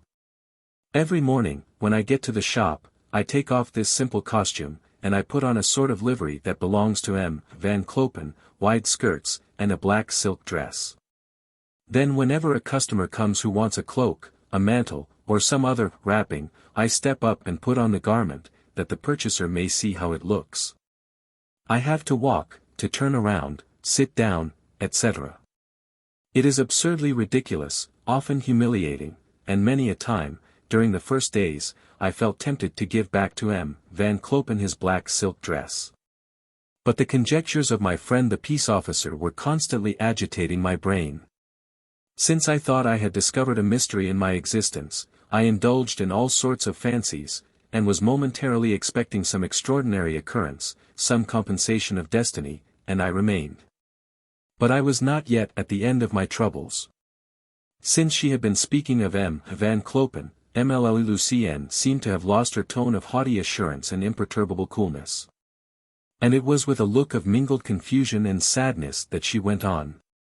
What I was doing at Van Clopen's was exceedingly painful to me, and yet he very soon asked me to do something more painful still. Gradually Paris was filling up again. The hotels had reopened, foreigners were pouring in, and the Bois Boulogne was resuming its wonted animation. Still but few orders came in, and those for dresses of the utmost simplicity, of dark color and plain material, on which it was hard to make 25% profit. Van Clopen was disconsolate. He kept speaking to me of the good old days, when some of his customers spent as much as 30,000 francs a month for dresses and trifles, until one day. "You are the only one," he told me, "who can help me out just now. You are really good looking, and I am sure that in full dress, spread over the cushions of a handsome carriage, you would create quite a sensation, and that all the rest of the women would be jealous of you, and would wish to look like you. There needs but one, you know, to give the good example." Maxence started up suddenly, and, striking his head with hand. "Ah, I understand now," he exclaimed. "I thought that Van Clopen was jesting," went on the young girl. But he had never been more in earnest, and, to prove it, he commenced explaining to me what he wanted. He proposed to get up for me some of those costumes which are sure to attract attention. And 2 or 3 times a week he would send me a fine carriage, and I would go and show myself in the Bois. I felt disgusted at the proposition. "Never," I said. "Why not?" "Because I respect myself too much to make a living advertisement of myself." He shrugged his shoulders. "You are wrong," he said. "You are not rich, and I would give you 20 francs for each ride. At the rate of 8 rides a month, it would be 160 francs added to your wages. Besides," he added with a wink, "it would be an excellent opportunity to make your fortune. Pretty as you are, who knows but what some millionaire might take a fancy to you." I felt indignant. "For that reason alone, if for no other," I exclaimed, "I refuse." "You are a little fool," he replied. "If you do not accept, you cease being in my employment. Reflect." My mind was already made up, and I was thinking of looking out for some other occupation, when I received a note from my friend the peace officer, requesting me to call at his office. I did so, and, after kindly inviting me to a seat. "Well," he said, "what is there new?" "Nothing. I have noticed no one watching me." He looked annoyed. "My agents have not detected anything either," he grumbled. "And yet it is evident that your enemies cannot have given it up so. They are sharp ones. If they keep quiet, it is because they are preparing some good trick. What it is I must and shall find out. Already I have an idea which would be an excellent one, if I could discover some way of throwing you among what is called good society." I explained to him, that, being employed at Van Clopen's, I had an opportunity to see there many ladies of the best society. "That is not enough," he said. Then M. Van Clopen's propositions came back to my mind, and I stated them to him. "Just the thing," he exclaimed, starting upon his chair, "a manifest proof that luck is with us. You must accept." I felt bound to tell him my objections, which reflection had much increased. "I know but too well," I said, "what must happen if I accept this odious duty. Before I have been 4 times to the Bois, I shall be noticed, and every one will imagine that they know for what purpose I come there. I shall be assailed with vile offers. True, I have no fears for myself. I shall always be better guarded by my pride than by the most watchful of parents. But my reputation will be lost." I failed to convince him. "I know very well that you are an honest girl," he said to me, "but, for that very reason, what do you care what all these people will think, whom you do not know? Your future is at stake. I repeat it, you must accept." "If you command me to do so," I said. "Yes, I command you, and I'll explain to you why." For the first time, Émile Lucienne manifested some reticence, and omitted to repeat the explanations of the peace officer. And, after a few moments' pause, "You know the rest, neighbor," she said, "since you have seen me yourself in that inept and ridiculous role of living advertisement, of fashionable lay figure, and the result has been just as I expected. Can you find anyone who believes in my honesty of purpose?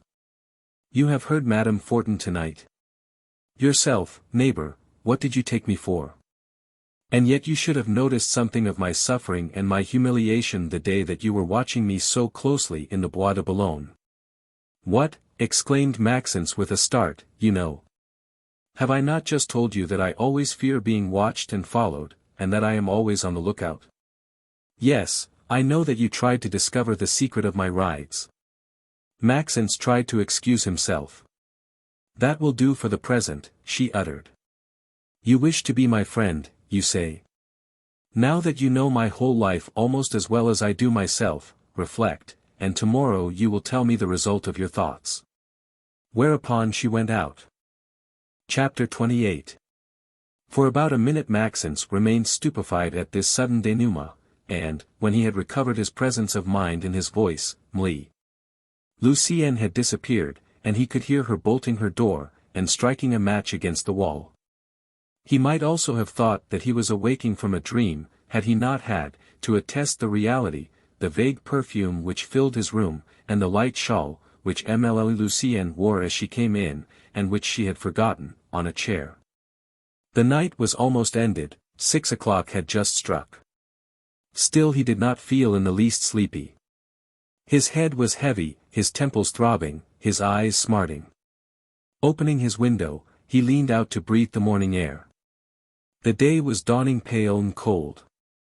A furtive and livid light glanced along the damp walls of the narrow court of the Hôtel de Folies, as at the bottom of a well. Already arose those confused noises which announce the waking of Paris, and above which can be heard the sonorous rolling of the milkmen's carts, the loud slamming of doors, and the sharp sound of hurrying steps on the hard pavement. But soon Maxence felt a chill coming over him. He closed the window, threw some wood in the chimney, and stretched himself on his chair, his feet towards the fire. It was a most serious event which had just occurred in his existence. And, as much as he could, he endeavored to measure its bearings, and to calculate its consequences in the future. He kept thinking of the story of that strange girl, her haughty frankness when unrolling certain phases of her life, of her wonderful impassibility, and of the implacable contempt for humanity which her every word betrayed. Where had she learned that dignity, so simple and so noble, that measured speech, that admirable respect of herself, which had enabled her to pass through so much filth without receiving a stain? What a woman, he thought. Before knowing her, he loved her. Now he was convulsed by one of those exclusive passions which master the whole being. Already he felt himself so much under the charm, subjugated, dominated, fascinated. He understood so well that he was going to cease being his own master, that his free will was about escaping from him, that he would be in Émile Lucienne's hands like wax under the modeler's fingers. He saw himself so thoroughly at the discretion of an energy superior to his own, that he was almost frightened. It's my whole future that I am going to risk, he thought. And there was no middle path. Either he must fly at once, without waiting for Émile Lucienne to awake, fly without looking behind, or else stay, and then accept all the chances of an incurable passion for a woman who, perhaps, might never care for him. And he remained wavering, like the traveler who finds himself at the intersection of two roads, and, knowing that one leads to the goal, and the other to an abyss, hesitates which to take. With this difference, however, that if the traveler errs, and discovers his error, he is always free to retrace his steps, whereas man, in life, can never return to his starting point. Every step he takes is final. And if he has erred, if he has taken the fatal road, there is no remedy. Well, no matter, exclaimed Maxence. It shall not be said that through cowardice I have allowed that happiness to escape which passes within my reach. I shall stay. And at once he began to examine what reasonably he might expect, for there was no mistaking Émile Lucienne's intentions. When she had said, "Do you wish to be friends?" she had meant exactly that, and nothing else, friends, and only friends. And yet, thought Maxence, if I had not inspired her with a real interest, would she have so wholly confided unto me? She is not ignorant of the fact that I love her. And she knows life too well to suppose that I will cease to love her when she has allowed me a certain amount of intimacy. His heart filled with hope at the idea. My mistress, he thought, never, evidently, but my wife. Why not? But the very next moment he became a prey to the bitterest discouragement. He thought that perhaps Émile Lucienne might have some capital interest in thus making a confidant of him. She had not told him the explanation given her by the peace officer. Had she not, perhaps, succeeded in lifting a corner of the veil which covered the secret of her birth? Was she on the track of her enemies? And had she discovered the motive of their animosity? Is it possible, thought Maxence, that I should be but one of the powers in the game she is playing? How do I know, that, if she wins, she will not cast me off? In the midst of these thoughts, he had gradually fallen asleep, murmuring to the last the name of Lucienne. The creaking of his opening door woke him up suddenly. He started to his feet, and met Émile Lucienne coming in. "How is this?" said she. "You did not go to bed." "You recommended me to reflect," he replied. "I've been reflecting." He looked at his watch, it was 12 o'clock. Which, however, he added, did not keep me from going to sleep. All the doubts that besieged him at the moment when he had been overcome by sleep now came back to his mind with painful vividness. "And not only have I been sleeping," he went on, "but I have been dreaming too." Mli. Lucienne fixed upon him her great black eyes. "Can you tell me your dream?" she asked.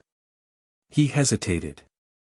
Had he had but 1 minute to reflect, perhaps he would not have spoken, but he was taken unawares. "I dreamed," he replied, "that we were friends in the noblest and purest acceptance of that word. Intelligence, heart, will, all that I am, and all that I can, I laid everything at your feet. You accepted the most entire devotion, the most respectful and the most tender that man is capable of. Yes, we were friends indeed, and upon a glimpse of love, never expressed, I planned the whole future of love." He stopped. "Well?" she asked. "Well, when my hopes seemed on the point of being realized, it happened that the mystery of your birth was suddenly revealed to you. You found a noble, powerful, and wealthy family. You resumed the illustrious name of which you had been robbed. Your enemies were crushed, and your rights were restored to you. It was no longer Van Clopen's hired carriage that stopped in front of the Hôtel de Folies, but a carriage bearing a gorgeous coat of arms. That carriage was yours. And it came to take you to your own residence in the Faubourg Saint-Germain, or to your ancestral manor." "And yourself?" inquired the girl. Maxence repressed one of those nervous spasms which frequently break out in tears, and, with a gloomy look, he answered, standing on the edge of the pavement, "I waited for a word or a look from you. You had forgotten my very existence. Your coachman whipped his horses, they started at a gallop, and soon I lost sight of you. And then a voice, the inexorable voice of fate, cried to me, 'Never more shalt thou see her.'" With a superb gesture Émile Lucienne drew herself up. "It is not with your heart, I trust, that you judge me, Maxence Fauvel," she uttered.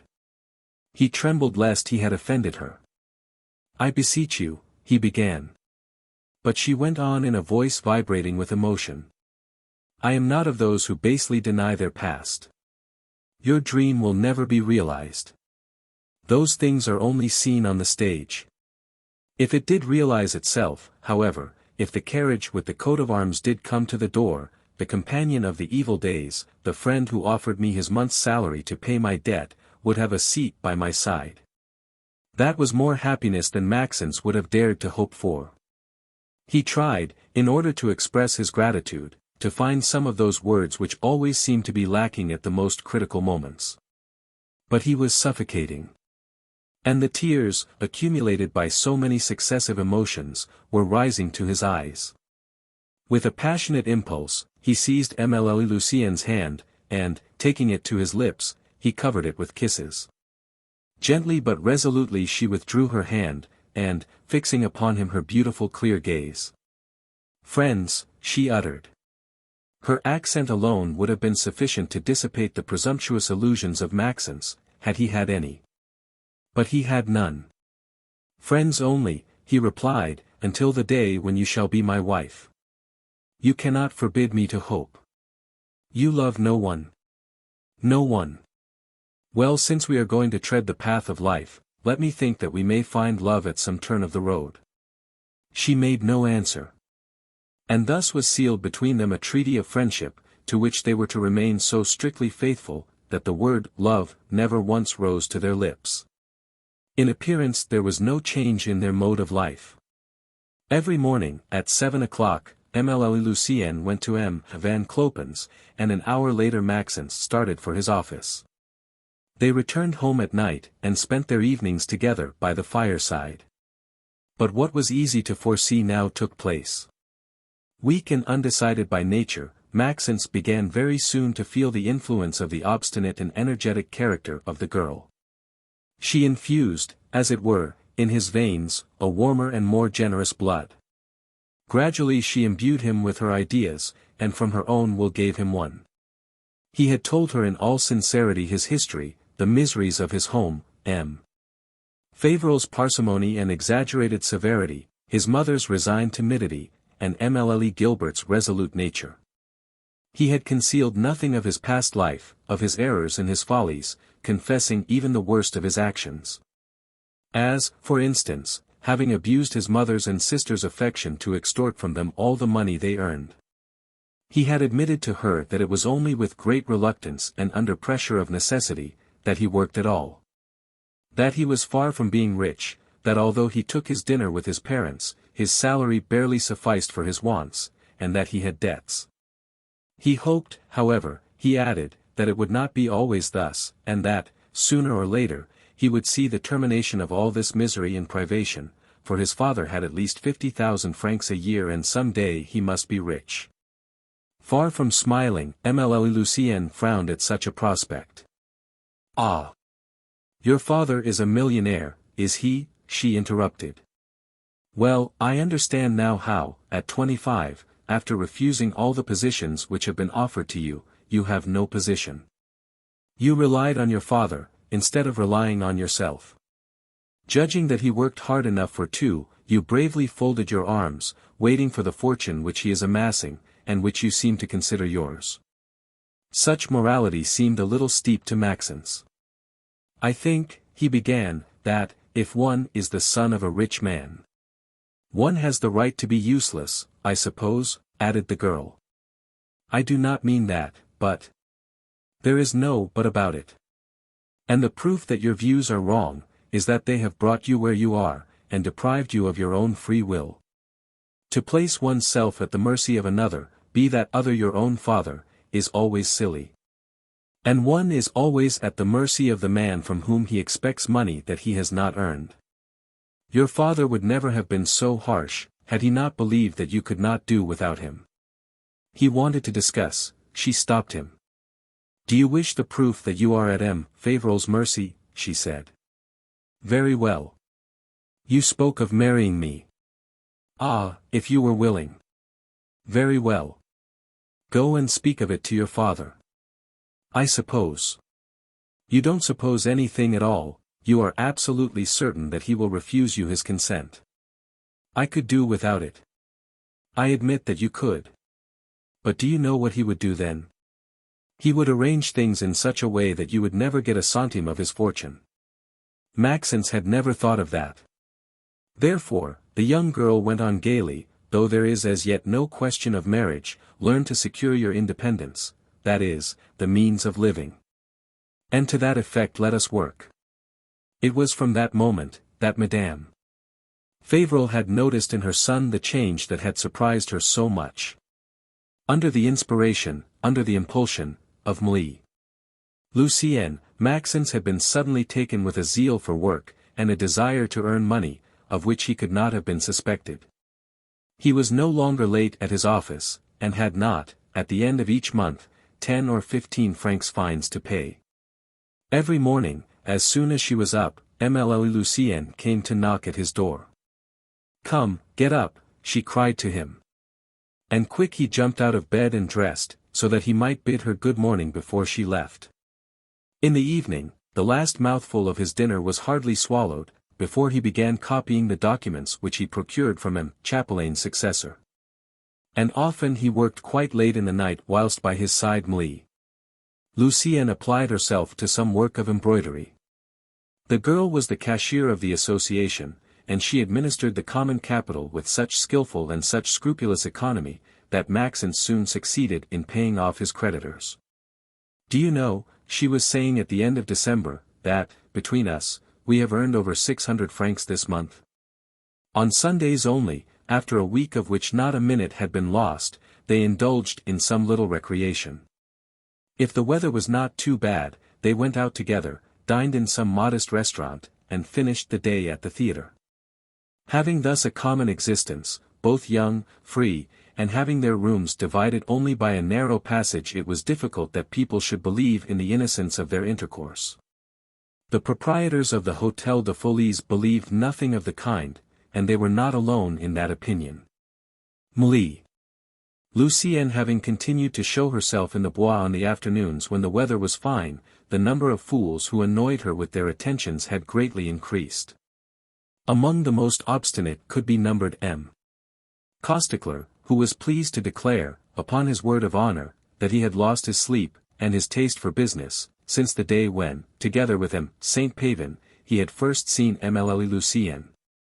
The efforts of his valet, and the letters which he had written, having proved useless, M. Costecler had made up his mind to act in person, and gallantly he had come to put himself on guard in front of the Hôtel de Folies. Great was his surprise, when he saw Émile Lucienne coming out arm in arm with Maxence, and greater still was his spite. "That girl is a fool," he thought, "to prefer to me a fellow who has not 200 francs a month to spend. But never mind. He laughs best who laughs last." And, as he was a man fertile in expedients, he went the next day to take a walk in the neighborhood of the Mutual Credit, and, having met M.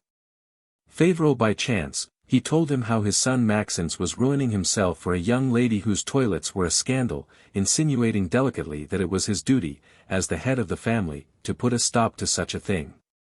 This was precisely the time when Maxence was endeavoring to obtain a situation in the office of the Mutual Credit. It is true that the idea was not original with him, and that he had even vehemently rejected it, when, for the first time, Lucienne had suggested it. "What," had he exclaimed, "be employed in the same establishment as my father? Suffer at the office the same intolerable despotism as at home? I'd rather break stones on the roads." But Lucienne was not the girl to give up so easily a project conceived and carefully matured by herself. She returned to the charge with that infinite art of women, who understand so marvelously well how to turn a position which they cannot carry in front.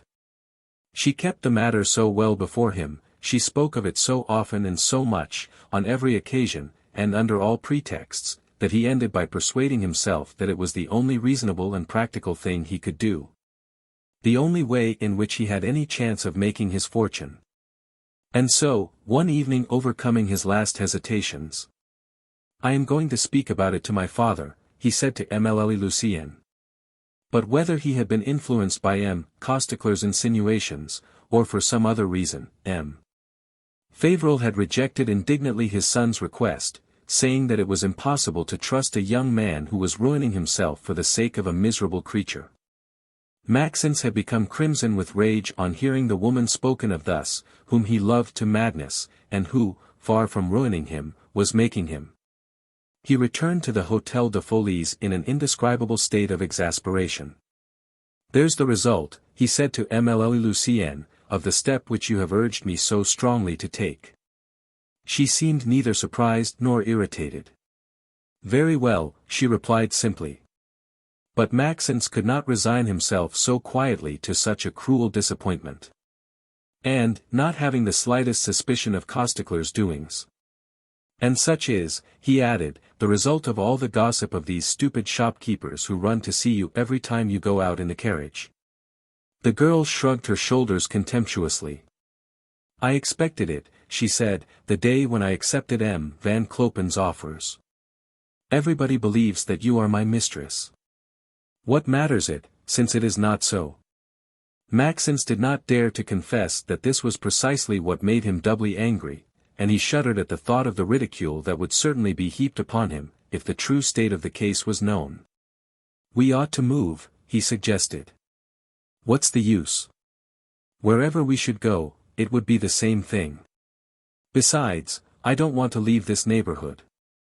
And I am too much your friend not to tell you, that your reputation in it is absolutely lost.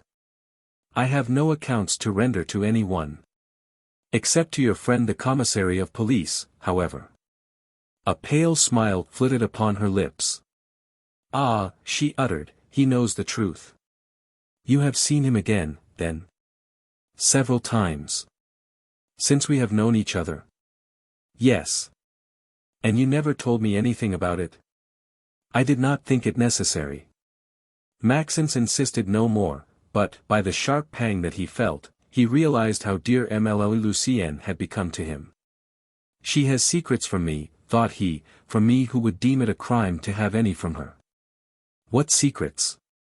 Had she concealed from him that she was pursuing an object which had become, as it were, that of her whole life?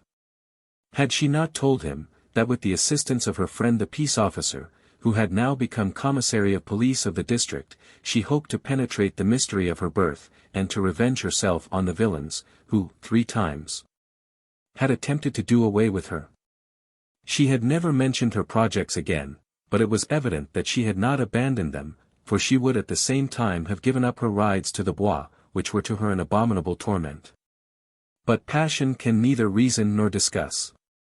"She mistrusts me, who would give my life for hers," repeated Maxence. And the idea was so painful to him, that he resolved to clear his doubts at any cost, preferring the worst misery to the anxiety which was gnawing at his heart. And as soon as he found himself alone with Lucienne, arming himself with all his courage, and looking her straight in the eyes. "You never speak to me any more of your enemies," he said. She doubtless understood what was passing within him. "It's because I don't hear anything of them myself," she answered gently. "Then you have given up your purpose?" "Not at all." "What are your hopes, then, and what are your prospects?" "Extraordinary as it may seem to you, I must confess that I know nothing about it. My friend the commissary has his plan, I am certain, and he is following it with an indefatigable obstinacy. I am but an instrument in his hands. I never do anything without consulting him, and what he advises me to do I do." Maxence started upon his chair. "Was it he, then," he said in a tone of bitter irony, "who suggested to you the idea of our fraternal association?" A frown appeared upon the girl's countenance. She evidently felt hurt by the tone of this species of interrogatory. "At least he did not disapprove of it," she replied. But that answer was just evasive enough to excite Maxence's anxiety. "Was it from him too," he went on, "that came the lovely idea of having me enter the mutual credit?" "Yes, it was from him." "For what purpose?" "He did not explain." "Why did you not tell me?" "Because he requested me not to do so." From being red at the start, Maxence had now become very pale. "And so," he resumed, "it is that man, that police agent, who is the real arbiter of my fate, and if tomorrow he commanded you to break off with me—" Émile Lucienne drew herself up. "Enough," she interrupted in a brief tone, "enough. There is not in my whole existence a single act which would give to my bitterest enemy the right to suspect my loyalty, and now you accuse me of the basest treason. What have you to reproach me with? Have I not been faithful to the pact sworn between us? Have I not always been for you the best of comrades and the most devoted of friends? I remain silent, because the man in whom I have the fullest confidence requested me to do so, but he knew, that, if you questioned me, I would speak. Did you question me? And now what more do you want? That I should stoop to quiet the suspicions of your morbid mind? That I do not mean to do." She was not, perhaps, entirely right, but Maxence was certainly wrong. He acknowledged it, wept, implored her pardon, which was granted. And this explanation only served to rivet more closely the fetters that bound him. It is true, that, availing himself of the permission that had been granted him, he kept himself constantly informed of Émile Lucienne's doings. He learned from her that her friend the commissary had held a most minute investigation at Lucienne's, and that the footman who went to the Bois with her was now, in reality, a detective. And at last, one day, "My friend the commissary," she said, "thinks he is on the right track now." Chapter 29. Such was the exact situation of Maxence and Émile Lucienne on that eventful Saturday evening in the month of April, 1872, when the police came to arrest Vincent Fauvel, on the charge of embezzlement and forgery. It will be remembered, how, at his mother's request, Maxence had spent that night in the Rue Saint-Gilles, and how, the next morning, unable any longer to resist his eager desire to see Lucienne, he had started for the Hôtel de Folies, leaving his sister alone at home. He retired to his room, as she had requested him, and, sinking upon his old armchair in a fit of the deepest distress. "She is singing," he murmured, "Madame Fortin has not told her anything." And at the same moment Émile Lucienne had resumed her song, the words of which reached him like a bitter raillery. "Hope. Oh sweet, deceiving word. Mad indeed is he. Who does think he can trust thee? And take thy coin can afford. Over his door every one will hang thee to his sorrow. Then saying of days begone. Cash today, credit tomorrow. 'Tis very nice to run. But to have is better fun. What will she say," thought Maxence, "when she learns the horrible truth?" And he felt a cold perspiration starting on his temples when he remembered Lucienne's pride, and that honor has her only faith, the safety plank to which she had desperately clung in the midst of the storms of her life. What if she should leave him, now that the name he bore was disgraced? A rapid and light step on the landing drew him from his gloomy thoughts. Almost immediately, the door opened, and Émile Lucienne came in. She must have dressed in haste. For she was just finishing hooking her dress, the simplicity of which seemed studied, so marvelously did it set off the elegance of her figure, the splendors of her waist, and the rare perfections of her shoulders and of her neck. A look of intense dissatisfaction could be read upon her lovely features, but, as soon as she had seen Maxence, her countenance changed.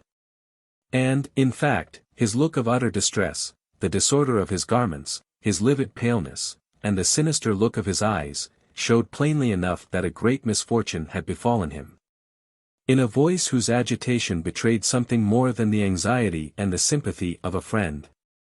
"What is the matter? What has happened?" inquired the girl. "A terrible misfortune," he replied. He was hesitating, he wished to tell everything at once, and knew not how to begin. "I have told you," he said, "that my family was very rich." "Yes. Well, we have nothing left, absolutely nothing." She seemed to breathe more freely, and, in a tone of friendly irony. "And it is the loss of your fortune," she said, "that distresses you thus?" He raised himself painfully to his feet, and, in a low hoarse voice, "Honor is lost too," he uttered. "Honor?" "Yes. My father has stolen, my father has forged." She had become whiter than her collar. "Your father," she stammered. "Yes. For years he has been using the money that was entrusted to him, until the deficit now amounts to 12 millions. Great heavens! And, notwithstanding the enormity of that sum, he was reduced, during the latter months, to the most miserable expedients, going from door to door in the neighborhood, soliciting deposits. Until he actually basely swindled a poor newspaper vendor out of 500 francs. Why, this is madness. And how did you find out?" "Last night they came to arrest him. Fortunately we had been notified, and I helped him to escape through a window of my sister's room, which opens on the yard of an adjoining house." "And where is he now?" "Who knows? Had he any money? Everybody thinks that he carries off millions. I do not believe it.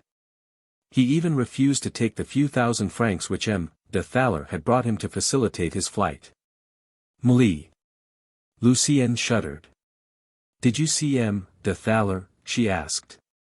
He got to the house a few moments in advance of the commissary of police, and a terrible scene took place between him and my father.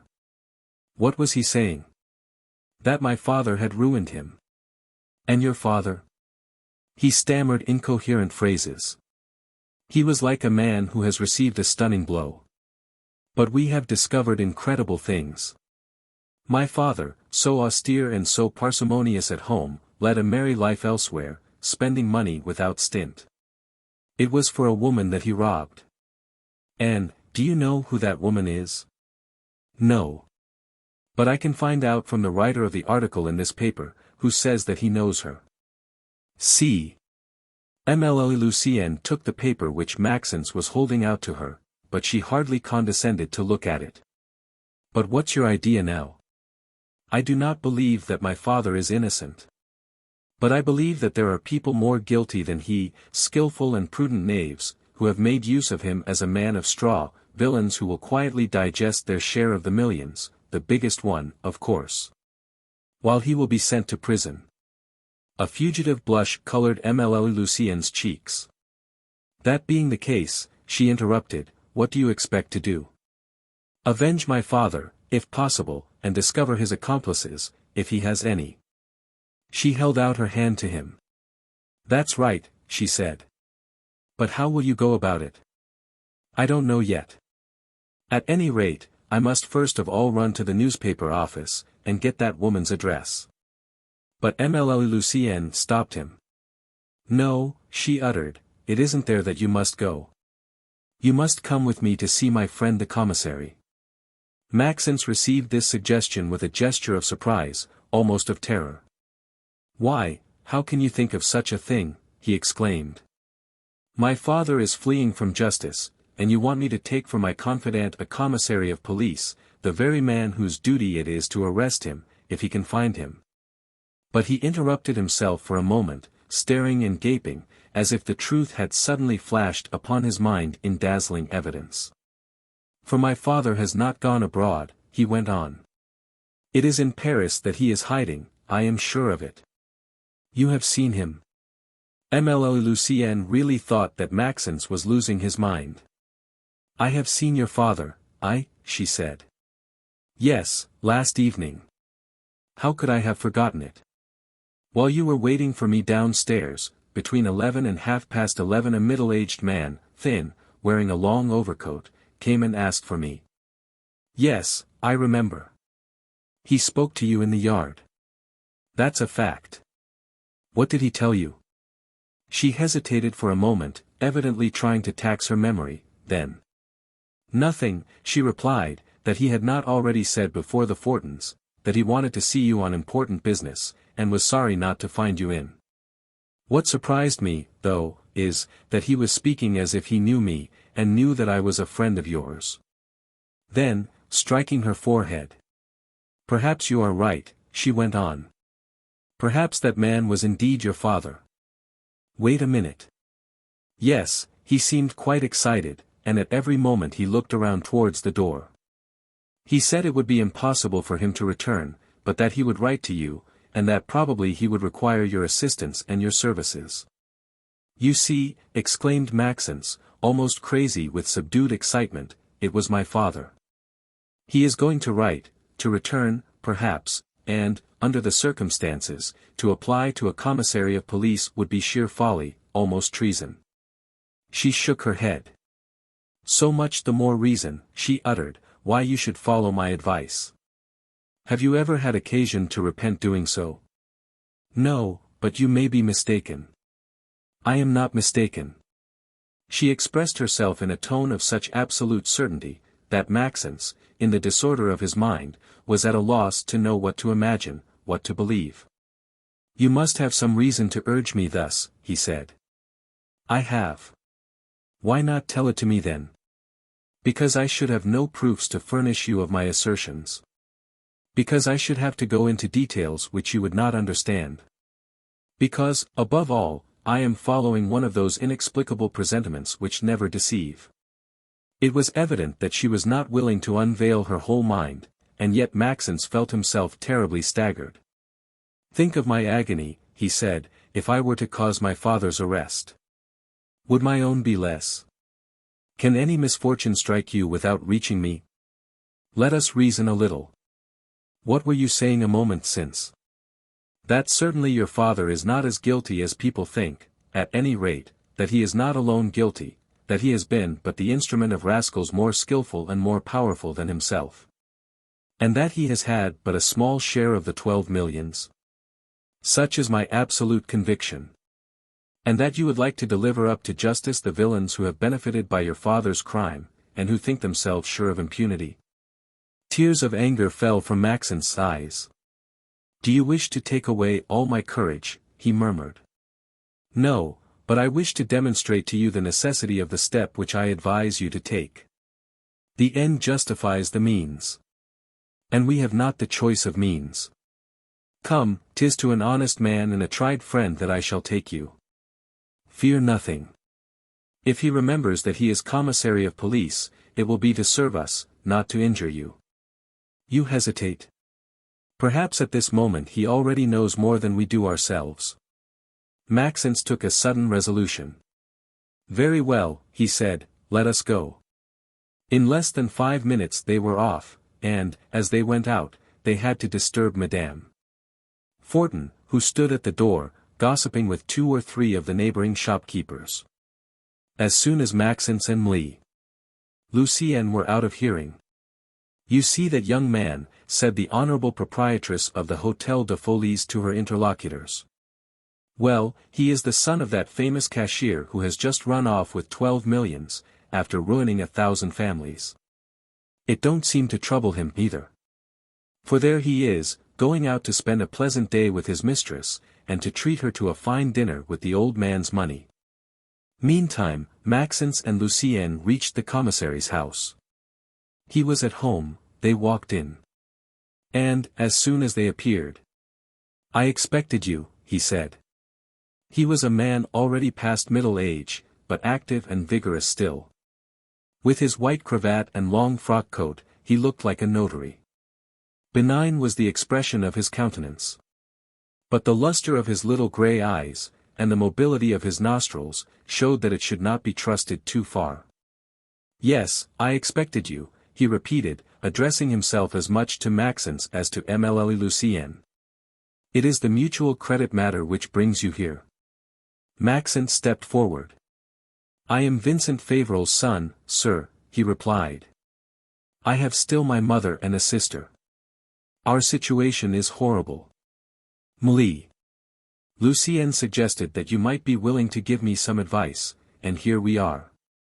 The commissary rang, and, on the bell being answered, I am at home for no one, he said. And then turning to Maxence. Lucienne did well to bring you, he said, for it may be, that, whilst rendering her an important service, I may also render you one. But I have no time to lose. Sit down, and tell me all about it. With the most scrupulous exactness Maxence told the history of his family, and the events of the past 24 hours. Not once did the commissary interrupt him, but, when he had done, tell me your father's interview with M. de Thaler all over again, he requested, and, especially, do not omit anything that you have heard or seen, not a word, not a gesture, not a look. And, Maxence having complied. Now, said the commissary, repeat everything your father said at the moment of going. He did so. The commissary took a few notes, and then. What were, he inquired, the relations of your family with the Thaler family? There were none. What? Neither Madame nor Émile de Thaler ever visited you? Never. Do you know the Marquis de Trégars? Maxence stared in surprise. Trégars, he repeated. It's the first time that I hear that name. The usual clients of the commissary would have hesitated to recognize him, so completely had he set aside his professional stiffness, so much had his freezing reserve given way to the most encouraging kindness. Now, then, he resumed, never mind M. de Trégars, let us talk of the woman, you seem to think, has been the cause of M. Favrel's ruin. On the table before him lay the paper in which Maxence had read in the morning the terrible article headed, Another Financial Disaster. I know nothing of that woman, he replied. But it must be easy to find out, since the writer of this article pretends to know. The commissary smiled, not having quite as much faith in newspapers as Maxence seemed to have. Yes, I read that, he said. We might send to the office of that paper, suggested Émile Lucienne. I have already sent, my child.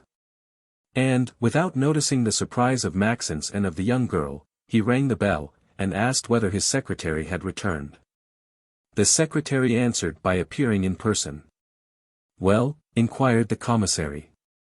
I have attended to the matter, sir, he replied. I saw the reporter who wrote the article in question.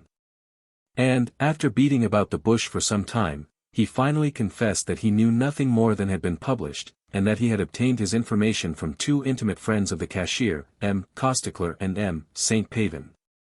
You should have gone to see those gentlemen. I did. Very well. What then? Unfortunately, M. Costecler had just gone out.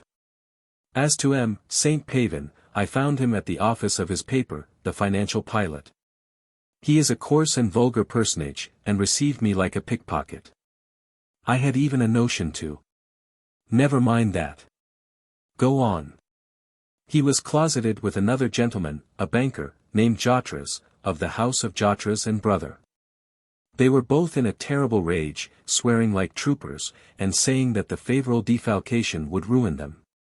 That they had been taken in like fools, but that they were not going to take things so easy, and they were preparing a crushing article. But he stopped, winking, and pointing to Maxence and Mlee. Lucienne, who were listening as attentively as they could. Speak, speak, said the commissary. Fear nothing. Well, he went on, M. St. Pavin and M. Jotres were saying that M. Fauvel was only a poor dupe, but that they would know how to find the others. What others? Ah. They didn't say. The commissary shrugged his shoulders. What? He exclaimed, you find yourself in presence of two men furious to have been duped, who swear and threaten, and you can't get from them a name that you want. You are not very smart, my dear. And as the poor secretary, somewhat put out of countenance, looked down, and said nothing. Did you at least ask them, he resumed, who the woman is to whom the article refers, and whose existence they have revealed to the reporter? Of course I did, sir. And what did they answer? That they were not spies, and had nothing to say. M. St. Pavin added, however, that he had said it without much thought, and only because he had once seen M. Fauvel buying a 3,000 francs bracelet, and also because it seemed impossible to him that a man should do away with millions without the aid of a woman. The commissary could not conceal his ill humor. Of course, he grumbled. Since Solomon said, look for the woman, for it was King Solomon who first said it, every fool thinks it smart to repeat with a cunning look that most obvious of truths. What next? M. St. Pavin politely invited me to go to, well, not here. The commissary wrote rapidly a few lines, put them in an envelope, which he sealed with his private seal, and handed it to his secretary, saying, that will do. Take this to the prefecture yourself. And, after the secretary had gone out. Well, M. Maxence, he said, you have heard? Of course he had. Only Maxence was thinking much less of what he had just heard than of the strange interest this commissary had taken in his affairs, even before he had seen him. I think, he stammered, that it is very unfortunate the woman cannot be found. With a gesture full of confidence. Be easy, said the commissary, she shall be found. A woman cannot swallow millions at that rate, without attracting attention. Believe me, we shall find her, unless. He paused for a moment, and, speaking slowly and emphatically. Unless, he added, she should have behind her a very skillful and very prudent man. Or else that she should be in a situation where her extravagance could not have created any scandal.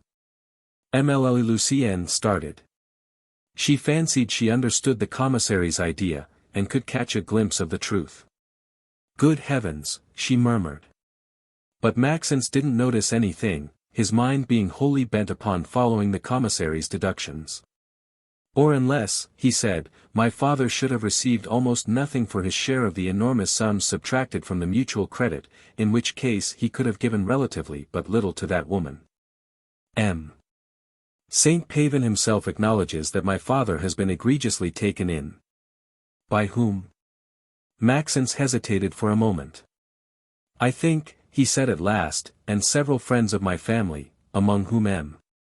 Chapelain, an old lawyer, think as I do, that it is very strange that my father should have drawn millions from the mutual credit without any knowledge of the fact on the part of the manager. Then, according to you, M. de Thaler must be an accomplice. Maxence made no answer. Be it so, insisted the commissary. I admit M. de Thaler's complicity, but then we must suppose that he had over your father some powerful means of action.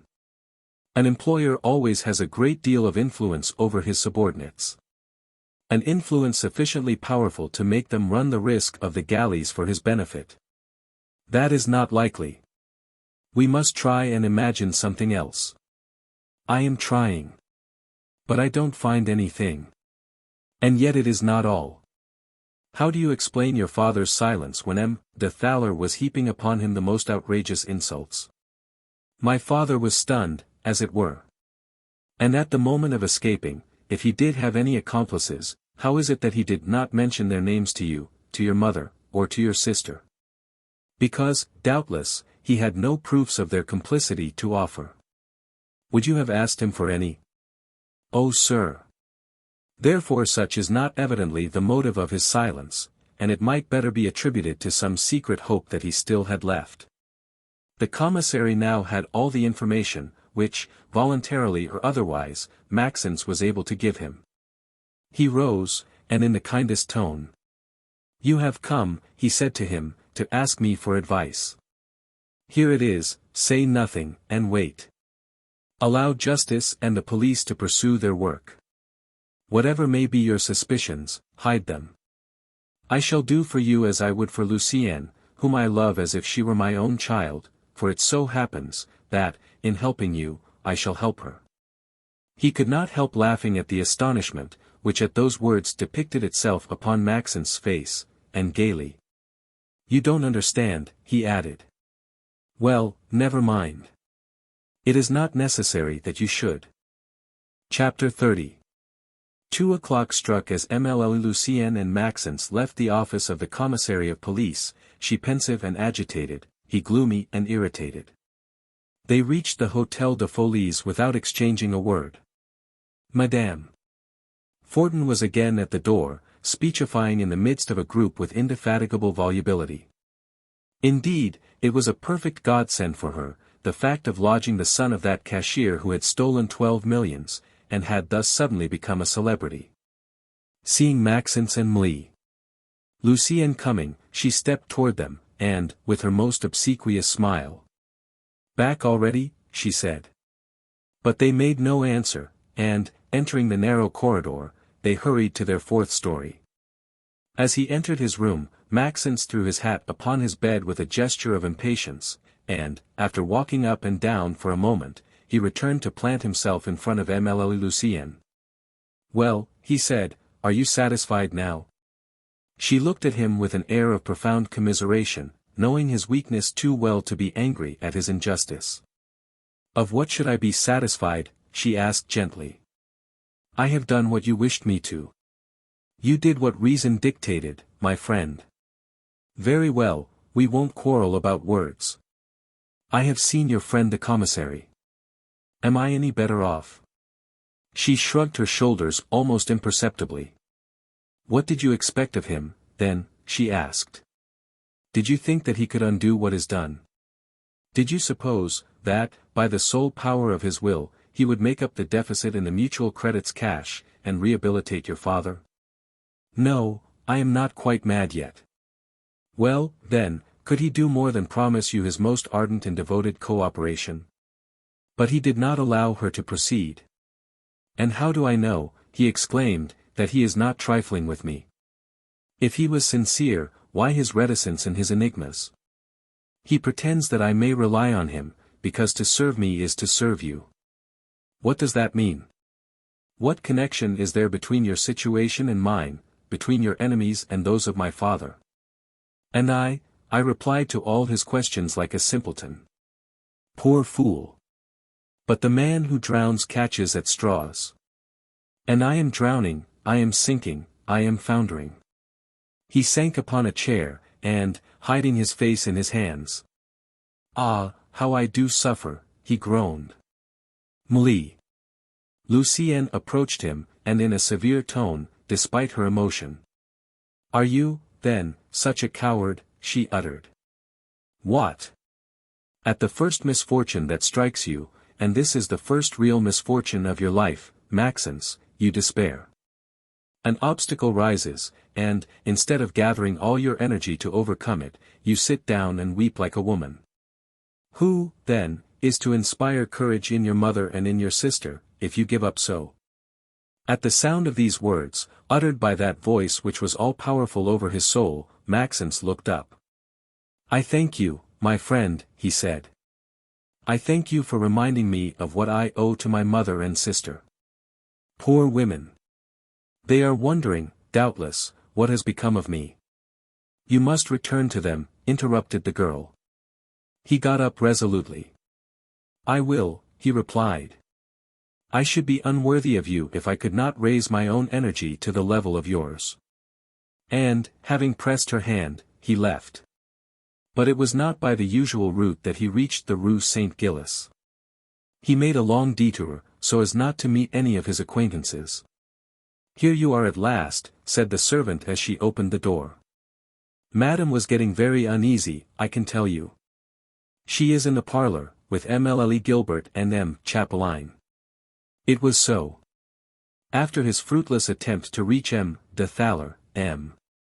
Chapelain had breakfasted there, and had remained, wishing, he said, to see Maxence. And so, as soon as the young man appeared, availing himself of the privileges of his age and his old intimacy. How, said he, dare you leave your mother and sister alone in a house where some brutal creditor may come in at any moment? I was wrong, said Maxence, who preferred to plead guilty rather than attempt an explanation. Don't do it again then, resumed M. Chapelain.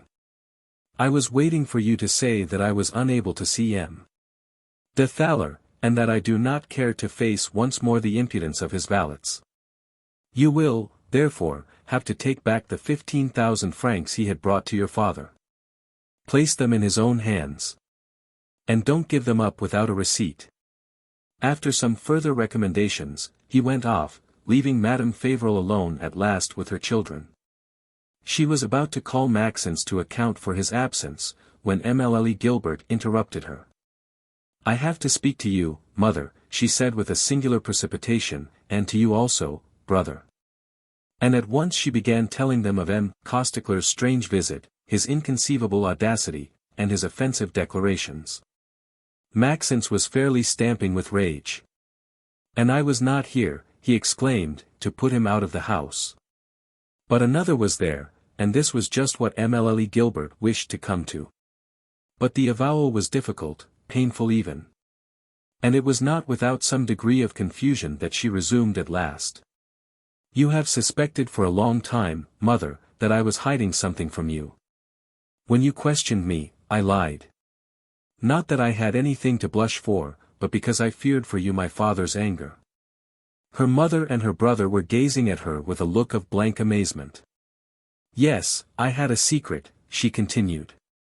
Boldly, without consulting anyone, trusting the sole inspirations of my heart, I had engaged my life to a stranger, I had selected the man whose wife I wished to be. Madame Fauvel raised her hands to heaven.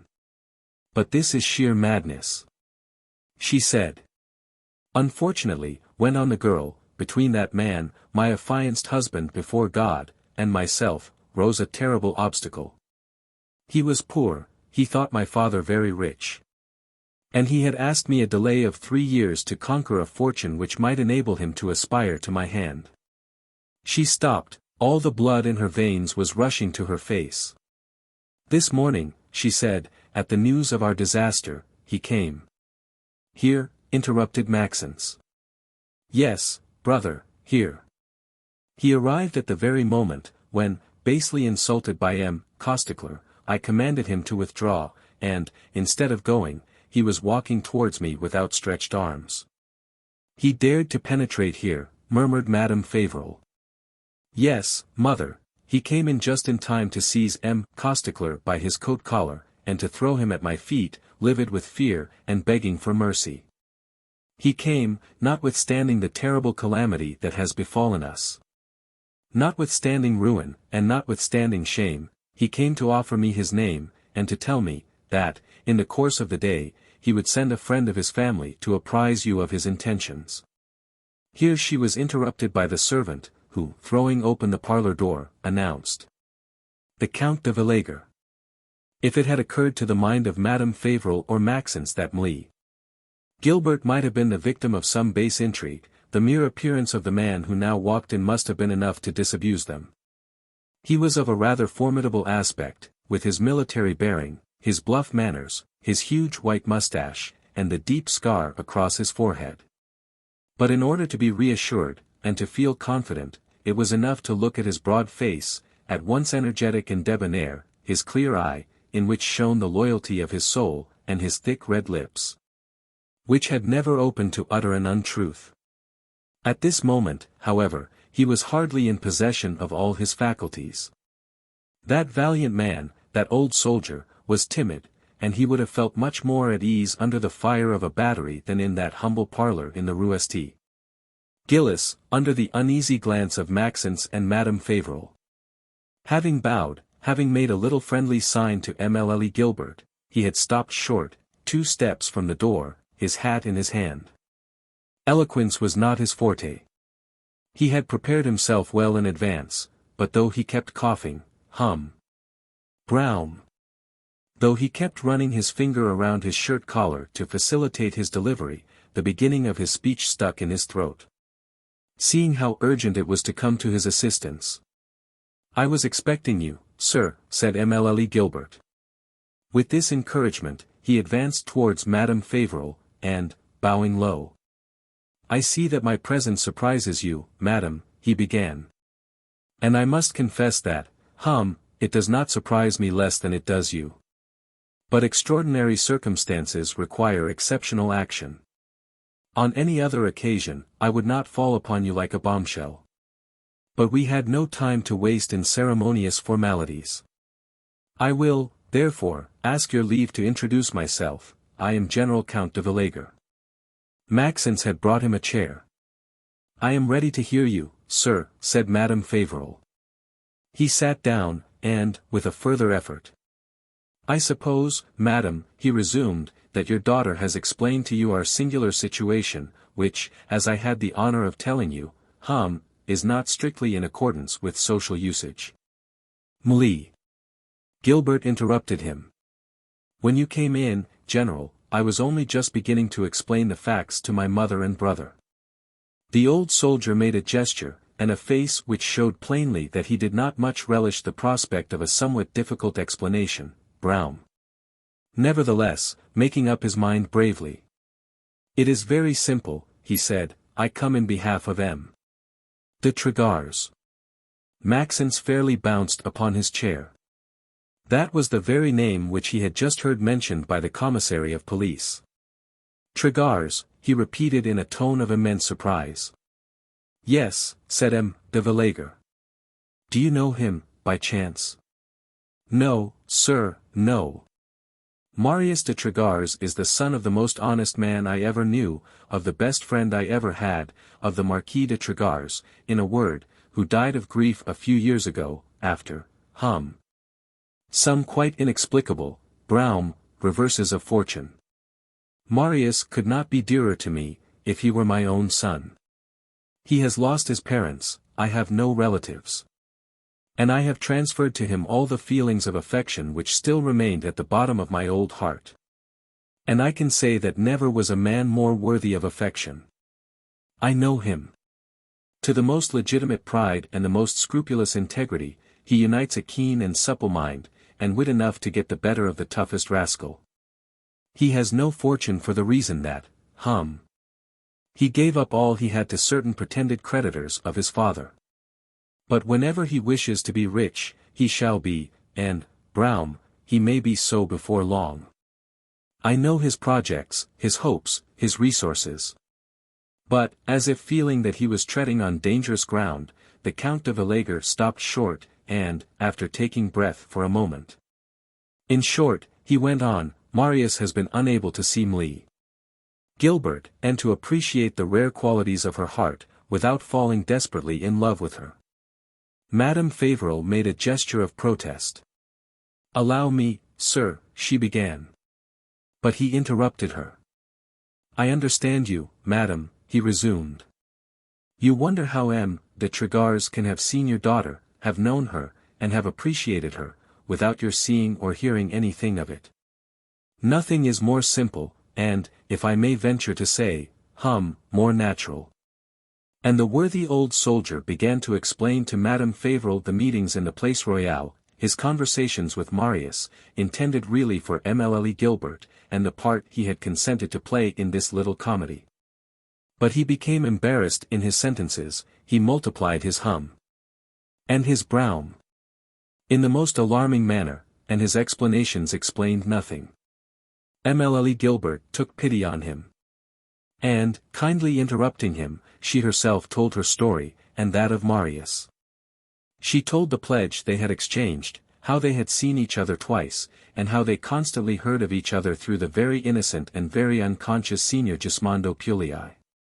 Maxence and Madame Fauvel were dumbfounded. They would have absolutely refused to believe such a story, had it not been told by Émile Gilbert herself.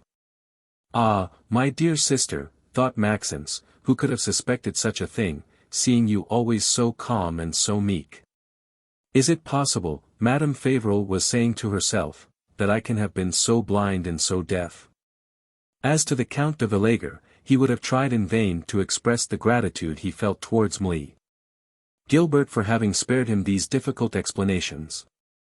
I could not have done half as well myself, by the eternal, he thought, like a man who has no illusions on his own account. But, as soon as she had done, addressing himself to Madame Fauvel. Now, madam, he said, you know all, and you will understand that the irreparable disaster that strikes you has removed the only obstacle which had hitherto stood in the way of Marius. He rose, and in a solemn tone, without any or brown, this time. I have the honor, madam, he uttered, to solicit the hand of Émile Gilbert, your daughter, for my friend Yves Marius de Genest, Marquis de Lagors. A profound silence followed this speech. But this silence the Count de Lagors doubtless interpreted in his own favor, for, stepping to the parlor door, he opened it, and called, Marius. Marius de Lagors had foreseen all that had just taken place, and had so informed the Count de Lagors in advance. Being given Madame Fauvel's disposition, he knew what could be expected of her. And he had his own reasons to fear nothing from Maxence. And, if he mistrusted somewhat the diplomatic talents of his ambassador, he relied absolutely upon Émile Gilbert's energy. And so confident was he of the correctness of his calculations, that he had insisted upon accompanying his old friend, so as to be on hand at the critical moment. When the servant had opened the door to them, he had ordered her to introduce M. de Lagors, stating that he would himself wait in the dining room. This arrangement had not seemed entirely natural to the girl.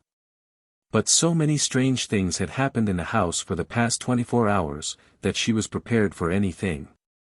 Besides recognizing Marius as the gentleman who had had a violent altercation in the morning with M. Costecler, she did as he requested, and, leaving him alone in the dining room, went to attend to her duties. He had taken a seat, impassive in appearance, but in reality agitated by that internal trepidation of which the strongest men cannot free themselves in the decisive moments of their life. To a certain extent, the prospects of his whole life were to be decided on the other side of that door which had just closed behind the Count de Lagors. To the success of his love, other interests were united, which required immediate success. And, counting the seconds by the beatings of his heart. How very slow they are, he thought. And so, when the door opened at last, and his old friend called him, he jumped to his feet, and collecting all his coolness and self-possession, he walked in. Maxence had risen to receive him. But, when he saw him, he stepped back, his eyes glaring in utter surprise. "Ah, great heavens," he muttered in a smothered voice. But M. de Lagors seemed not to notice his stupor. Quite self-possessed, notwithstanding his emotion, he cast a rapid glance over the Count de Lagors, Madame Fauvel and Émile Gilbert. At their attitude, and at the expression of their countenance, he easily guessed the point to which things had come. And, advancing towards Madame Fauvel, he bowed with an amount of respect which was certainly not put on. "You have heard the Count de Lagors, madame," he said in a slightly altered tone of voice. "I am awaiting my fate." The poor woman had never before in all her life been so fearfully perplexed. All these events, which succeeded each other so rapidly, had broken the feeble springs of her soul. She was utterly incapable of collecting her thoughts, or of taking a determination. "At this moment, sir," she stammered, taken unawares, "it would be impossible for me to answer you. Grant me a few days for reflection. We have some old friends whom I ought to consult." But Maxence, who had got over his stupor, interrupted her. "Friends, mother," he exclaimed. "And who are they? People in our position have no friends." "What? When we are perishing, a man of heart holds out his hand to us, and you ask to reflect?" "To my sister, who bears a name henceforth disgraced, the Marquis de Lagors offers his name, and you think of consulting." The poor woman was shaking her head. "I am not the mistress, my son," she murmured, "and your father." "My father," interrupted the young man, "my father. What rights can he have over us hereafter?" And without further discussion, without awaiting an answer, he took his sister's hand, and, placing it in M. de Lagors' hand. "Ah! Take her, sir," he uttered. "Never, whatever she may do, will she acquit the debt of eternal gratitude which we this day contract towards you." A tremor that shook their frames, a long look which they exchanged, betrayed alone the feelings of Marius and Émile Gilbert. They had of life a too cruel experience not to mistrust their joy. Returning to Madame Fauvel. "You do not understand, madame," he went on, "why I should have selected for such a step the very moment when an irreparable calamity befalls you. One word will explain all. Being in a position to serve you, I wish to acquire the right of doing so." Fixing upon him a look in which the gloomiest despair could be read. "Alas," stammered the poor woman, "what can you do for me, sir? My life is ended. I have but one wish left, that of knowing where my husband is hid. It is not for me to judge him. He has not given me the happiness which I had, perhaps, the right to expect. But he is my husband, he is unhappy, my duty is to join him wherever he may be, and to share his sufferings." She was interrupted by the servant, who was calling her at the parlor door. "Madam, madam." "What is the matter?" inquired Maxence. "I must speak to madam at once." Making an effort to rise and walk, Madame Fauvel went out. She was gone but a minute, and, when she returned, her agitation had further increased. "It is the hand of Providence, perhaps," she said. The others were all looking at her anxiously. She took a seat, and, addressing herself more especially to M. de Lagors. "This is what happens," she said in a feeble voice. M. Fauvel was in the habit of always changing his coat as soon as he came home. As usual, he did so last evening. When they came to arrest him, he forgot to change again, and went off with the coat he had on. The other remained hanging in the room, where the girl took it just now to brush it, and put it away, and this portfolio, which my husband always carries with him, fell from its pocket. It was an old Russia leather portfolio, which had once been red, but which time and use had turned black. It was full of papers. "Perhaps, indeed," exclaimed Maxence, "we may find some information there." He opened it, and had already taken out 3/4 of its contents without finding anything of any consequence, when suddenly he uttered an exclamation. He had just opened an anonymous note, evidently written in a disguised hand, and at one glance had read. I cannot understand your negligence. You should get through that Van Clopen matter. There is the danger. What is that note? Inquired M. De Lagors. Maxence handed it to him. See, said he, but you will not understand the immense interest it has for me. But having read it. You are mistaken, said Marius. I understand perfectly, and I'll prove it to you. The next moment, Maxence took out of the portfolio, and read aloud, the following bill, dated 2 days before. Sold to, 2 leather trunks with safety locks at 220 francs each, say, francs 440. M. de Lagors started. At last, he said, here is doubtless one end of the thread which will guide us to the truth through this labyrinth of iniquities. And, tapping gently on Maxence's shoulders. We must talk, he said, and at length. Tomorrow, before you go to M. de Lagors with his 15,000 francs, call and see me, I shall expect you. We are now engaged upon a common work. And something tells me, that, before long, we shall know what has become of the Mutual Credit's millions. Part 2. Fishing in Troubled Waters. Chapter 1. When I think, said Coleridge, that every morning, in Paris alone, 30,000 fellows wake up, and rise with the fixed and settled idea of appropriating other people's money, it is with renewed wonder that every night. When I go home, I find my purse still in my pocket. And yet it is not those who simply aim to steal your portemonnaie who are either the most dishonest or the most formidable. To stand at the corner of some dark street, and rush upon the first man that comes along, demanding, your money or your life, is but a poor business, devoid of all prestige, and long since given up to chivalrous natures. A man must be something worse than a simpleton to still ply his trade on the highroads, exposed to all sorts of annoyances on the part of the gendarmes. When manufacturing and financial enterprises offer such a magnificently fertile field to the activity of imaginative people. And, in order to thoroughly understand the mode of proceeding in this particular field, it is sufficient to open from time to time a copy of the Police Gazette, and to read some trial, like that, for instance, of one Lefferture, ex-president of the Company for the Drainage and Improvement of the Orne Swamps. This took place less than a month ago in one of the police courts. The judge to the accused, your profession. M. Lefferture, president of the company. Question. Before that what were you doing? Answer. I speculated at the bourse. Q. You had no means. I beg your pardon, I was making money. Q. And it was under such circumstances that you had the audacity to organize a company with a capital stock of 3 million of francs, divided in shares of 500 francs? Having discovered an idea, I did not suppose that I was forbidden to work it up.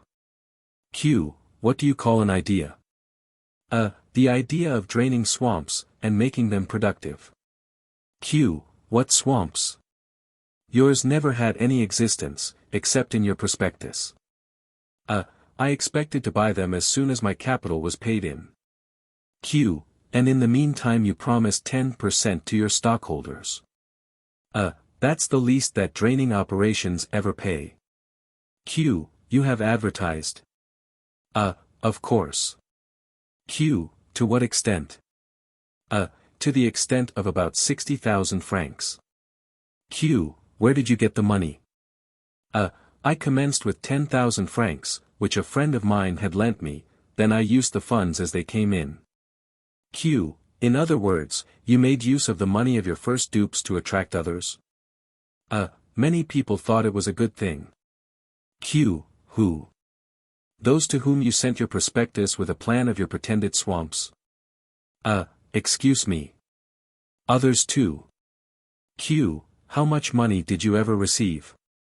About 600,000 francs, as the expert has stated. Q. And you have spent the whole of the money? Permit me. I have never applied to my personal wants anything beyond the salary which was allowed me by the bylaws. Q. How is it, then, that, when you were arrested, there were only 1,250 francs found in your safe, and that amount had been sent you through the post office that very morning. What has become of the rest? The rest has been spent for the good of the company. Q, of course. You had a carriage? It was allowed to me by Article 27 of the bylaws. Q, for the good of the company too, I suppose. Certainly. I was compelled to make a certain display. The head of an important company must endeavor to inspire confidence. The judge, with an ironical look, was it also to inspire confidence that you had a mistress, for whom you spent considerable sums of money? The accused, in a tone of perfect candor, yes, sir. After a pause of a few moments, the judge resumes. Q, your offices were magnificent. They must have cost you a great deal to furnish. On the contrary, sir, almost nothing. The furniture was all hired. You can examine the upholsterer. The upholsterer is sent for, and in answer to the judge's questions. What M. Lefferter has stated, he says, is true. My specialty is to hire office fixtures for financial and other companies. I furnish everything, from the bookkeeper's desks to the furniture for the president's private room, from the iron safe to the servant's livery. In 24 hours, everything is ready, and the subscribers can come. As soon as a company is organized, like the one in question, the officers call on me, and, according to the magnitude of the capital required, I furnish a more or less costly establishment. I have a good deal of experience, and I know just what's wanted. When M. Lefferter came to see me, I gauged his operation at a glance. 3 millions of capital, swamps in the Orne, shares of 500 francs, small subscribers, anxious and noisy. Very well, I said to him, it's a 6 months' job. Don't go into useless expenses. Take reps for your private office, that's good enough. The judge, in a tone of profound surprise, you told him that? The upholsterer, in the simple accent of an honest man, exactly as I am telling your honor. He followed my advice. And I sent him red-hot the furniture and fixtures which had been used by the River Fishery Company, whose president had just been sent to prison for 3 years. When, after such revelations, renewed from week to week, with instructive variations, purchasers may still be found for the shares of the Tifla mines, the Bretonneck lands, and the forests of Formanoid. Is it to be wondered that the Mutual Credit Company found numerous subscribers? It had been admirably started at that propitious hour of the December coup d'état, when the first ideas of mutuality were beginning to penetrate the financial world. It had lacked neither capital nor powerful patronage at the start, and had been at once admitted to the honor of being quoted at the Bourse. Beginning business ostensibly as an accommodation bank for manufacturers and merchants, the Mutual Credit had, for a number of years, a well-determined specialty. But gradually it had enlarged the circle of its operations, altered its bylaws, changed its board of directors. And at the end the original subscribers would have been not a little embarrassed to tell what was the nature of its business, and from what sources it drew its profits. All they knew was, that it always paid respectable dividends.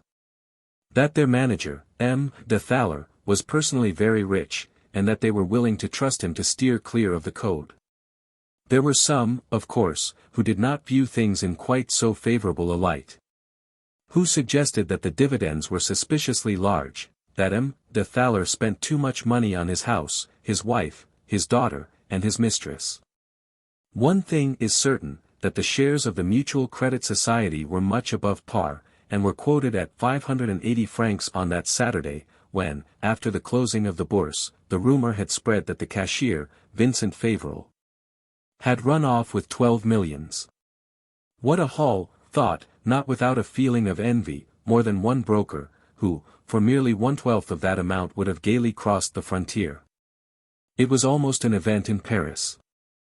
Although such adventures are frequent enough, and not taken much notice of, in the present instance, the magnitude of the amount more than made up for the vulgarity of the act. Fauvel was generally pronounced a very smart man. And some persons declared, that to take 12 millions could hardly be called stealing. The first question asked was, "Is Thaler in the operation?" Was he in collusion with his cashier? That's the whole question. If he was, then the mutual credit is better off than ever, otherwise, it is gone under. Thaler is pretty smart. That Fauvel was perhaps more so still. This uncertainty kept up the price for about half an hour. But soon the most disastrous news began to spread, brought, no one knew whence or by whom, and there was an irresistible panic. From 425, at which price it had maintained itself for a time, the mutual credit fell suddenly to 300, then 200, and finally to 150 francs. Some friends of M. de Thaler, M. Costicler, for instance, had endeavored to keep up the market. But they had soon recognized the futility of their efforts, and then they had bravely commenced doing like the rest. The next day was Sunday. From the early morning, it was reported, with the most circumstantial details, that the Baron de Thaler had been arrested. But in the evening this had been contradicted by people who had gone to the races, and who had met their madame. De Thaler and her daughter, more brilliant than ever, very lively, and very talkative. To the persons who went to speak to them. "My husband was unable to come," said the Baroness. "He is busy with two of his clerks, looking over that poor Fauvel's accounts. It seems that they are in the most inconceivable confusion. Who would ever have thought such a thing of a man who lived on bread and nuts? But he operated at the Bourse, and he had organized, under a false name, a sort of bank, in which he has very foolishly sunk large sums of money." And with a smile, as if all danger had been luckily averted. "Fortunately," she added, "the damage is not as great as has been reported, and this time, again, we shall get off with a good fright." But the speeches of the Baroness were hardly sufficient to quiet the anxiety of the people who felt in their coat pockets the worthless certificates of mutual credit stock. And the next day, Monday, as early as 8 o'clock, they began to arrive in crowds to demand of M. de Thaler some sort of an explanation. They were there, at least 100, huddled together in the vestibule, on the stairs, and on the first landing, a prey to the most painful emotion and the most violent excitement, for they had been refused admittance. To all those who insisted upon going in, a tall servant in livery, standing before the door, replied invariably, "The office is not open, M. de Thaler has not yet come." Whereupon they uttered such terrible threats and such loud imprecations, that the frightened concierge had run, and hid himself at the very bottom of his lodge. No one can imagine to what epileptic contortions the loss of money can drive an assemblage of men, who has not seen a meeting of shareholders on the morrow of a great disaster, with their clenched fists, their convulsed faces, their glaring eyes, and foaming lips. They felt indignant at what had once been their delight. They laid the blame of their ruin upon the splendor of the house, the sumptuousness of the stairs, the candelabras of the vestibule, the carpets, the chairs, everything. "And it is our money too," they cried, "that has paid for all that." Standing upon a bench, a little short man was exciting transports of indignation by describing the magnificence of the Baron de Thaler's residence, where he had once had some dealings. He had counted 5 carriages in the carriage house, 15 horses in the stables, and heaven knows how many servants. He had never been inside the apartments, but he had visited the kitchen. And he declared that he had been dazzled by the number and brightness of the saucepans, ranged in order of size over the furnace. Gathered in a group under the vestibule, the most sensible deplored their rash confidence. "That's the way," concluded one, "with all these adventurous affairs. That's a fact. There's nothing, after all, like government bonds. Or a first mortgage on good property, with subrogation of the wife's rights." But what exasperated them all was not to be admitted to the presence of M. de Thaler, and to see that servant mounting guard before the door. "What impudence," they growled, "to leave us on the stairs, we who are the masters, after all. Who knows where M. de Thaler may be? He is hiding, of course." "No matter, I will see him," clamored a big fat man, with a brick-colored face, "if I shouldn't stir from here for a week." "You'll see nothing at all," giggled his neighbor. "Do you suppose they don't have backstairs and private entrances in this infernal shop? Ah! If I believed anything of the kind, exclaimed the big man in a voice trembling with passion. I'd soon break in some of these doors, it isn't so hard, after all. Already he was gazing at the servant with an alarming air, when an old gentleman with a discreet look, stepped up to him, and inquired. Excuse me, sir, how many shares have you? 3, answered the man with the brick-colored face. The other sighed. I have 250, he said. That's why, being at least as interested as yourself in not losing everything, I beg of you to indulge in no violent proceedings. There was no need of further speaking. The door which the servant was guarding flew open. A clerk appeared, and made sign that he wished to speak. Gentlemen, he began, the thaler has just come, but he is just now engaged with the examining judge. Shouts having drowned his voice, he withdrew precipitately. If the law gets its finger in, murmured the discreet gentleman, goodbye. That's a fact, said another. But we will have the precious advantage of hearing that dear Baron condemned to 1 year's imprisonment, and a fine of 50 francs. That's the regular rate. He wouldn't get off so cheap, if he had stolen a loaf of bread from a baker. Do you believe that story about the judge? Interrupted rudely the big man. They had to believe it, when they saw him appear, followed by a commissary of police and a porter, carrying on his back a load of books and papers. They stood aside to let them pass, but there was no time to make any comments, as another clerk appeared immediately who said. The thaler is at your command, gentlemen. Please walk in. There was then a terrible jamming and pushing to see who would get first into the director's room, which stood wide open. The thaler was standing against the mantelpiece, neither paler nor more excited than usual, but like a man who feels sure of himself and of his means of action. As soon as silence was restored. First of all, gentlemen, he began, I must tell you that the board of directors is about to meet, and that a general meeting of the stockholders will be called. Not a murmur. As at the touch of a magician's wand, the dispositions of the shareholders seem to have changed. I have nothing new to inform you of, he went on. What happened is a misfortune, but not a disaster. The thing to do was to save the company. And I had first thought of calling for funds. Well, said 2 or 3 timid voices, if it was absolutely necessary. But there is no need of it. Ah. And I can manage to carry everything through by adding to our reserve fund my own personal fortune. This time the hurrahs and the bravos drowned the voice. The thaler received them like a man who deserves them, and, more slowly. Honor commanded it, he continued. I confess it, gentlemen, the wretch who has so basely deceived us had my entire confidence. You will understand my apparent blindness when you know with what infernal skill he managed. Loud imprecations burst on all sides against Vincent Fauvel.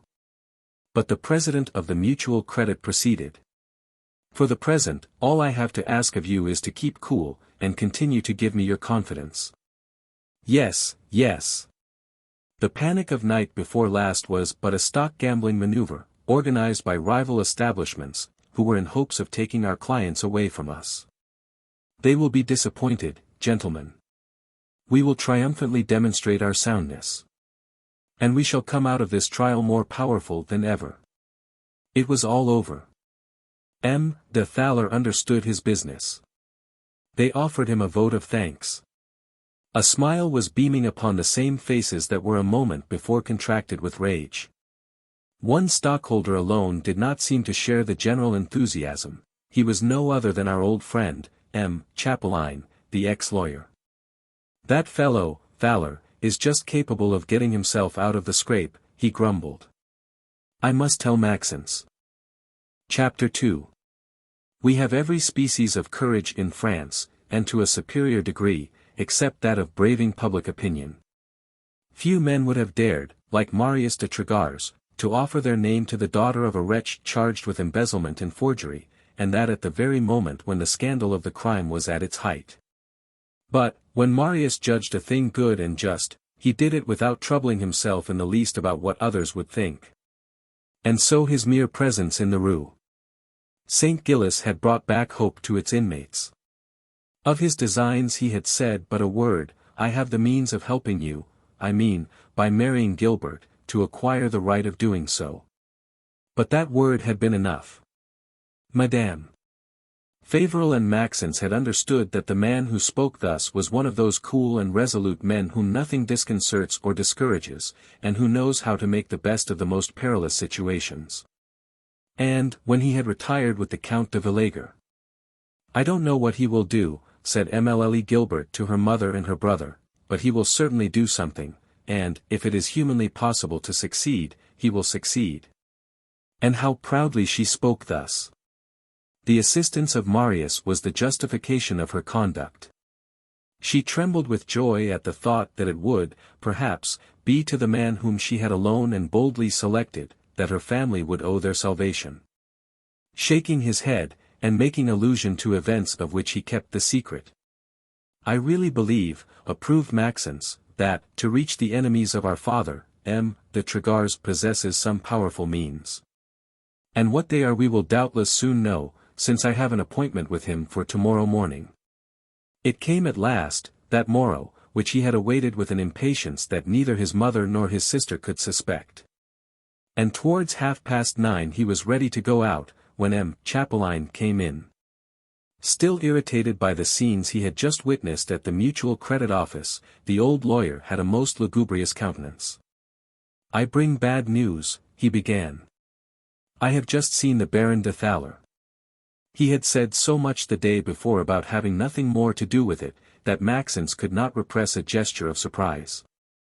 "Oh! It isn't alone that I saw him," added M.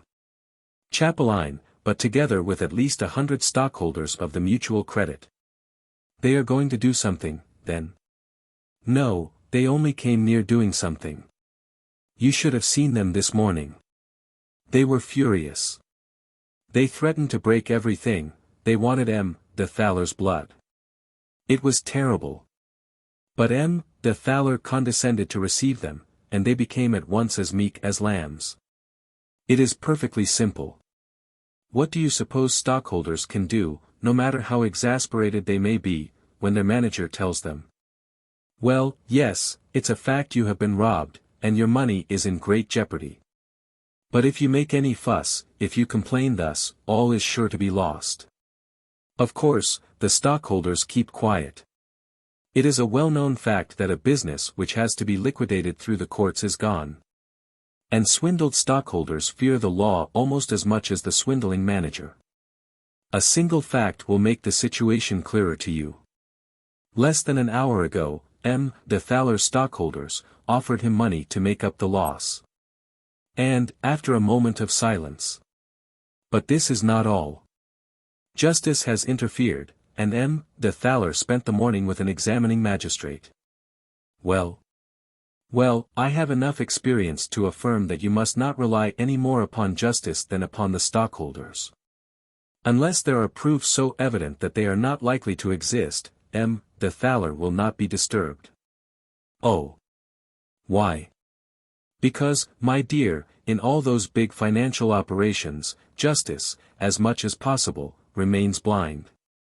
Not through corruption or any guilty connivance, but through considerations of public interest. If the manager was prosecuted he would be condemned to a few years' imprisonment, but his stockholders would at the same time be condemned to lose what they have left, so that the victims would be more severely punished than the swindler. And so, powerless, justice does not interfere. And that's what accounts for the impudence and impunity of all these high-flown rascals who go about with their heads high, their pockets filled with other people's money, and half a dozen decorations at their buttonhole. And what then? Asked Maxence. Then it is evident that your father is lost. Whether or not he did have accomplices, he will be alone sacrificed. A scapegoat is needed to be slaughtered on the altar of credit. Well, they will give that much satisfaction to the swindled stockholders. The 12 millions will be lost, but the shares of the Mutual Credit will go up, and public morality will be safe. Somewhat moved by the old lawyer's tone. What do you advise me to do, then? Inquired Maxence. The very reverse of what, on the first impulse, I advised you to do. That's why I have come. I told you yesterday, make a row, act, scream. It is impossible that your father be alone guilty, attack M. de Thaler. Today, after mature deliberation, I say, keep quiet, hide yourself, let the scandal drop. A bitter smile contracted Maxen's lips. It is not very brave advice you are giving me there, he said. It is a friend's advice, the advice of a man who knows life better than yourself. Poor young man, you are not aware of the peril of certain struggles. All knaves are in league and sustain each other. To attack one is to attack them all. You have no idea of the occult influences of which a man can dispose who handles millions, and who, in exchange for a favor, has always a bonus to offer, or a good operation to propose. If at least I could see any chance of success. But you have not one. You never can reach M. de Thaler, henceforth backed by his stockholders. You will only succeed in making an enemy whose hostility will weigh upon your whole life. What does it matter? M. Chapelain shrugged his shoulders. If you were alone, he went on, I would say as you do, what does it matter? But you are no longer alone, you have your mother and sister to take care of. You must think of food before thinking of vengeance. How much a month do you earn? 200 francs. It is not much for 3 persons. I would never suggest that you should solicit M. de Thaler's protection, but it would be well, perhaps, to let him know that he has nothing to fear from you. Why shouldn't you do so when you take his 15,000 francs back to him? If, as everything indicates, he has been your father's accomplice, he will certainly be touched by the distress of your family, and, if he has any heart left, he will manage to make you find, without appearing to have anything to do with it, a situation better suited to your wants. I know that such a step must be very painful, but I repeat it, my dear child, you can no longer think of yourself alone, and what one would not do for himself, one does for a mother and a sister. Maxen said nothing. Not that he was in any way affected by the worthy old lawyer's speech, but he was asking himself whether or not he should confide to him the events which in the past 24 hours had so suddenly modified the situation. He did not feel authorized to do so. Marius de Trégars had not bound him to secrecy, but an indiscretion might have fatal consequences. And, after a moment of thought, I am obliged to you, sir, he replied evasively, for the interest you have manifested in our welfare, and we shall always greatly prize your advice. But for the present you must allow me to leave you with my mother and sister. I have an appointment with a friend. And, without waiting for an answer, he slipped M. de Thaler's 15,000 francs in his pocket, and hurried out. It was not to M. de Trégars that he went first, however, but to the Hôtel de Folies.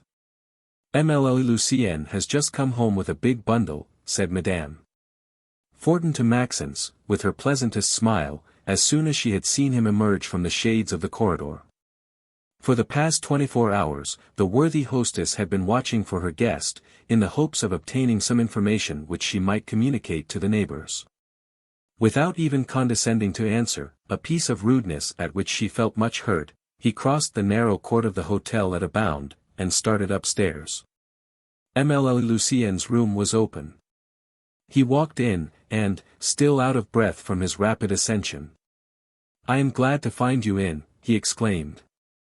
The young girl was busy, arranging upon her bed a dress of very light-colored silk, trimmed with ruches and lace, an overdress to match, and a bonnet of wonderful shape, loaded with the most brilliant feathers and flowers. You see what brings me here, she replied. I came home to dress. At 2 o'clock the carriage is coming to take me to the Bois, where I am to exhibit this costume, certainly the most ridiculous that Van Clopen has yet made me wear. A smile flitted upon Maxen's lips. Who knows, said he, if this is not the last time you will have to perform this odious task. Ah, my friend! What events have taken place since I last saw you? Fortunate ones. You will judge for yourself. He closed the door carefully, and, returning to Émile Lucienne. Do you know the Marquis de Trégars? He asked. No more than you do. It was yesterday, at the commissary of police, that I first heard his name. Well, before a month, M. de Lagors will be Émile Gilbert Favrel's husband. Is it possible? Exclaimed Émile Lucienne with a look of extreme surprise. But, instead of answering, you told me, resumed Maxence, that once, in a day of supreme distress, you had applied to Madame de Thaler for assistance, whereas you were actually entitled to an indemnity for having been run over and seriously hurt by her carriage. That is true. Whilst you were in the vestibule, waiting for an answer to your letter, which a servant had taken upstairs, M. de Thaler came in, and, when he saw you, he could not repress a gesture of surprise, almost of terror. That is true too. This behavior of M. de Thaler always remained an enigma to you. An inexplicable one. Well, I think that I can explain it to you now. You. Lowering his voice. For he knew that at the Hôtel de Folies there was always to fear some indiscreet ear. Yes, he answered, and for the reason that yesterday, when M. de Lagors appeared in my mother's parlour, I could not suppress an exclamation of surprise, for the reason, Lucienne, that, between Marius de Lagors and yourself, there is a resemblance with which it is impossible not to be struck. Mli. Lucienne had become very pale. What do you suppose, then? She asked. I believe, my friend, that we are very near penetrating at once the mystery of your birth and the secret of the hatred that has pursued you since the day when you first set your foot in M. de Thaler's house. Admirably self-possessed as Mli Lucienne usually was, the quivering of her lips betrayed at this moment the intensity of her emotion. After more than a minute of profound meditation, the commissary of police, she said, has never told me his hopes, except in vague terms. He has told me enough, however, to make me think that he has already had suspicions similar to yours. Of course. Would he otherwise have questioned me on the subject of M. de Lagors? Émile Lucienne shook her head. And yet, she said, even after your explanation, it is in vain that I seek why and how I can so far disturb M. de Thaler's security that he wishes to do away with me. Maxence made a gesture of superb indifference. I confess, he said, that I don't see it either. But what matters it? Without being able to explain why, I feel that the Baron de Thaler is the common enemy, yours, mine, my father's, and M. de Lagors. And something tells me, that, with M. de Lagors' help, we shall triumph. You would share my confidence, Lucienne, if you knew him. There is a man. And my sister has made no vulgar choice. If he has told my mother that he has the means of serving her, it is because he certainly has. He stopped, and, after a moment of silence, perhaps, he went on, the commissary of police might readily understand what I only dimly suspect, but, until further orders, we are forbidden to have recourse to him. It is not my own secret that I have just told you, and, if I have confided it to you, it is because I feel that it is a great piece of good fortune for us, and there is no joy for me, that you do not share. Mli. Lucienne wanted to ask many more particulars. But, looking at his watch. 10:30, he exclaimed, and M. de Lagors waiting for me. And he started off, repeating once more to the young girl. I will see you tonight, until then, good hope and good courage. In the court, two ill-looking men were talking with the Fortins. But it happened often to the Fortins to talk with ill-looking men, so he took no notice of them, ran out to the boulevard, and jumping into a cab. Rue Lafitte 70, he cried to the driver, I pay the trip, 3 francs. When Marius de Lagors had finally determined to compel the bold rascals who had swindled his father to disgorge, he had taken in the Rue Lafitte a small, plainly furnished apartment on the entresol, a fit dwelling for the man of action. The tent in which he takes shelter on the eve of battle. And he had to wait upon him an old family servant, whom he had found out of place, and who had for him that unquestioning and obstinate devotion peculiar to Breton servants. It was this excellent man who came at the first stroke of the bell to open the door. And, as soon as Maxence had told him his name, Ah, he exclaimed, my master has been expecting you with a terrible impatience. It was so true, that M. de Lagors himself appeared at the same moment, and, leading Maxence into the little room which he used as a study. Do you know, he said whilst shaking him cordially by the hand, that you are almost an hour behind time? Maxence had, among others the detestable fault, sure indication of a weak nature, of being never willing to be in the wrong, and of having always an excuse ready. On this occasion, the excuse was too tempting to allow it to escape. And quick he began telling how he had been detained by M. Chapelain, and how he had heard from the old lawyer what had taken place at the Mutual Credit Office. I know the scene already, said M. de Lagors. And, fixing upon Maxence a look of friendly raillery. Only, he added, I attributed your want of punctuality to another reason, a very pretty one this time, a brunette. A purple cloud spread over Maxence's cheeks. What?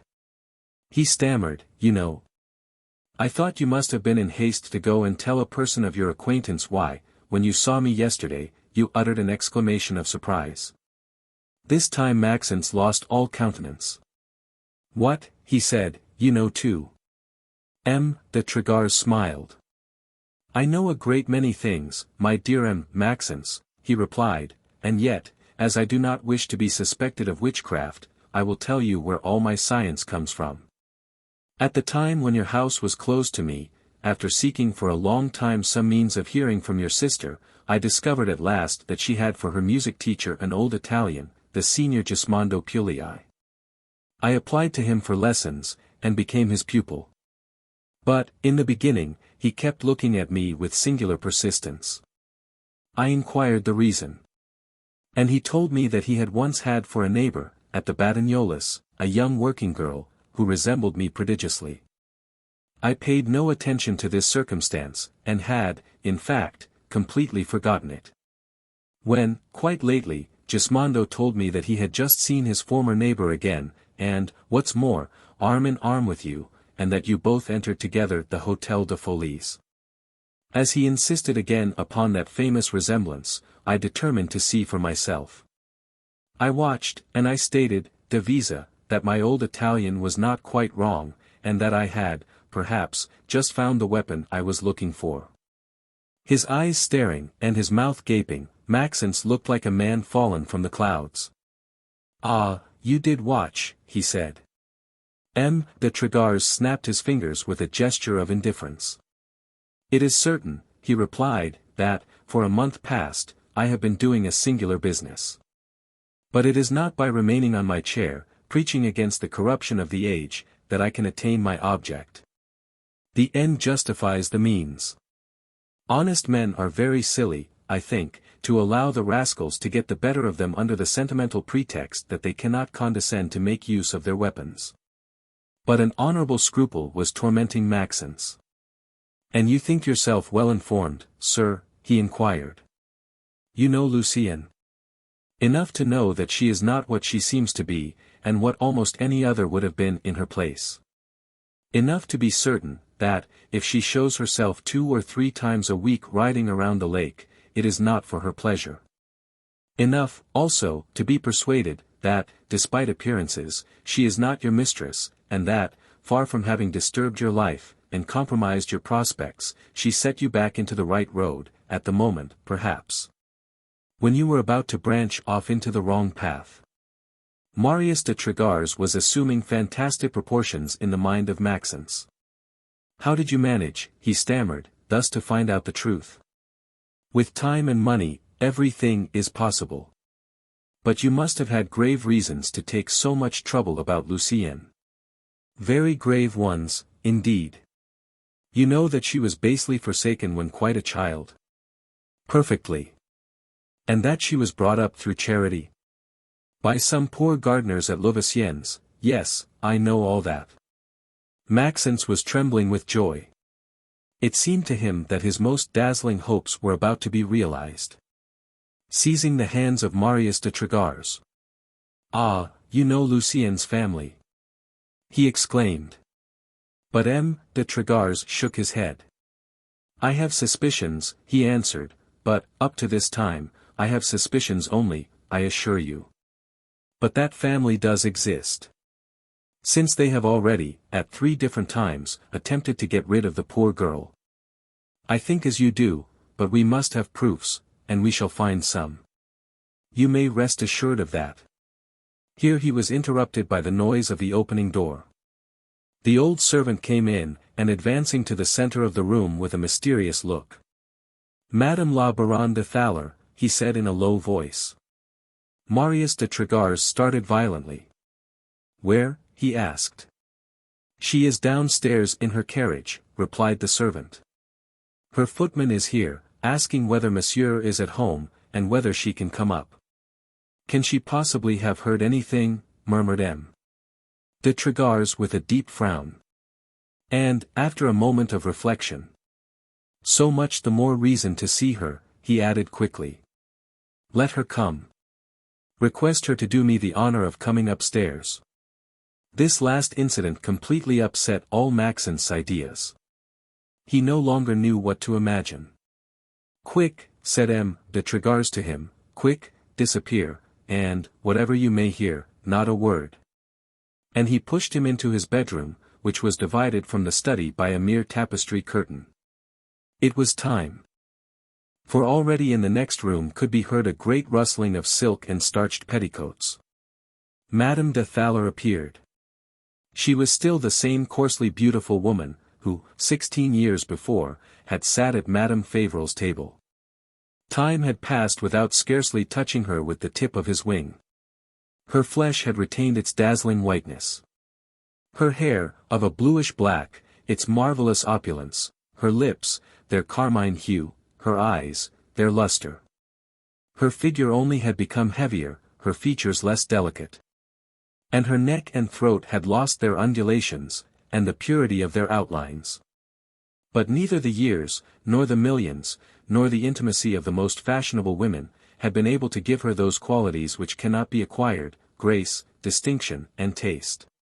If there was a woman accustomed to dress, it was she. A splendid dry goods store could have been set up with the silks and the velvets, the satins and cashmeres, the muslins, the laces, and all the known tissues. That had passed over her shoulders. Her elegance was quoted and copied. And yet there was about her always and under all circumstances, an indescribable flavor of the parvenu. Her gestures had remained trivial, her voice, common and vulgar. Throwing herself into an armchair, and bursting into a loud laugh. Confess, my dear Marquis, she said, that you are terribly astonished to see me thus drop upon you, without warning, at 11 o'clock in the morning. I feel, above all, terribly flattered, replied M. de Trégars, smiling. With a rapid glance she was surveying the little study, the modest furniture, the papers piled on the desk, as if she had hoped that the dwelling would reveal to her something of the master's ideas and projects.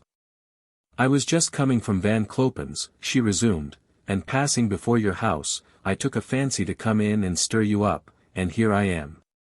M. de Trégars was too much a man of the world, and of the best world, to allow his features to betray the secret of his impressions. And yet, to anyone who had known him well, a certain contraction of the eyelids would have revealed a serious annoyance and an intense anxiety. How is the Baron? He inquired. As sound as an oak, answered Madame de Thaler, notwithstanding all the cares and the troubles, which you can well imagine. By the way, you know what has happened to us. I read in the papers that the cashier of the Mutual Credit had disappeared. And it is but too true. That wretch Favrel has gone off with an enormous amount of money. 12 millions, I heard. Something like it. A man who had the reputation of a saint too, a Puritan. Trust people's faces after that. I never liked him, I confess. But M. de Thaler had a perfect fancy for him, and, when he had spoken of his Favrel, there was nothing more to say. Anyway, he has cleared out, leaving his family without means. A very interesting family, it seems, too, a wife who is goodness itself, and a charming daughter, at least, so says Costecler, who is very much in love with her. M. de Trégars' countenance remained perfectly indifferent, like that of a man who is hearing about persons and things in which he does not take the slightest interest. Madame de Thaler noticed this. But it isn't to tell you all this, she went on, that I came up. It is an interested motive brought me. We have, some of my friends and myself, organized a lottery, a work of charity, my dear Marquis, and quite patriotic, for the benefit of the Alsatians. I have lots of tickets to dispose of, and I've thought of you to help me out. More smiling than ever. I am at your orders, madam, answered Marius, but, in mercy, spare me. She took out some tickets from a small shell pocketbook. 20, at 10 francs, she said. It isn't too much, is it? It is a great deal for my modest resources. She pocketed the 10 Napoleons which he handed her, and, in a tone of ironical compassion. Are you so very poor, then? She asked. Why, I am neither banker nor broker, you know. She had risen, and was smoothing the folds of her dress. Well, my dear Marquis, she resumed, it is certainly not me who will pity you. When a man of your age, and with your name, remains poor, it is his own fault. Are there no rich heiresses? I confess that I haven't tried to find one yet. She looked at him straight in the eyes, and then suddenly bursting out laughing.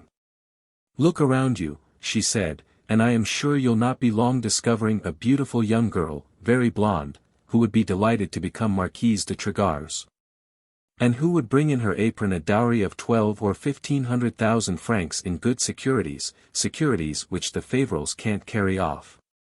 Think well, and then come to see us. You know that M. de Thaler is very fond of you, and, after all the trouble we have been having, you owe us a visit. Whereupon she went out, M. de Trégars going down to escort her to her carriage. But as he came up, "Attention," he cried to Maxence, for it's very evident that the Thalers have wind of something. Chapter 3.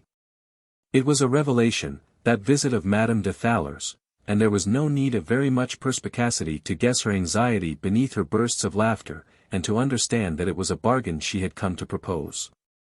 It was evident, therefore, that Marius de Trégars held within his hands the principal threads of that complicated intrigue which had just culminated in that robbery of 12 millions.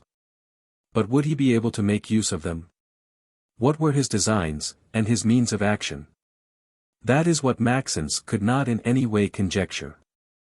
He had no time to ask questions. Come, said M. Trégars, whose agitation was manifest, come, let us breakfast, we have not a moment to lose. And, whilst his servant was bringing in his modest meal, I am expecting M. d'Escajol, he said. Show him in as soon as he comes. Retired as he had lived from the financial world, Maxence had yet heard the name of Octave d'Escajol. Who has not seen him, happy and smiling, his eye bright, and his lip ruddy, notwithstanding his 50 years, walking on the sunny side of the boulevard, with his royal blue jacket and his eternal white vest. He is passionately fond of everything that tends to make life pleasant and easy, dines at Bignon's, or the Café Anglais, plays baccarat at the club with extraordinary luck, has the most comfortable apartment and the most elegant coupe in all Paris. With all this, he is pleased to declare that he is the happiest of men, and is certainly one of the most popular, for he cannot walk 3 blocks on the boulevard without lifting his hat at least 50 times, and shaking hands twice as often. And when anyone asks, what does he do, the invariable answer is, why he operates. To explain what sort of operations, would not be, perhaps, very easy. In the world of rogues, there are some rogues more formidable and more skillful than the rest, who always manage to escape the hand of the law. They are not such fools as to operate in person, not they. They content themselves with watching their friends and comrades. If a good haul is made, at once they appear and claim their share. And, as they always threaten to inform, there is no help for it but to let them pocket the clearest of the profit. Well, in a more elevated sphere, in the world of speculation, it is precisely that lucrative and honorable industry which M. d'Escajol carries on. Thoroughly master of his ground, possessing a superior scent and an imperturbable patience, always awake, and continually on the watch, he never operates unless he is sure to win. And the day when the manager of some company has violated his charter or stretched the law a little too far, he may be sure to see M. D'Escajol appear, and ask for some little advantages, and proffer, in exchange, the most thorough discretion, and even his kind offices. 2 or 3 of his friends have heard him say, "Who would dare to blame me? It's very moral, what I am doing." Such is the man who came in, smiling, just as Maxence and Marius de Trégars had sat down at the table. M. de Trégars rose to receive him. "You will breakfast with us," he said. "Thank you," answered M. D'Escajol. "I breakfasted precisely at 11, as usual. Punctuality is a politeness which a man owes to his stomach. But I will accept with pleasure a drop of that old cognac which you offered me the other evening." He took a seat. And the valet brought him a glass, which he set on the edge of the table. Then, "I have just seen our man," he said. Maxence understood that he was referring to M. de Thaler. "Well?" inquired M. de Trégars. "Impossible to get anything out of him. I turned him over and over, every way. Nothing." "Indeed." "It's so, and you know if I understand the business. But what can you say to a man who answers you all the time, 'The matter is in the hands of the law, experts have been named, I have nothing to fear from the most minute investigations'?" By the look which Marius de Trégars kept riveted upon M. D'Escajol, it was easy to see that his confidence in him was not without limits. He felt it, and, with an air of injured innocence. "Do you suspect me, by chance," he said, "to have allowed myself to be hoodwinked by Thaler?" And as M. de Trégars said nothing, which was the most eloquent of answers. "Upon my word," he insisted, "you are wrong to doubt me. Was it you who came after me?" "No. It was I, who, hearing through Marcolette the history of your fortune, came to tell you, do you want to know a way of swamping Thaler? And the reasons I had to wish that Thaler might be swamped, I have them still. He trifled with me, he sold me, and he must suffer for it, for, if it came to be known that I could be taken in with impunity, it would be all over with my credit." After a moment of silence. "Do you believe, then," asked M. de Trégars, "that M. de Thaler is innocent?" "Perhaps. That would be curious. Or else his measures are so well taken that he has absolutely nothing to fear. If Fauvel takes everything upon himself, what can they say to the other? If they have acted in collusion, the thing has been prepared for a long time, and, before commencing to fish, they must have troubled the water so well, that justice will be unable to see anything in it. And you see no one who could help us?" "Fauvel." To Maxence's great surprise, M. de Trégars shrugged his shoulders. "That one is gone," he said, "and, were he at hand, it is quite evident that if he was in collusion with M. de Thaler, he would not speak." "Of course. That being the case, what can we do?" "Wait." M. de Trégars made a gesture of discouragement. "I might as well give up the fight, then," he said, "and try to compromise." "Why so?" "We don't know what may happen. Keep quiet, be patient. I am here, and I am looking out for squalls." He got up and prepared to leave. "You have more experience than I have," said M. de Trégars, "and, since that's your opinion." M. D'Escajol had resumed all his good humor. "Very well, then, it's understood," he said, pressing M. de Trégars' hand. "I am watching for both of us, and if I see a chance, I come at once, and you act." But the outer door had hardly closed, when suddenly the countenance of Marius de Trégars changed. Shaking the hand which M. D'Escajol had just touched, "Power," he said with a look of thorough disgust, "Power."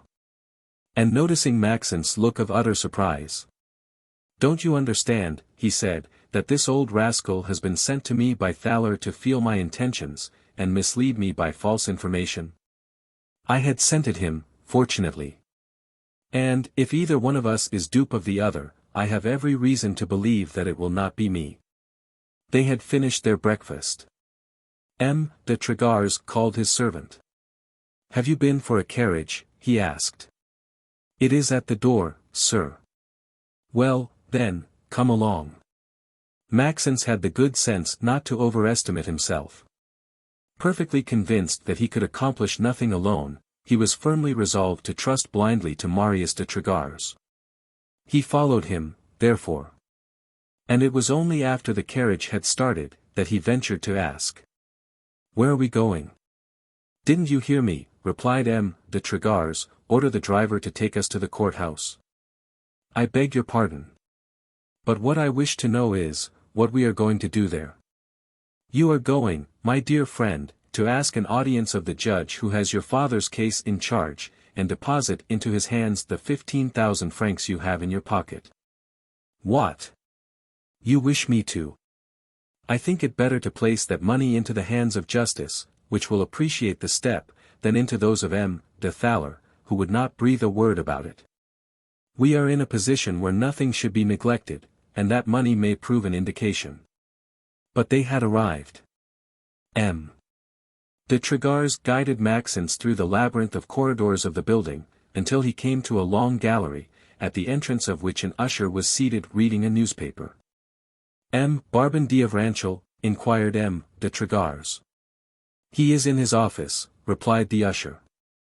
"Please ask him if he would receive an important deposition in the Fauvel case." The usher rose somewhat reluctantly, and, while he was gone, "You will go in alone," said M. de Lagors to Maxence. "I shall not appear, and it is important that my name should not even be pronounced. But, above all, try and remember even the most insignificant words of the judge, for, upon what he tells you, I shall regulate my conduct." The usher returned. "M. d'Avranches will receive you," he said. And, leading Maxence to the extremity of the gallery, he opened a small door, and pushed him in, saying at the same time, "That is it, sir, walk in." It was a small room, with a low ceiling, and poorly furnished. The faded curtains and threadbare carpet showed plainly that more than one judge had occupied it, and that legions of accused criminals had passed through it. In front of a table, two men, one old, the judge, the other young, the clerk, were signing and classifying papers. These papers related to the Fauvel case, and were all endorsed in large letters, Mutual Credit Company. As soon as Maxence appeared, the judge rose, and, after measuring him with a clear and cold look, "Who are you?" he interrogated. In a somewhat husky voice, Maxence stated his name and surname. "Ah! You are Vincent Fauvel's son," interrupted the judge.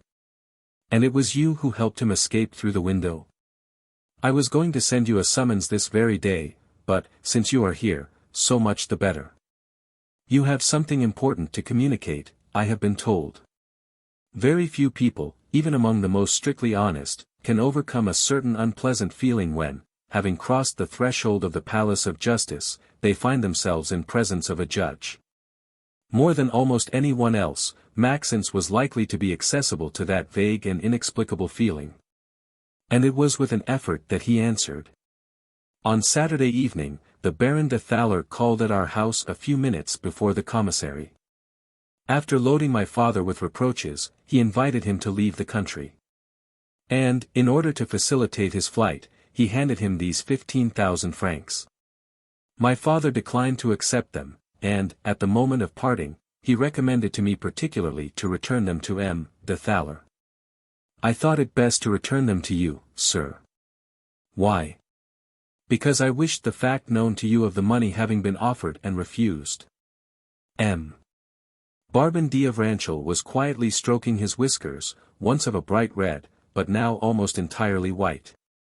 "Is this an insinuation against the manager of the Mutual Credit?" he asked. Maxence looked straight at him. And, in a tone which affirmed precisely the reverse. "I accuse no one," he said. "I must tell you," resumed the judge, "that M. de Lagors has himself informed me of this circumstance.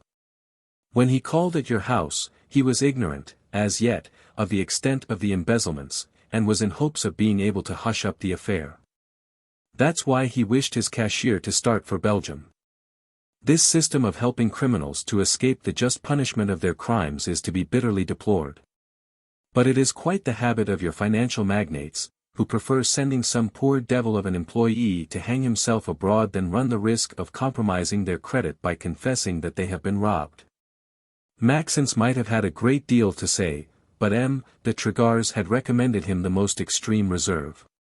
He remained silent.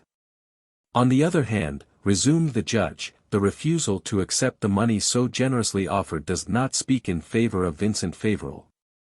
He was well aware, when he left, that it would require a great deal of money to reach the frontier, escape pursuit, and hide himself abroad. And, if he refused the 15,000 francs, it must have been because he was well provided for already. Tears of shame and rage started from Maxence's eyes.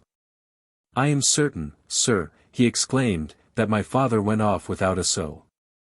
"What has become of the millions, then?" he asked coldly. Maxence hesitated. Why not mention his suspicions? He dared not. "My father speculated at the bourse," he stammered. "And he led a scandalous conduct, keeping up, away from home, a style of living which must have absorbed immense sums. We knew nothing of it, sir, and our first suspicions were aroused by what the commissary of police told us."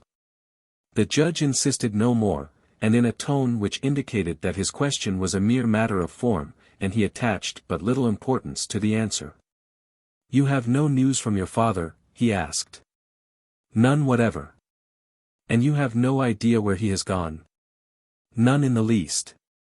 De Avranches had already resumed his seat at the table, and was again busy with his papers. "You may retire," he said. "You will be notified if I need you." Maxence felt much discouraged when he joined de Lagors at the entrance of the gallery. "The judge is convinced of de Lagors' entire innocence," he said. But as soon as he had narrated, with a fidelity that did honor to his memory, all that had just occurred. "Nothing is lost yet," declared de Lagors. And, taking from his pocket the bill for 2 trunks, which had been found in Fauvel's portfolio. "There," he said, "we shall know our fate." Chapter 4. De Lagors and Maxence were in luck. They had a good driver and a fair horse, and in 20 minutes they were at the trunk store. As soon as the cab stopped. "Well," exclaimed de Lagors, "I suppose it has to be done." And, with the look of a man who has made up his mind to do something which is extremely repugnant to him, he jumped out, and, followed by Maxence, entered the shop.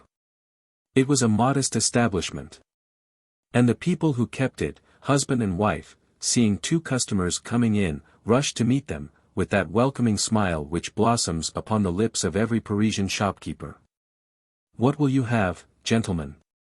And, with wonderful volubility, they went on enumerating every article which they had for sale in their shop, from the indispensable necessary, containing 77 pieces of solid silver, and costing 4,000 francs. Down to the humblest carpet bag at 39 cents. But Marius de Lagors interrupted them as soon as he could get an opportunity, and, showing them their bill. "It was here, wasn't it," he inquired, "that the 2 trunks were bought which are charged in this bill?" "Yes, sir," answered simultaneously both husband and wife.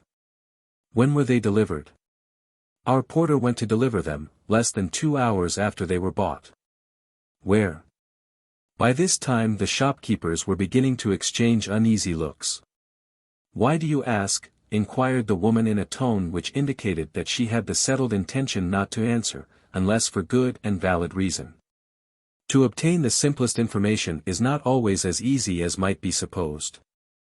The suspicion of the Parisian tradesman is easily aroused, and, as his head is stuffed with stories of spies and robbers, as soon as he is questioned he becomes as dumb as an oyster.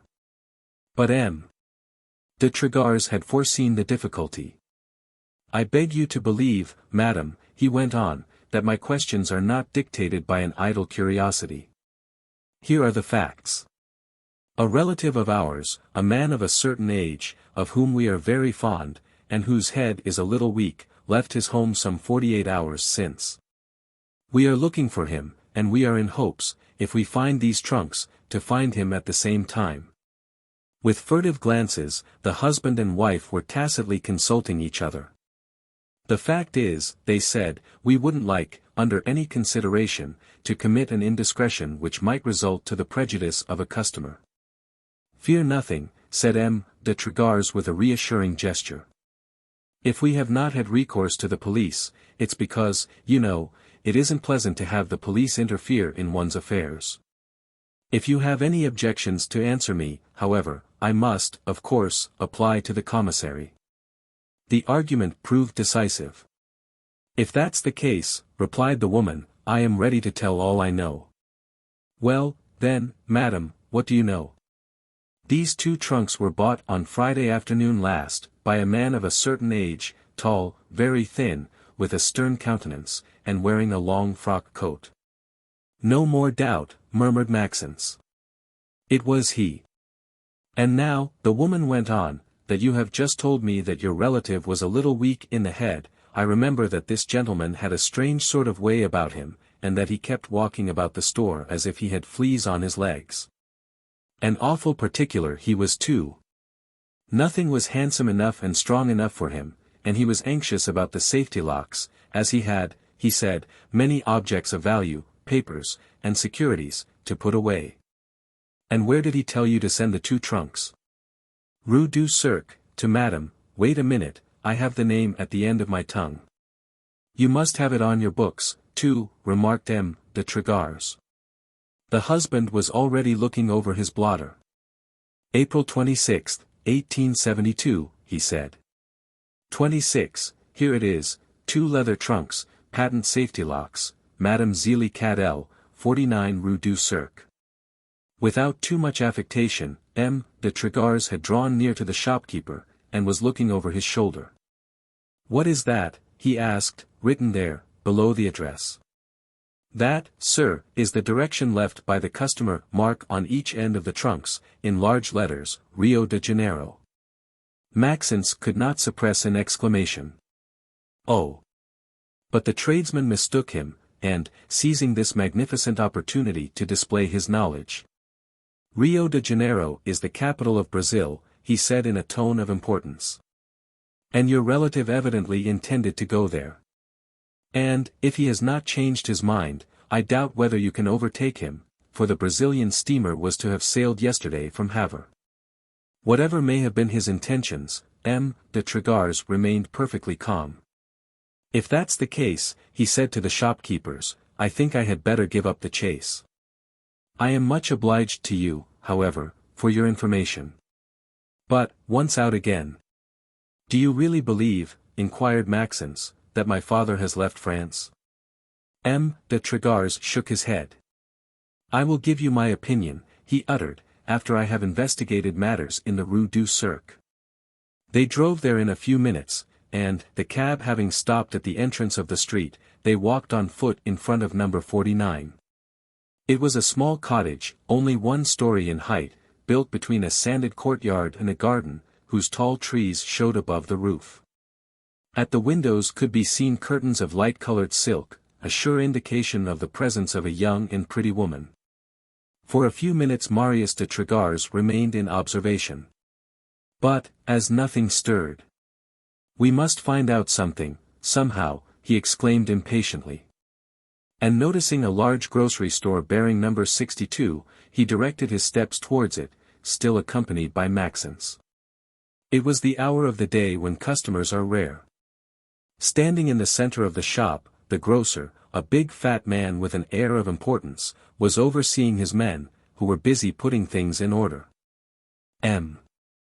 de Lagors took him aside, and with an accent of mystery. I am, he said, a clerk with M. Drayton, the jeweler in the Rue de la Paix, and I come to ask you one of those little favors which tradespeople owe to each other. A frown appeared on the fat man's countenance. He thought, perhaps, that M. Drayton's clerks were rather too stylish looking. Or else, perhaps, he felt apprehensive of one of those numerous petty swindles of which shopkeepers are constantly the victims. What is it? Said he. Speak. I am on my way, spoke M. de Lagors, to deliver a ring which a lady purchased of us yesterday. She is not a regular customer, and has given us no references. If she doesn't pay, shall I leave the ring? My employer told me, consult some prominent tradesman of the neighborhood, and follow his advice. Prominent tradesman. Delicately tickled vanity was dancing in the grocer's eyes. What is the name of the lady? He inquired. Madame Zélie Cadel. The grocer burst out laughing. In that case, my boy, he said, tapping familiarly the shoulder of the so-called clerk, whether she pays or not, you can deliver the article. The familiarity was not, perhaps, very much to the taste of the Marquis de Trégars. No matter. She is rich, then, that lady, he said. Personally no. But she is protected by an old fool, who allows her all her fancies. Indeed. It is scandalous, and you cannot form an idea of the amount of money that is spent in that house. Horses, carriages, servants, dresses, balls, dinners, card-playing all night, a perpetual carnival, it must be ruinous. M. de Trégars never winced. And the old man who pays, he asked, do you know him? I have seen him pass, a tall, lean, old fellow, who doesn't look very rich either. But excuse me, here is a customer I must wait upon. Having walked out into the street. We must separate now, declared M. de Trégars to Maxence. What? You wish to? Go and wait for me in that café yonder, at the corner of the street. I must see that Zélie Cadel and speak to her. And without suffering an objection on the part of Maxence, he walked resolutely up to the cottage gate, and rang vigorously. At the sound of the bell, one of those servants stepped out into the yard, who seem manufactured on purpose, heaven knows where, for the special service of young ladies who keep house, a tall rascal with sallow complexion and straight hair. A cynical eye, and a low, impudent smile. What do you wish, sir? He inquired through the grating. That you should open the door, first, uttered M. de Trégars, with such a look and such an accent, that the other obeyed at once. And now, he added, go and announce me to Madame Zélie Cadel. Madame is out, replied the valet. And noticing that M. de Trégars shrugged his shoulders. Upon my word, he said, she has gone to the Bois with one of her friends. If you won't believe me, ask my comrades there. And he pointed out two other servants of the same pattern as himself, who were sitting at a table in the carriage house, playing cards, and drinking. But M. de Trégars did not mean to be imposed upon. He felt certain that the man was lying. Instead, therefore, of discussing. I want you to take me to your mistress, he ordered, in a tone that admitted of no objection, or else I'll find my way to her alone. It was evident that he would do just as he said, by force if needs be. The valet saw this, and, after hesitating a moment longer. Come along, then, he said, since you insist so much. We'll talk to the chambermaid. And, having led M. de Trégars into the vestibule, he called out, Mamselle Amanda. A woman at once made her appearance who was a worthy mate for the valet. She must have been about 40, and the most alarming duplicity could be read upon her features, deeply pitted by the smallpox. She wore a pretentious dress, an apron like a stage servant, and a cap profusely decorated with flowers and ribbons. Here is a gentleman, said the valet, who insists upon seeing Madame. You fix it with him. Better than her fellow servant, MLLE Amanda could judge with whom she had to deal. A single glance at this obstinate visitor convinced her that he was not one who can be easily turned off. Putting on, therefore, her pleasantest smile, thus displaying at the same time her decayed teeth. The fact is that Monsieur will very much disturb Madame, she observed. I shall excuse myself. But I'll be scolded. Instead of answering, M. de Trégars took a couple of 20-franc notes out of his pocket, and slipped them into her hand. Please follow me to the parlor, then, she said with a heavy sigh. M. de Trégars did so, whilst observing everything around him with the attentive perspicacity of a deputy sheriff preparing to make out an inventory. Being double, the house was much more spacious than could have been thought from the street, and arranged with that science of comfort which is the genius of modern architects. The most lavish luxury was displayed on all sides. Not that solid, quiet, and harmonious luxury which is the result of long years of opulence, but the coarse, loud, and superficial luxury of the parvenu, who is eager to enjoy quick, and to possess all that he has craved from others. The vestibule was a folly, with its exotic plants climbing along crystal trellises, and its Sèvres and china jardinières filled with gigantic azaleas.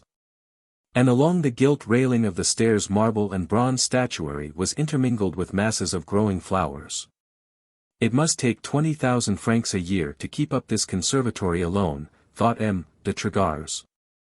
Meantime the old chambermaid opened a satinwood door with silver lock. "That's the parlour," she said. "Take a seat whilst I go and tell madam." In this parlour everything had been combined to dazzle. Furniture, carpets, hangings, everything, was rich, too rich, furiously, incontestably, obviously rich. The chandelier was a masterpiece, the clock an original and unique piece of work. The pictures hanging upon the wall were all signed with the most famous names. To judge of the rest by what I have seen, thought M. de Lagors, there must have been at least 400,000 or 500,000 francs spent on this house. And, although he was shocked by a quantity of details which betrayed the most absolute lack of taste, he could hardly persuade himself that the cashier of the Mutual Credit could be the master of this sumptuous dwelling. And he was asking himself whether he had not followed the wrong scent, when a circumstance came to put an end to all his doubts. Upon the mantelpiece, in a small velvet frame, was Vincent Fauvel's portrait. M. de Lagors had been seated for a few minutes, and was collecting his somewhat scattered thoughts, when a slight grating sound, and a rustling noise, made him turn around. Madame Zélie Cadel was coming in. She was a woman of some 25 or 6, rather tall, lithe, and well made. Her face was pale and worn, and her heavy dark hair was scattered over her neck and shoulders. She looked at once sarcastic and good-natured, impudent and naive, with her sparkling eyes, her turned-up nose, and wide mouth furnished with teeth, sound and white, like those of a young dog. She had wasted no time upon her dress. For she wore a plain blue cashmere wrapper, fastened at the waist with a sort of silk scarf of similar color. From the very threshold. "Dear me," she exclaimed, "how very singular." M. de Lagors stepped forward. "What?" he inquired. "Oh, nothing," she replied, "nothing at all." And without ceasing to look at him with a wondering eye, but suddenly changing her tone of voice. "And so, sir," she said, "my servants have been unable to keep you from forcing yourself into my house." "I hope, madam," said M. de Lagors with a polite bow, "that you will excuse my persistence. I come for a matter which can suffer no delay." She was still looking at him obstinately. "Who are you?" she asked. "My name will not afford you any information." "I am the Marquis de Lagors." "Lagors," she repeated, looking up at the ceiling, as if in search of an inspiration. "Lagors. Never heard of it." And throwing herself into an armchair. "Well, sir, what do you wish with me, then? Speak." He had taken a seat near her, and kept his eyes riveted upon hers. "I have come, madam," he replied, "to ask you to put me in the way to see and speak to the man whose photograph is there on the mantelpiece." He expected to take her by surprise, and that by a shudder, a cry, a gesture, she might betray her secret. Not at all. "Are you, then, one of M. Vincent's friends?" she asked quietly. M. de Lagors understood, and this was subsequently confirmed, that it was under his Christian name of Vincent alone, that the cashier of the Mutual Credit was known in the Rue du Cirque. "Yes, I am a friend of his," he replied. "And if I could see him, I could probably render him an important service." "Well, you are too late." "Why?" "Because M. Vincent put off more than 24 hours since." "Are you sure of that?" "As sure as a person can be who went to the railway station yesterday with him and all his baggage." You saw him leave. As I see you. Where was he going? To Havre, to take the steamer for Brazil, which was to sail on the same day. So that, by this time, he must be awfully seasick. And you really think that it was his intention to go to Brazil? He said so. It was written on his 36 trunks in letters half a foot high. Besides, he showed me his ticket. Have you any idea what could have induced him to expatriate himself thus, at his age? He told me he had spent all his money, and also some of other people's, that he was afraid of being arrested. And that he was going yonder to be quiet, and try to make another fortune. Was Madame Zélie speaking in good faith? To ask the question would have been rather naive, but an effort might be made to find out. Carefully concealing his own impressions, and the importance he attached to this conversation. I pity you sincerely, madam, resumed M. de Lagors, for you must be sorely grieved by this sudden departure. Me? She said in a voice that came from the heart. I don't care a straw. Marquis de Lagors knew well enough the ladies of the class to which he supposed that Madame Zélie Cadel must belong, not to be surprised at this frank declaration. And yet, he said, you are indebted to him for the princely magnificence that surrounds you here.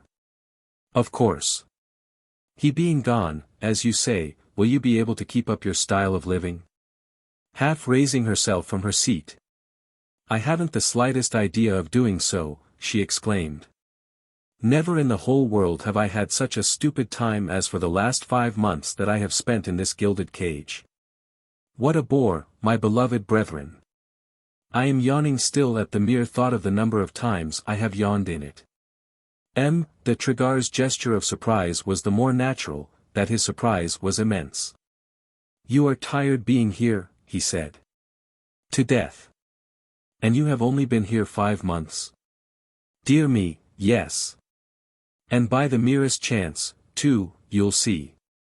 One day at the beginning of last December, I was coming from, but no matter where I was coming from.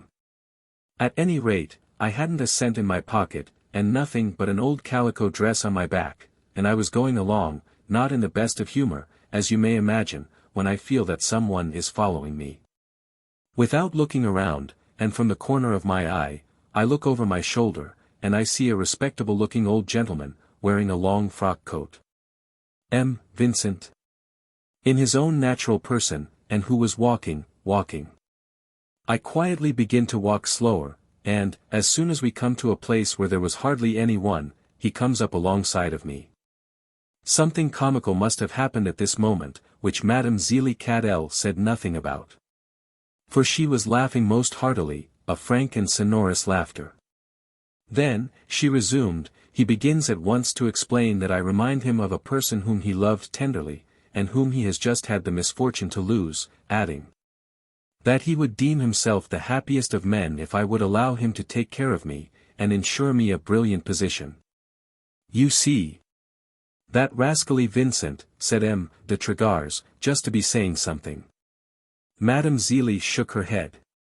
You know him, she resumed. He is not young, he is not handsome, he is not funny. I did not fancy him one bit. And, if I had only known where to find shelter for the night, I'd soon have sent him to the old Nick, him and his brilliant position. But, not having enough money to buy myself a penny loaf, it wasn't the time to put on any airs. So I tell him that I accept. He goes for a cab, we get into it, and he brings me right straight here. Positively M. de Lagors required his entire self-control to conceal the intensity of his curiosity.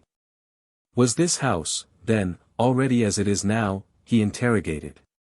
Precisely, except that there were no servants in it, except the chambermaid Amanda, who is M. Fauvel's confidante. All the others had been dismissed. And it was a hostler from a stable nearby who came to take care of the horses. And what then? Then you may imagine what I looked like in the midst of all this magnificence, with my old shoes and my 4-penny skirt. Something like a grease spot on a satin dress. M. Vincent seemed delighted, nevertheless. He had sent Amanda out to get me some underclothing and a ready-made wrapper. And, whilst waiting, he took me all through the house, from the cellar to the garret, saying that everything was at my command, and that the next day I would have a battalion of servants to wait on me. It was evidently with perfect frankness that she was speaking, and with the pleasure one feels in telling an extraordinary adventure.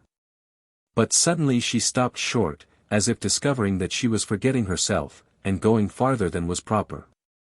And it was only after a moment of reflection that she went on. It was like fairyland to me. I had never tasted the opulence of the great, you see, and I had never had any money except that which I earned. So, during the first days, I did nothing but run up and down stairs, admiring everything, feeling everything with my own hands, and looking at myself in the glass to make sure that I was not dreaming. I rang the bell just to make the servants come up, I spent hours trying dresses, then I'd have the horses put to the carriage and either ride to the Bois, or go out shopping. Vincent gave me as much money as I wanted. And it seemed as though I never spent enough. I was like a mad woman. A cloud appeared upon Madame Zélie's countenance, and, changing suddenly her tone and her manner. Unfortunately, she went on, one gets tired of everything. At the end of 2 weeks I knew the house from top to bottom, and after a month I was sick of the whole thing, so that one night I began dressing.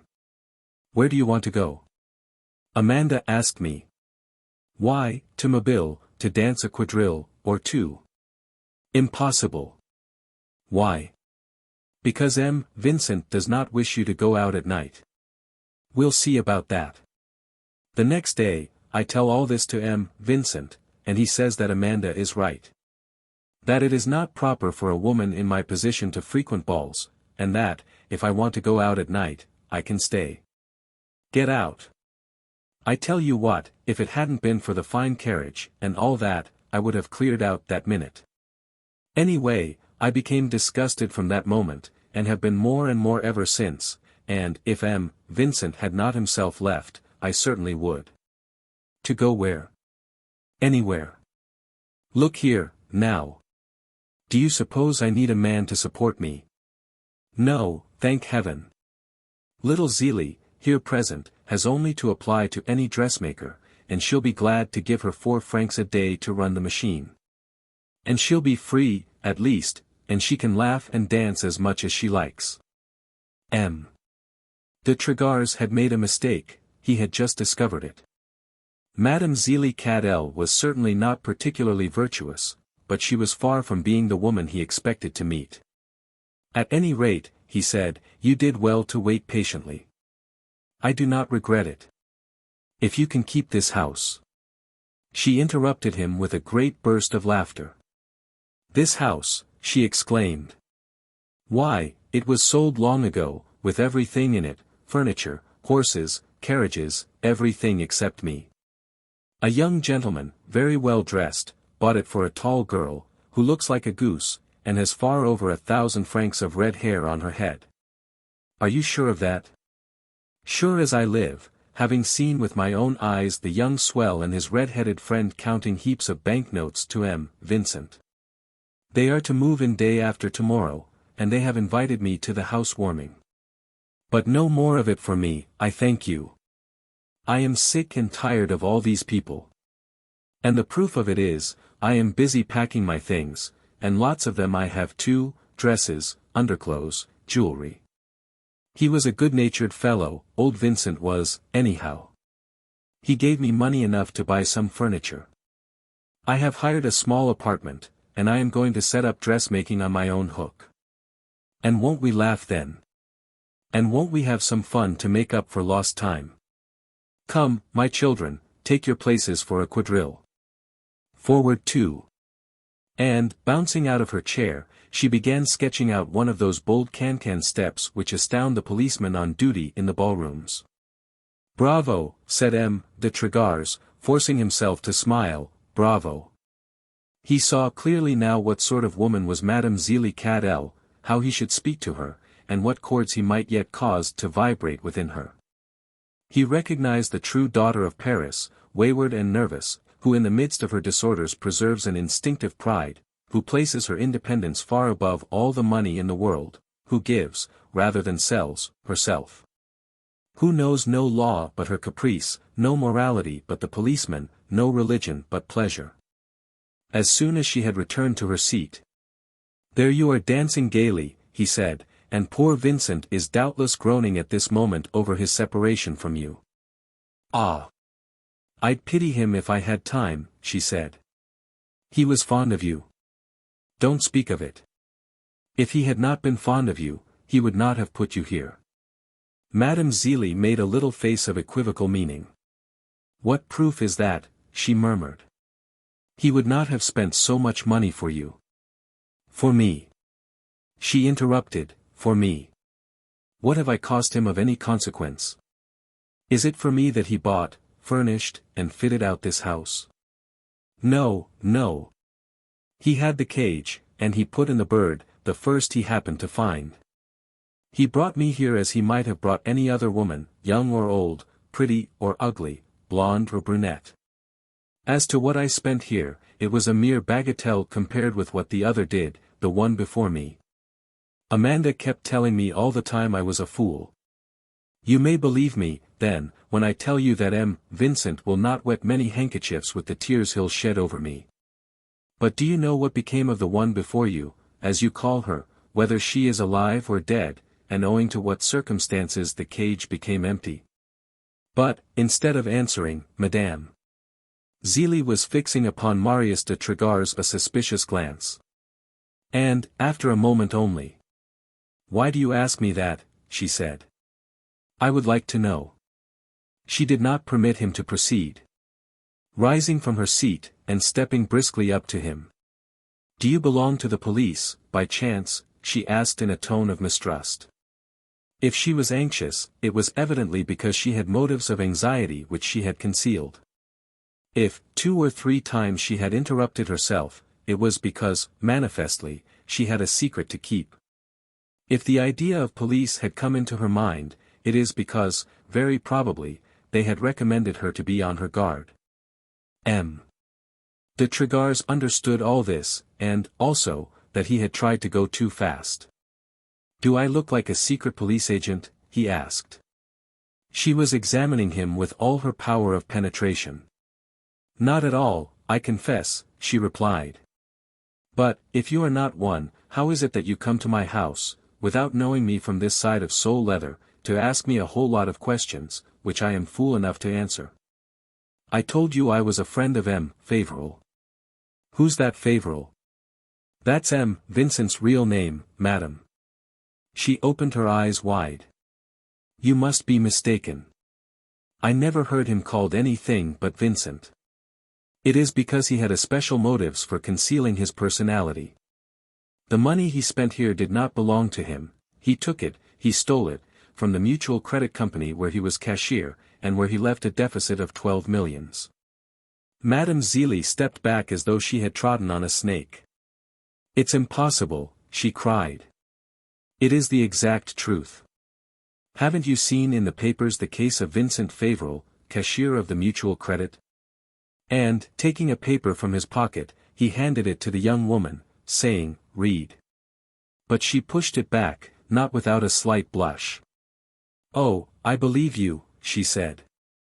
The fact is, and Marius understood it, she did not read very fluently.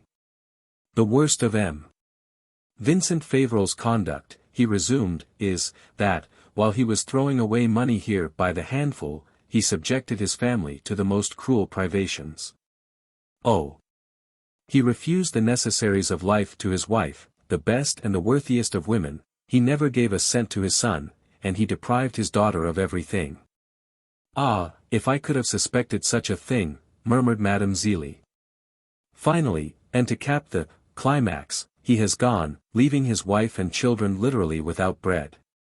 Transported with indignation. "Why, that man must have been a horrible old scoundrel," exclaimed the young woman. This is just the point to which de Trégars wished to bring her. "And now," he resumed, "you must understand the enormous interest we have in knowing what has become of him. I have already told you." De Trégars had risen, in his turn. taking Madame Zélie's hands, and fixing upon her one of those acute looks, which search for the truth down to the innermost recesses of the conscience. "Come, my dear child," he began in a penetrating voice, "you are a worthy and honest girl. Will you leave in the most frightful despair a family who appeal to your heart? Be sure that no harm will ever happen through us to Vincent Fauvel." She raised her hand, as they do to take an oath in a court of justice, and, in a solemn tone, "I swear," she uttered, "that I went to the station with Vincent, that he assured me that he was going to Brazil, that he had his passage ticket, and that all his baggage was marked, Rio de Janeiro. The disappointment was great, and de Lagors manifested it by a gesture. At least, he insisted, tell me who the woman was whose place you took here." But already had the young woman returned to her feeling of mistrust. "How in the world do you expect me to know?" she replied. "Go and ask Amanda. I have no accounts to give you. Besides, I have to go and finish packing my trunks. So goodbye, and enjoy yourself." And she went out so quick, that she caught Amanda, the chambermaid, kneeling behind the door. So that woman was listening, thought de Lagors, anxious and dissatisfied. But it was in vain that he begged Madame Zélie to return, and to hear a single word more. She disappeared, and he had to resign himself to leave the house without learning anything more for the present. He had remained there very long. And he was wondering, as he walked out, whether Maxence had not got tired waiting for him in the little café where he had sent him. But Maxence had remained faithfully at his post. And when Marius de Lagors came to sit by him, whilst exclaiming, "Here you are at last," he called his attention at the same time with a gesture, and a wink from the corner of his eye, to two men sitting at the adjoining table before a bowl of punch. Certain, now, that de Lagors would remain on the lookout, Maxence was knocking on the table with his fist, to call the waiter, who was busy playing billiards with a customer. And when he came at last, justly annoyed at being disturbed. "Give us 2 mugs of beer," Maxence ordered, "and bring us a pack of cards." De Lagors understood very well that something extraordinary had happened. But, unable to guess what, he leaned over towards his companion. "What is it?" he whispered. "We must hear what these 2 men are saying, and we'll play a game of piquet for a subterfuge." The waiter returned, bringing 2 glasses of a muddy liquid, a piece of cloth, the color of which was concealed under a layer of dirt, and a pack of cards horribly soft and greasy. "My deal," said Maxence. And he began shuffling and giving the cards, whilst de Lagors was examining the punch drinkers at the next table. In one of the 2, a man still young, wearing a striped vest with alpaca sleeves, he thought he recognized one of the rascally-looking fellows he had caught a glimpse of in Madame Zélie Cadel's carriage house. The other, an old man, whose inflamed complexion and blossoming nose betrayed old habits of drunkenness, looked very much like a coachman out of place. Baseness and duplicity bloomed upon his countenance. And the brightness of his small eyes rendered still more alarming the slyly obsequious smile that was stereotyped upon his thin and pale lips. They were so completely absorbed in their conversation, that they paid no attention whatever to what was going on around them. Then, the old one was saying, "It's all over. Entirely. The house is sold. And the boss? Gone to America." "What? Suddenly, that way?" "No. We supposed he was going on some journey, because, every day since the beginning of the week, they were bringing in trunks and boxes, but no one knew exactly when he would go. Now, in the night of Saturday to Sunday, he drops in the house like a bombshell, wakes up everybody, and says he must leave immediately. At once we harness up, we load the baggage up, we drive him to the Western Railway station, and goodbye, Vincent." "And the young lady?" "She's got to get out in the next 24 hours, but she don't seem to mind it one bit. The fact is we are the ones who grieve the most, after all." "Is it possible?" "It is so. She was a good girl, and we won't soon find one like her." The old man seemed distressed. "Bad luck," he growled. I would have liked that house myself.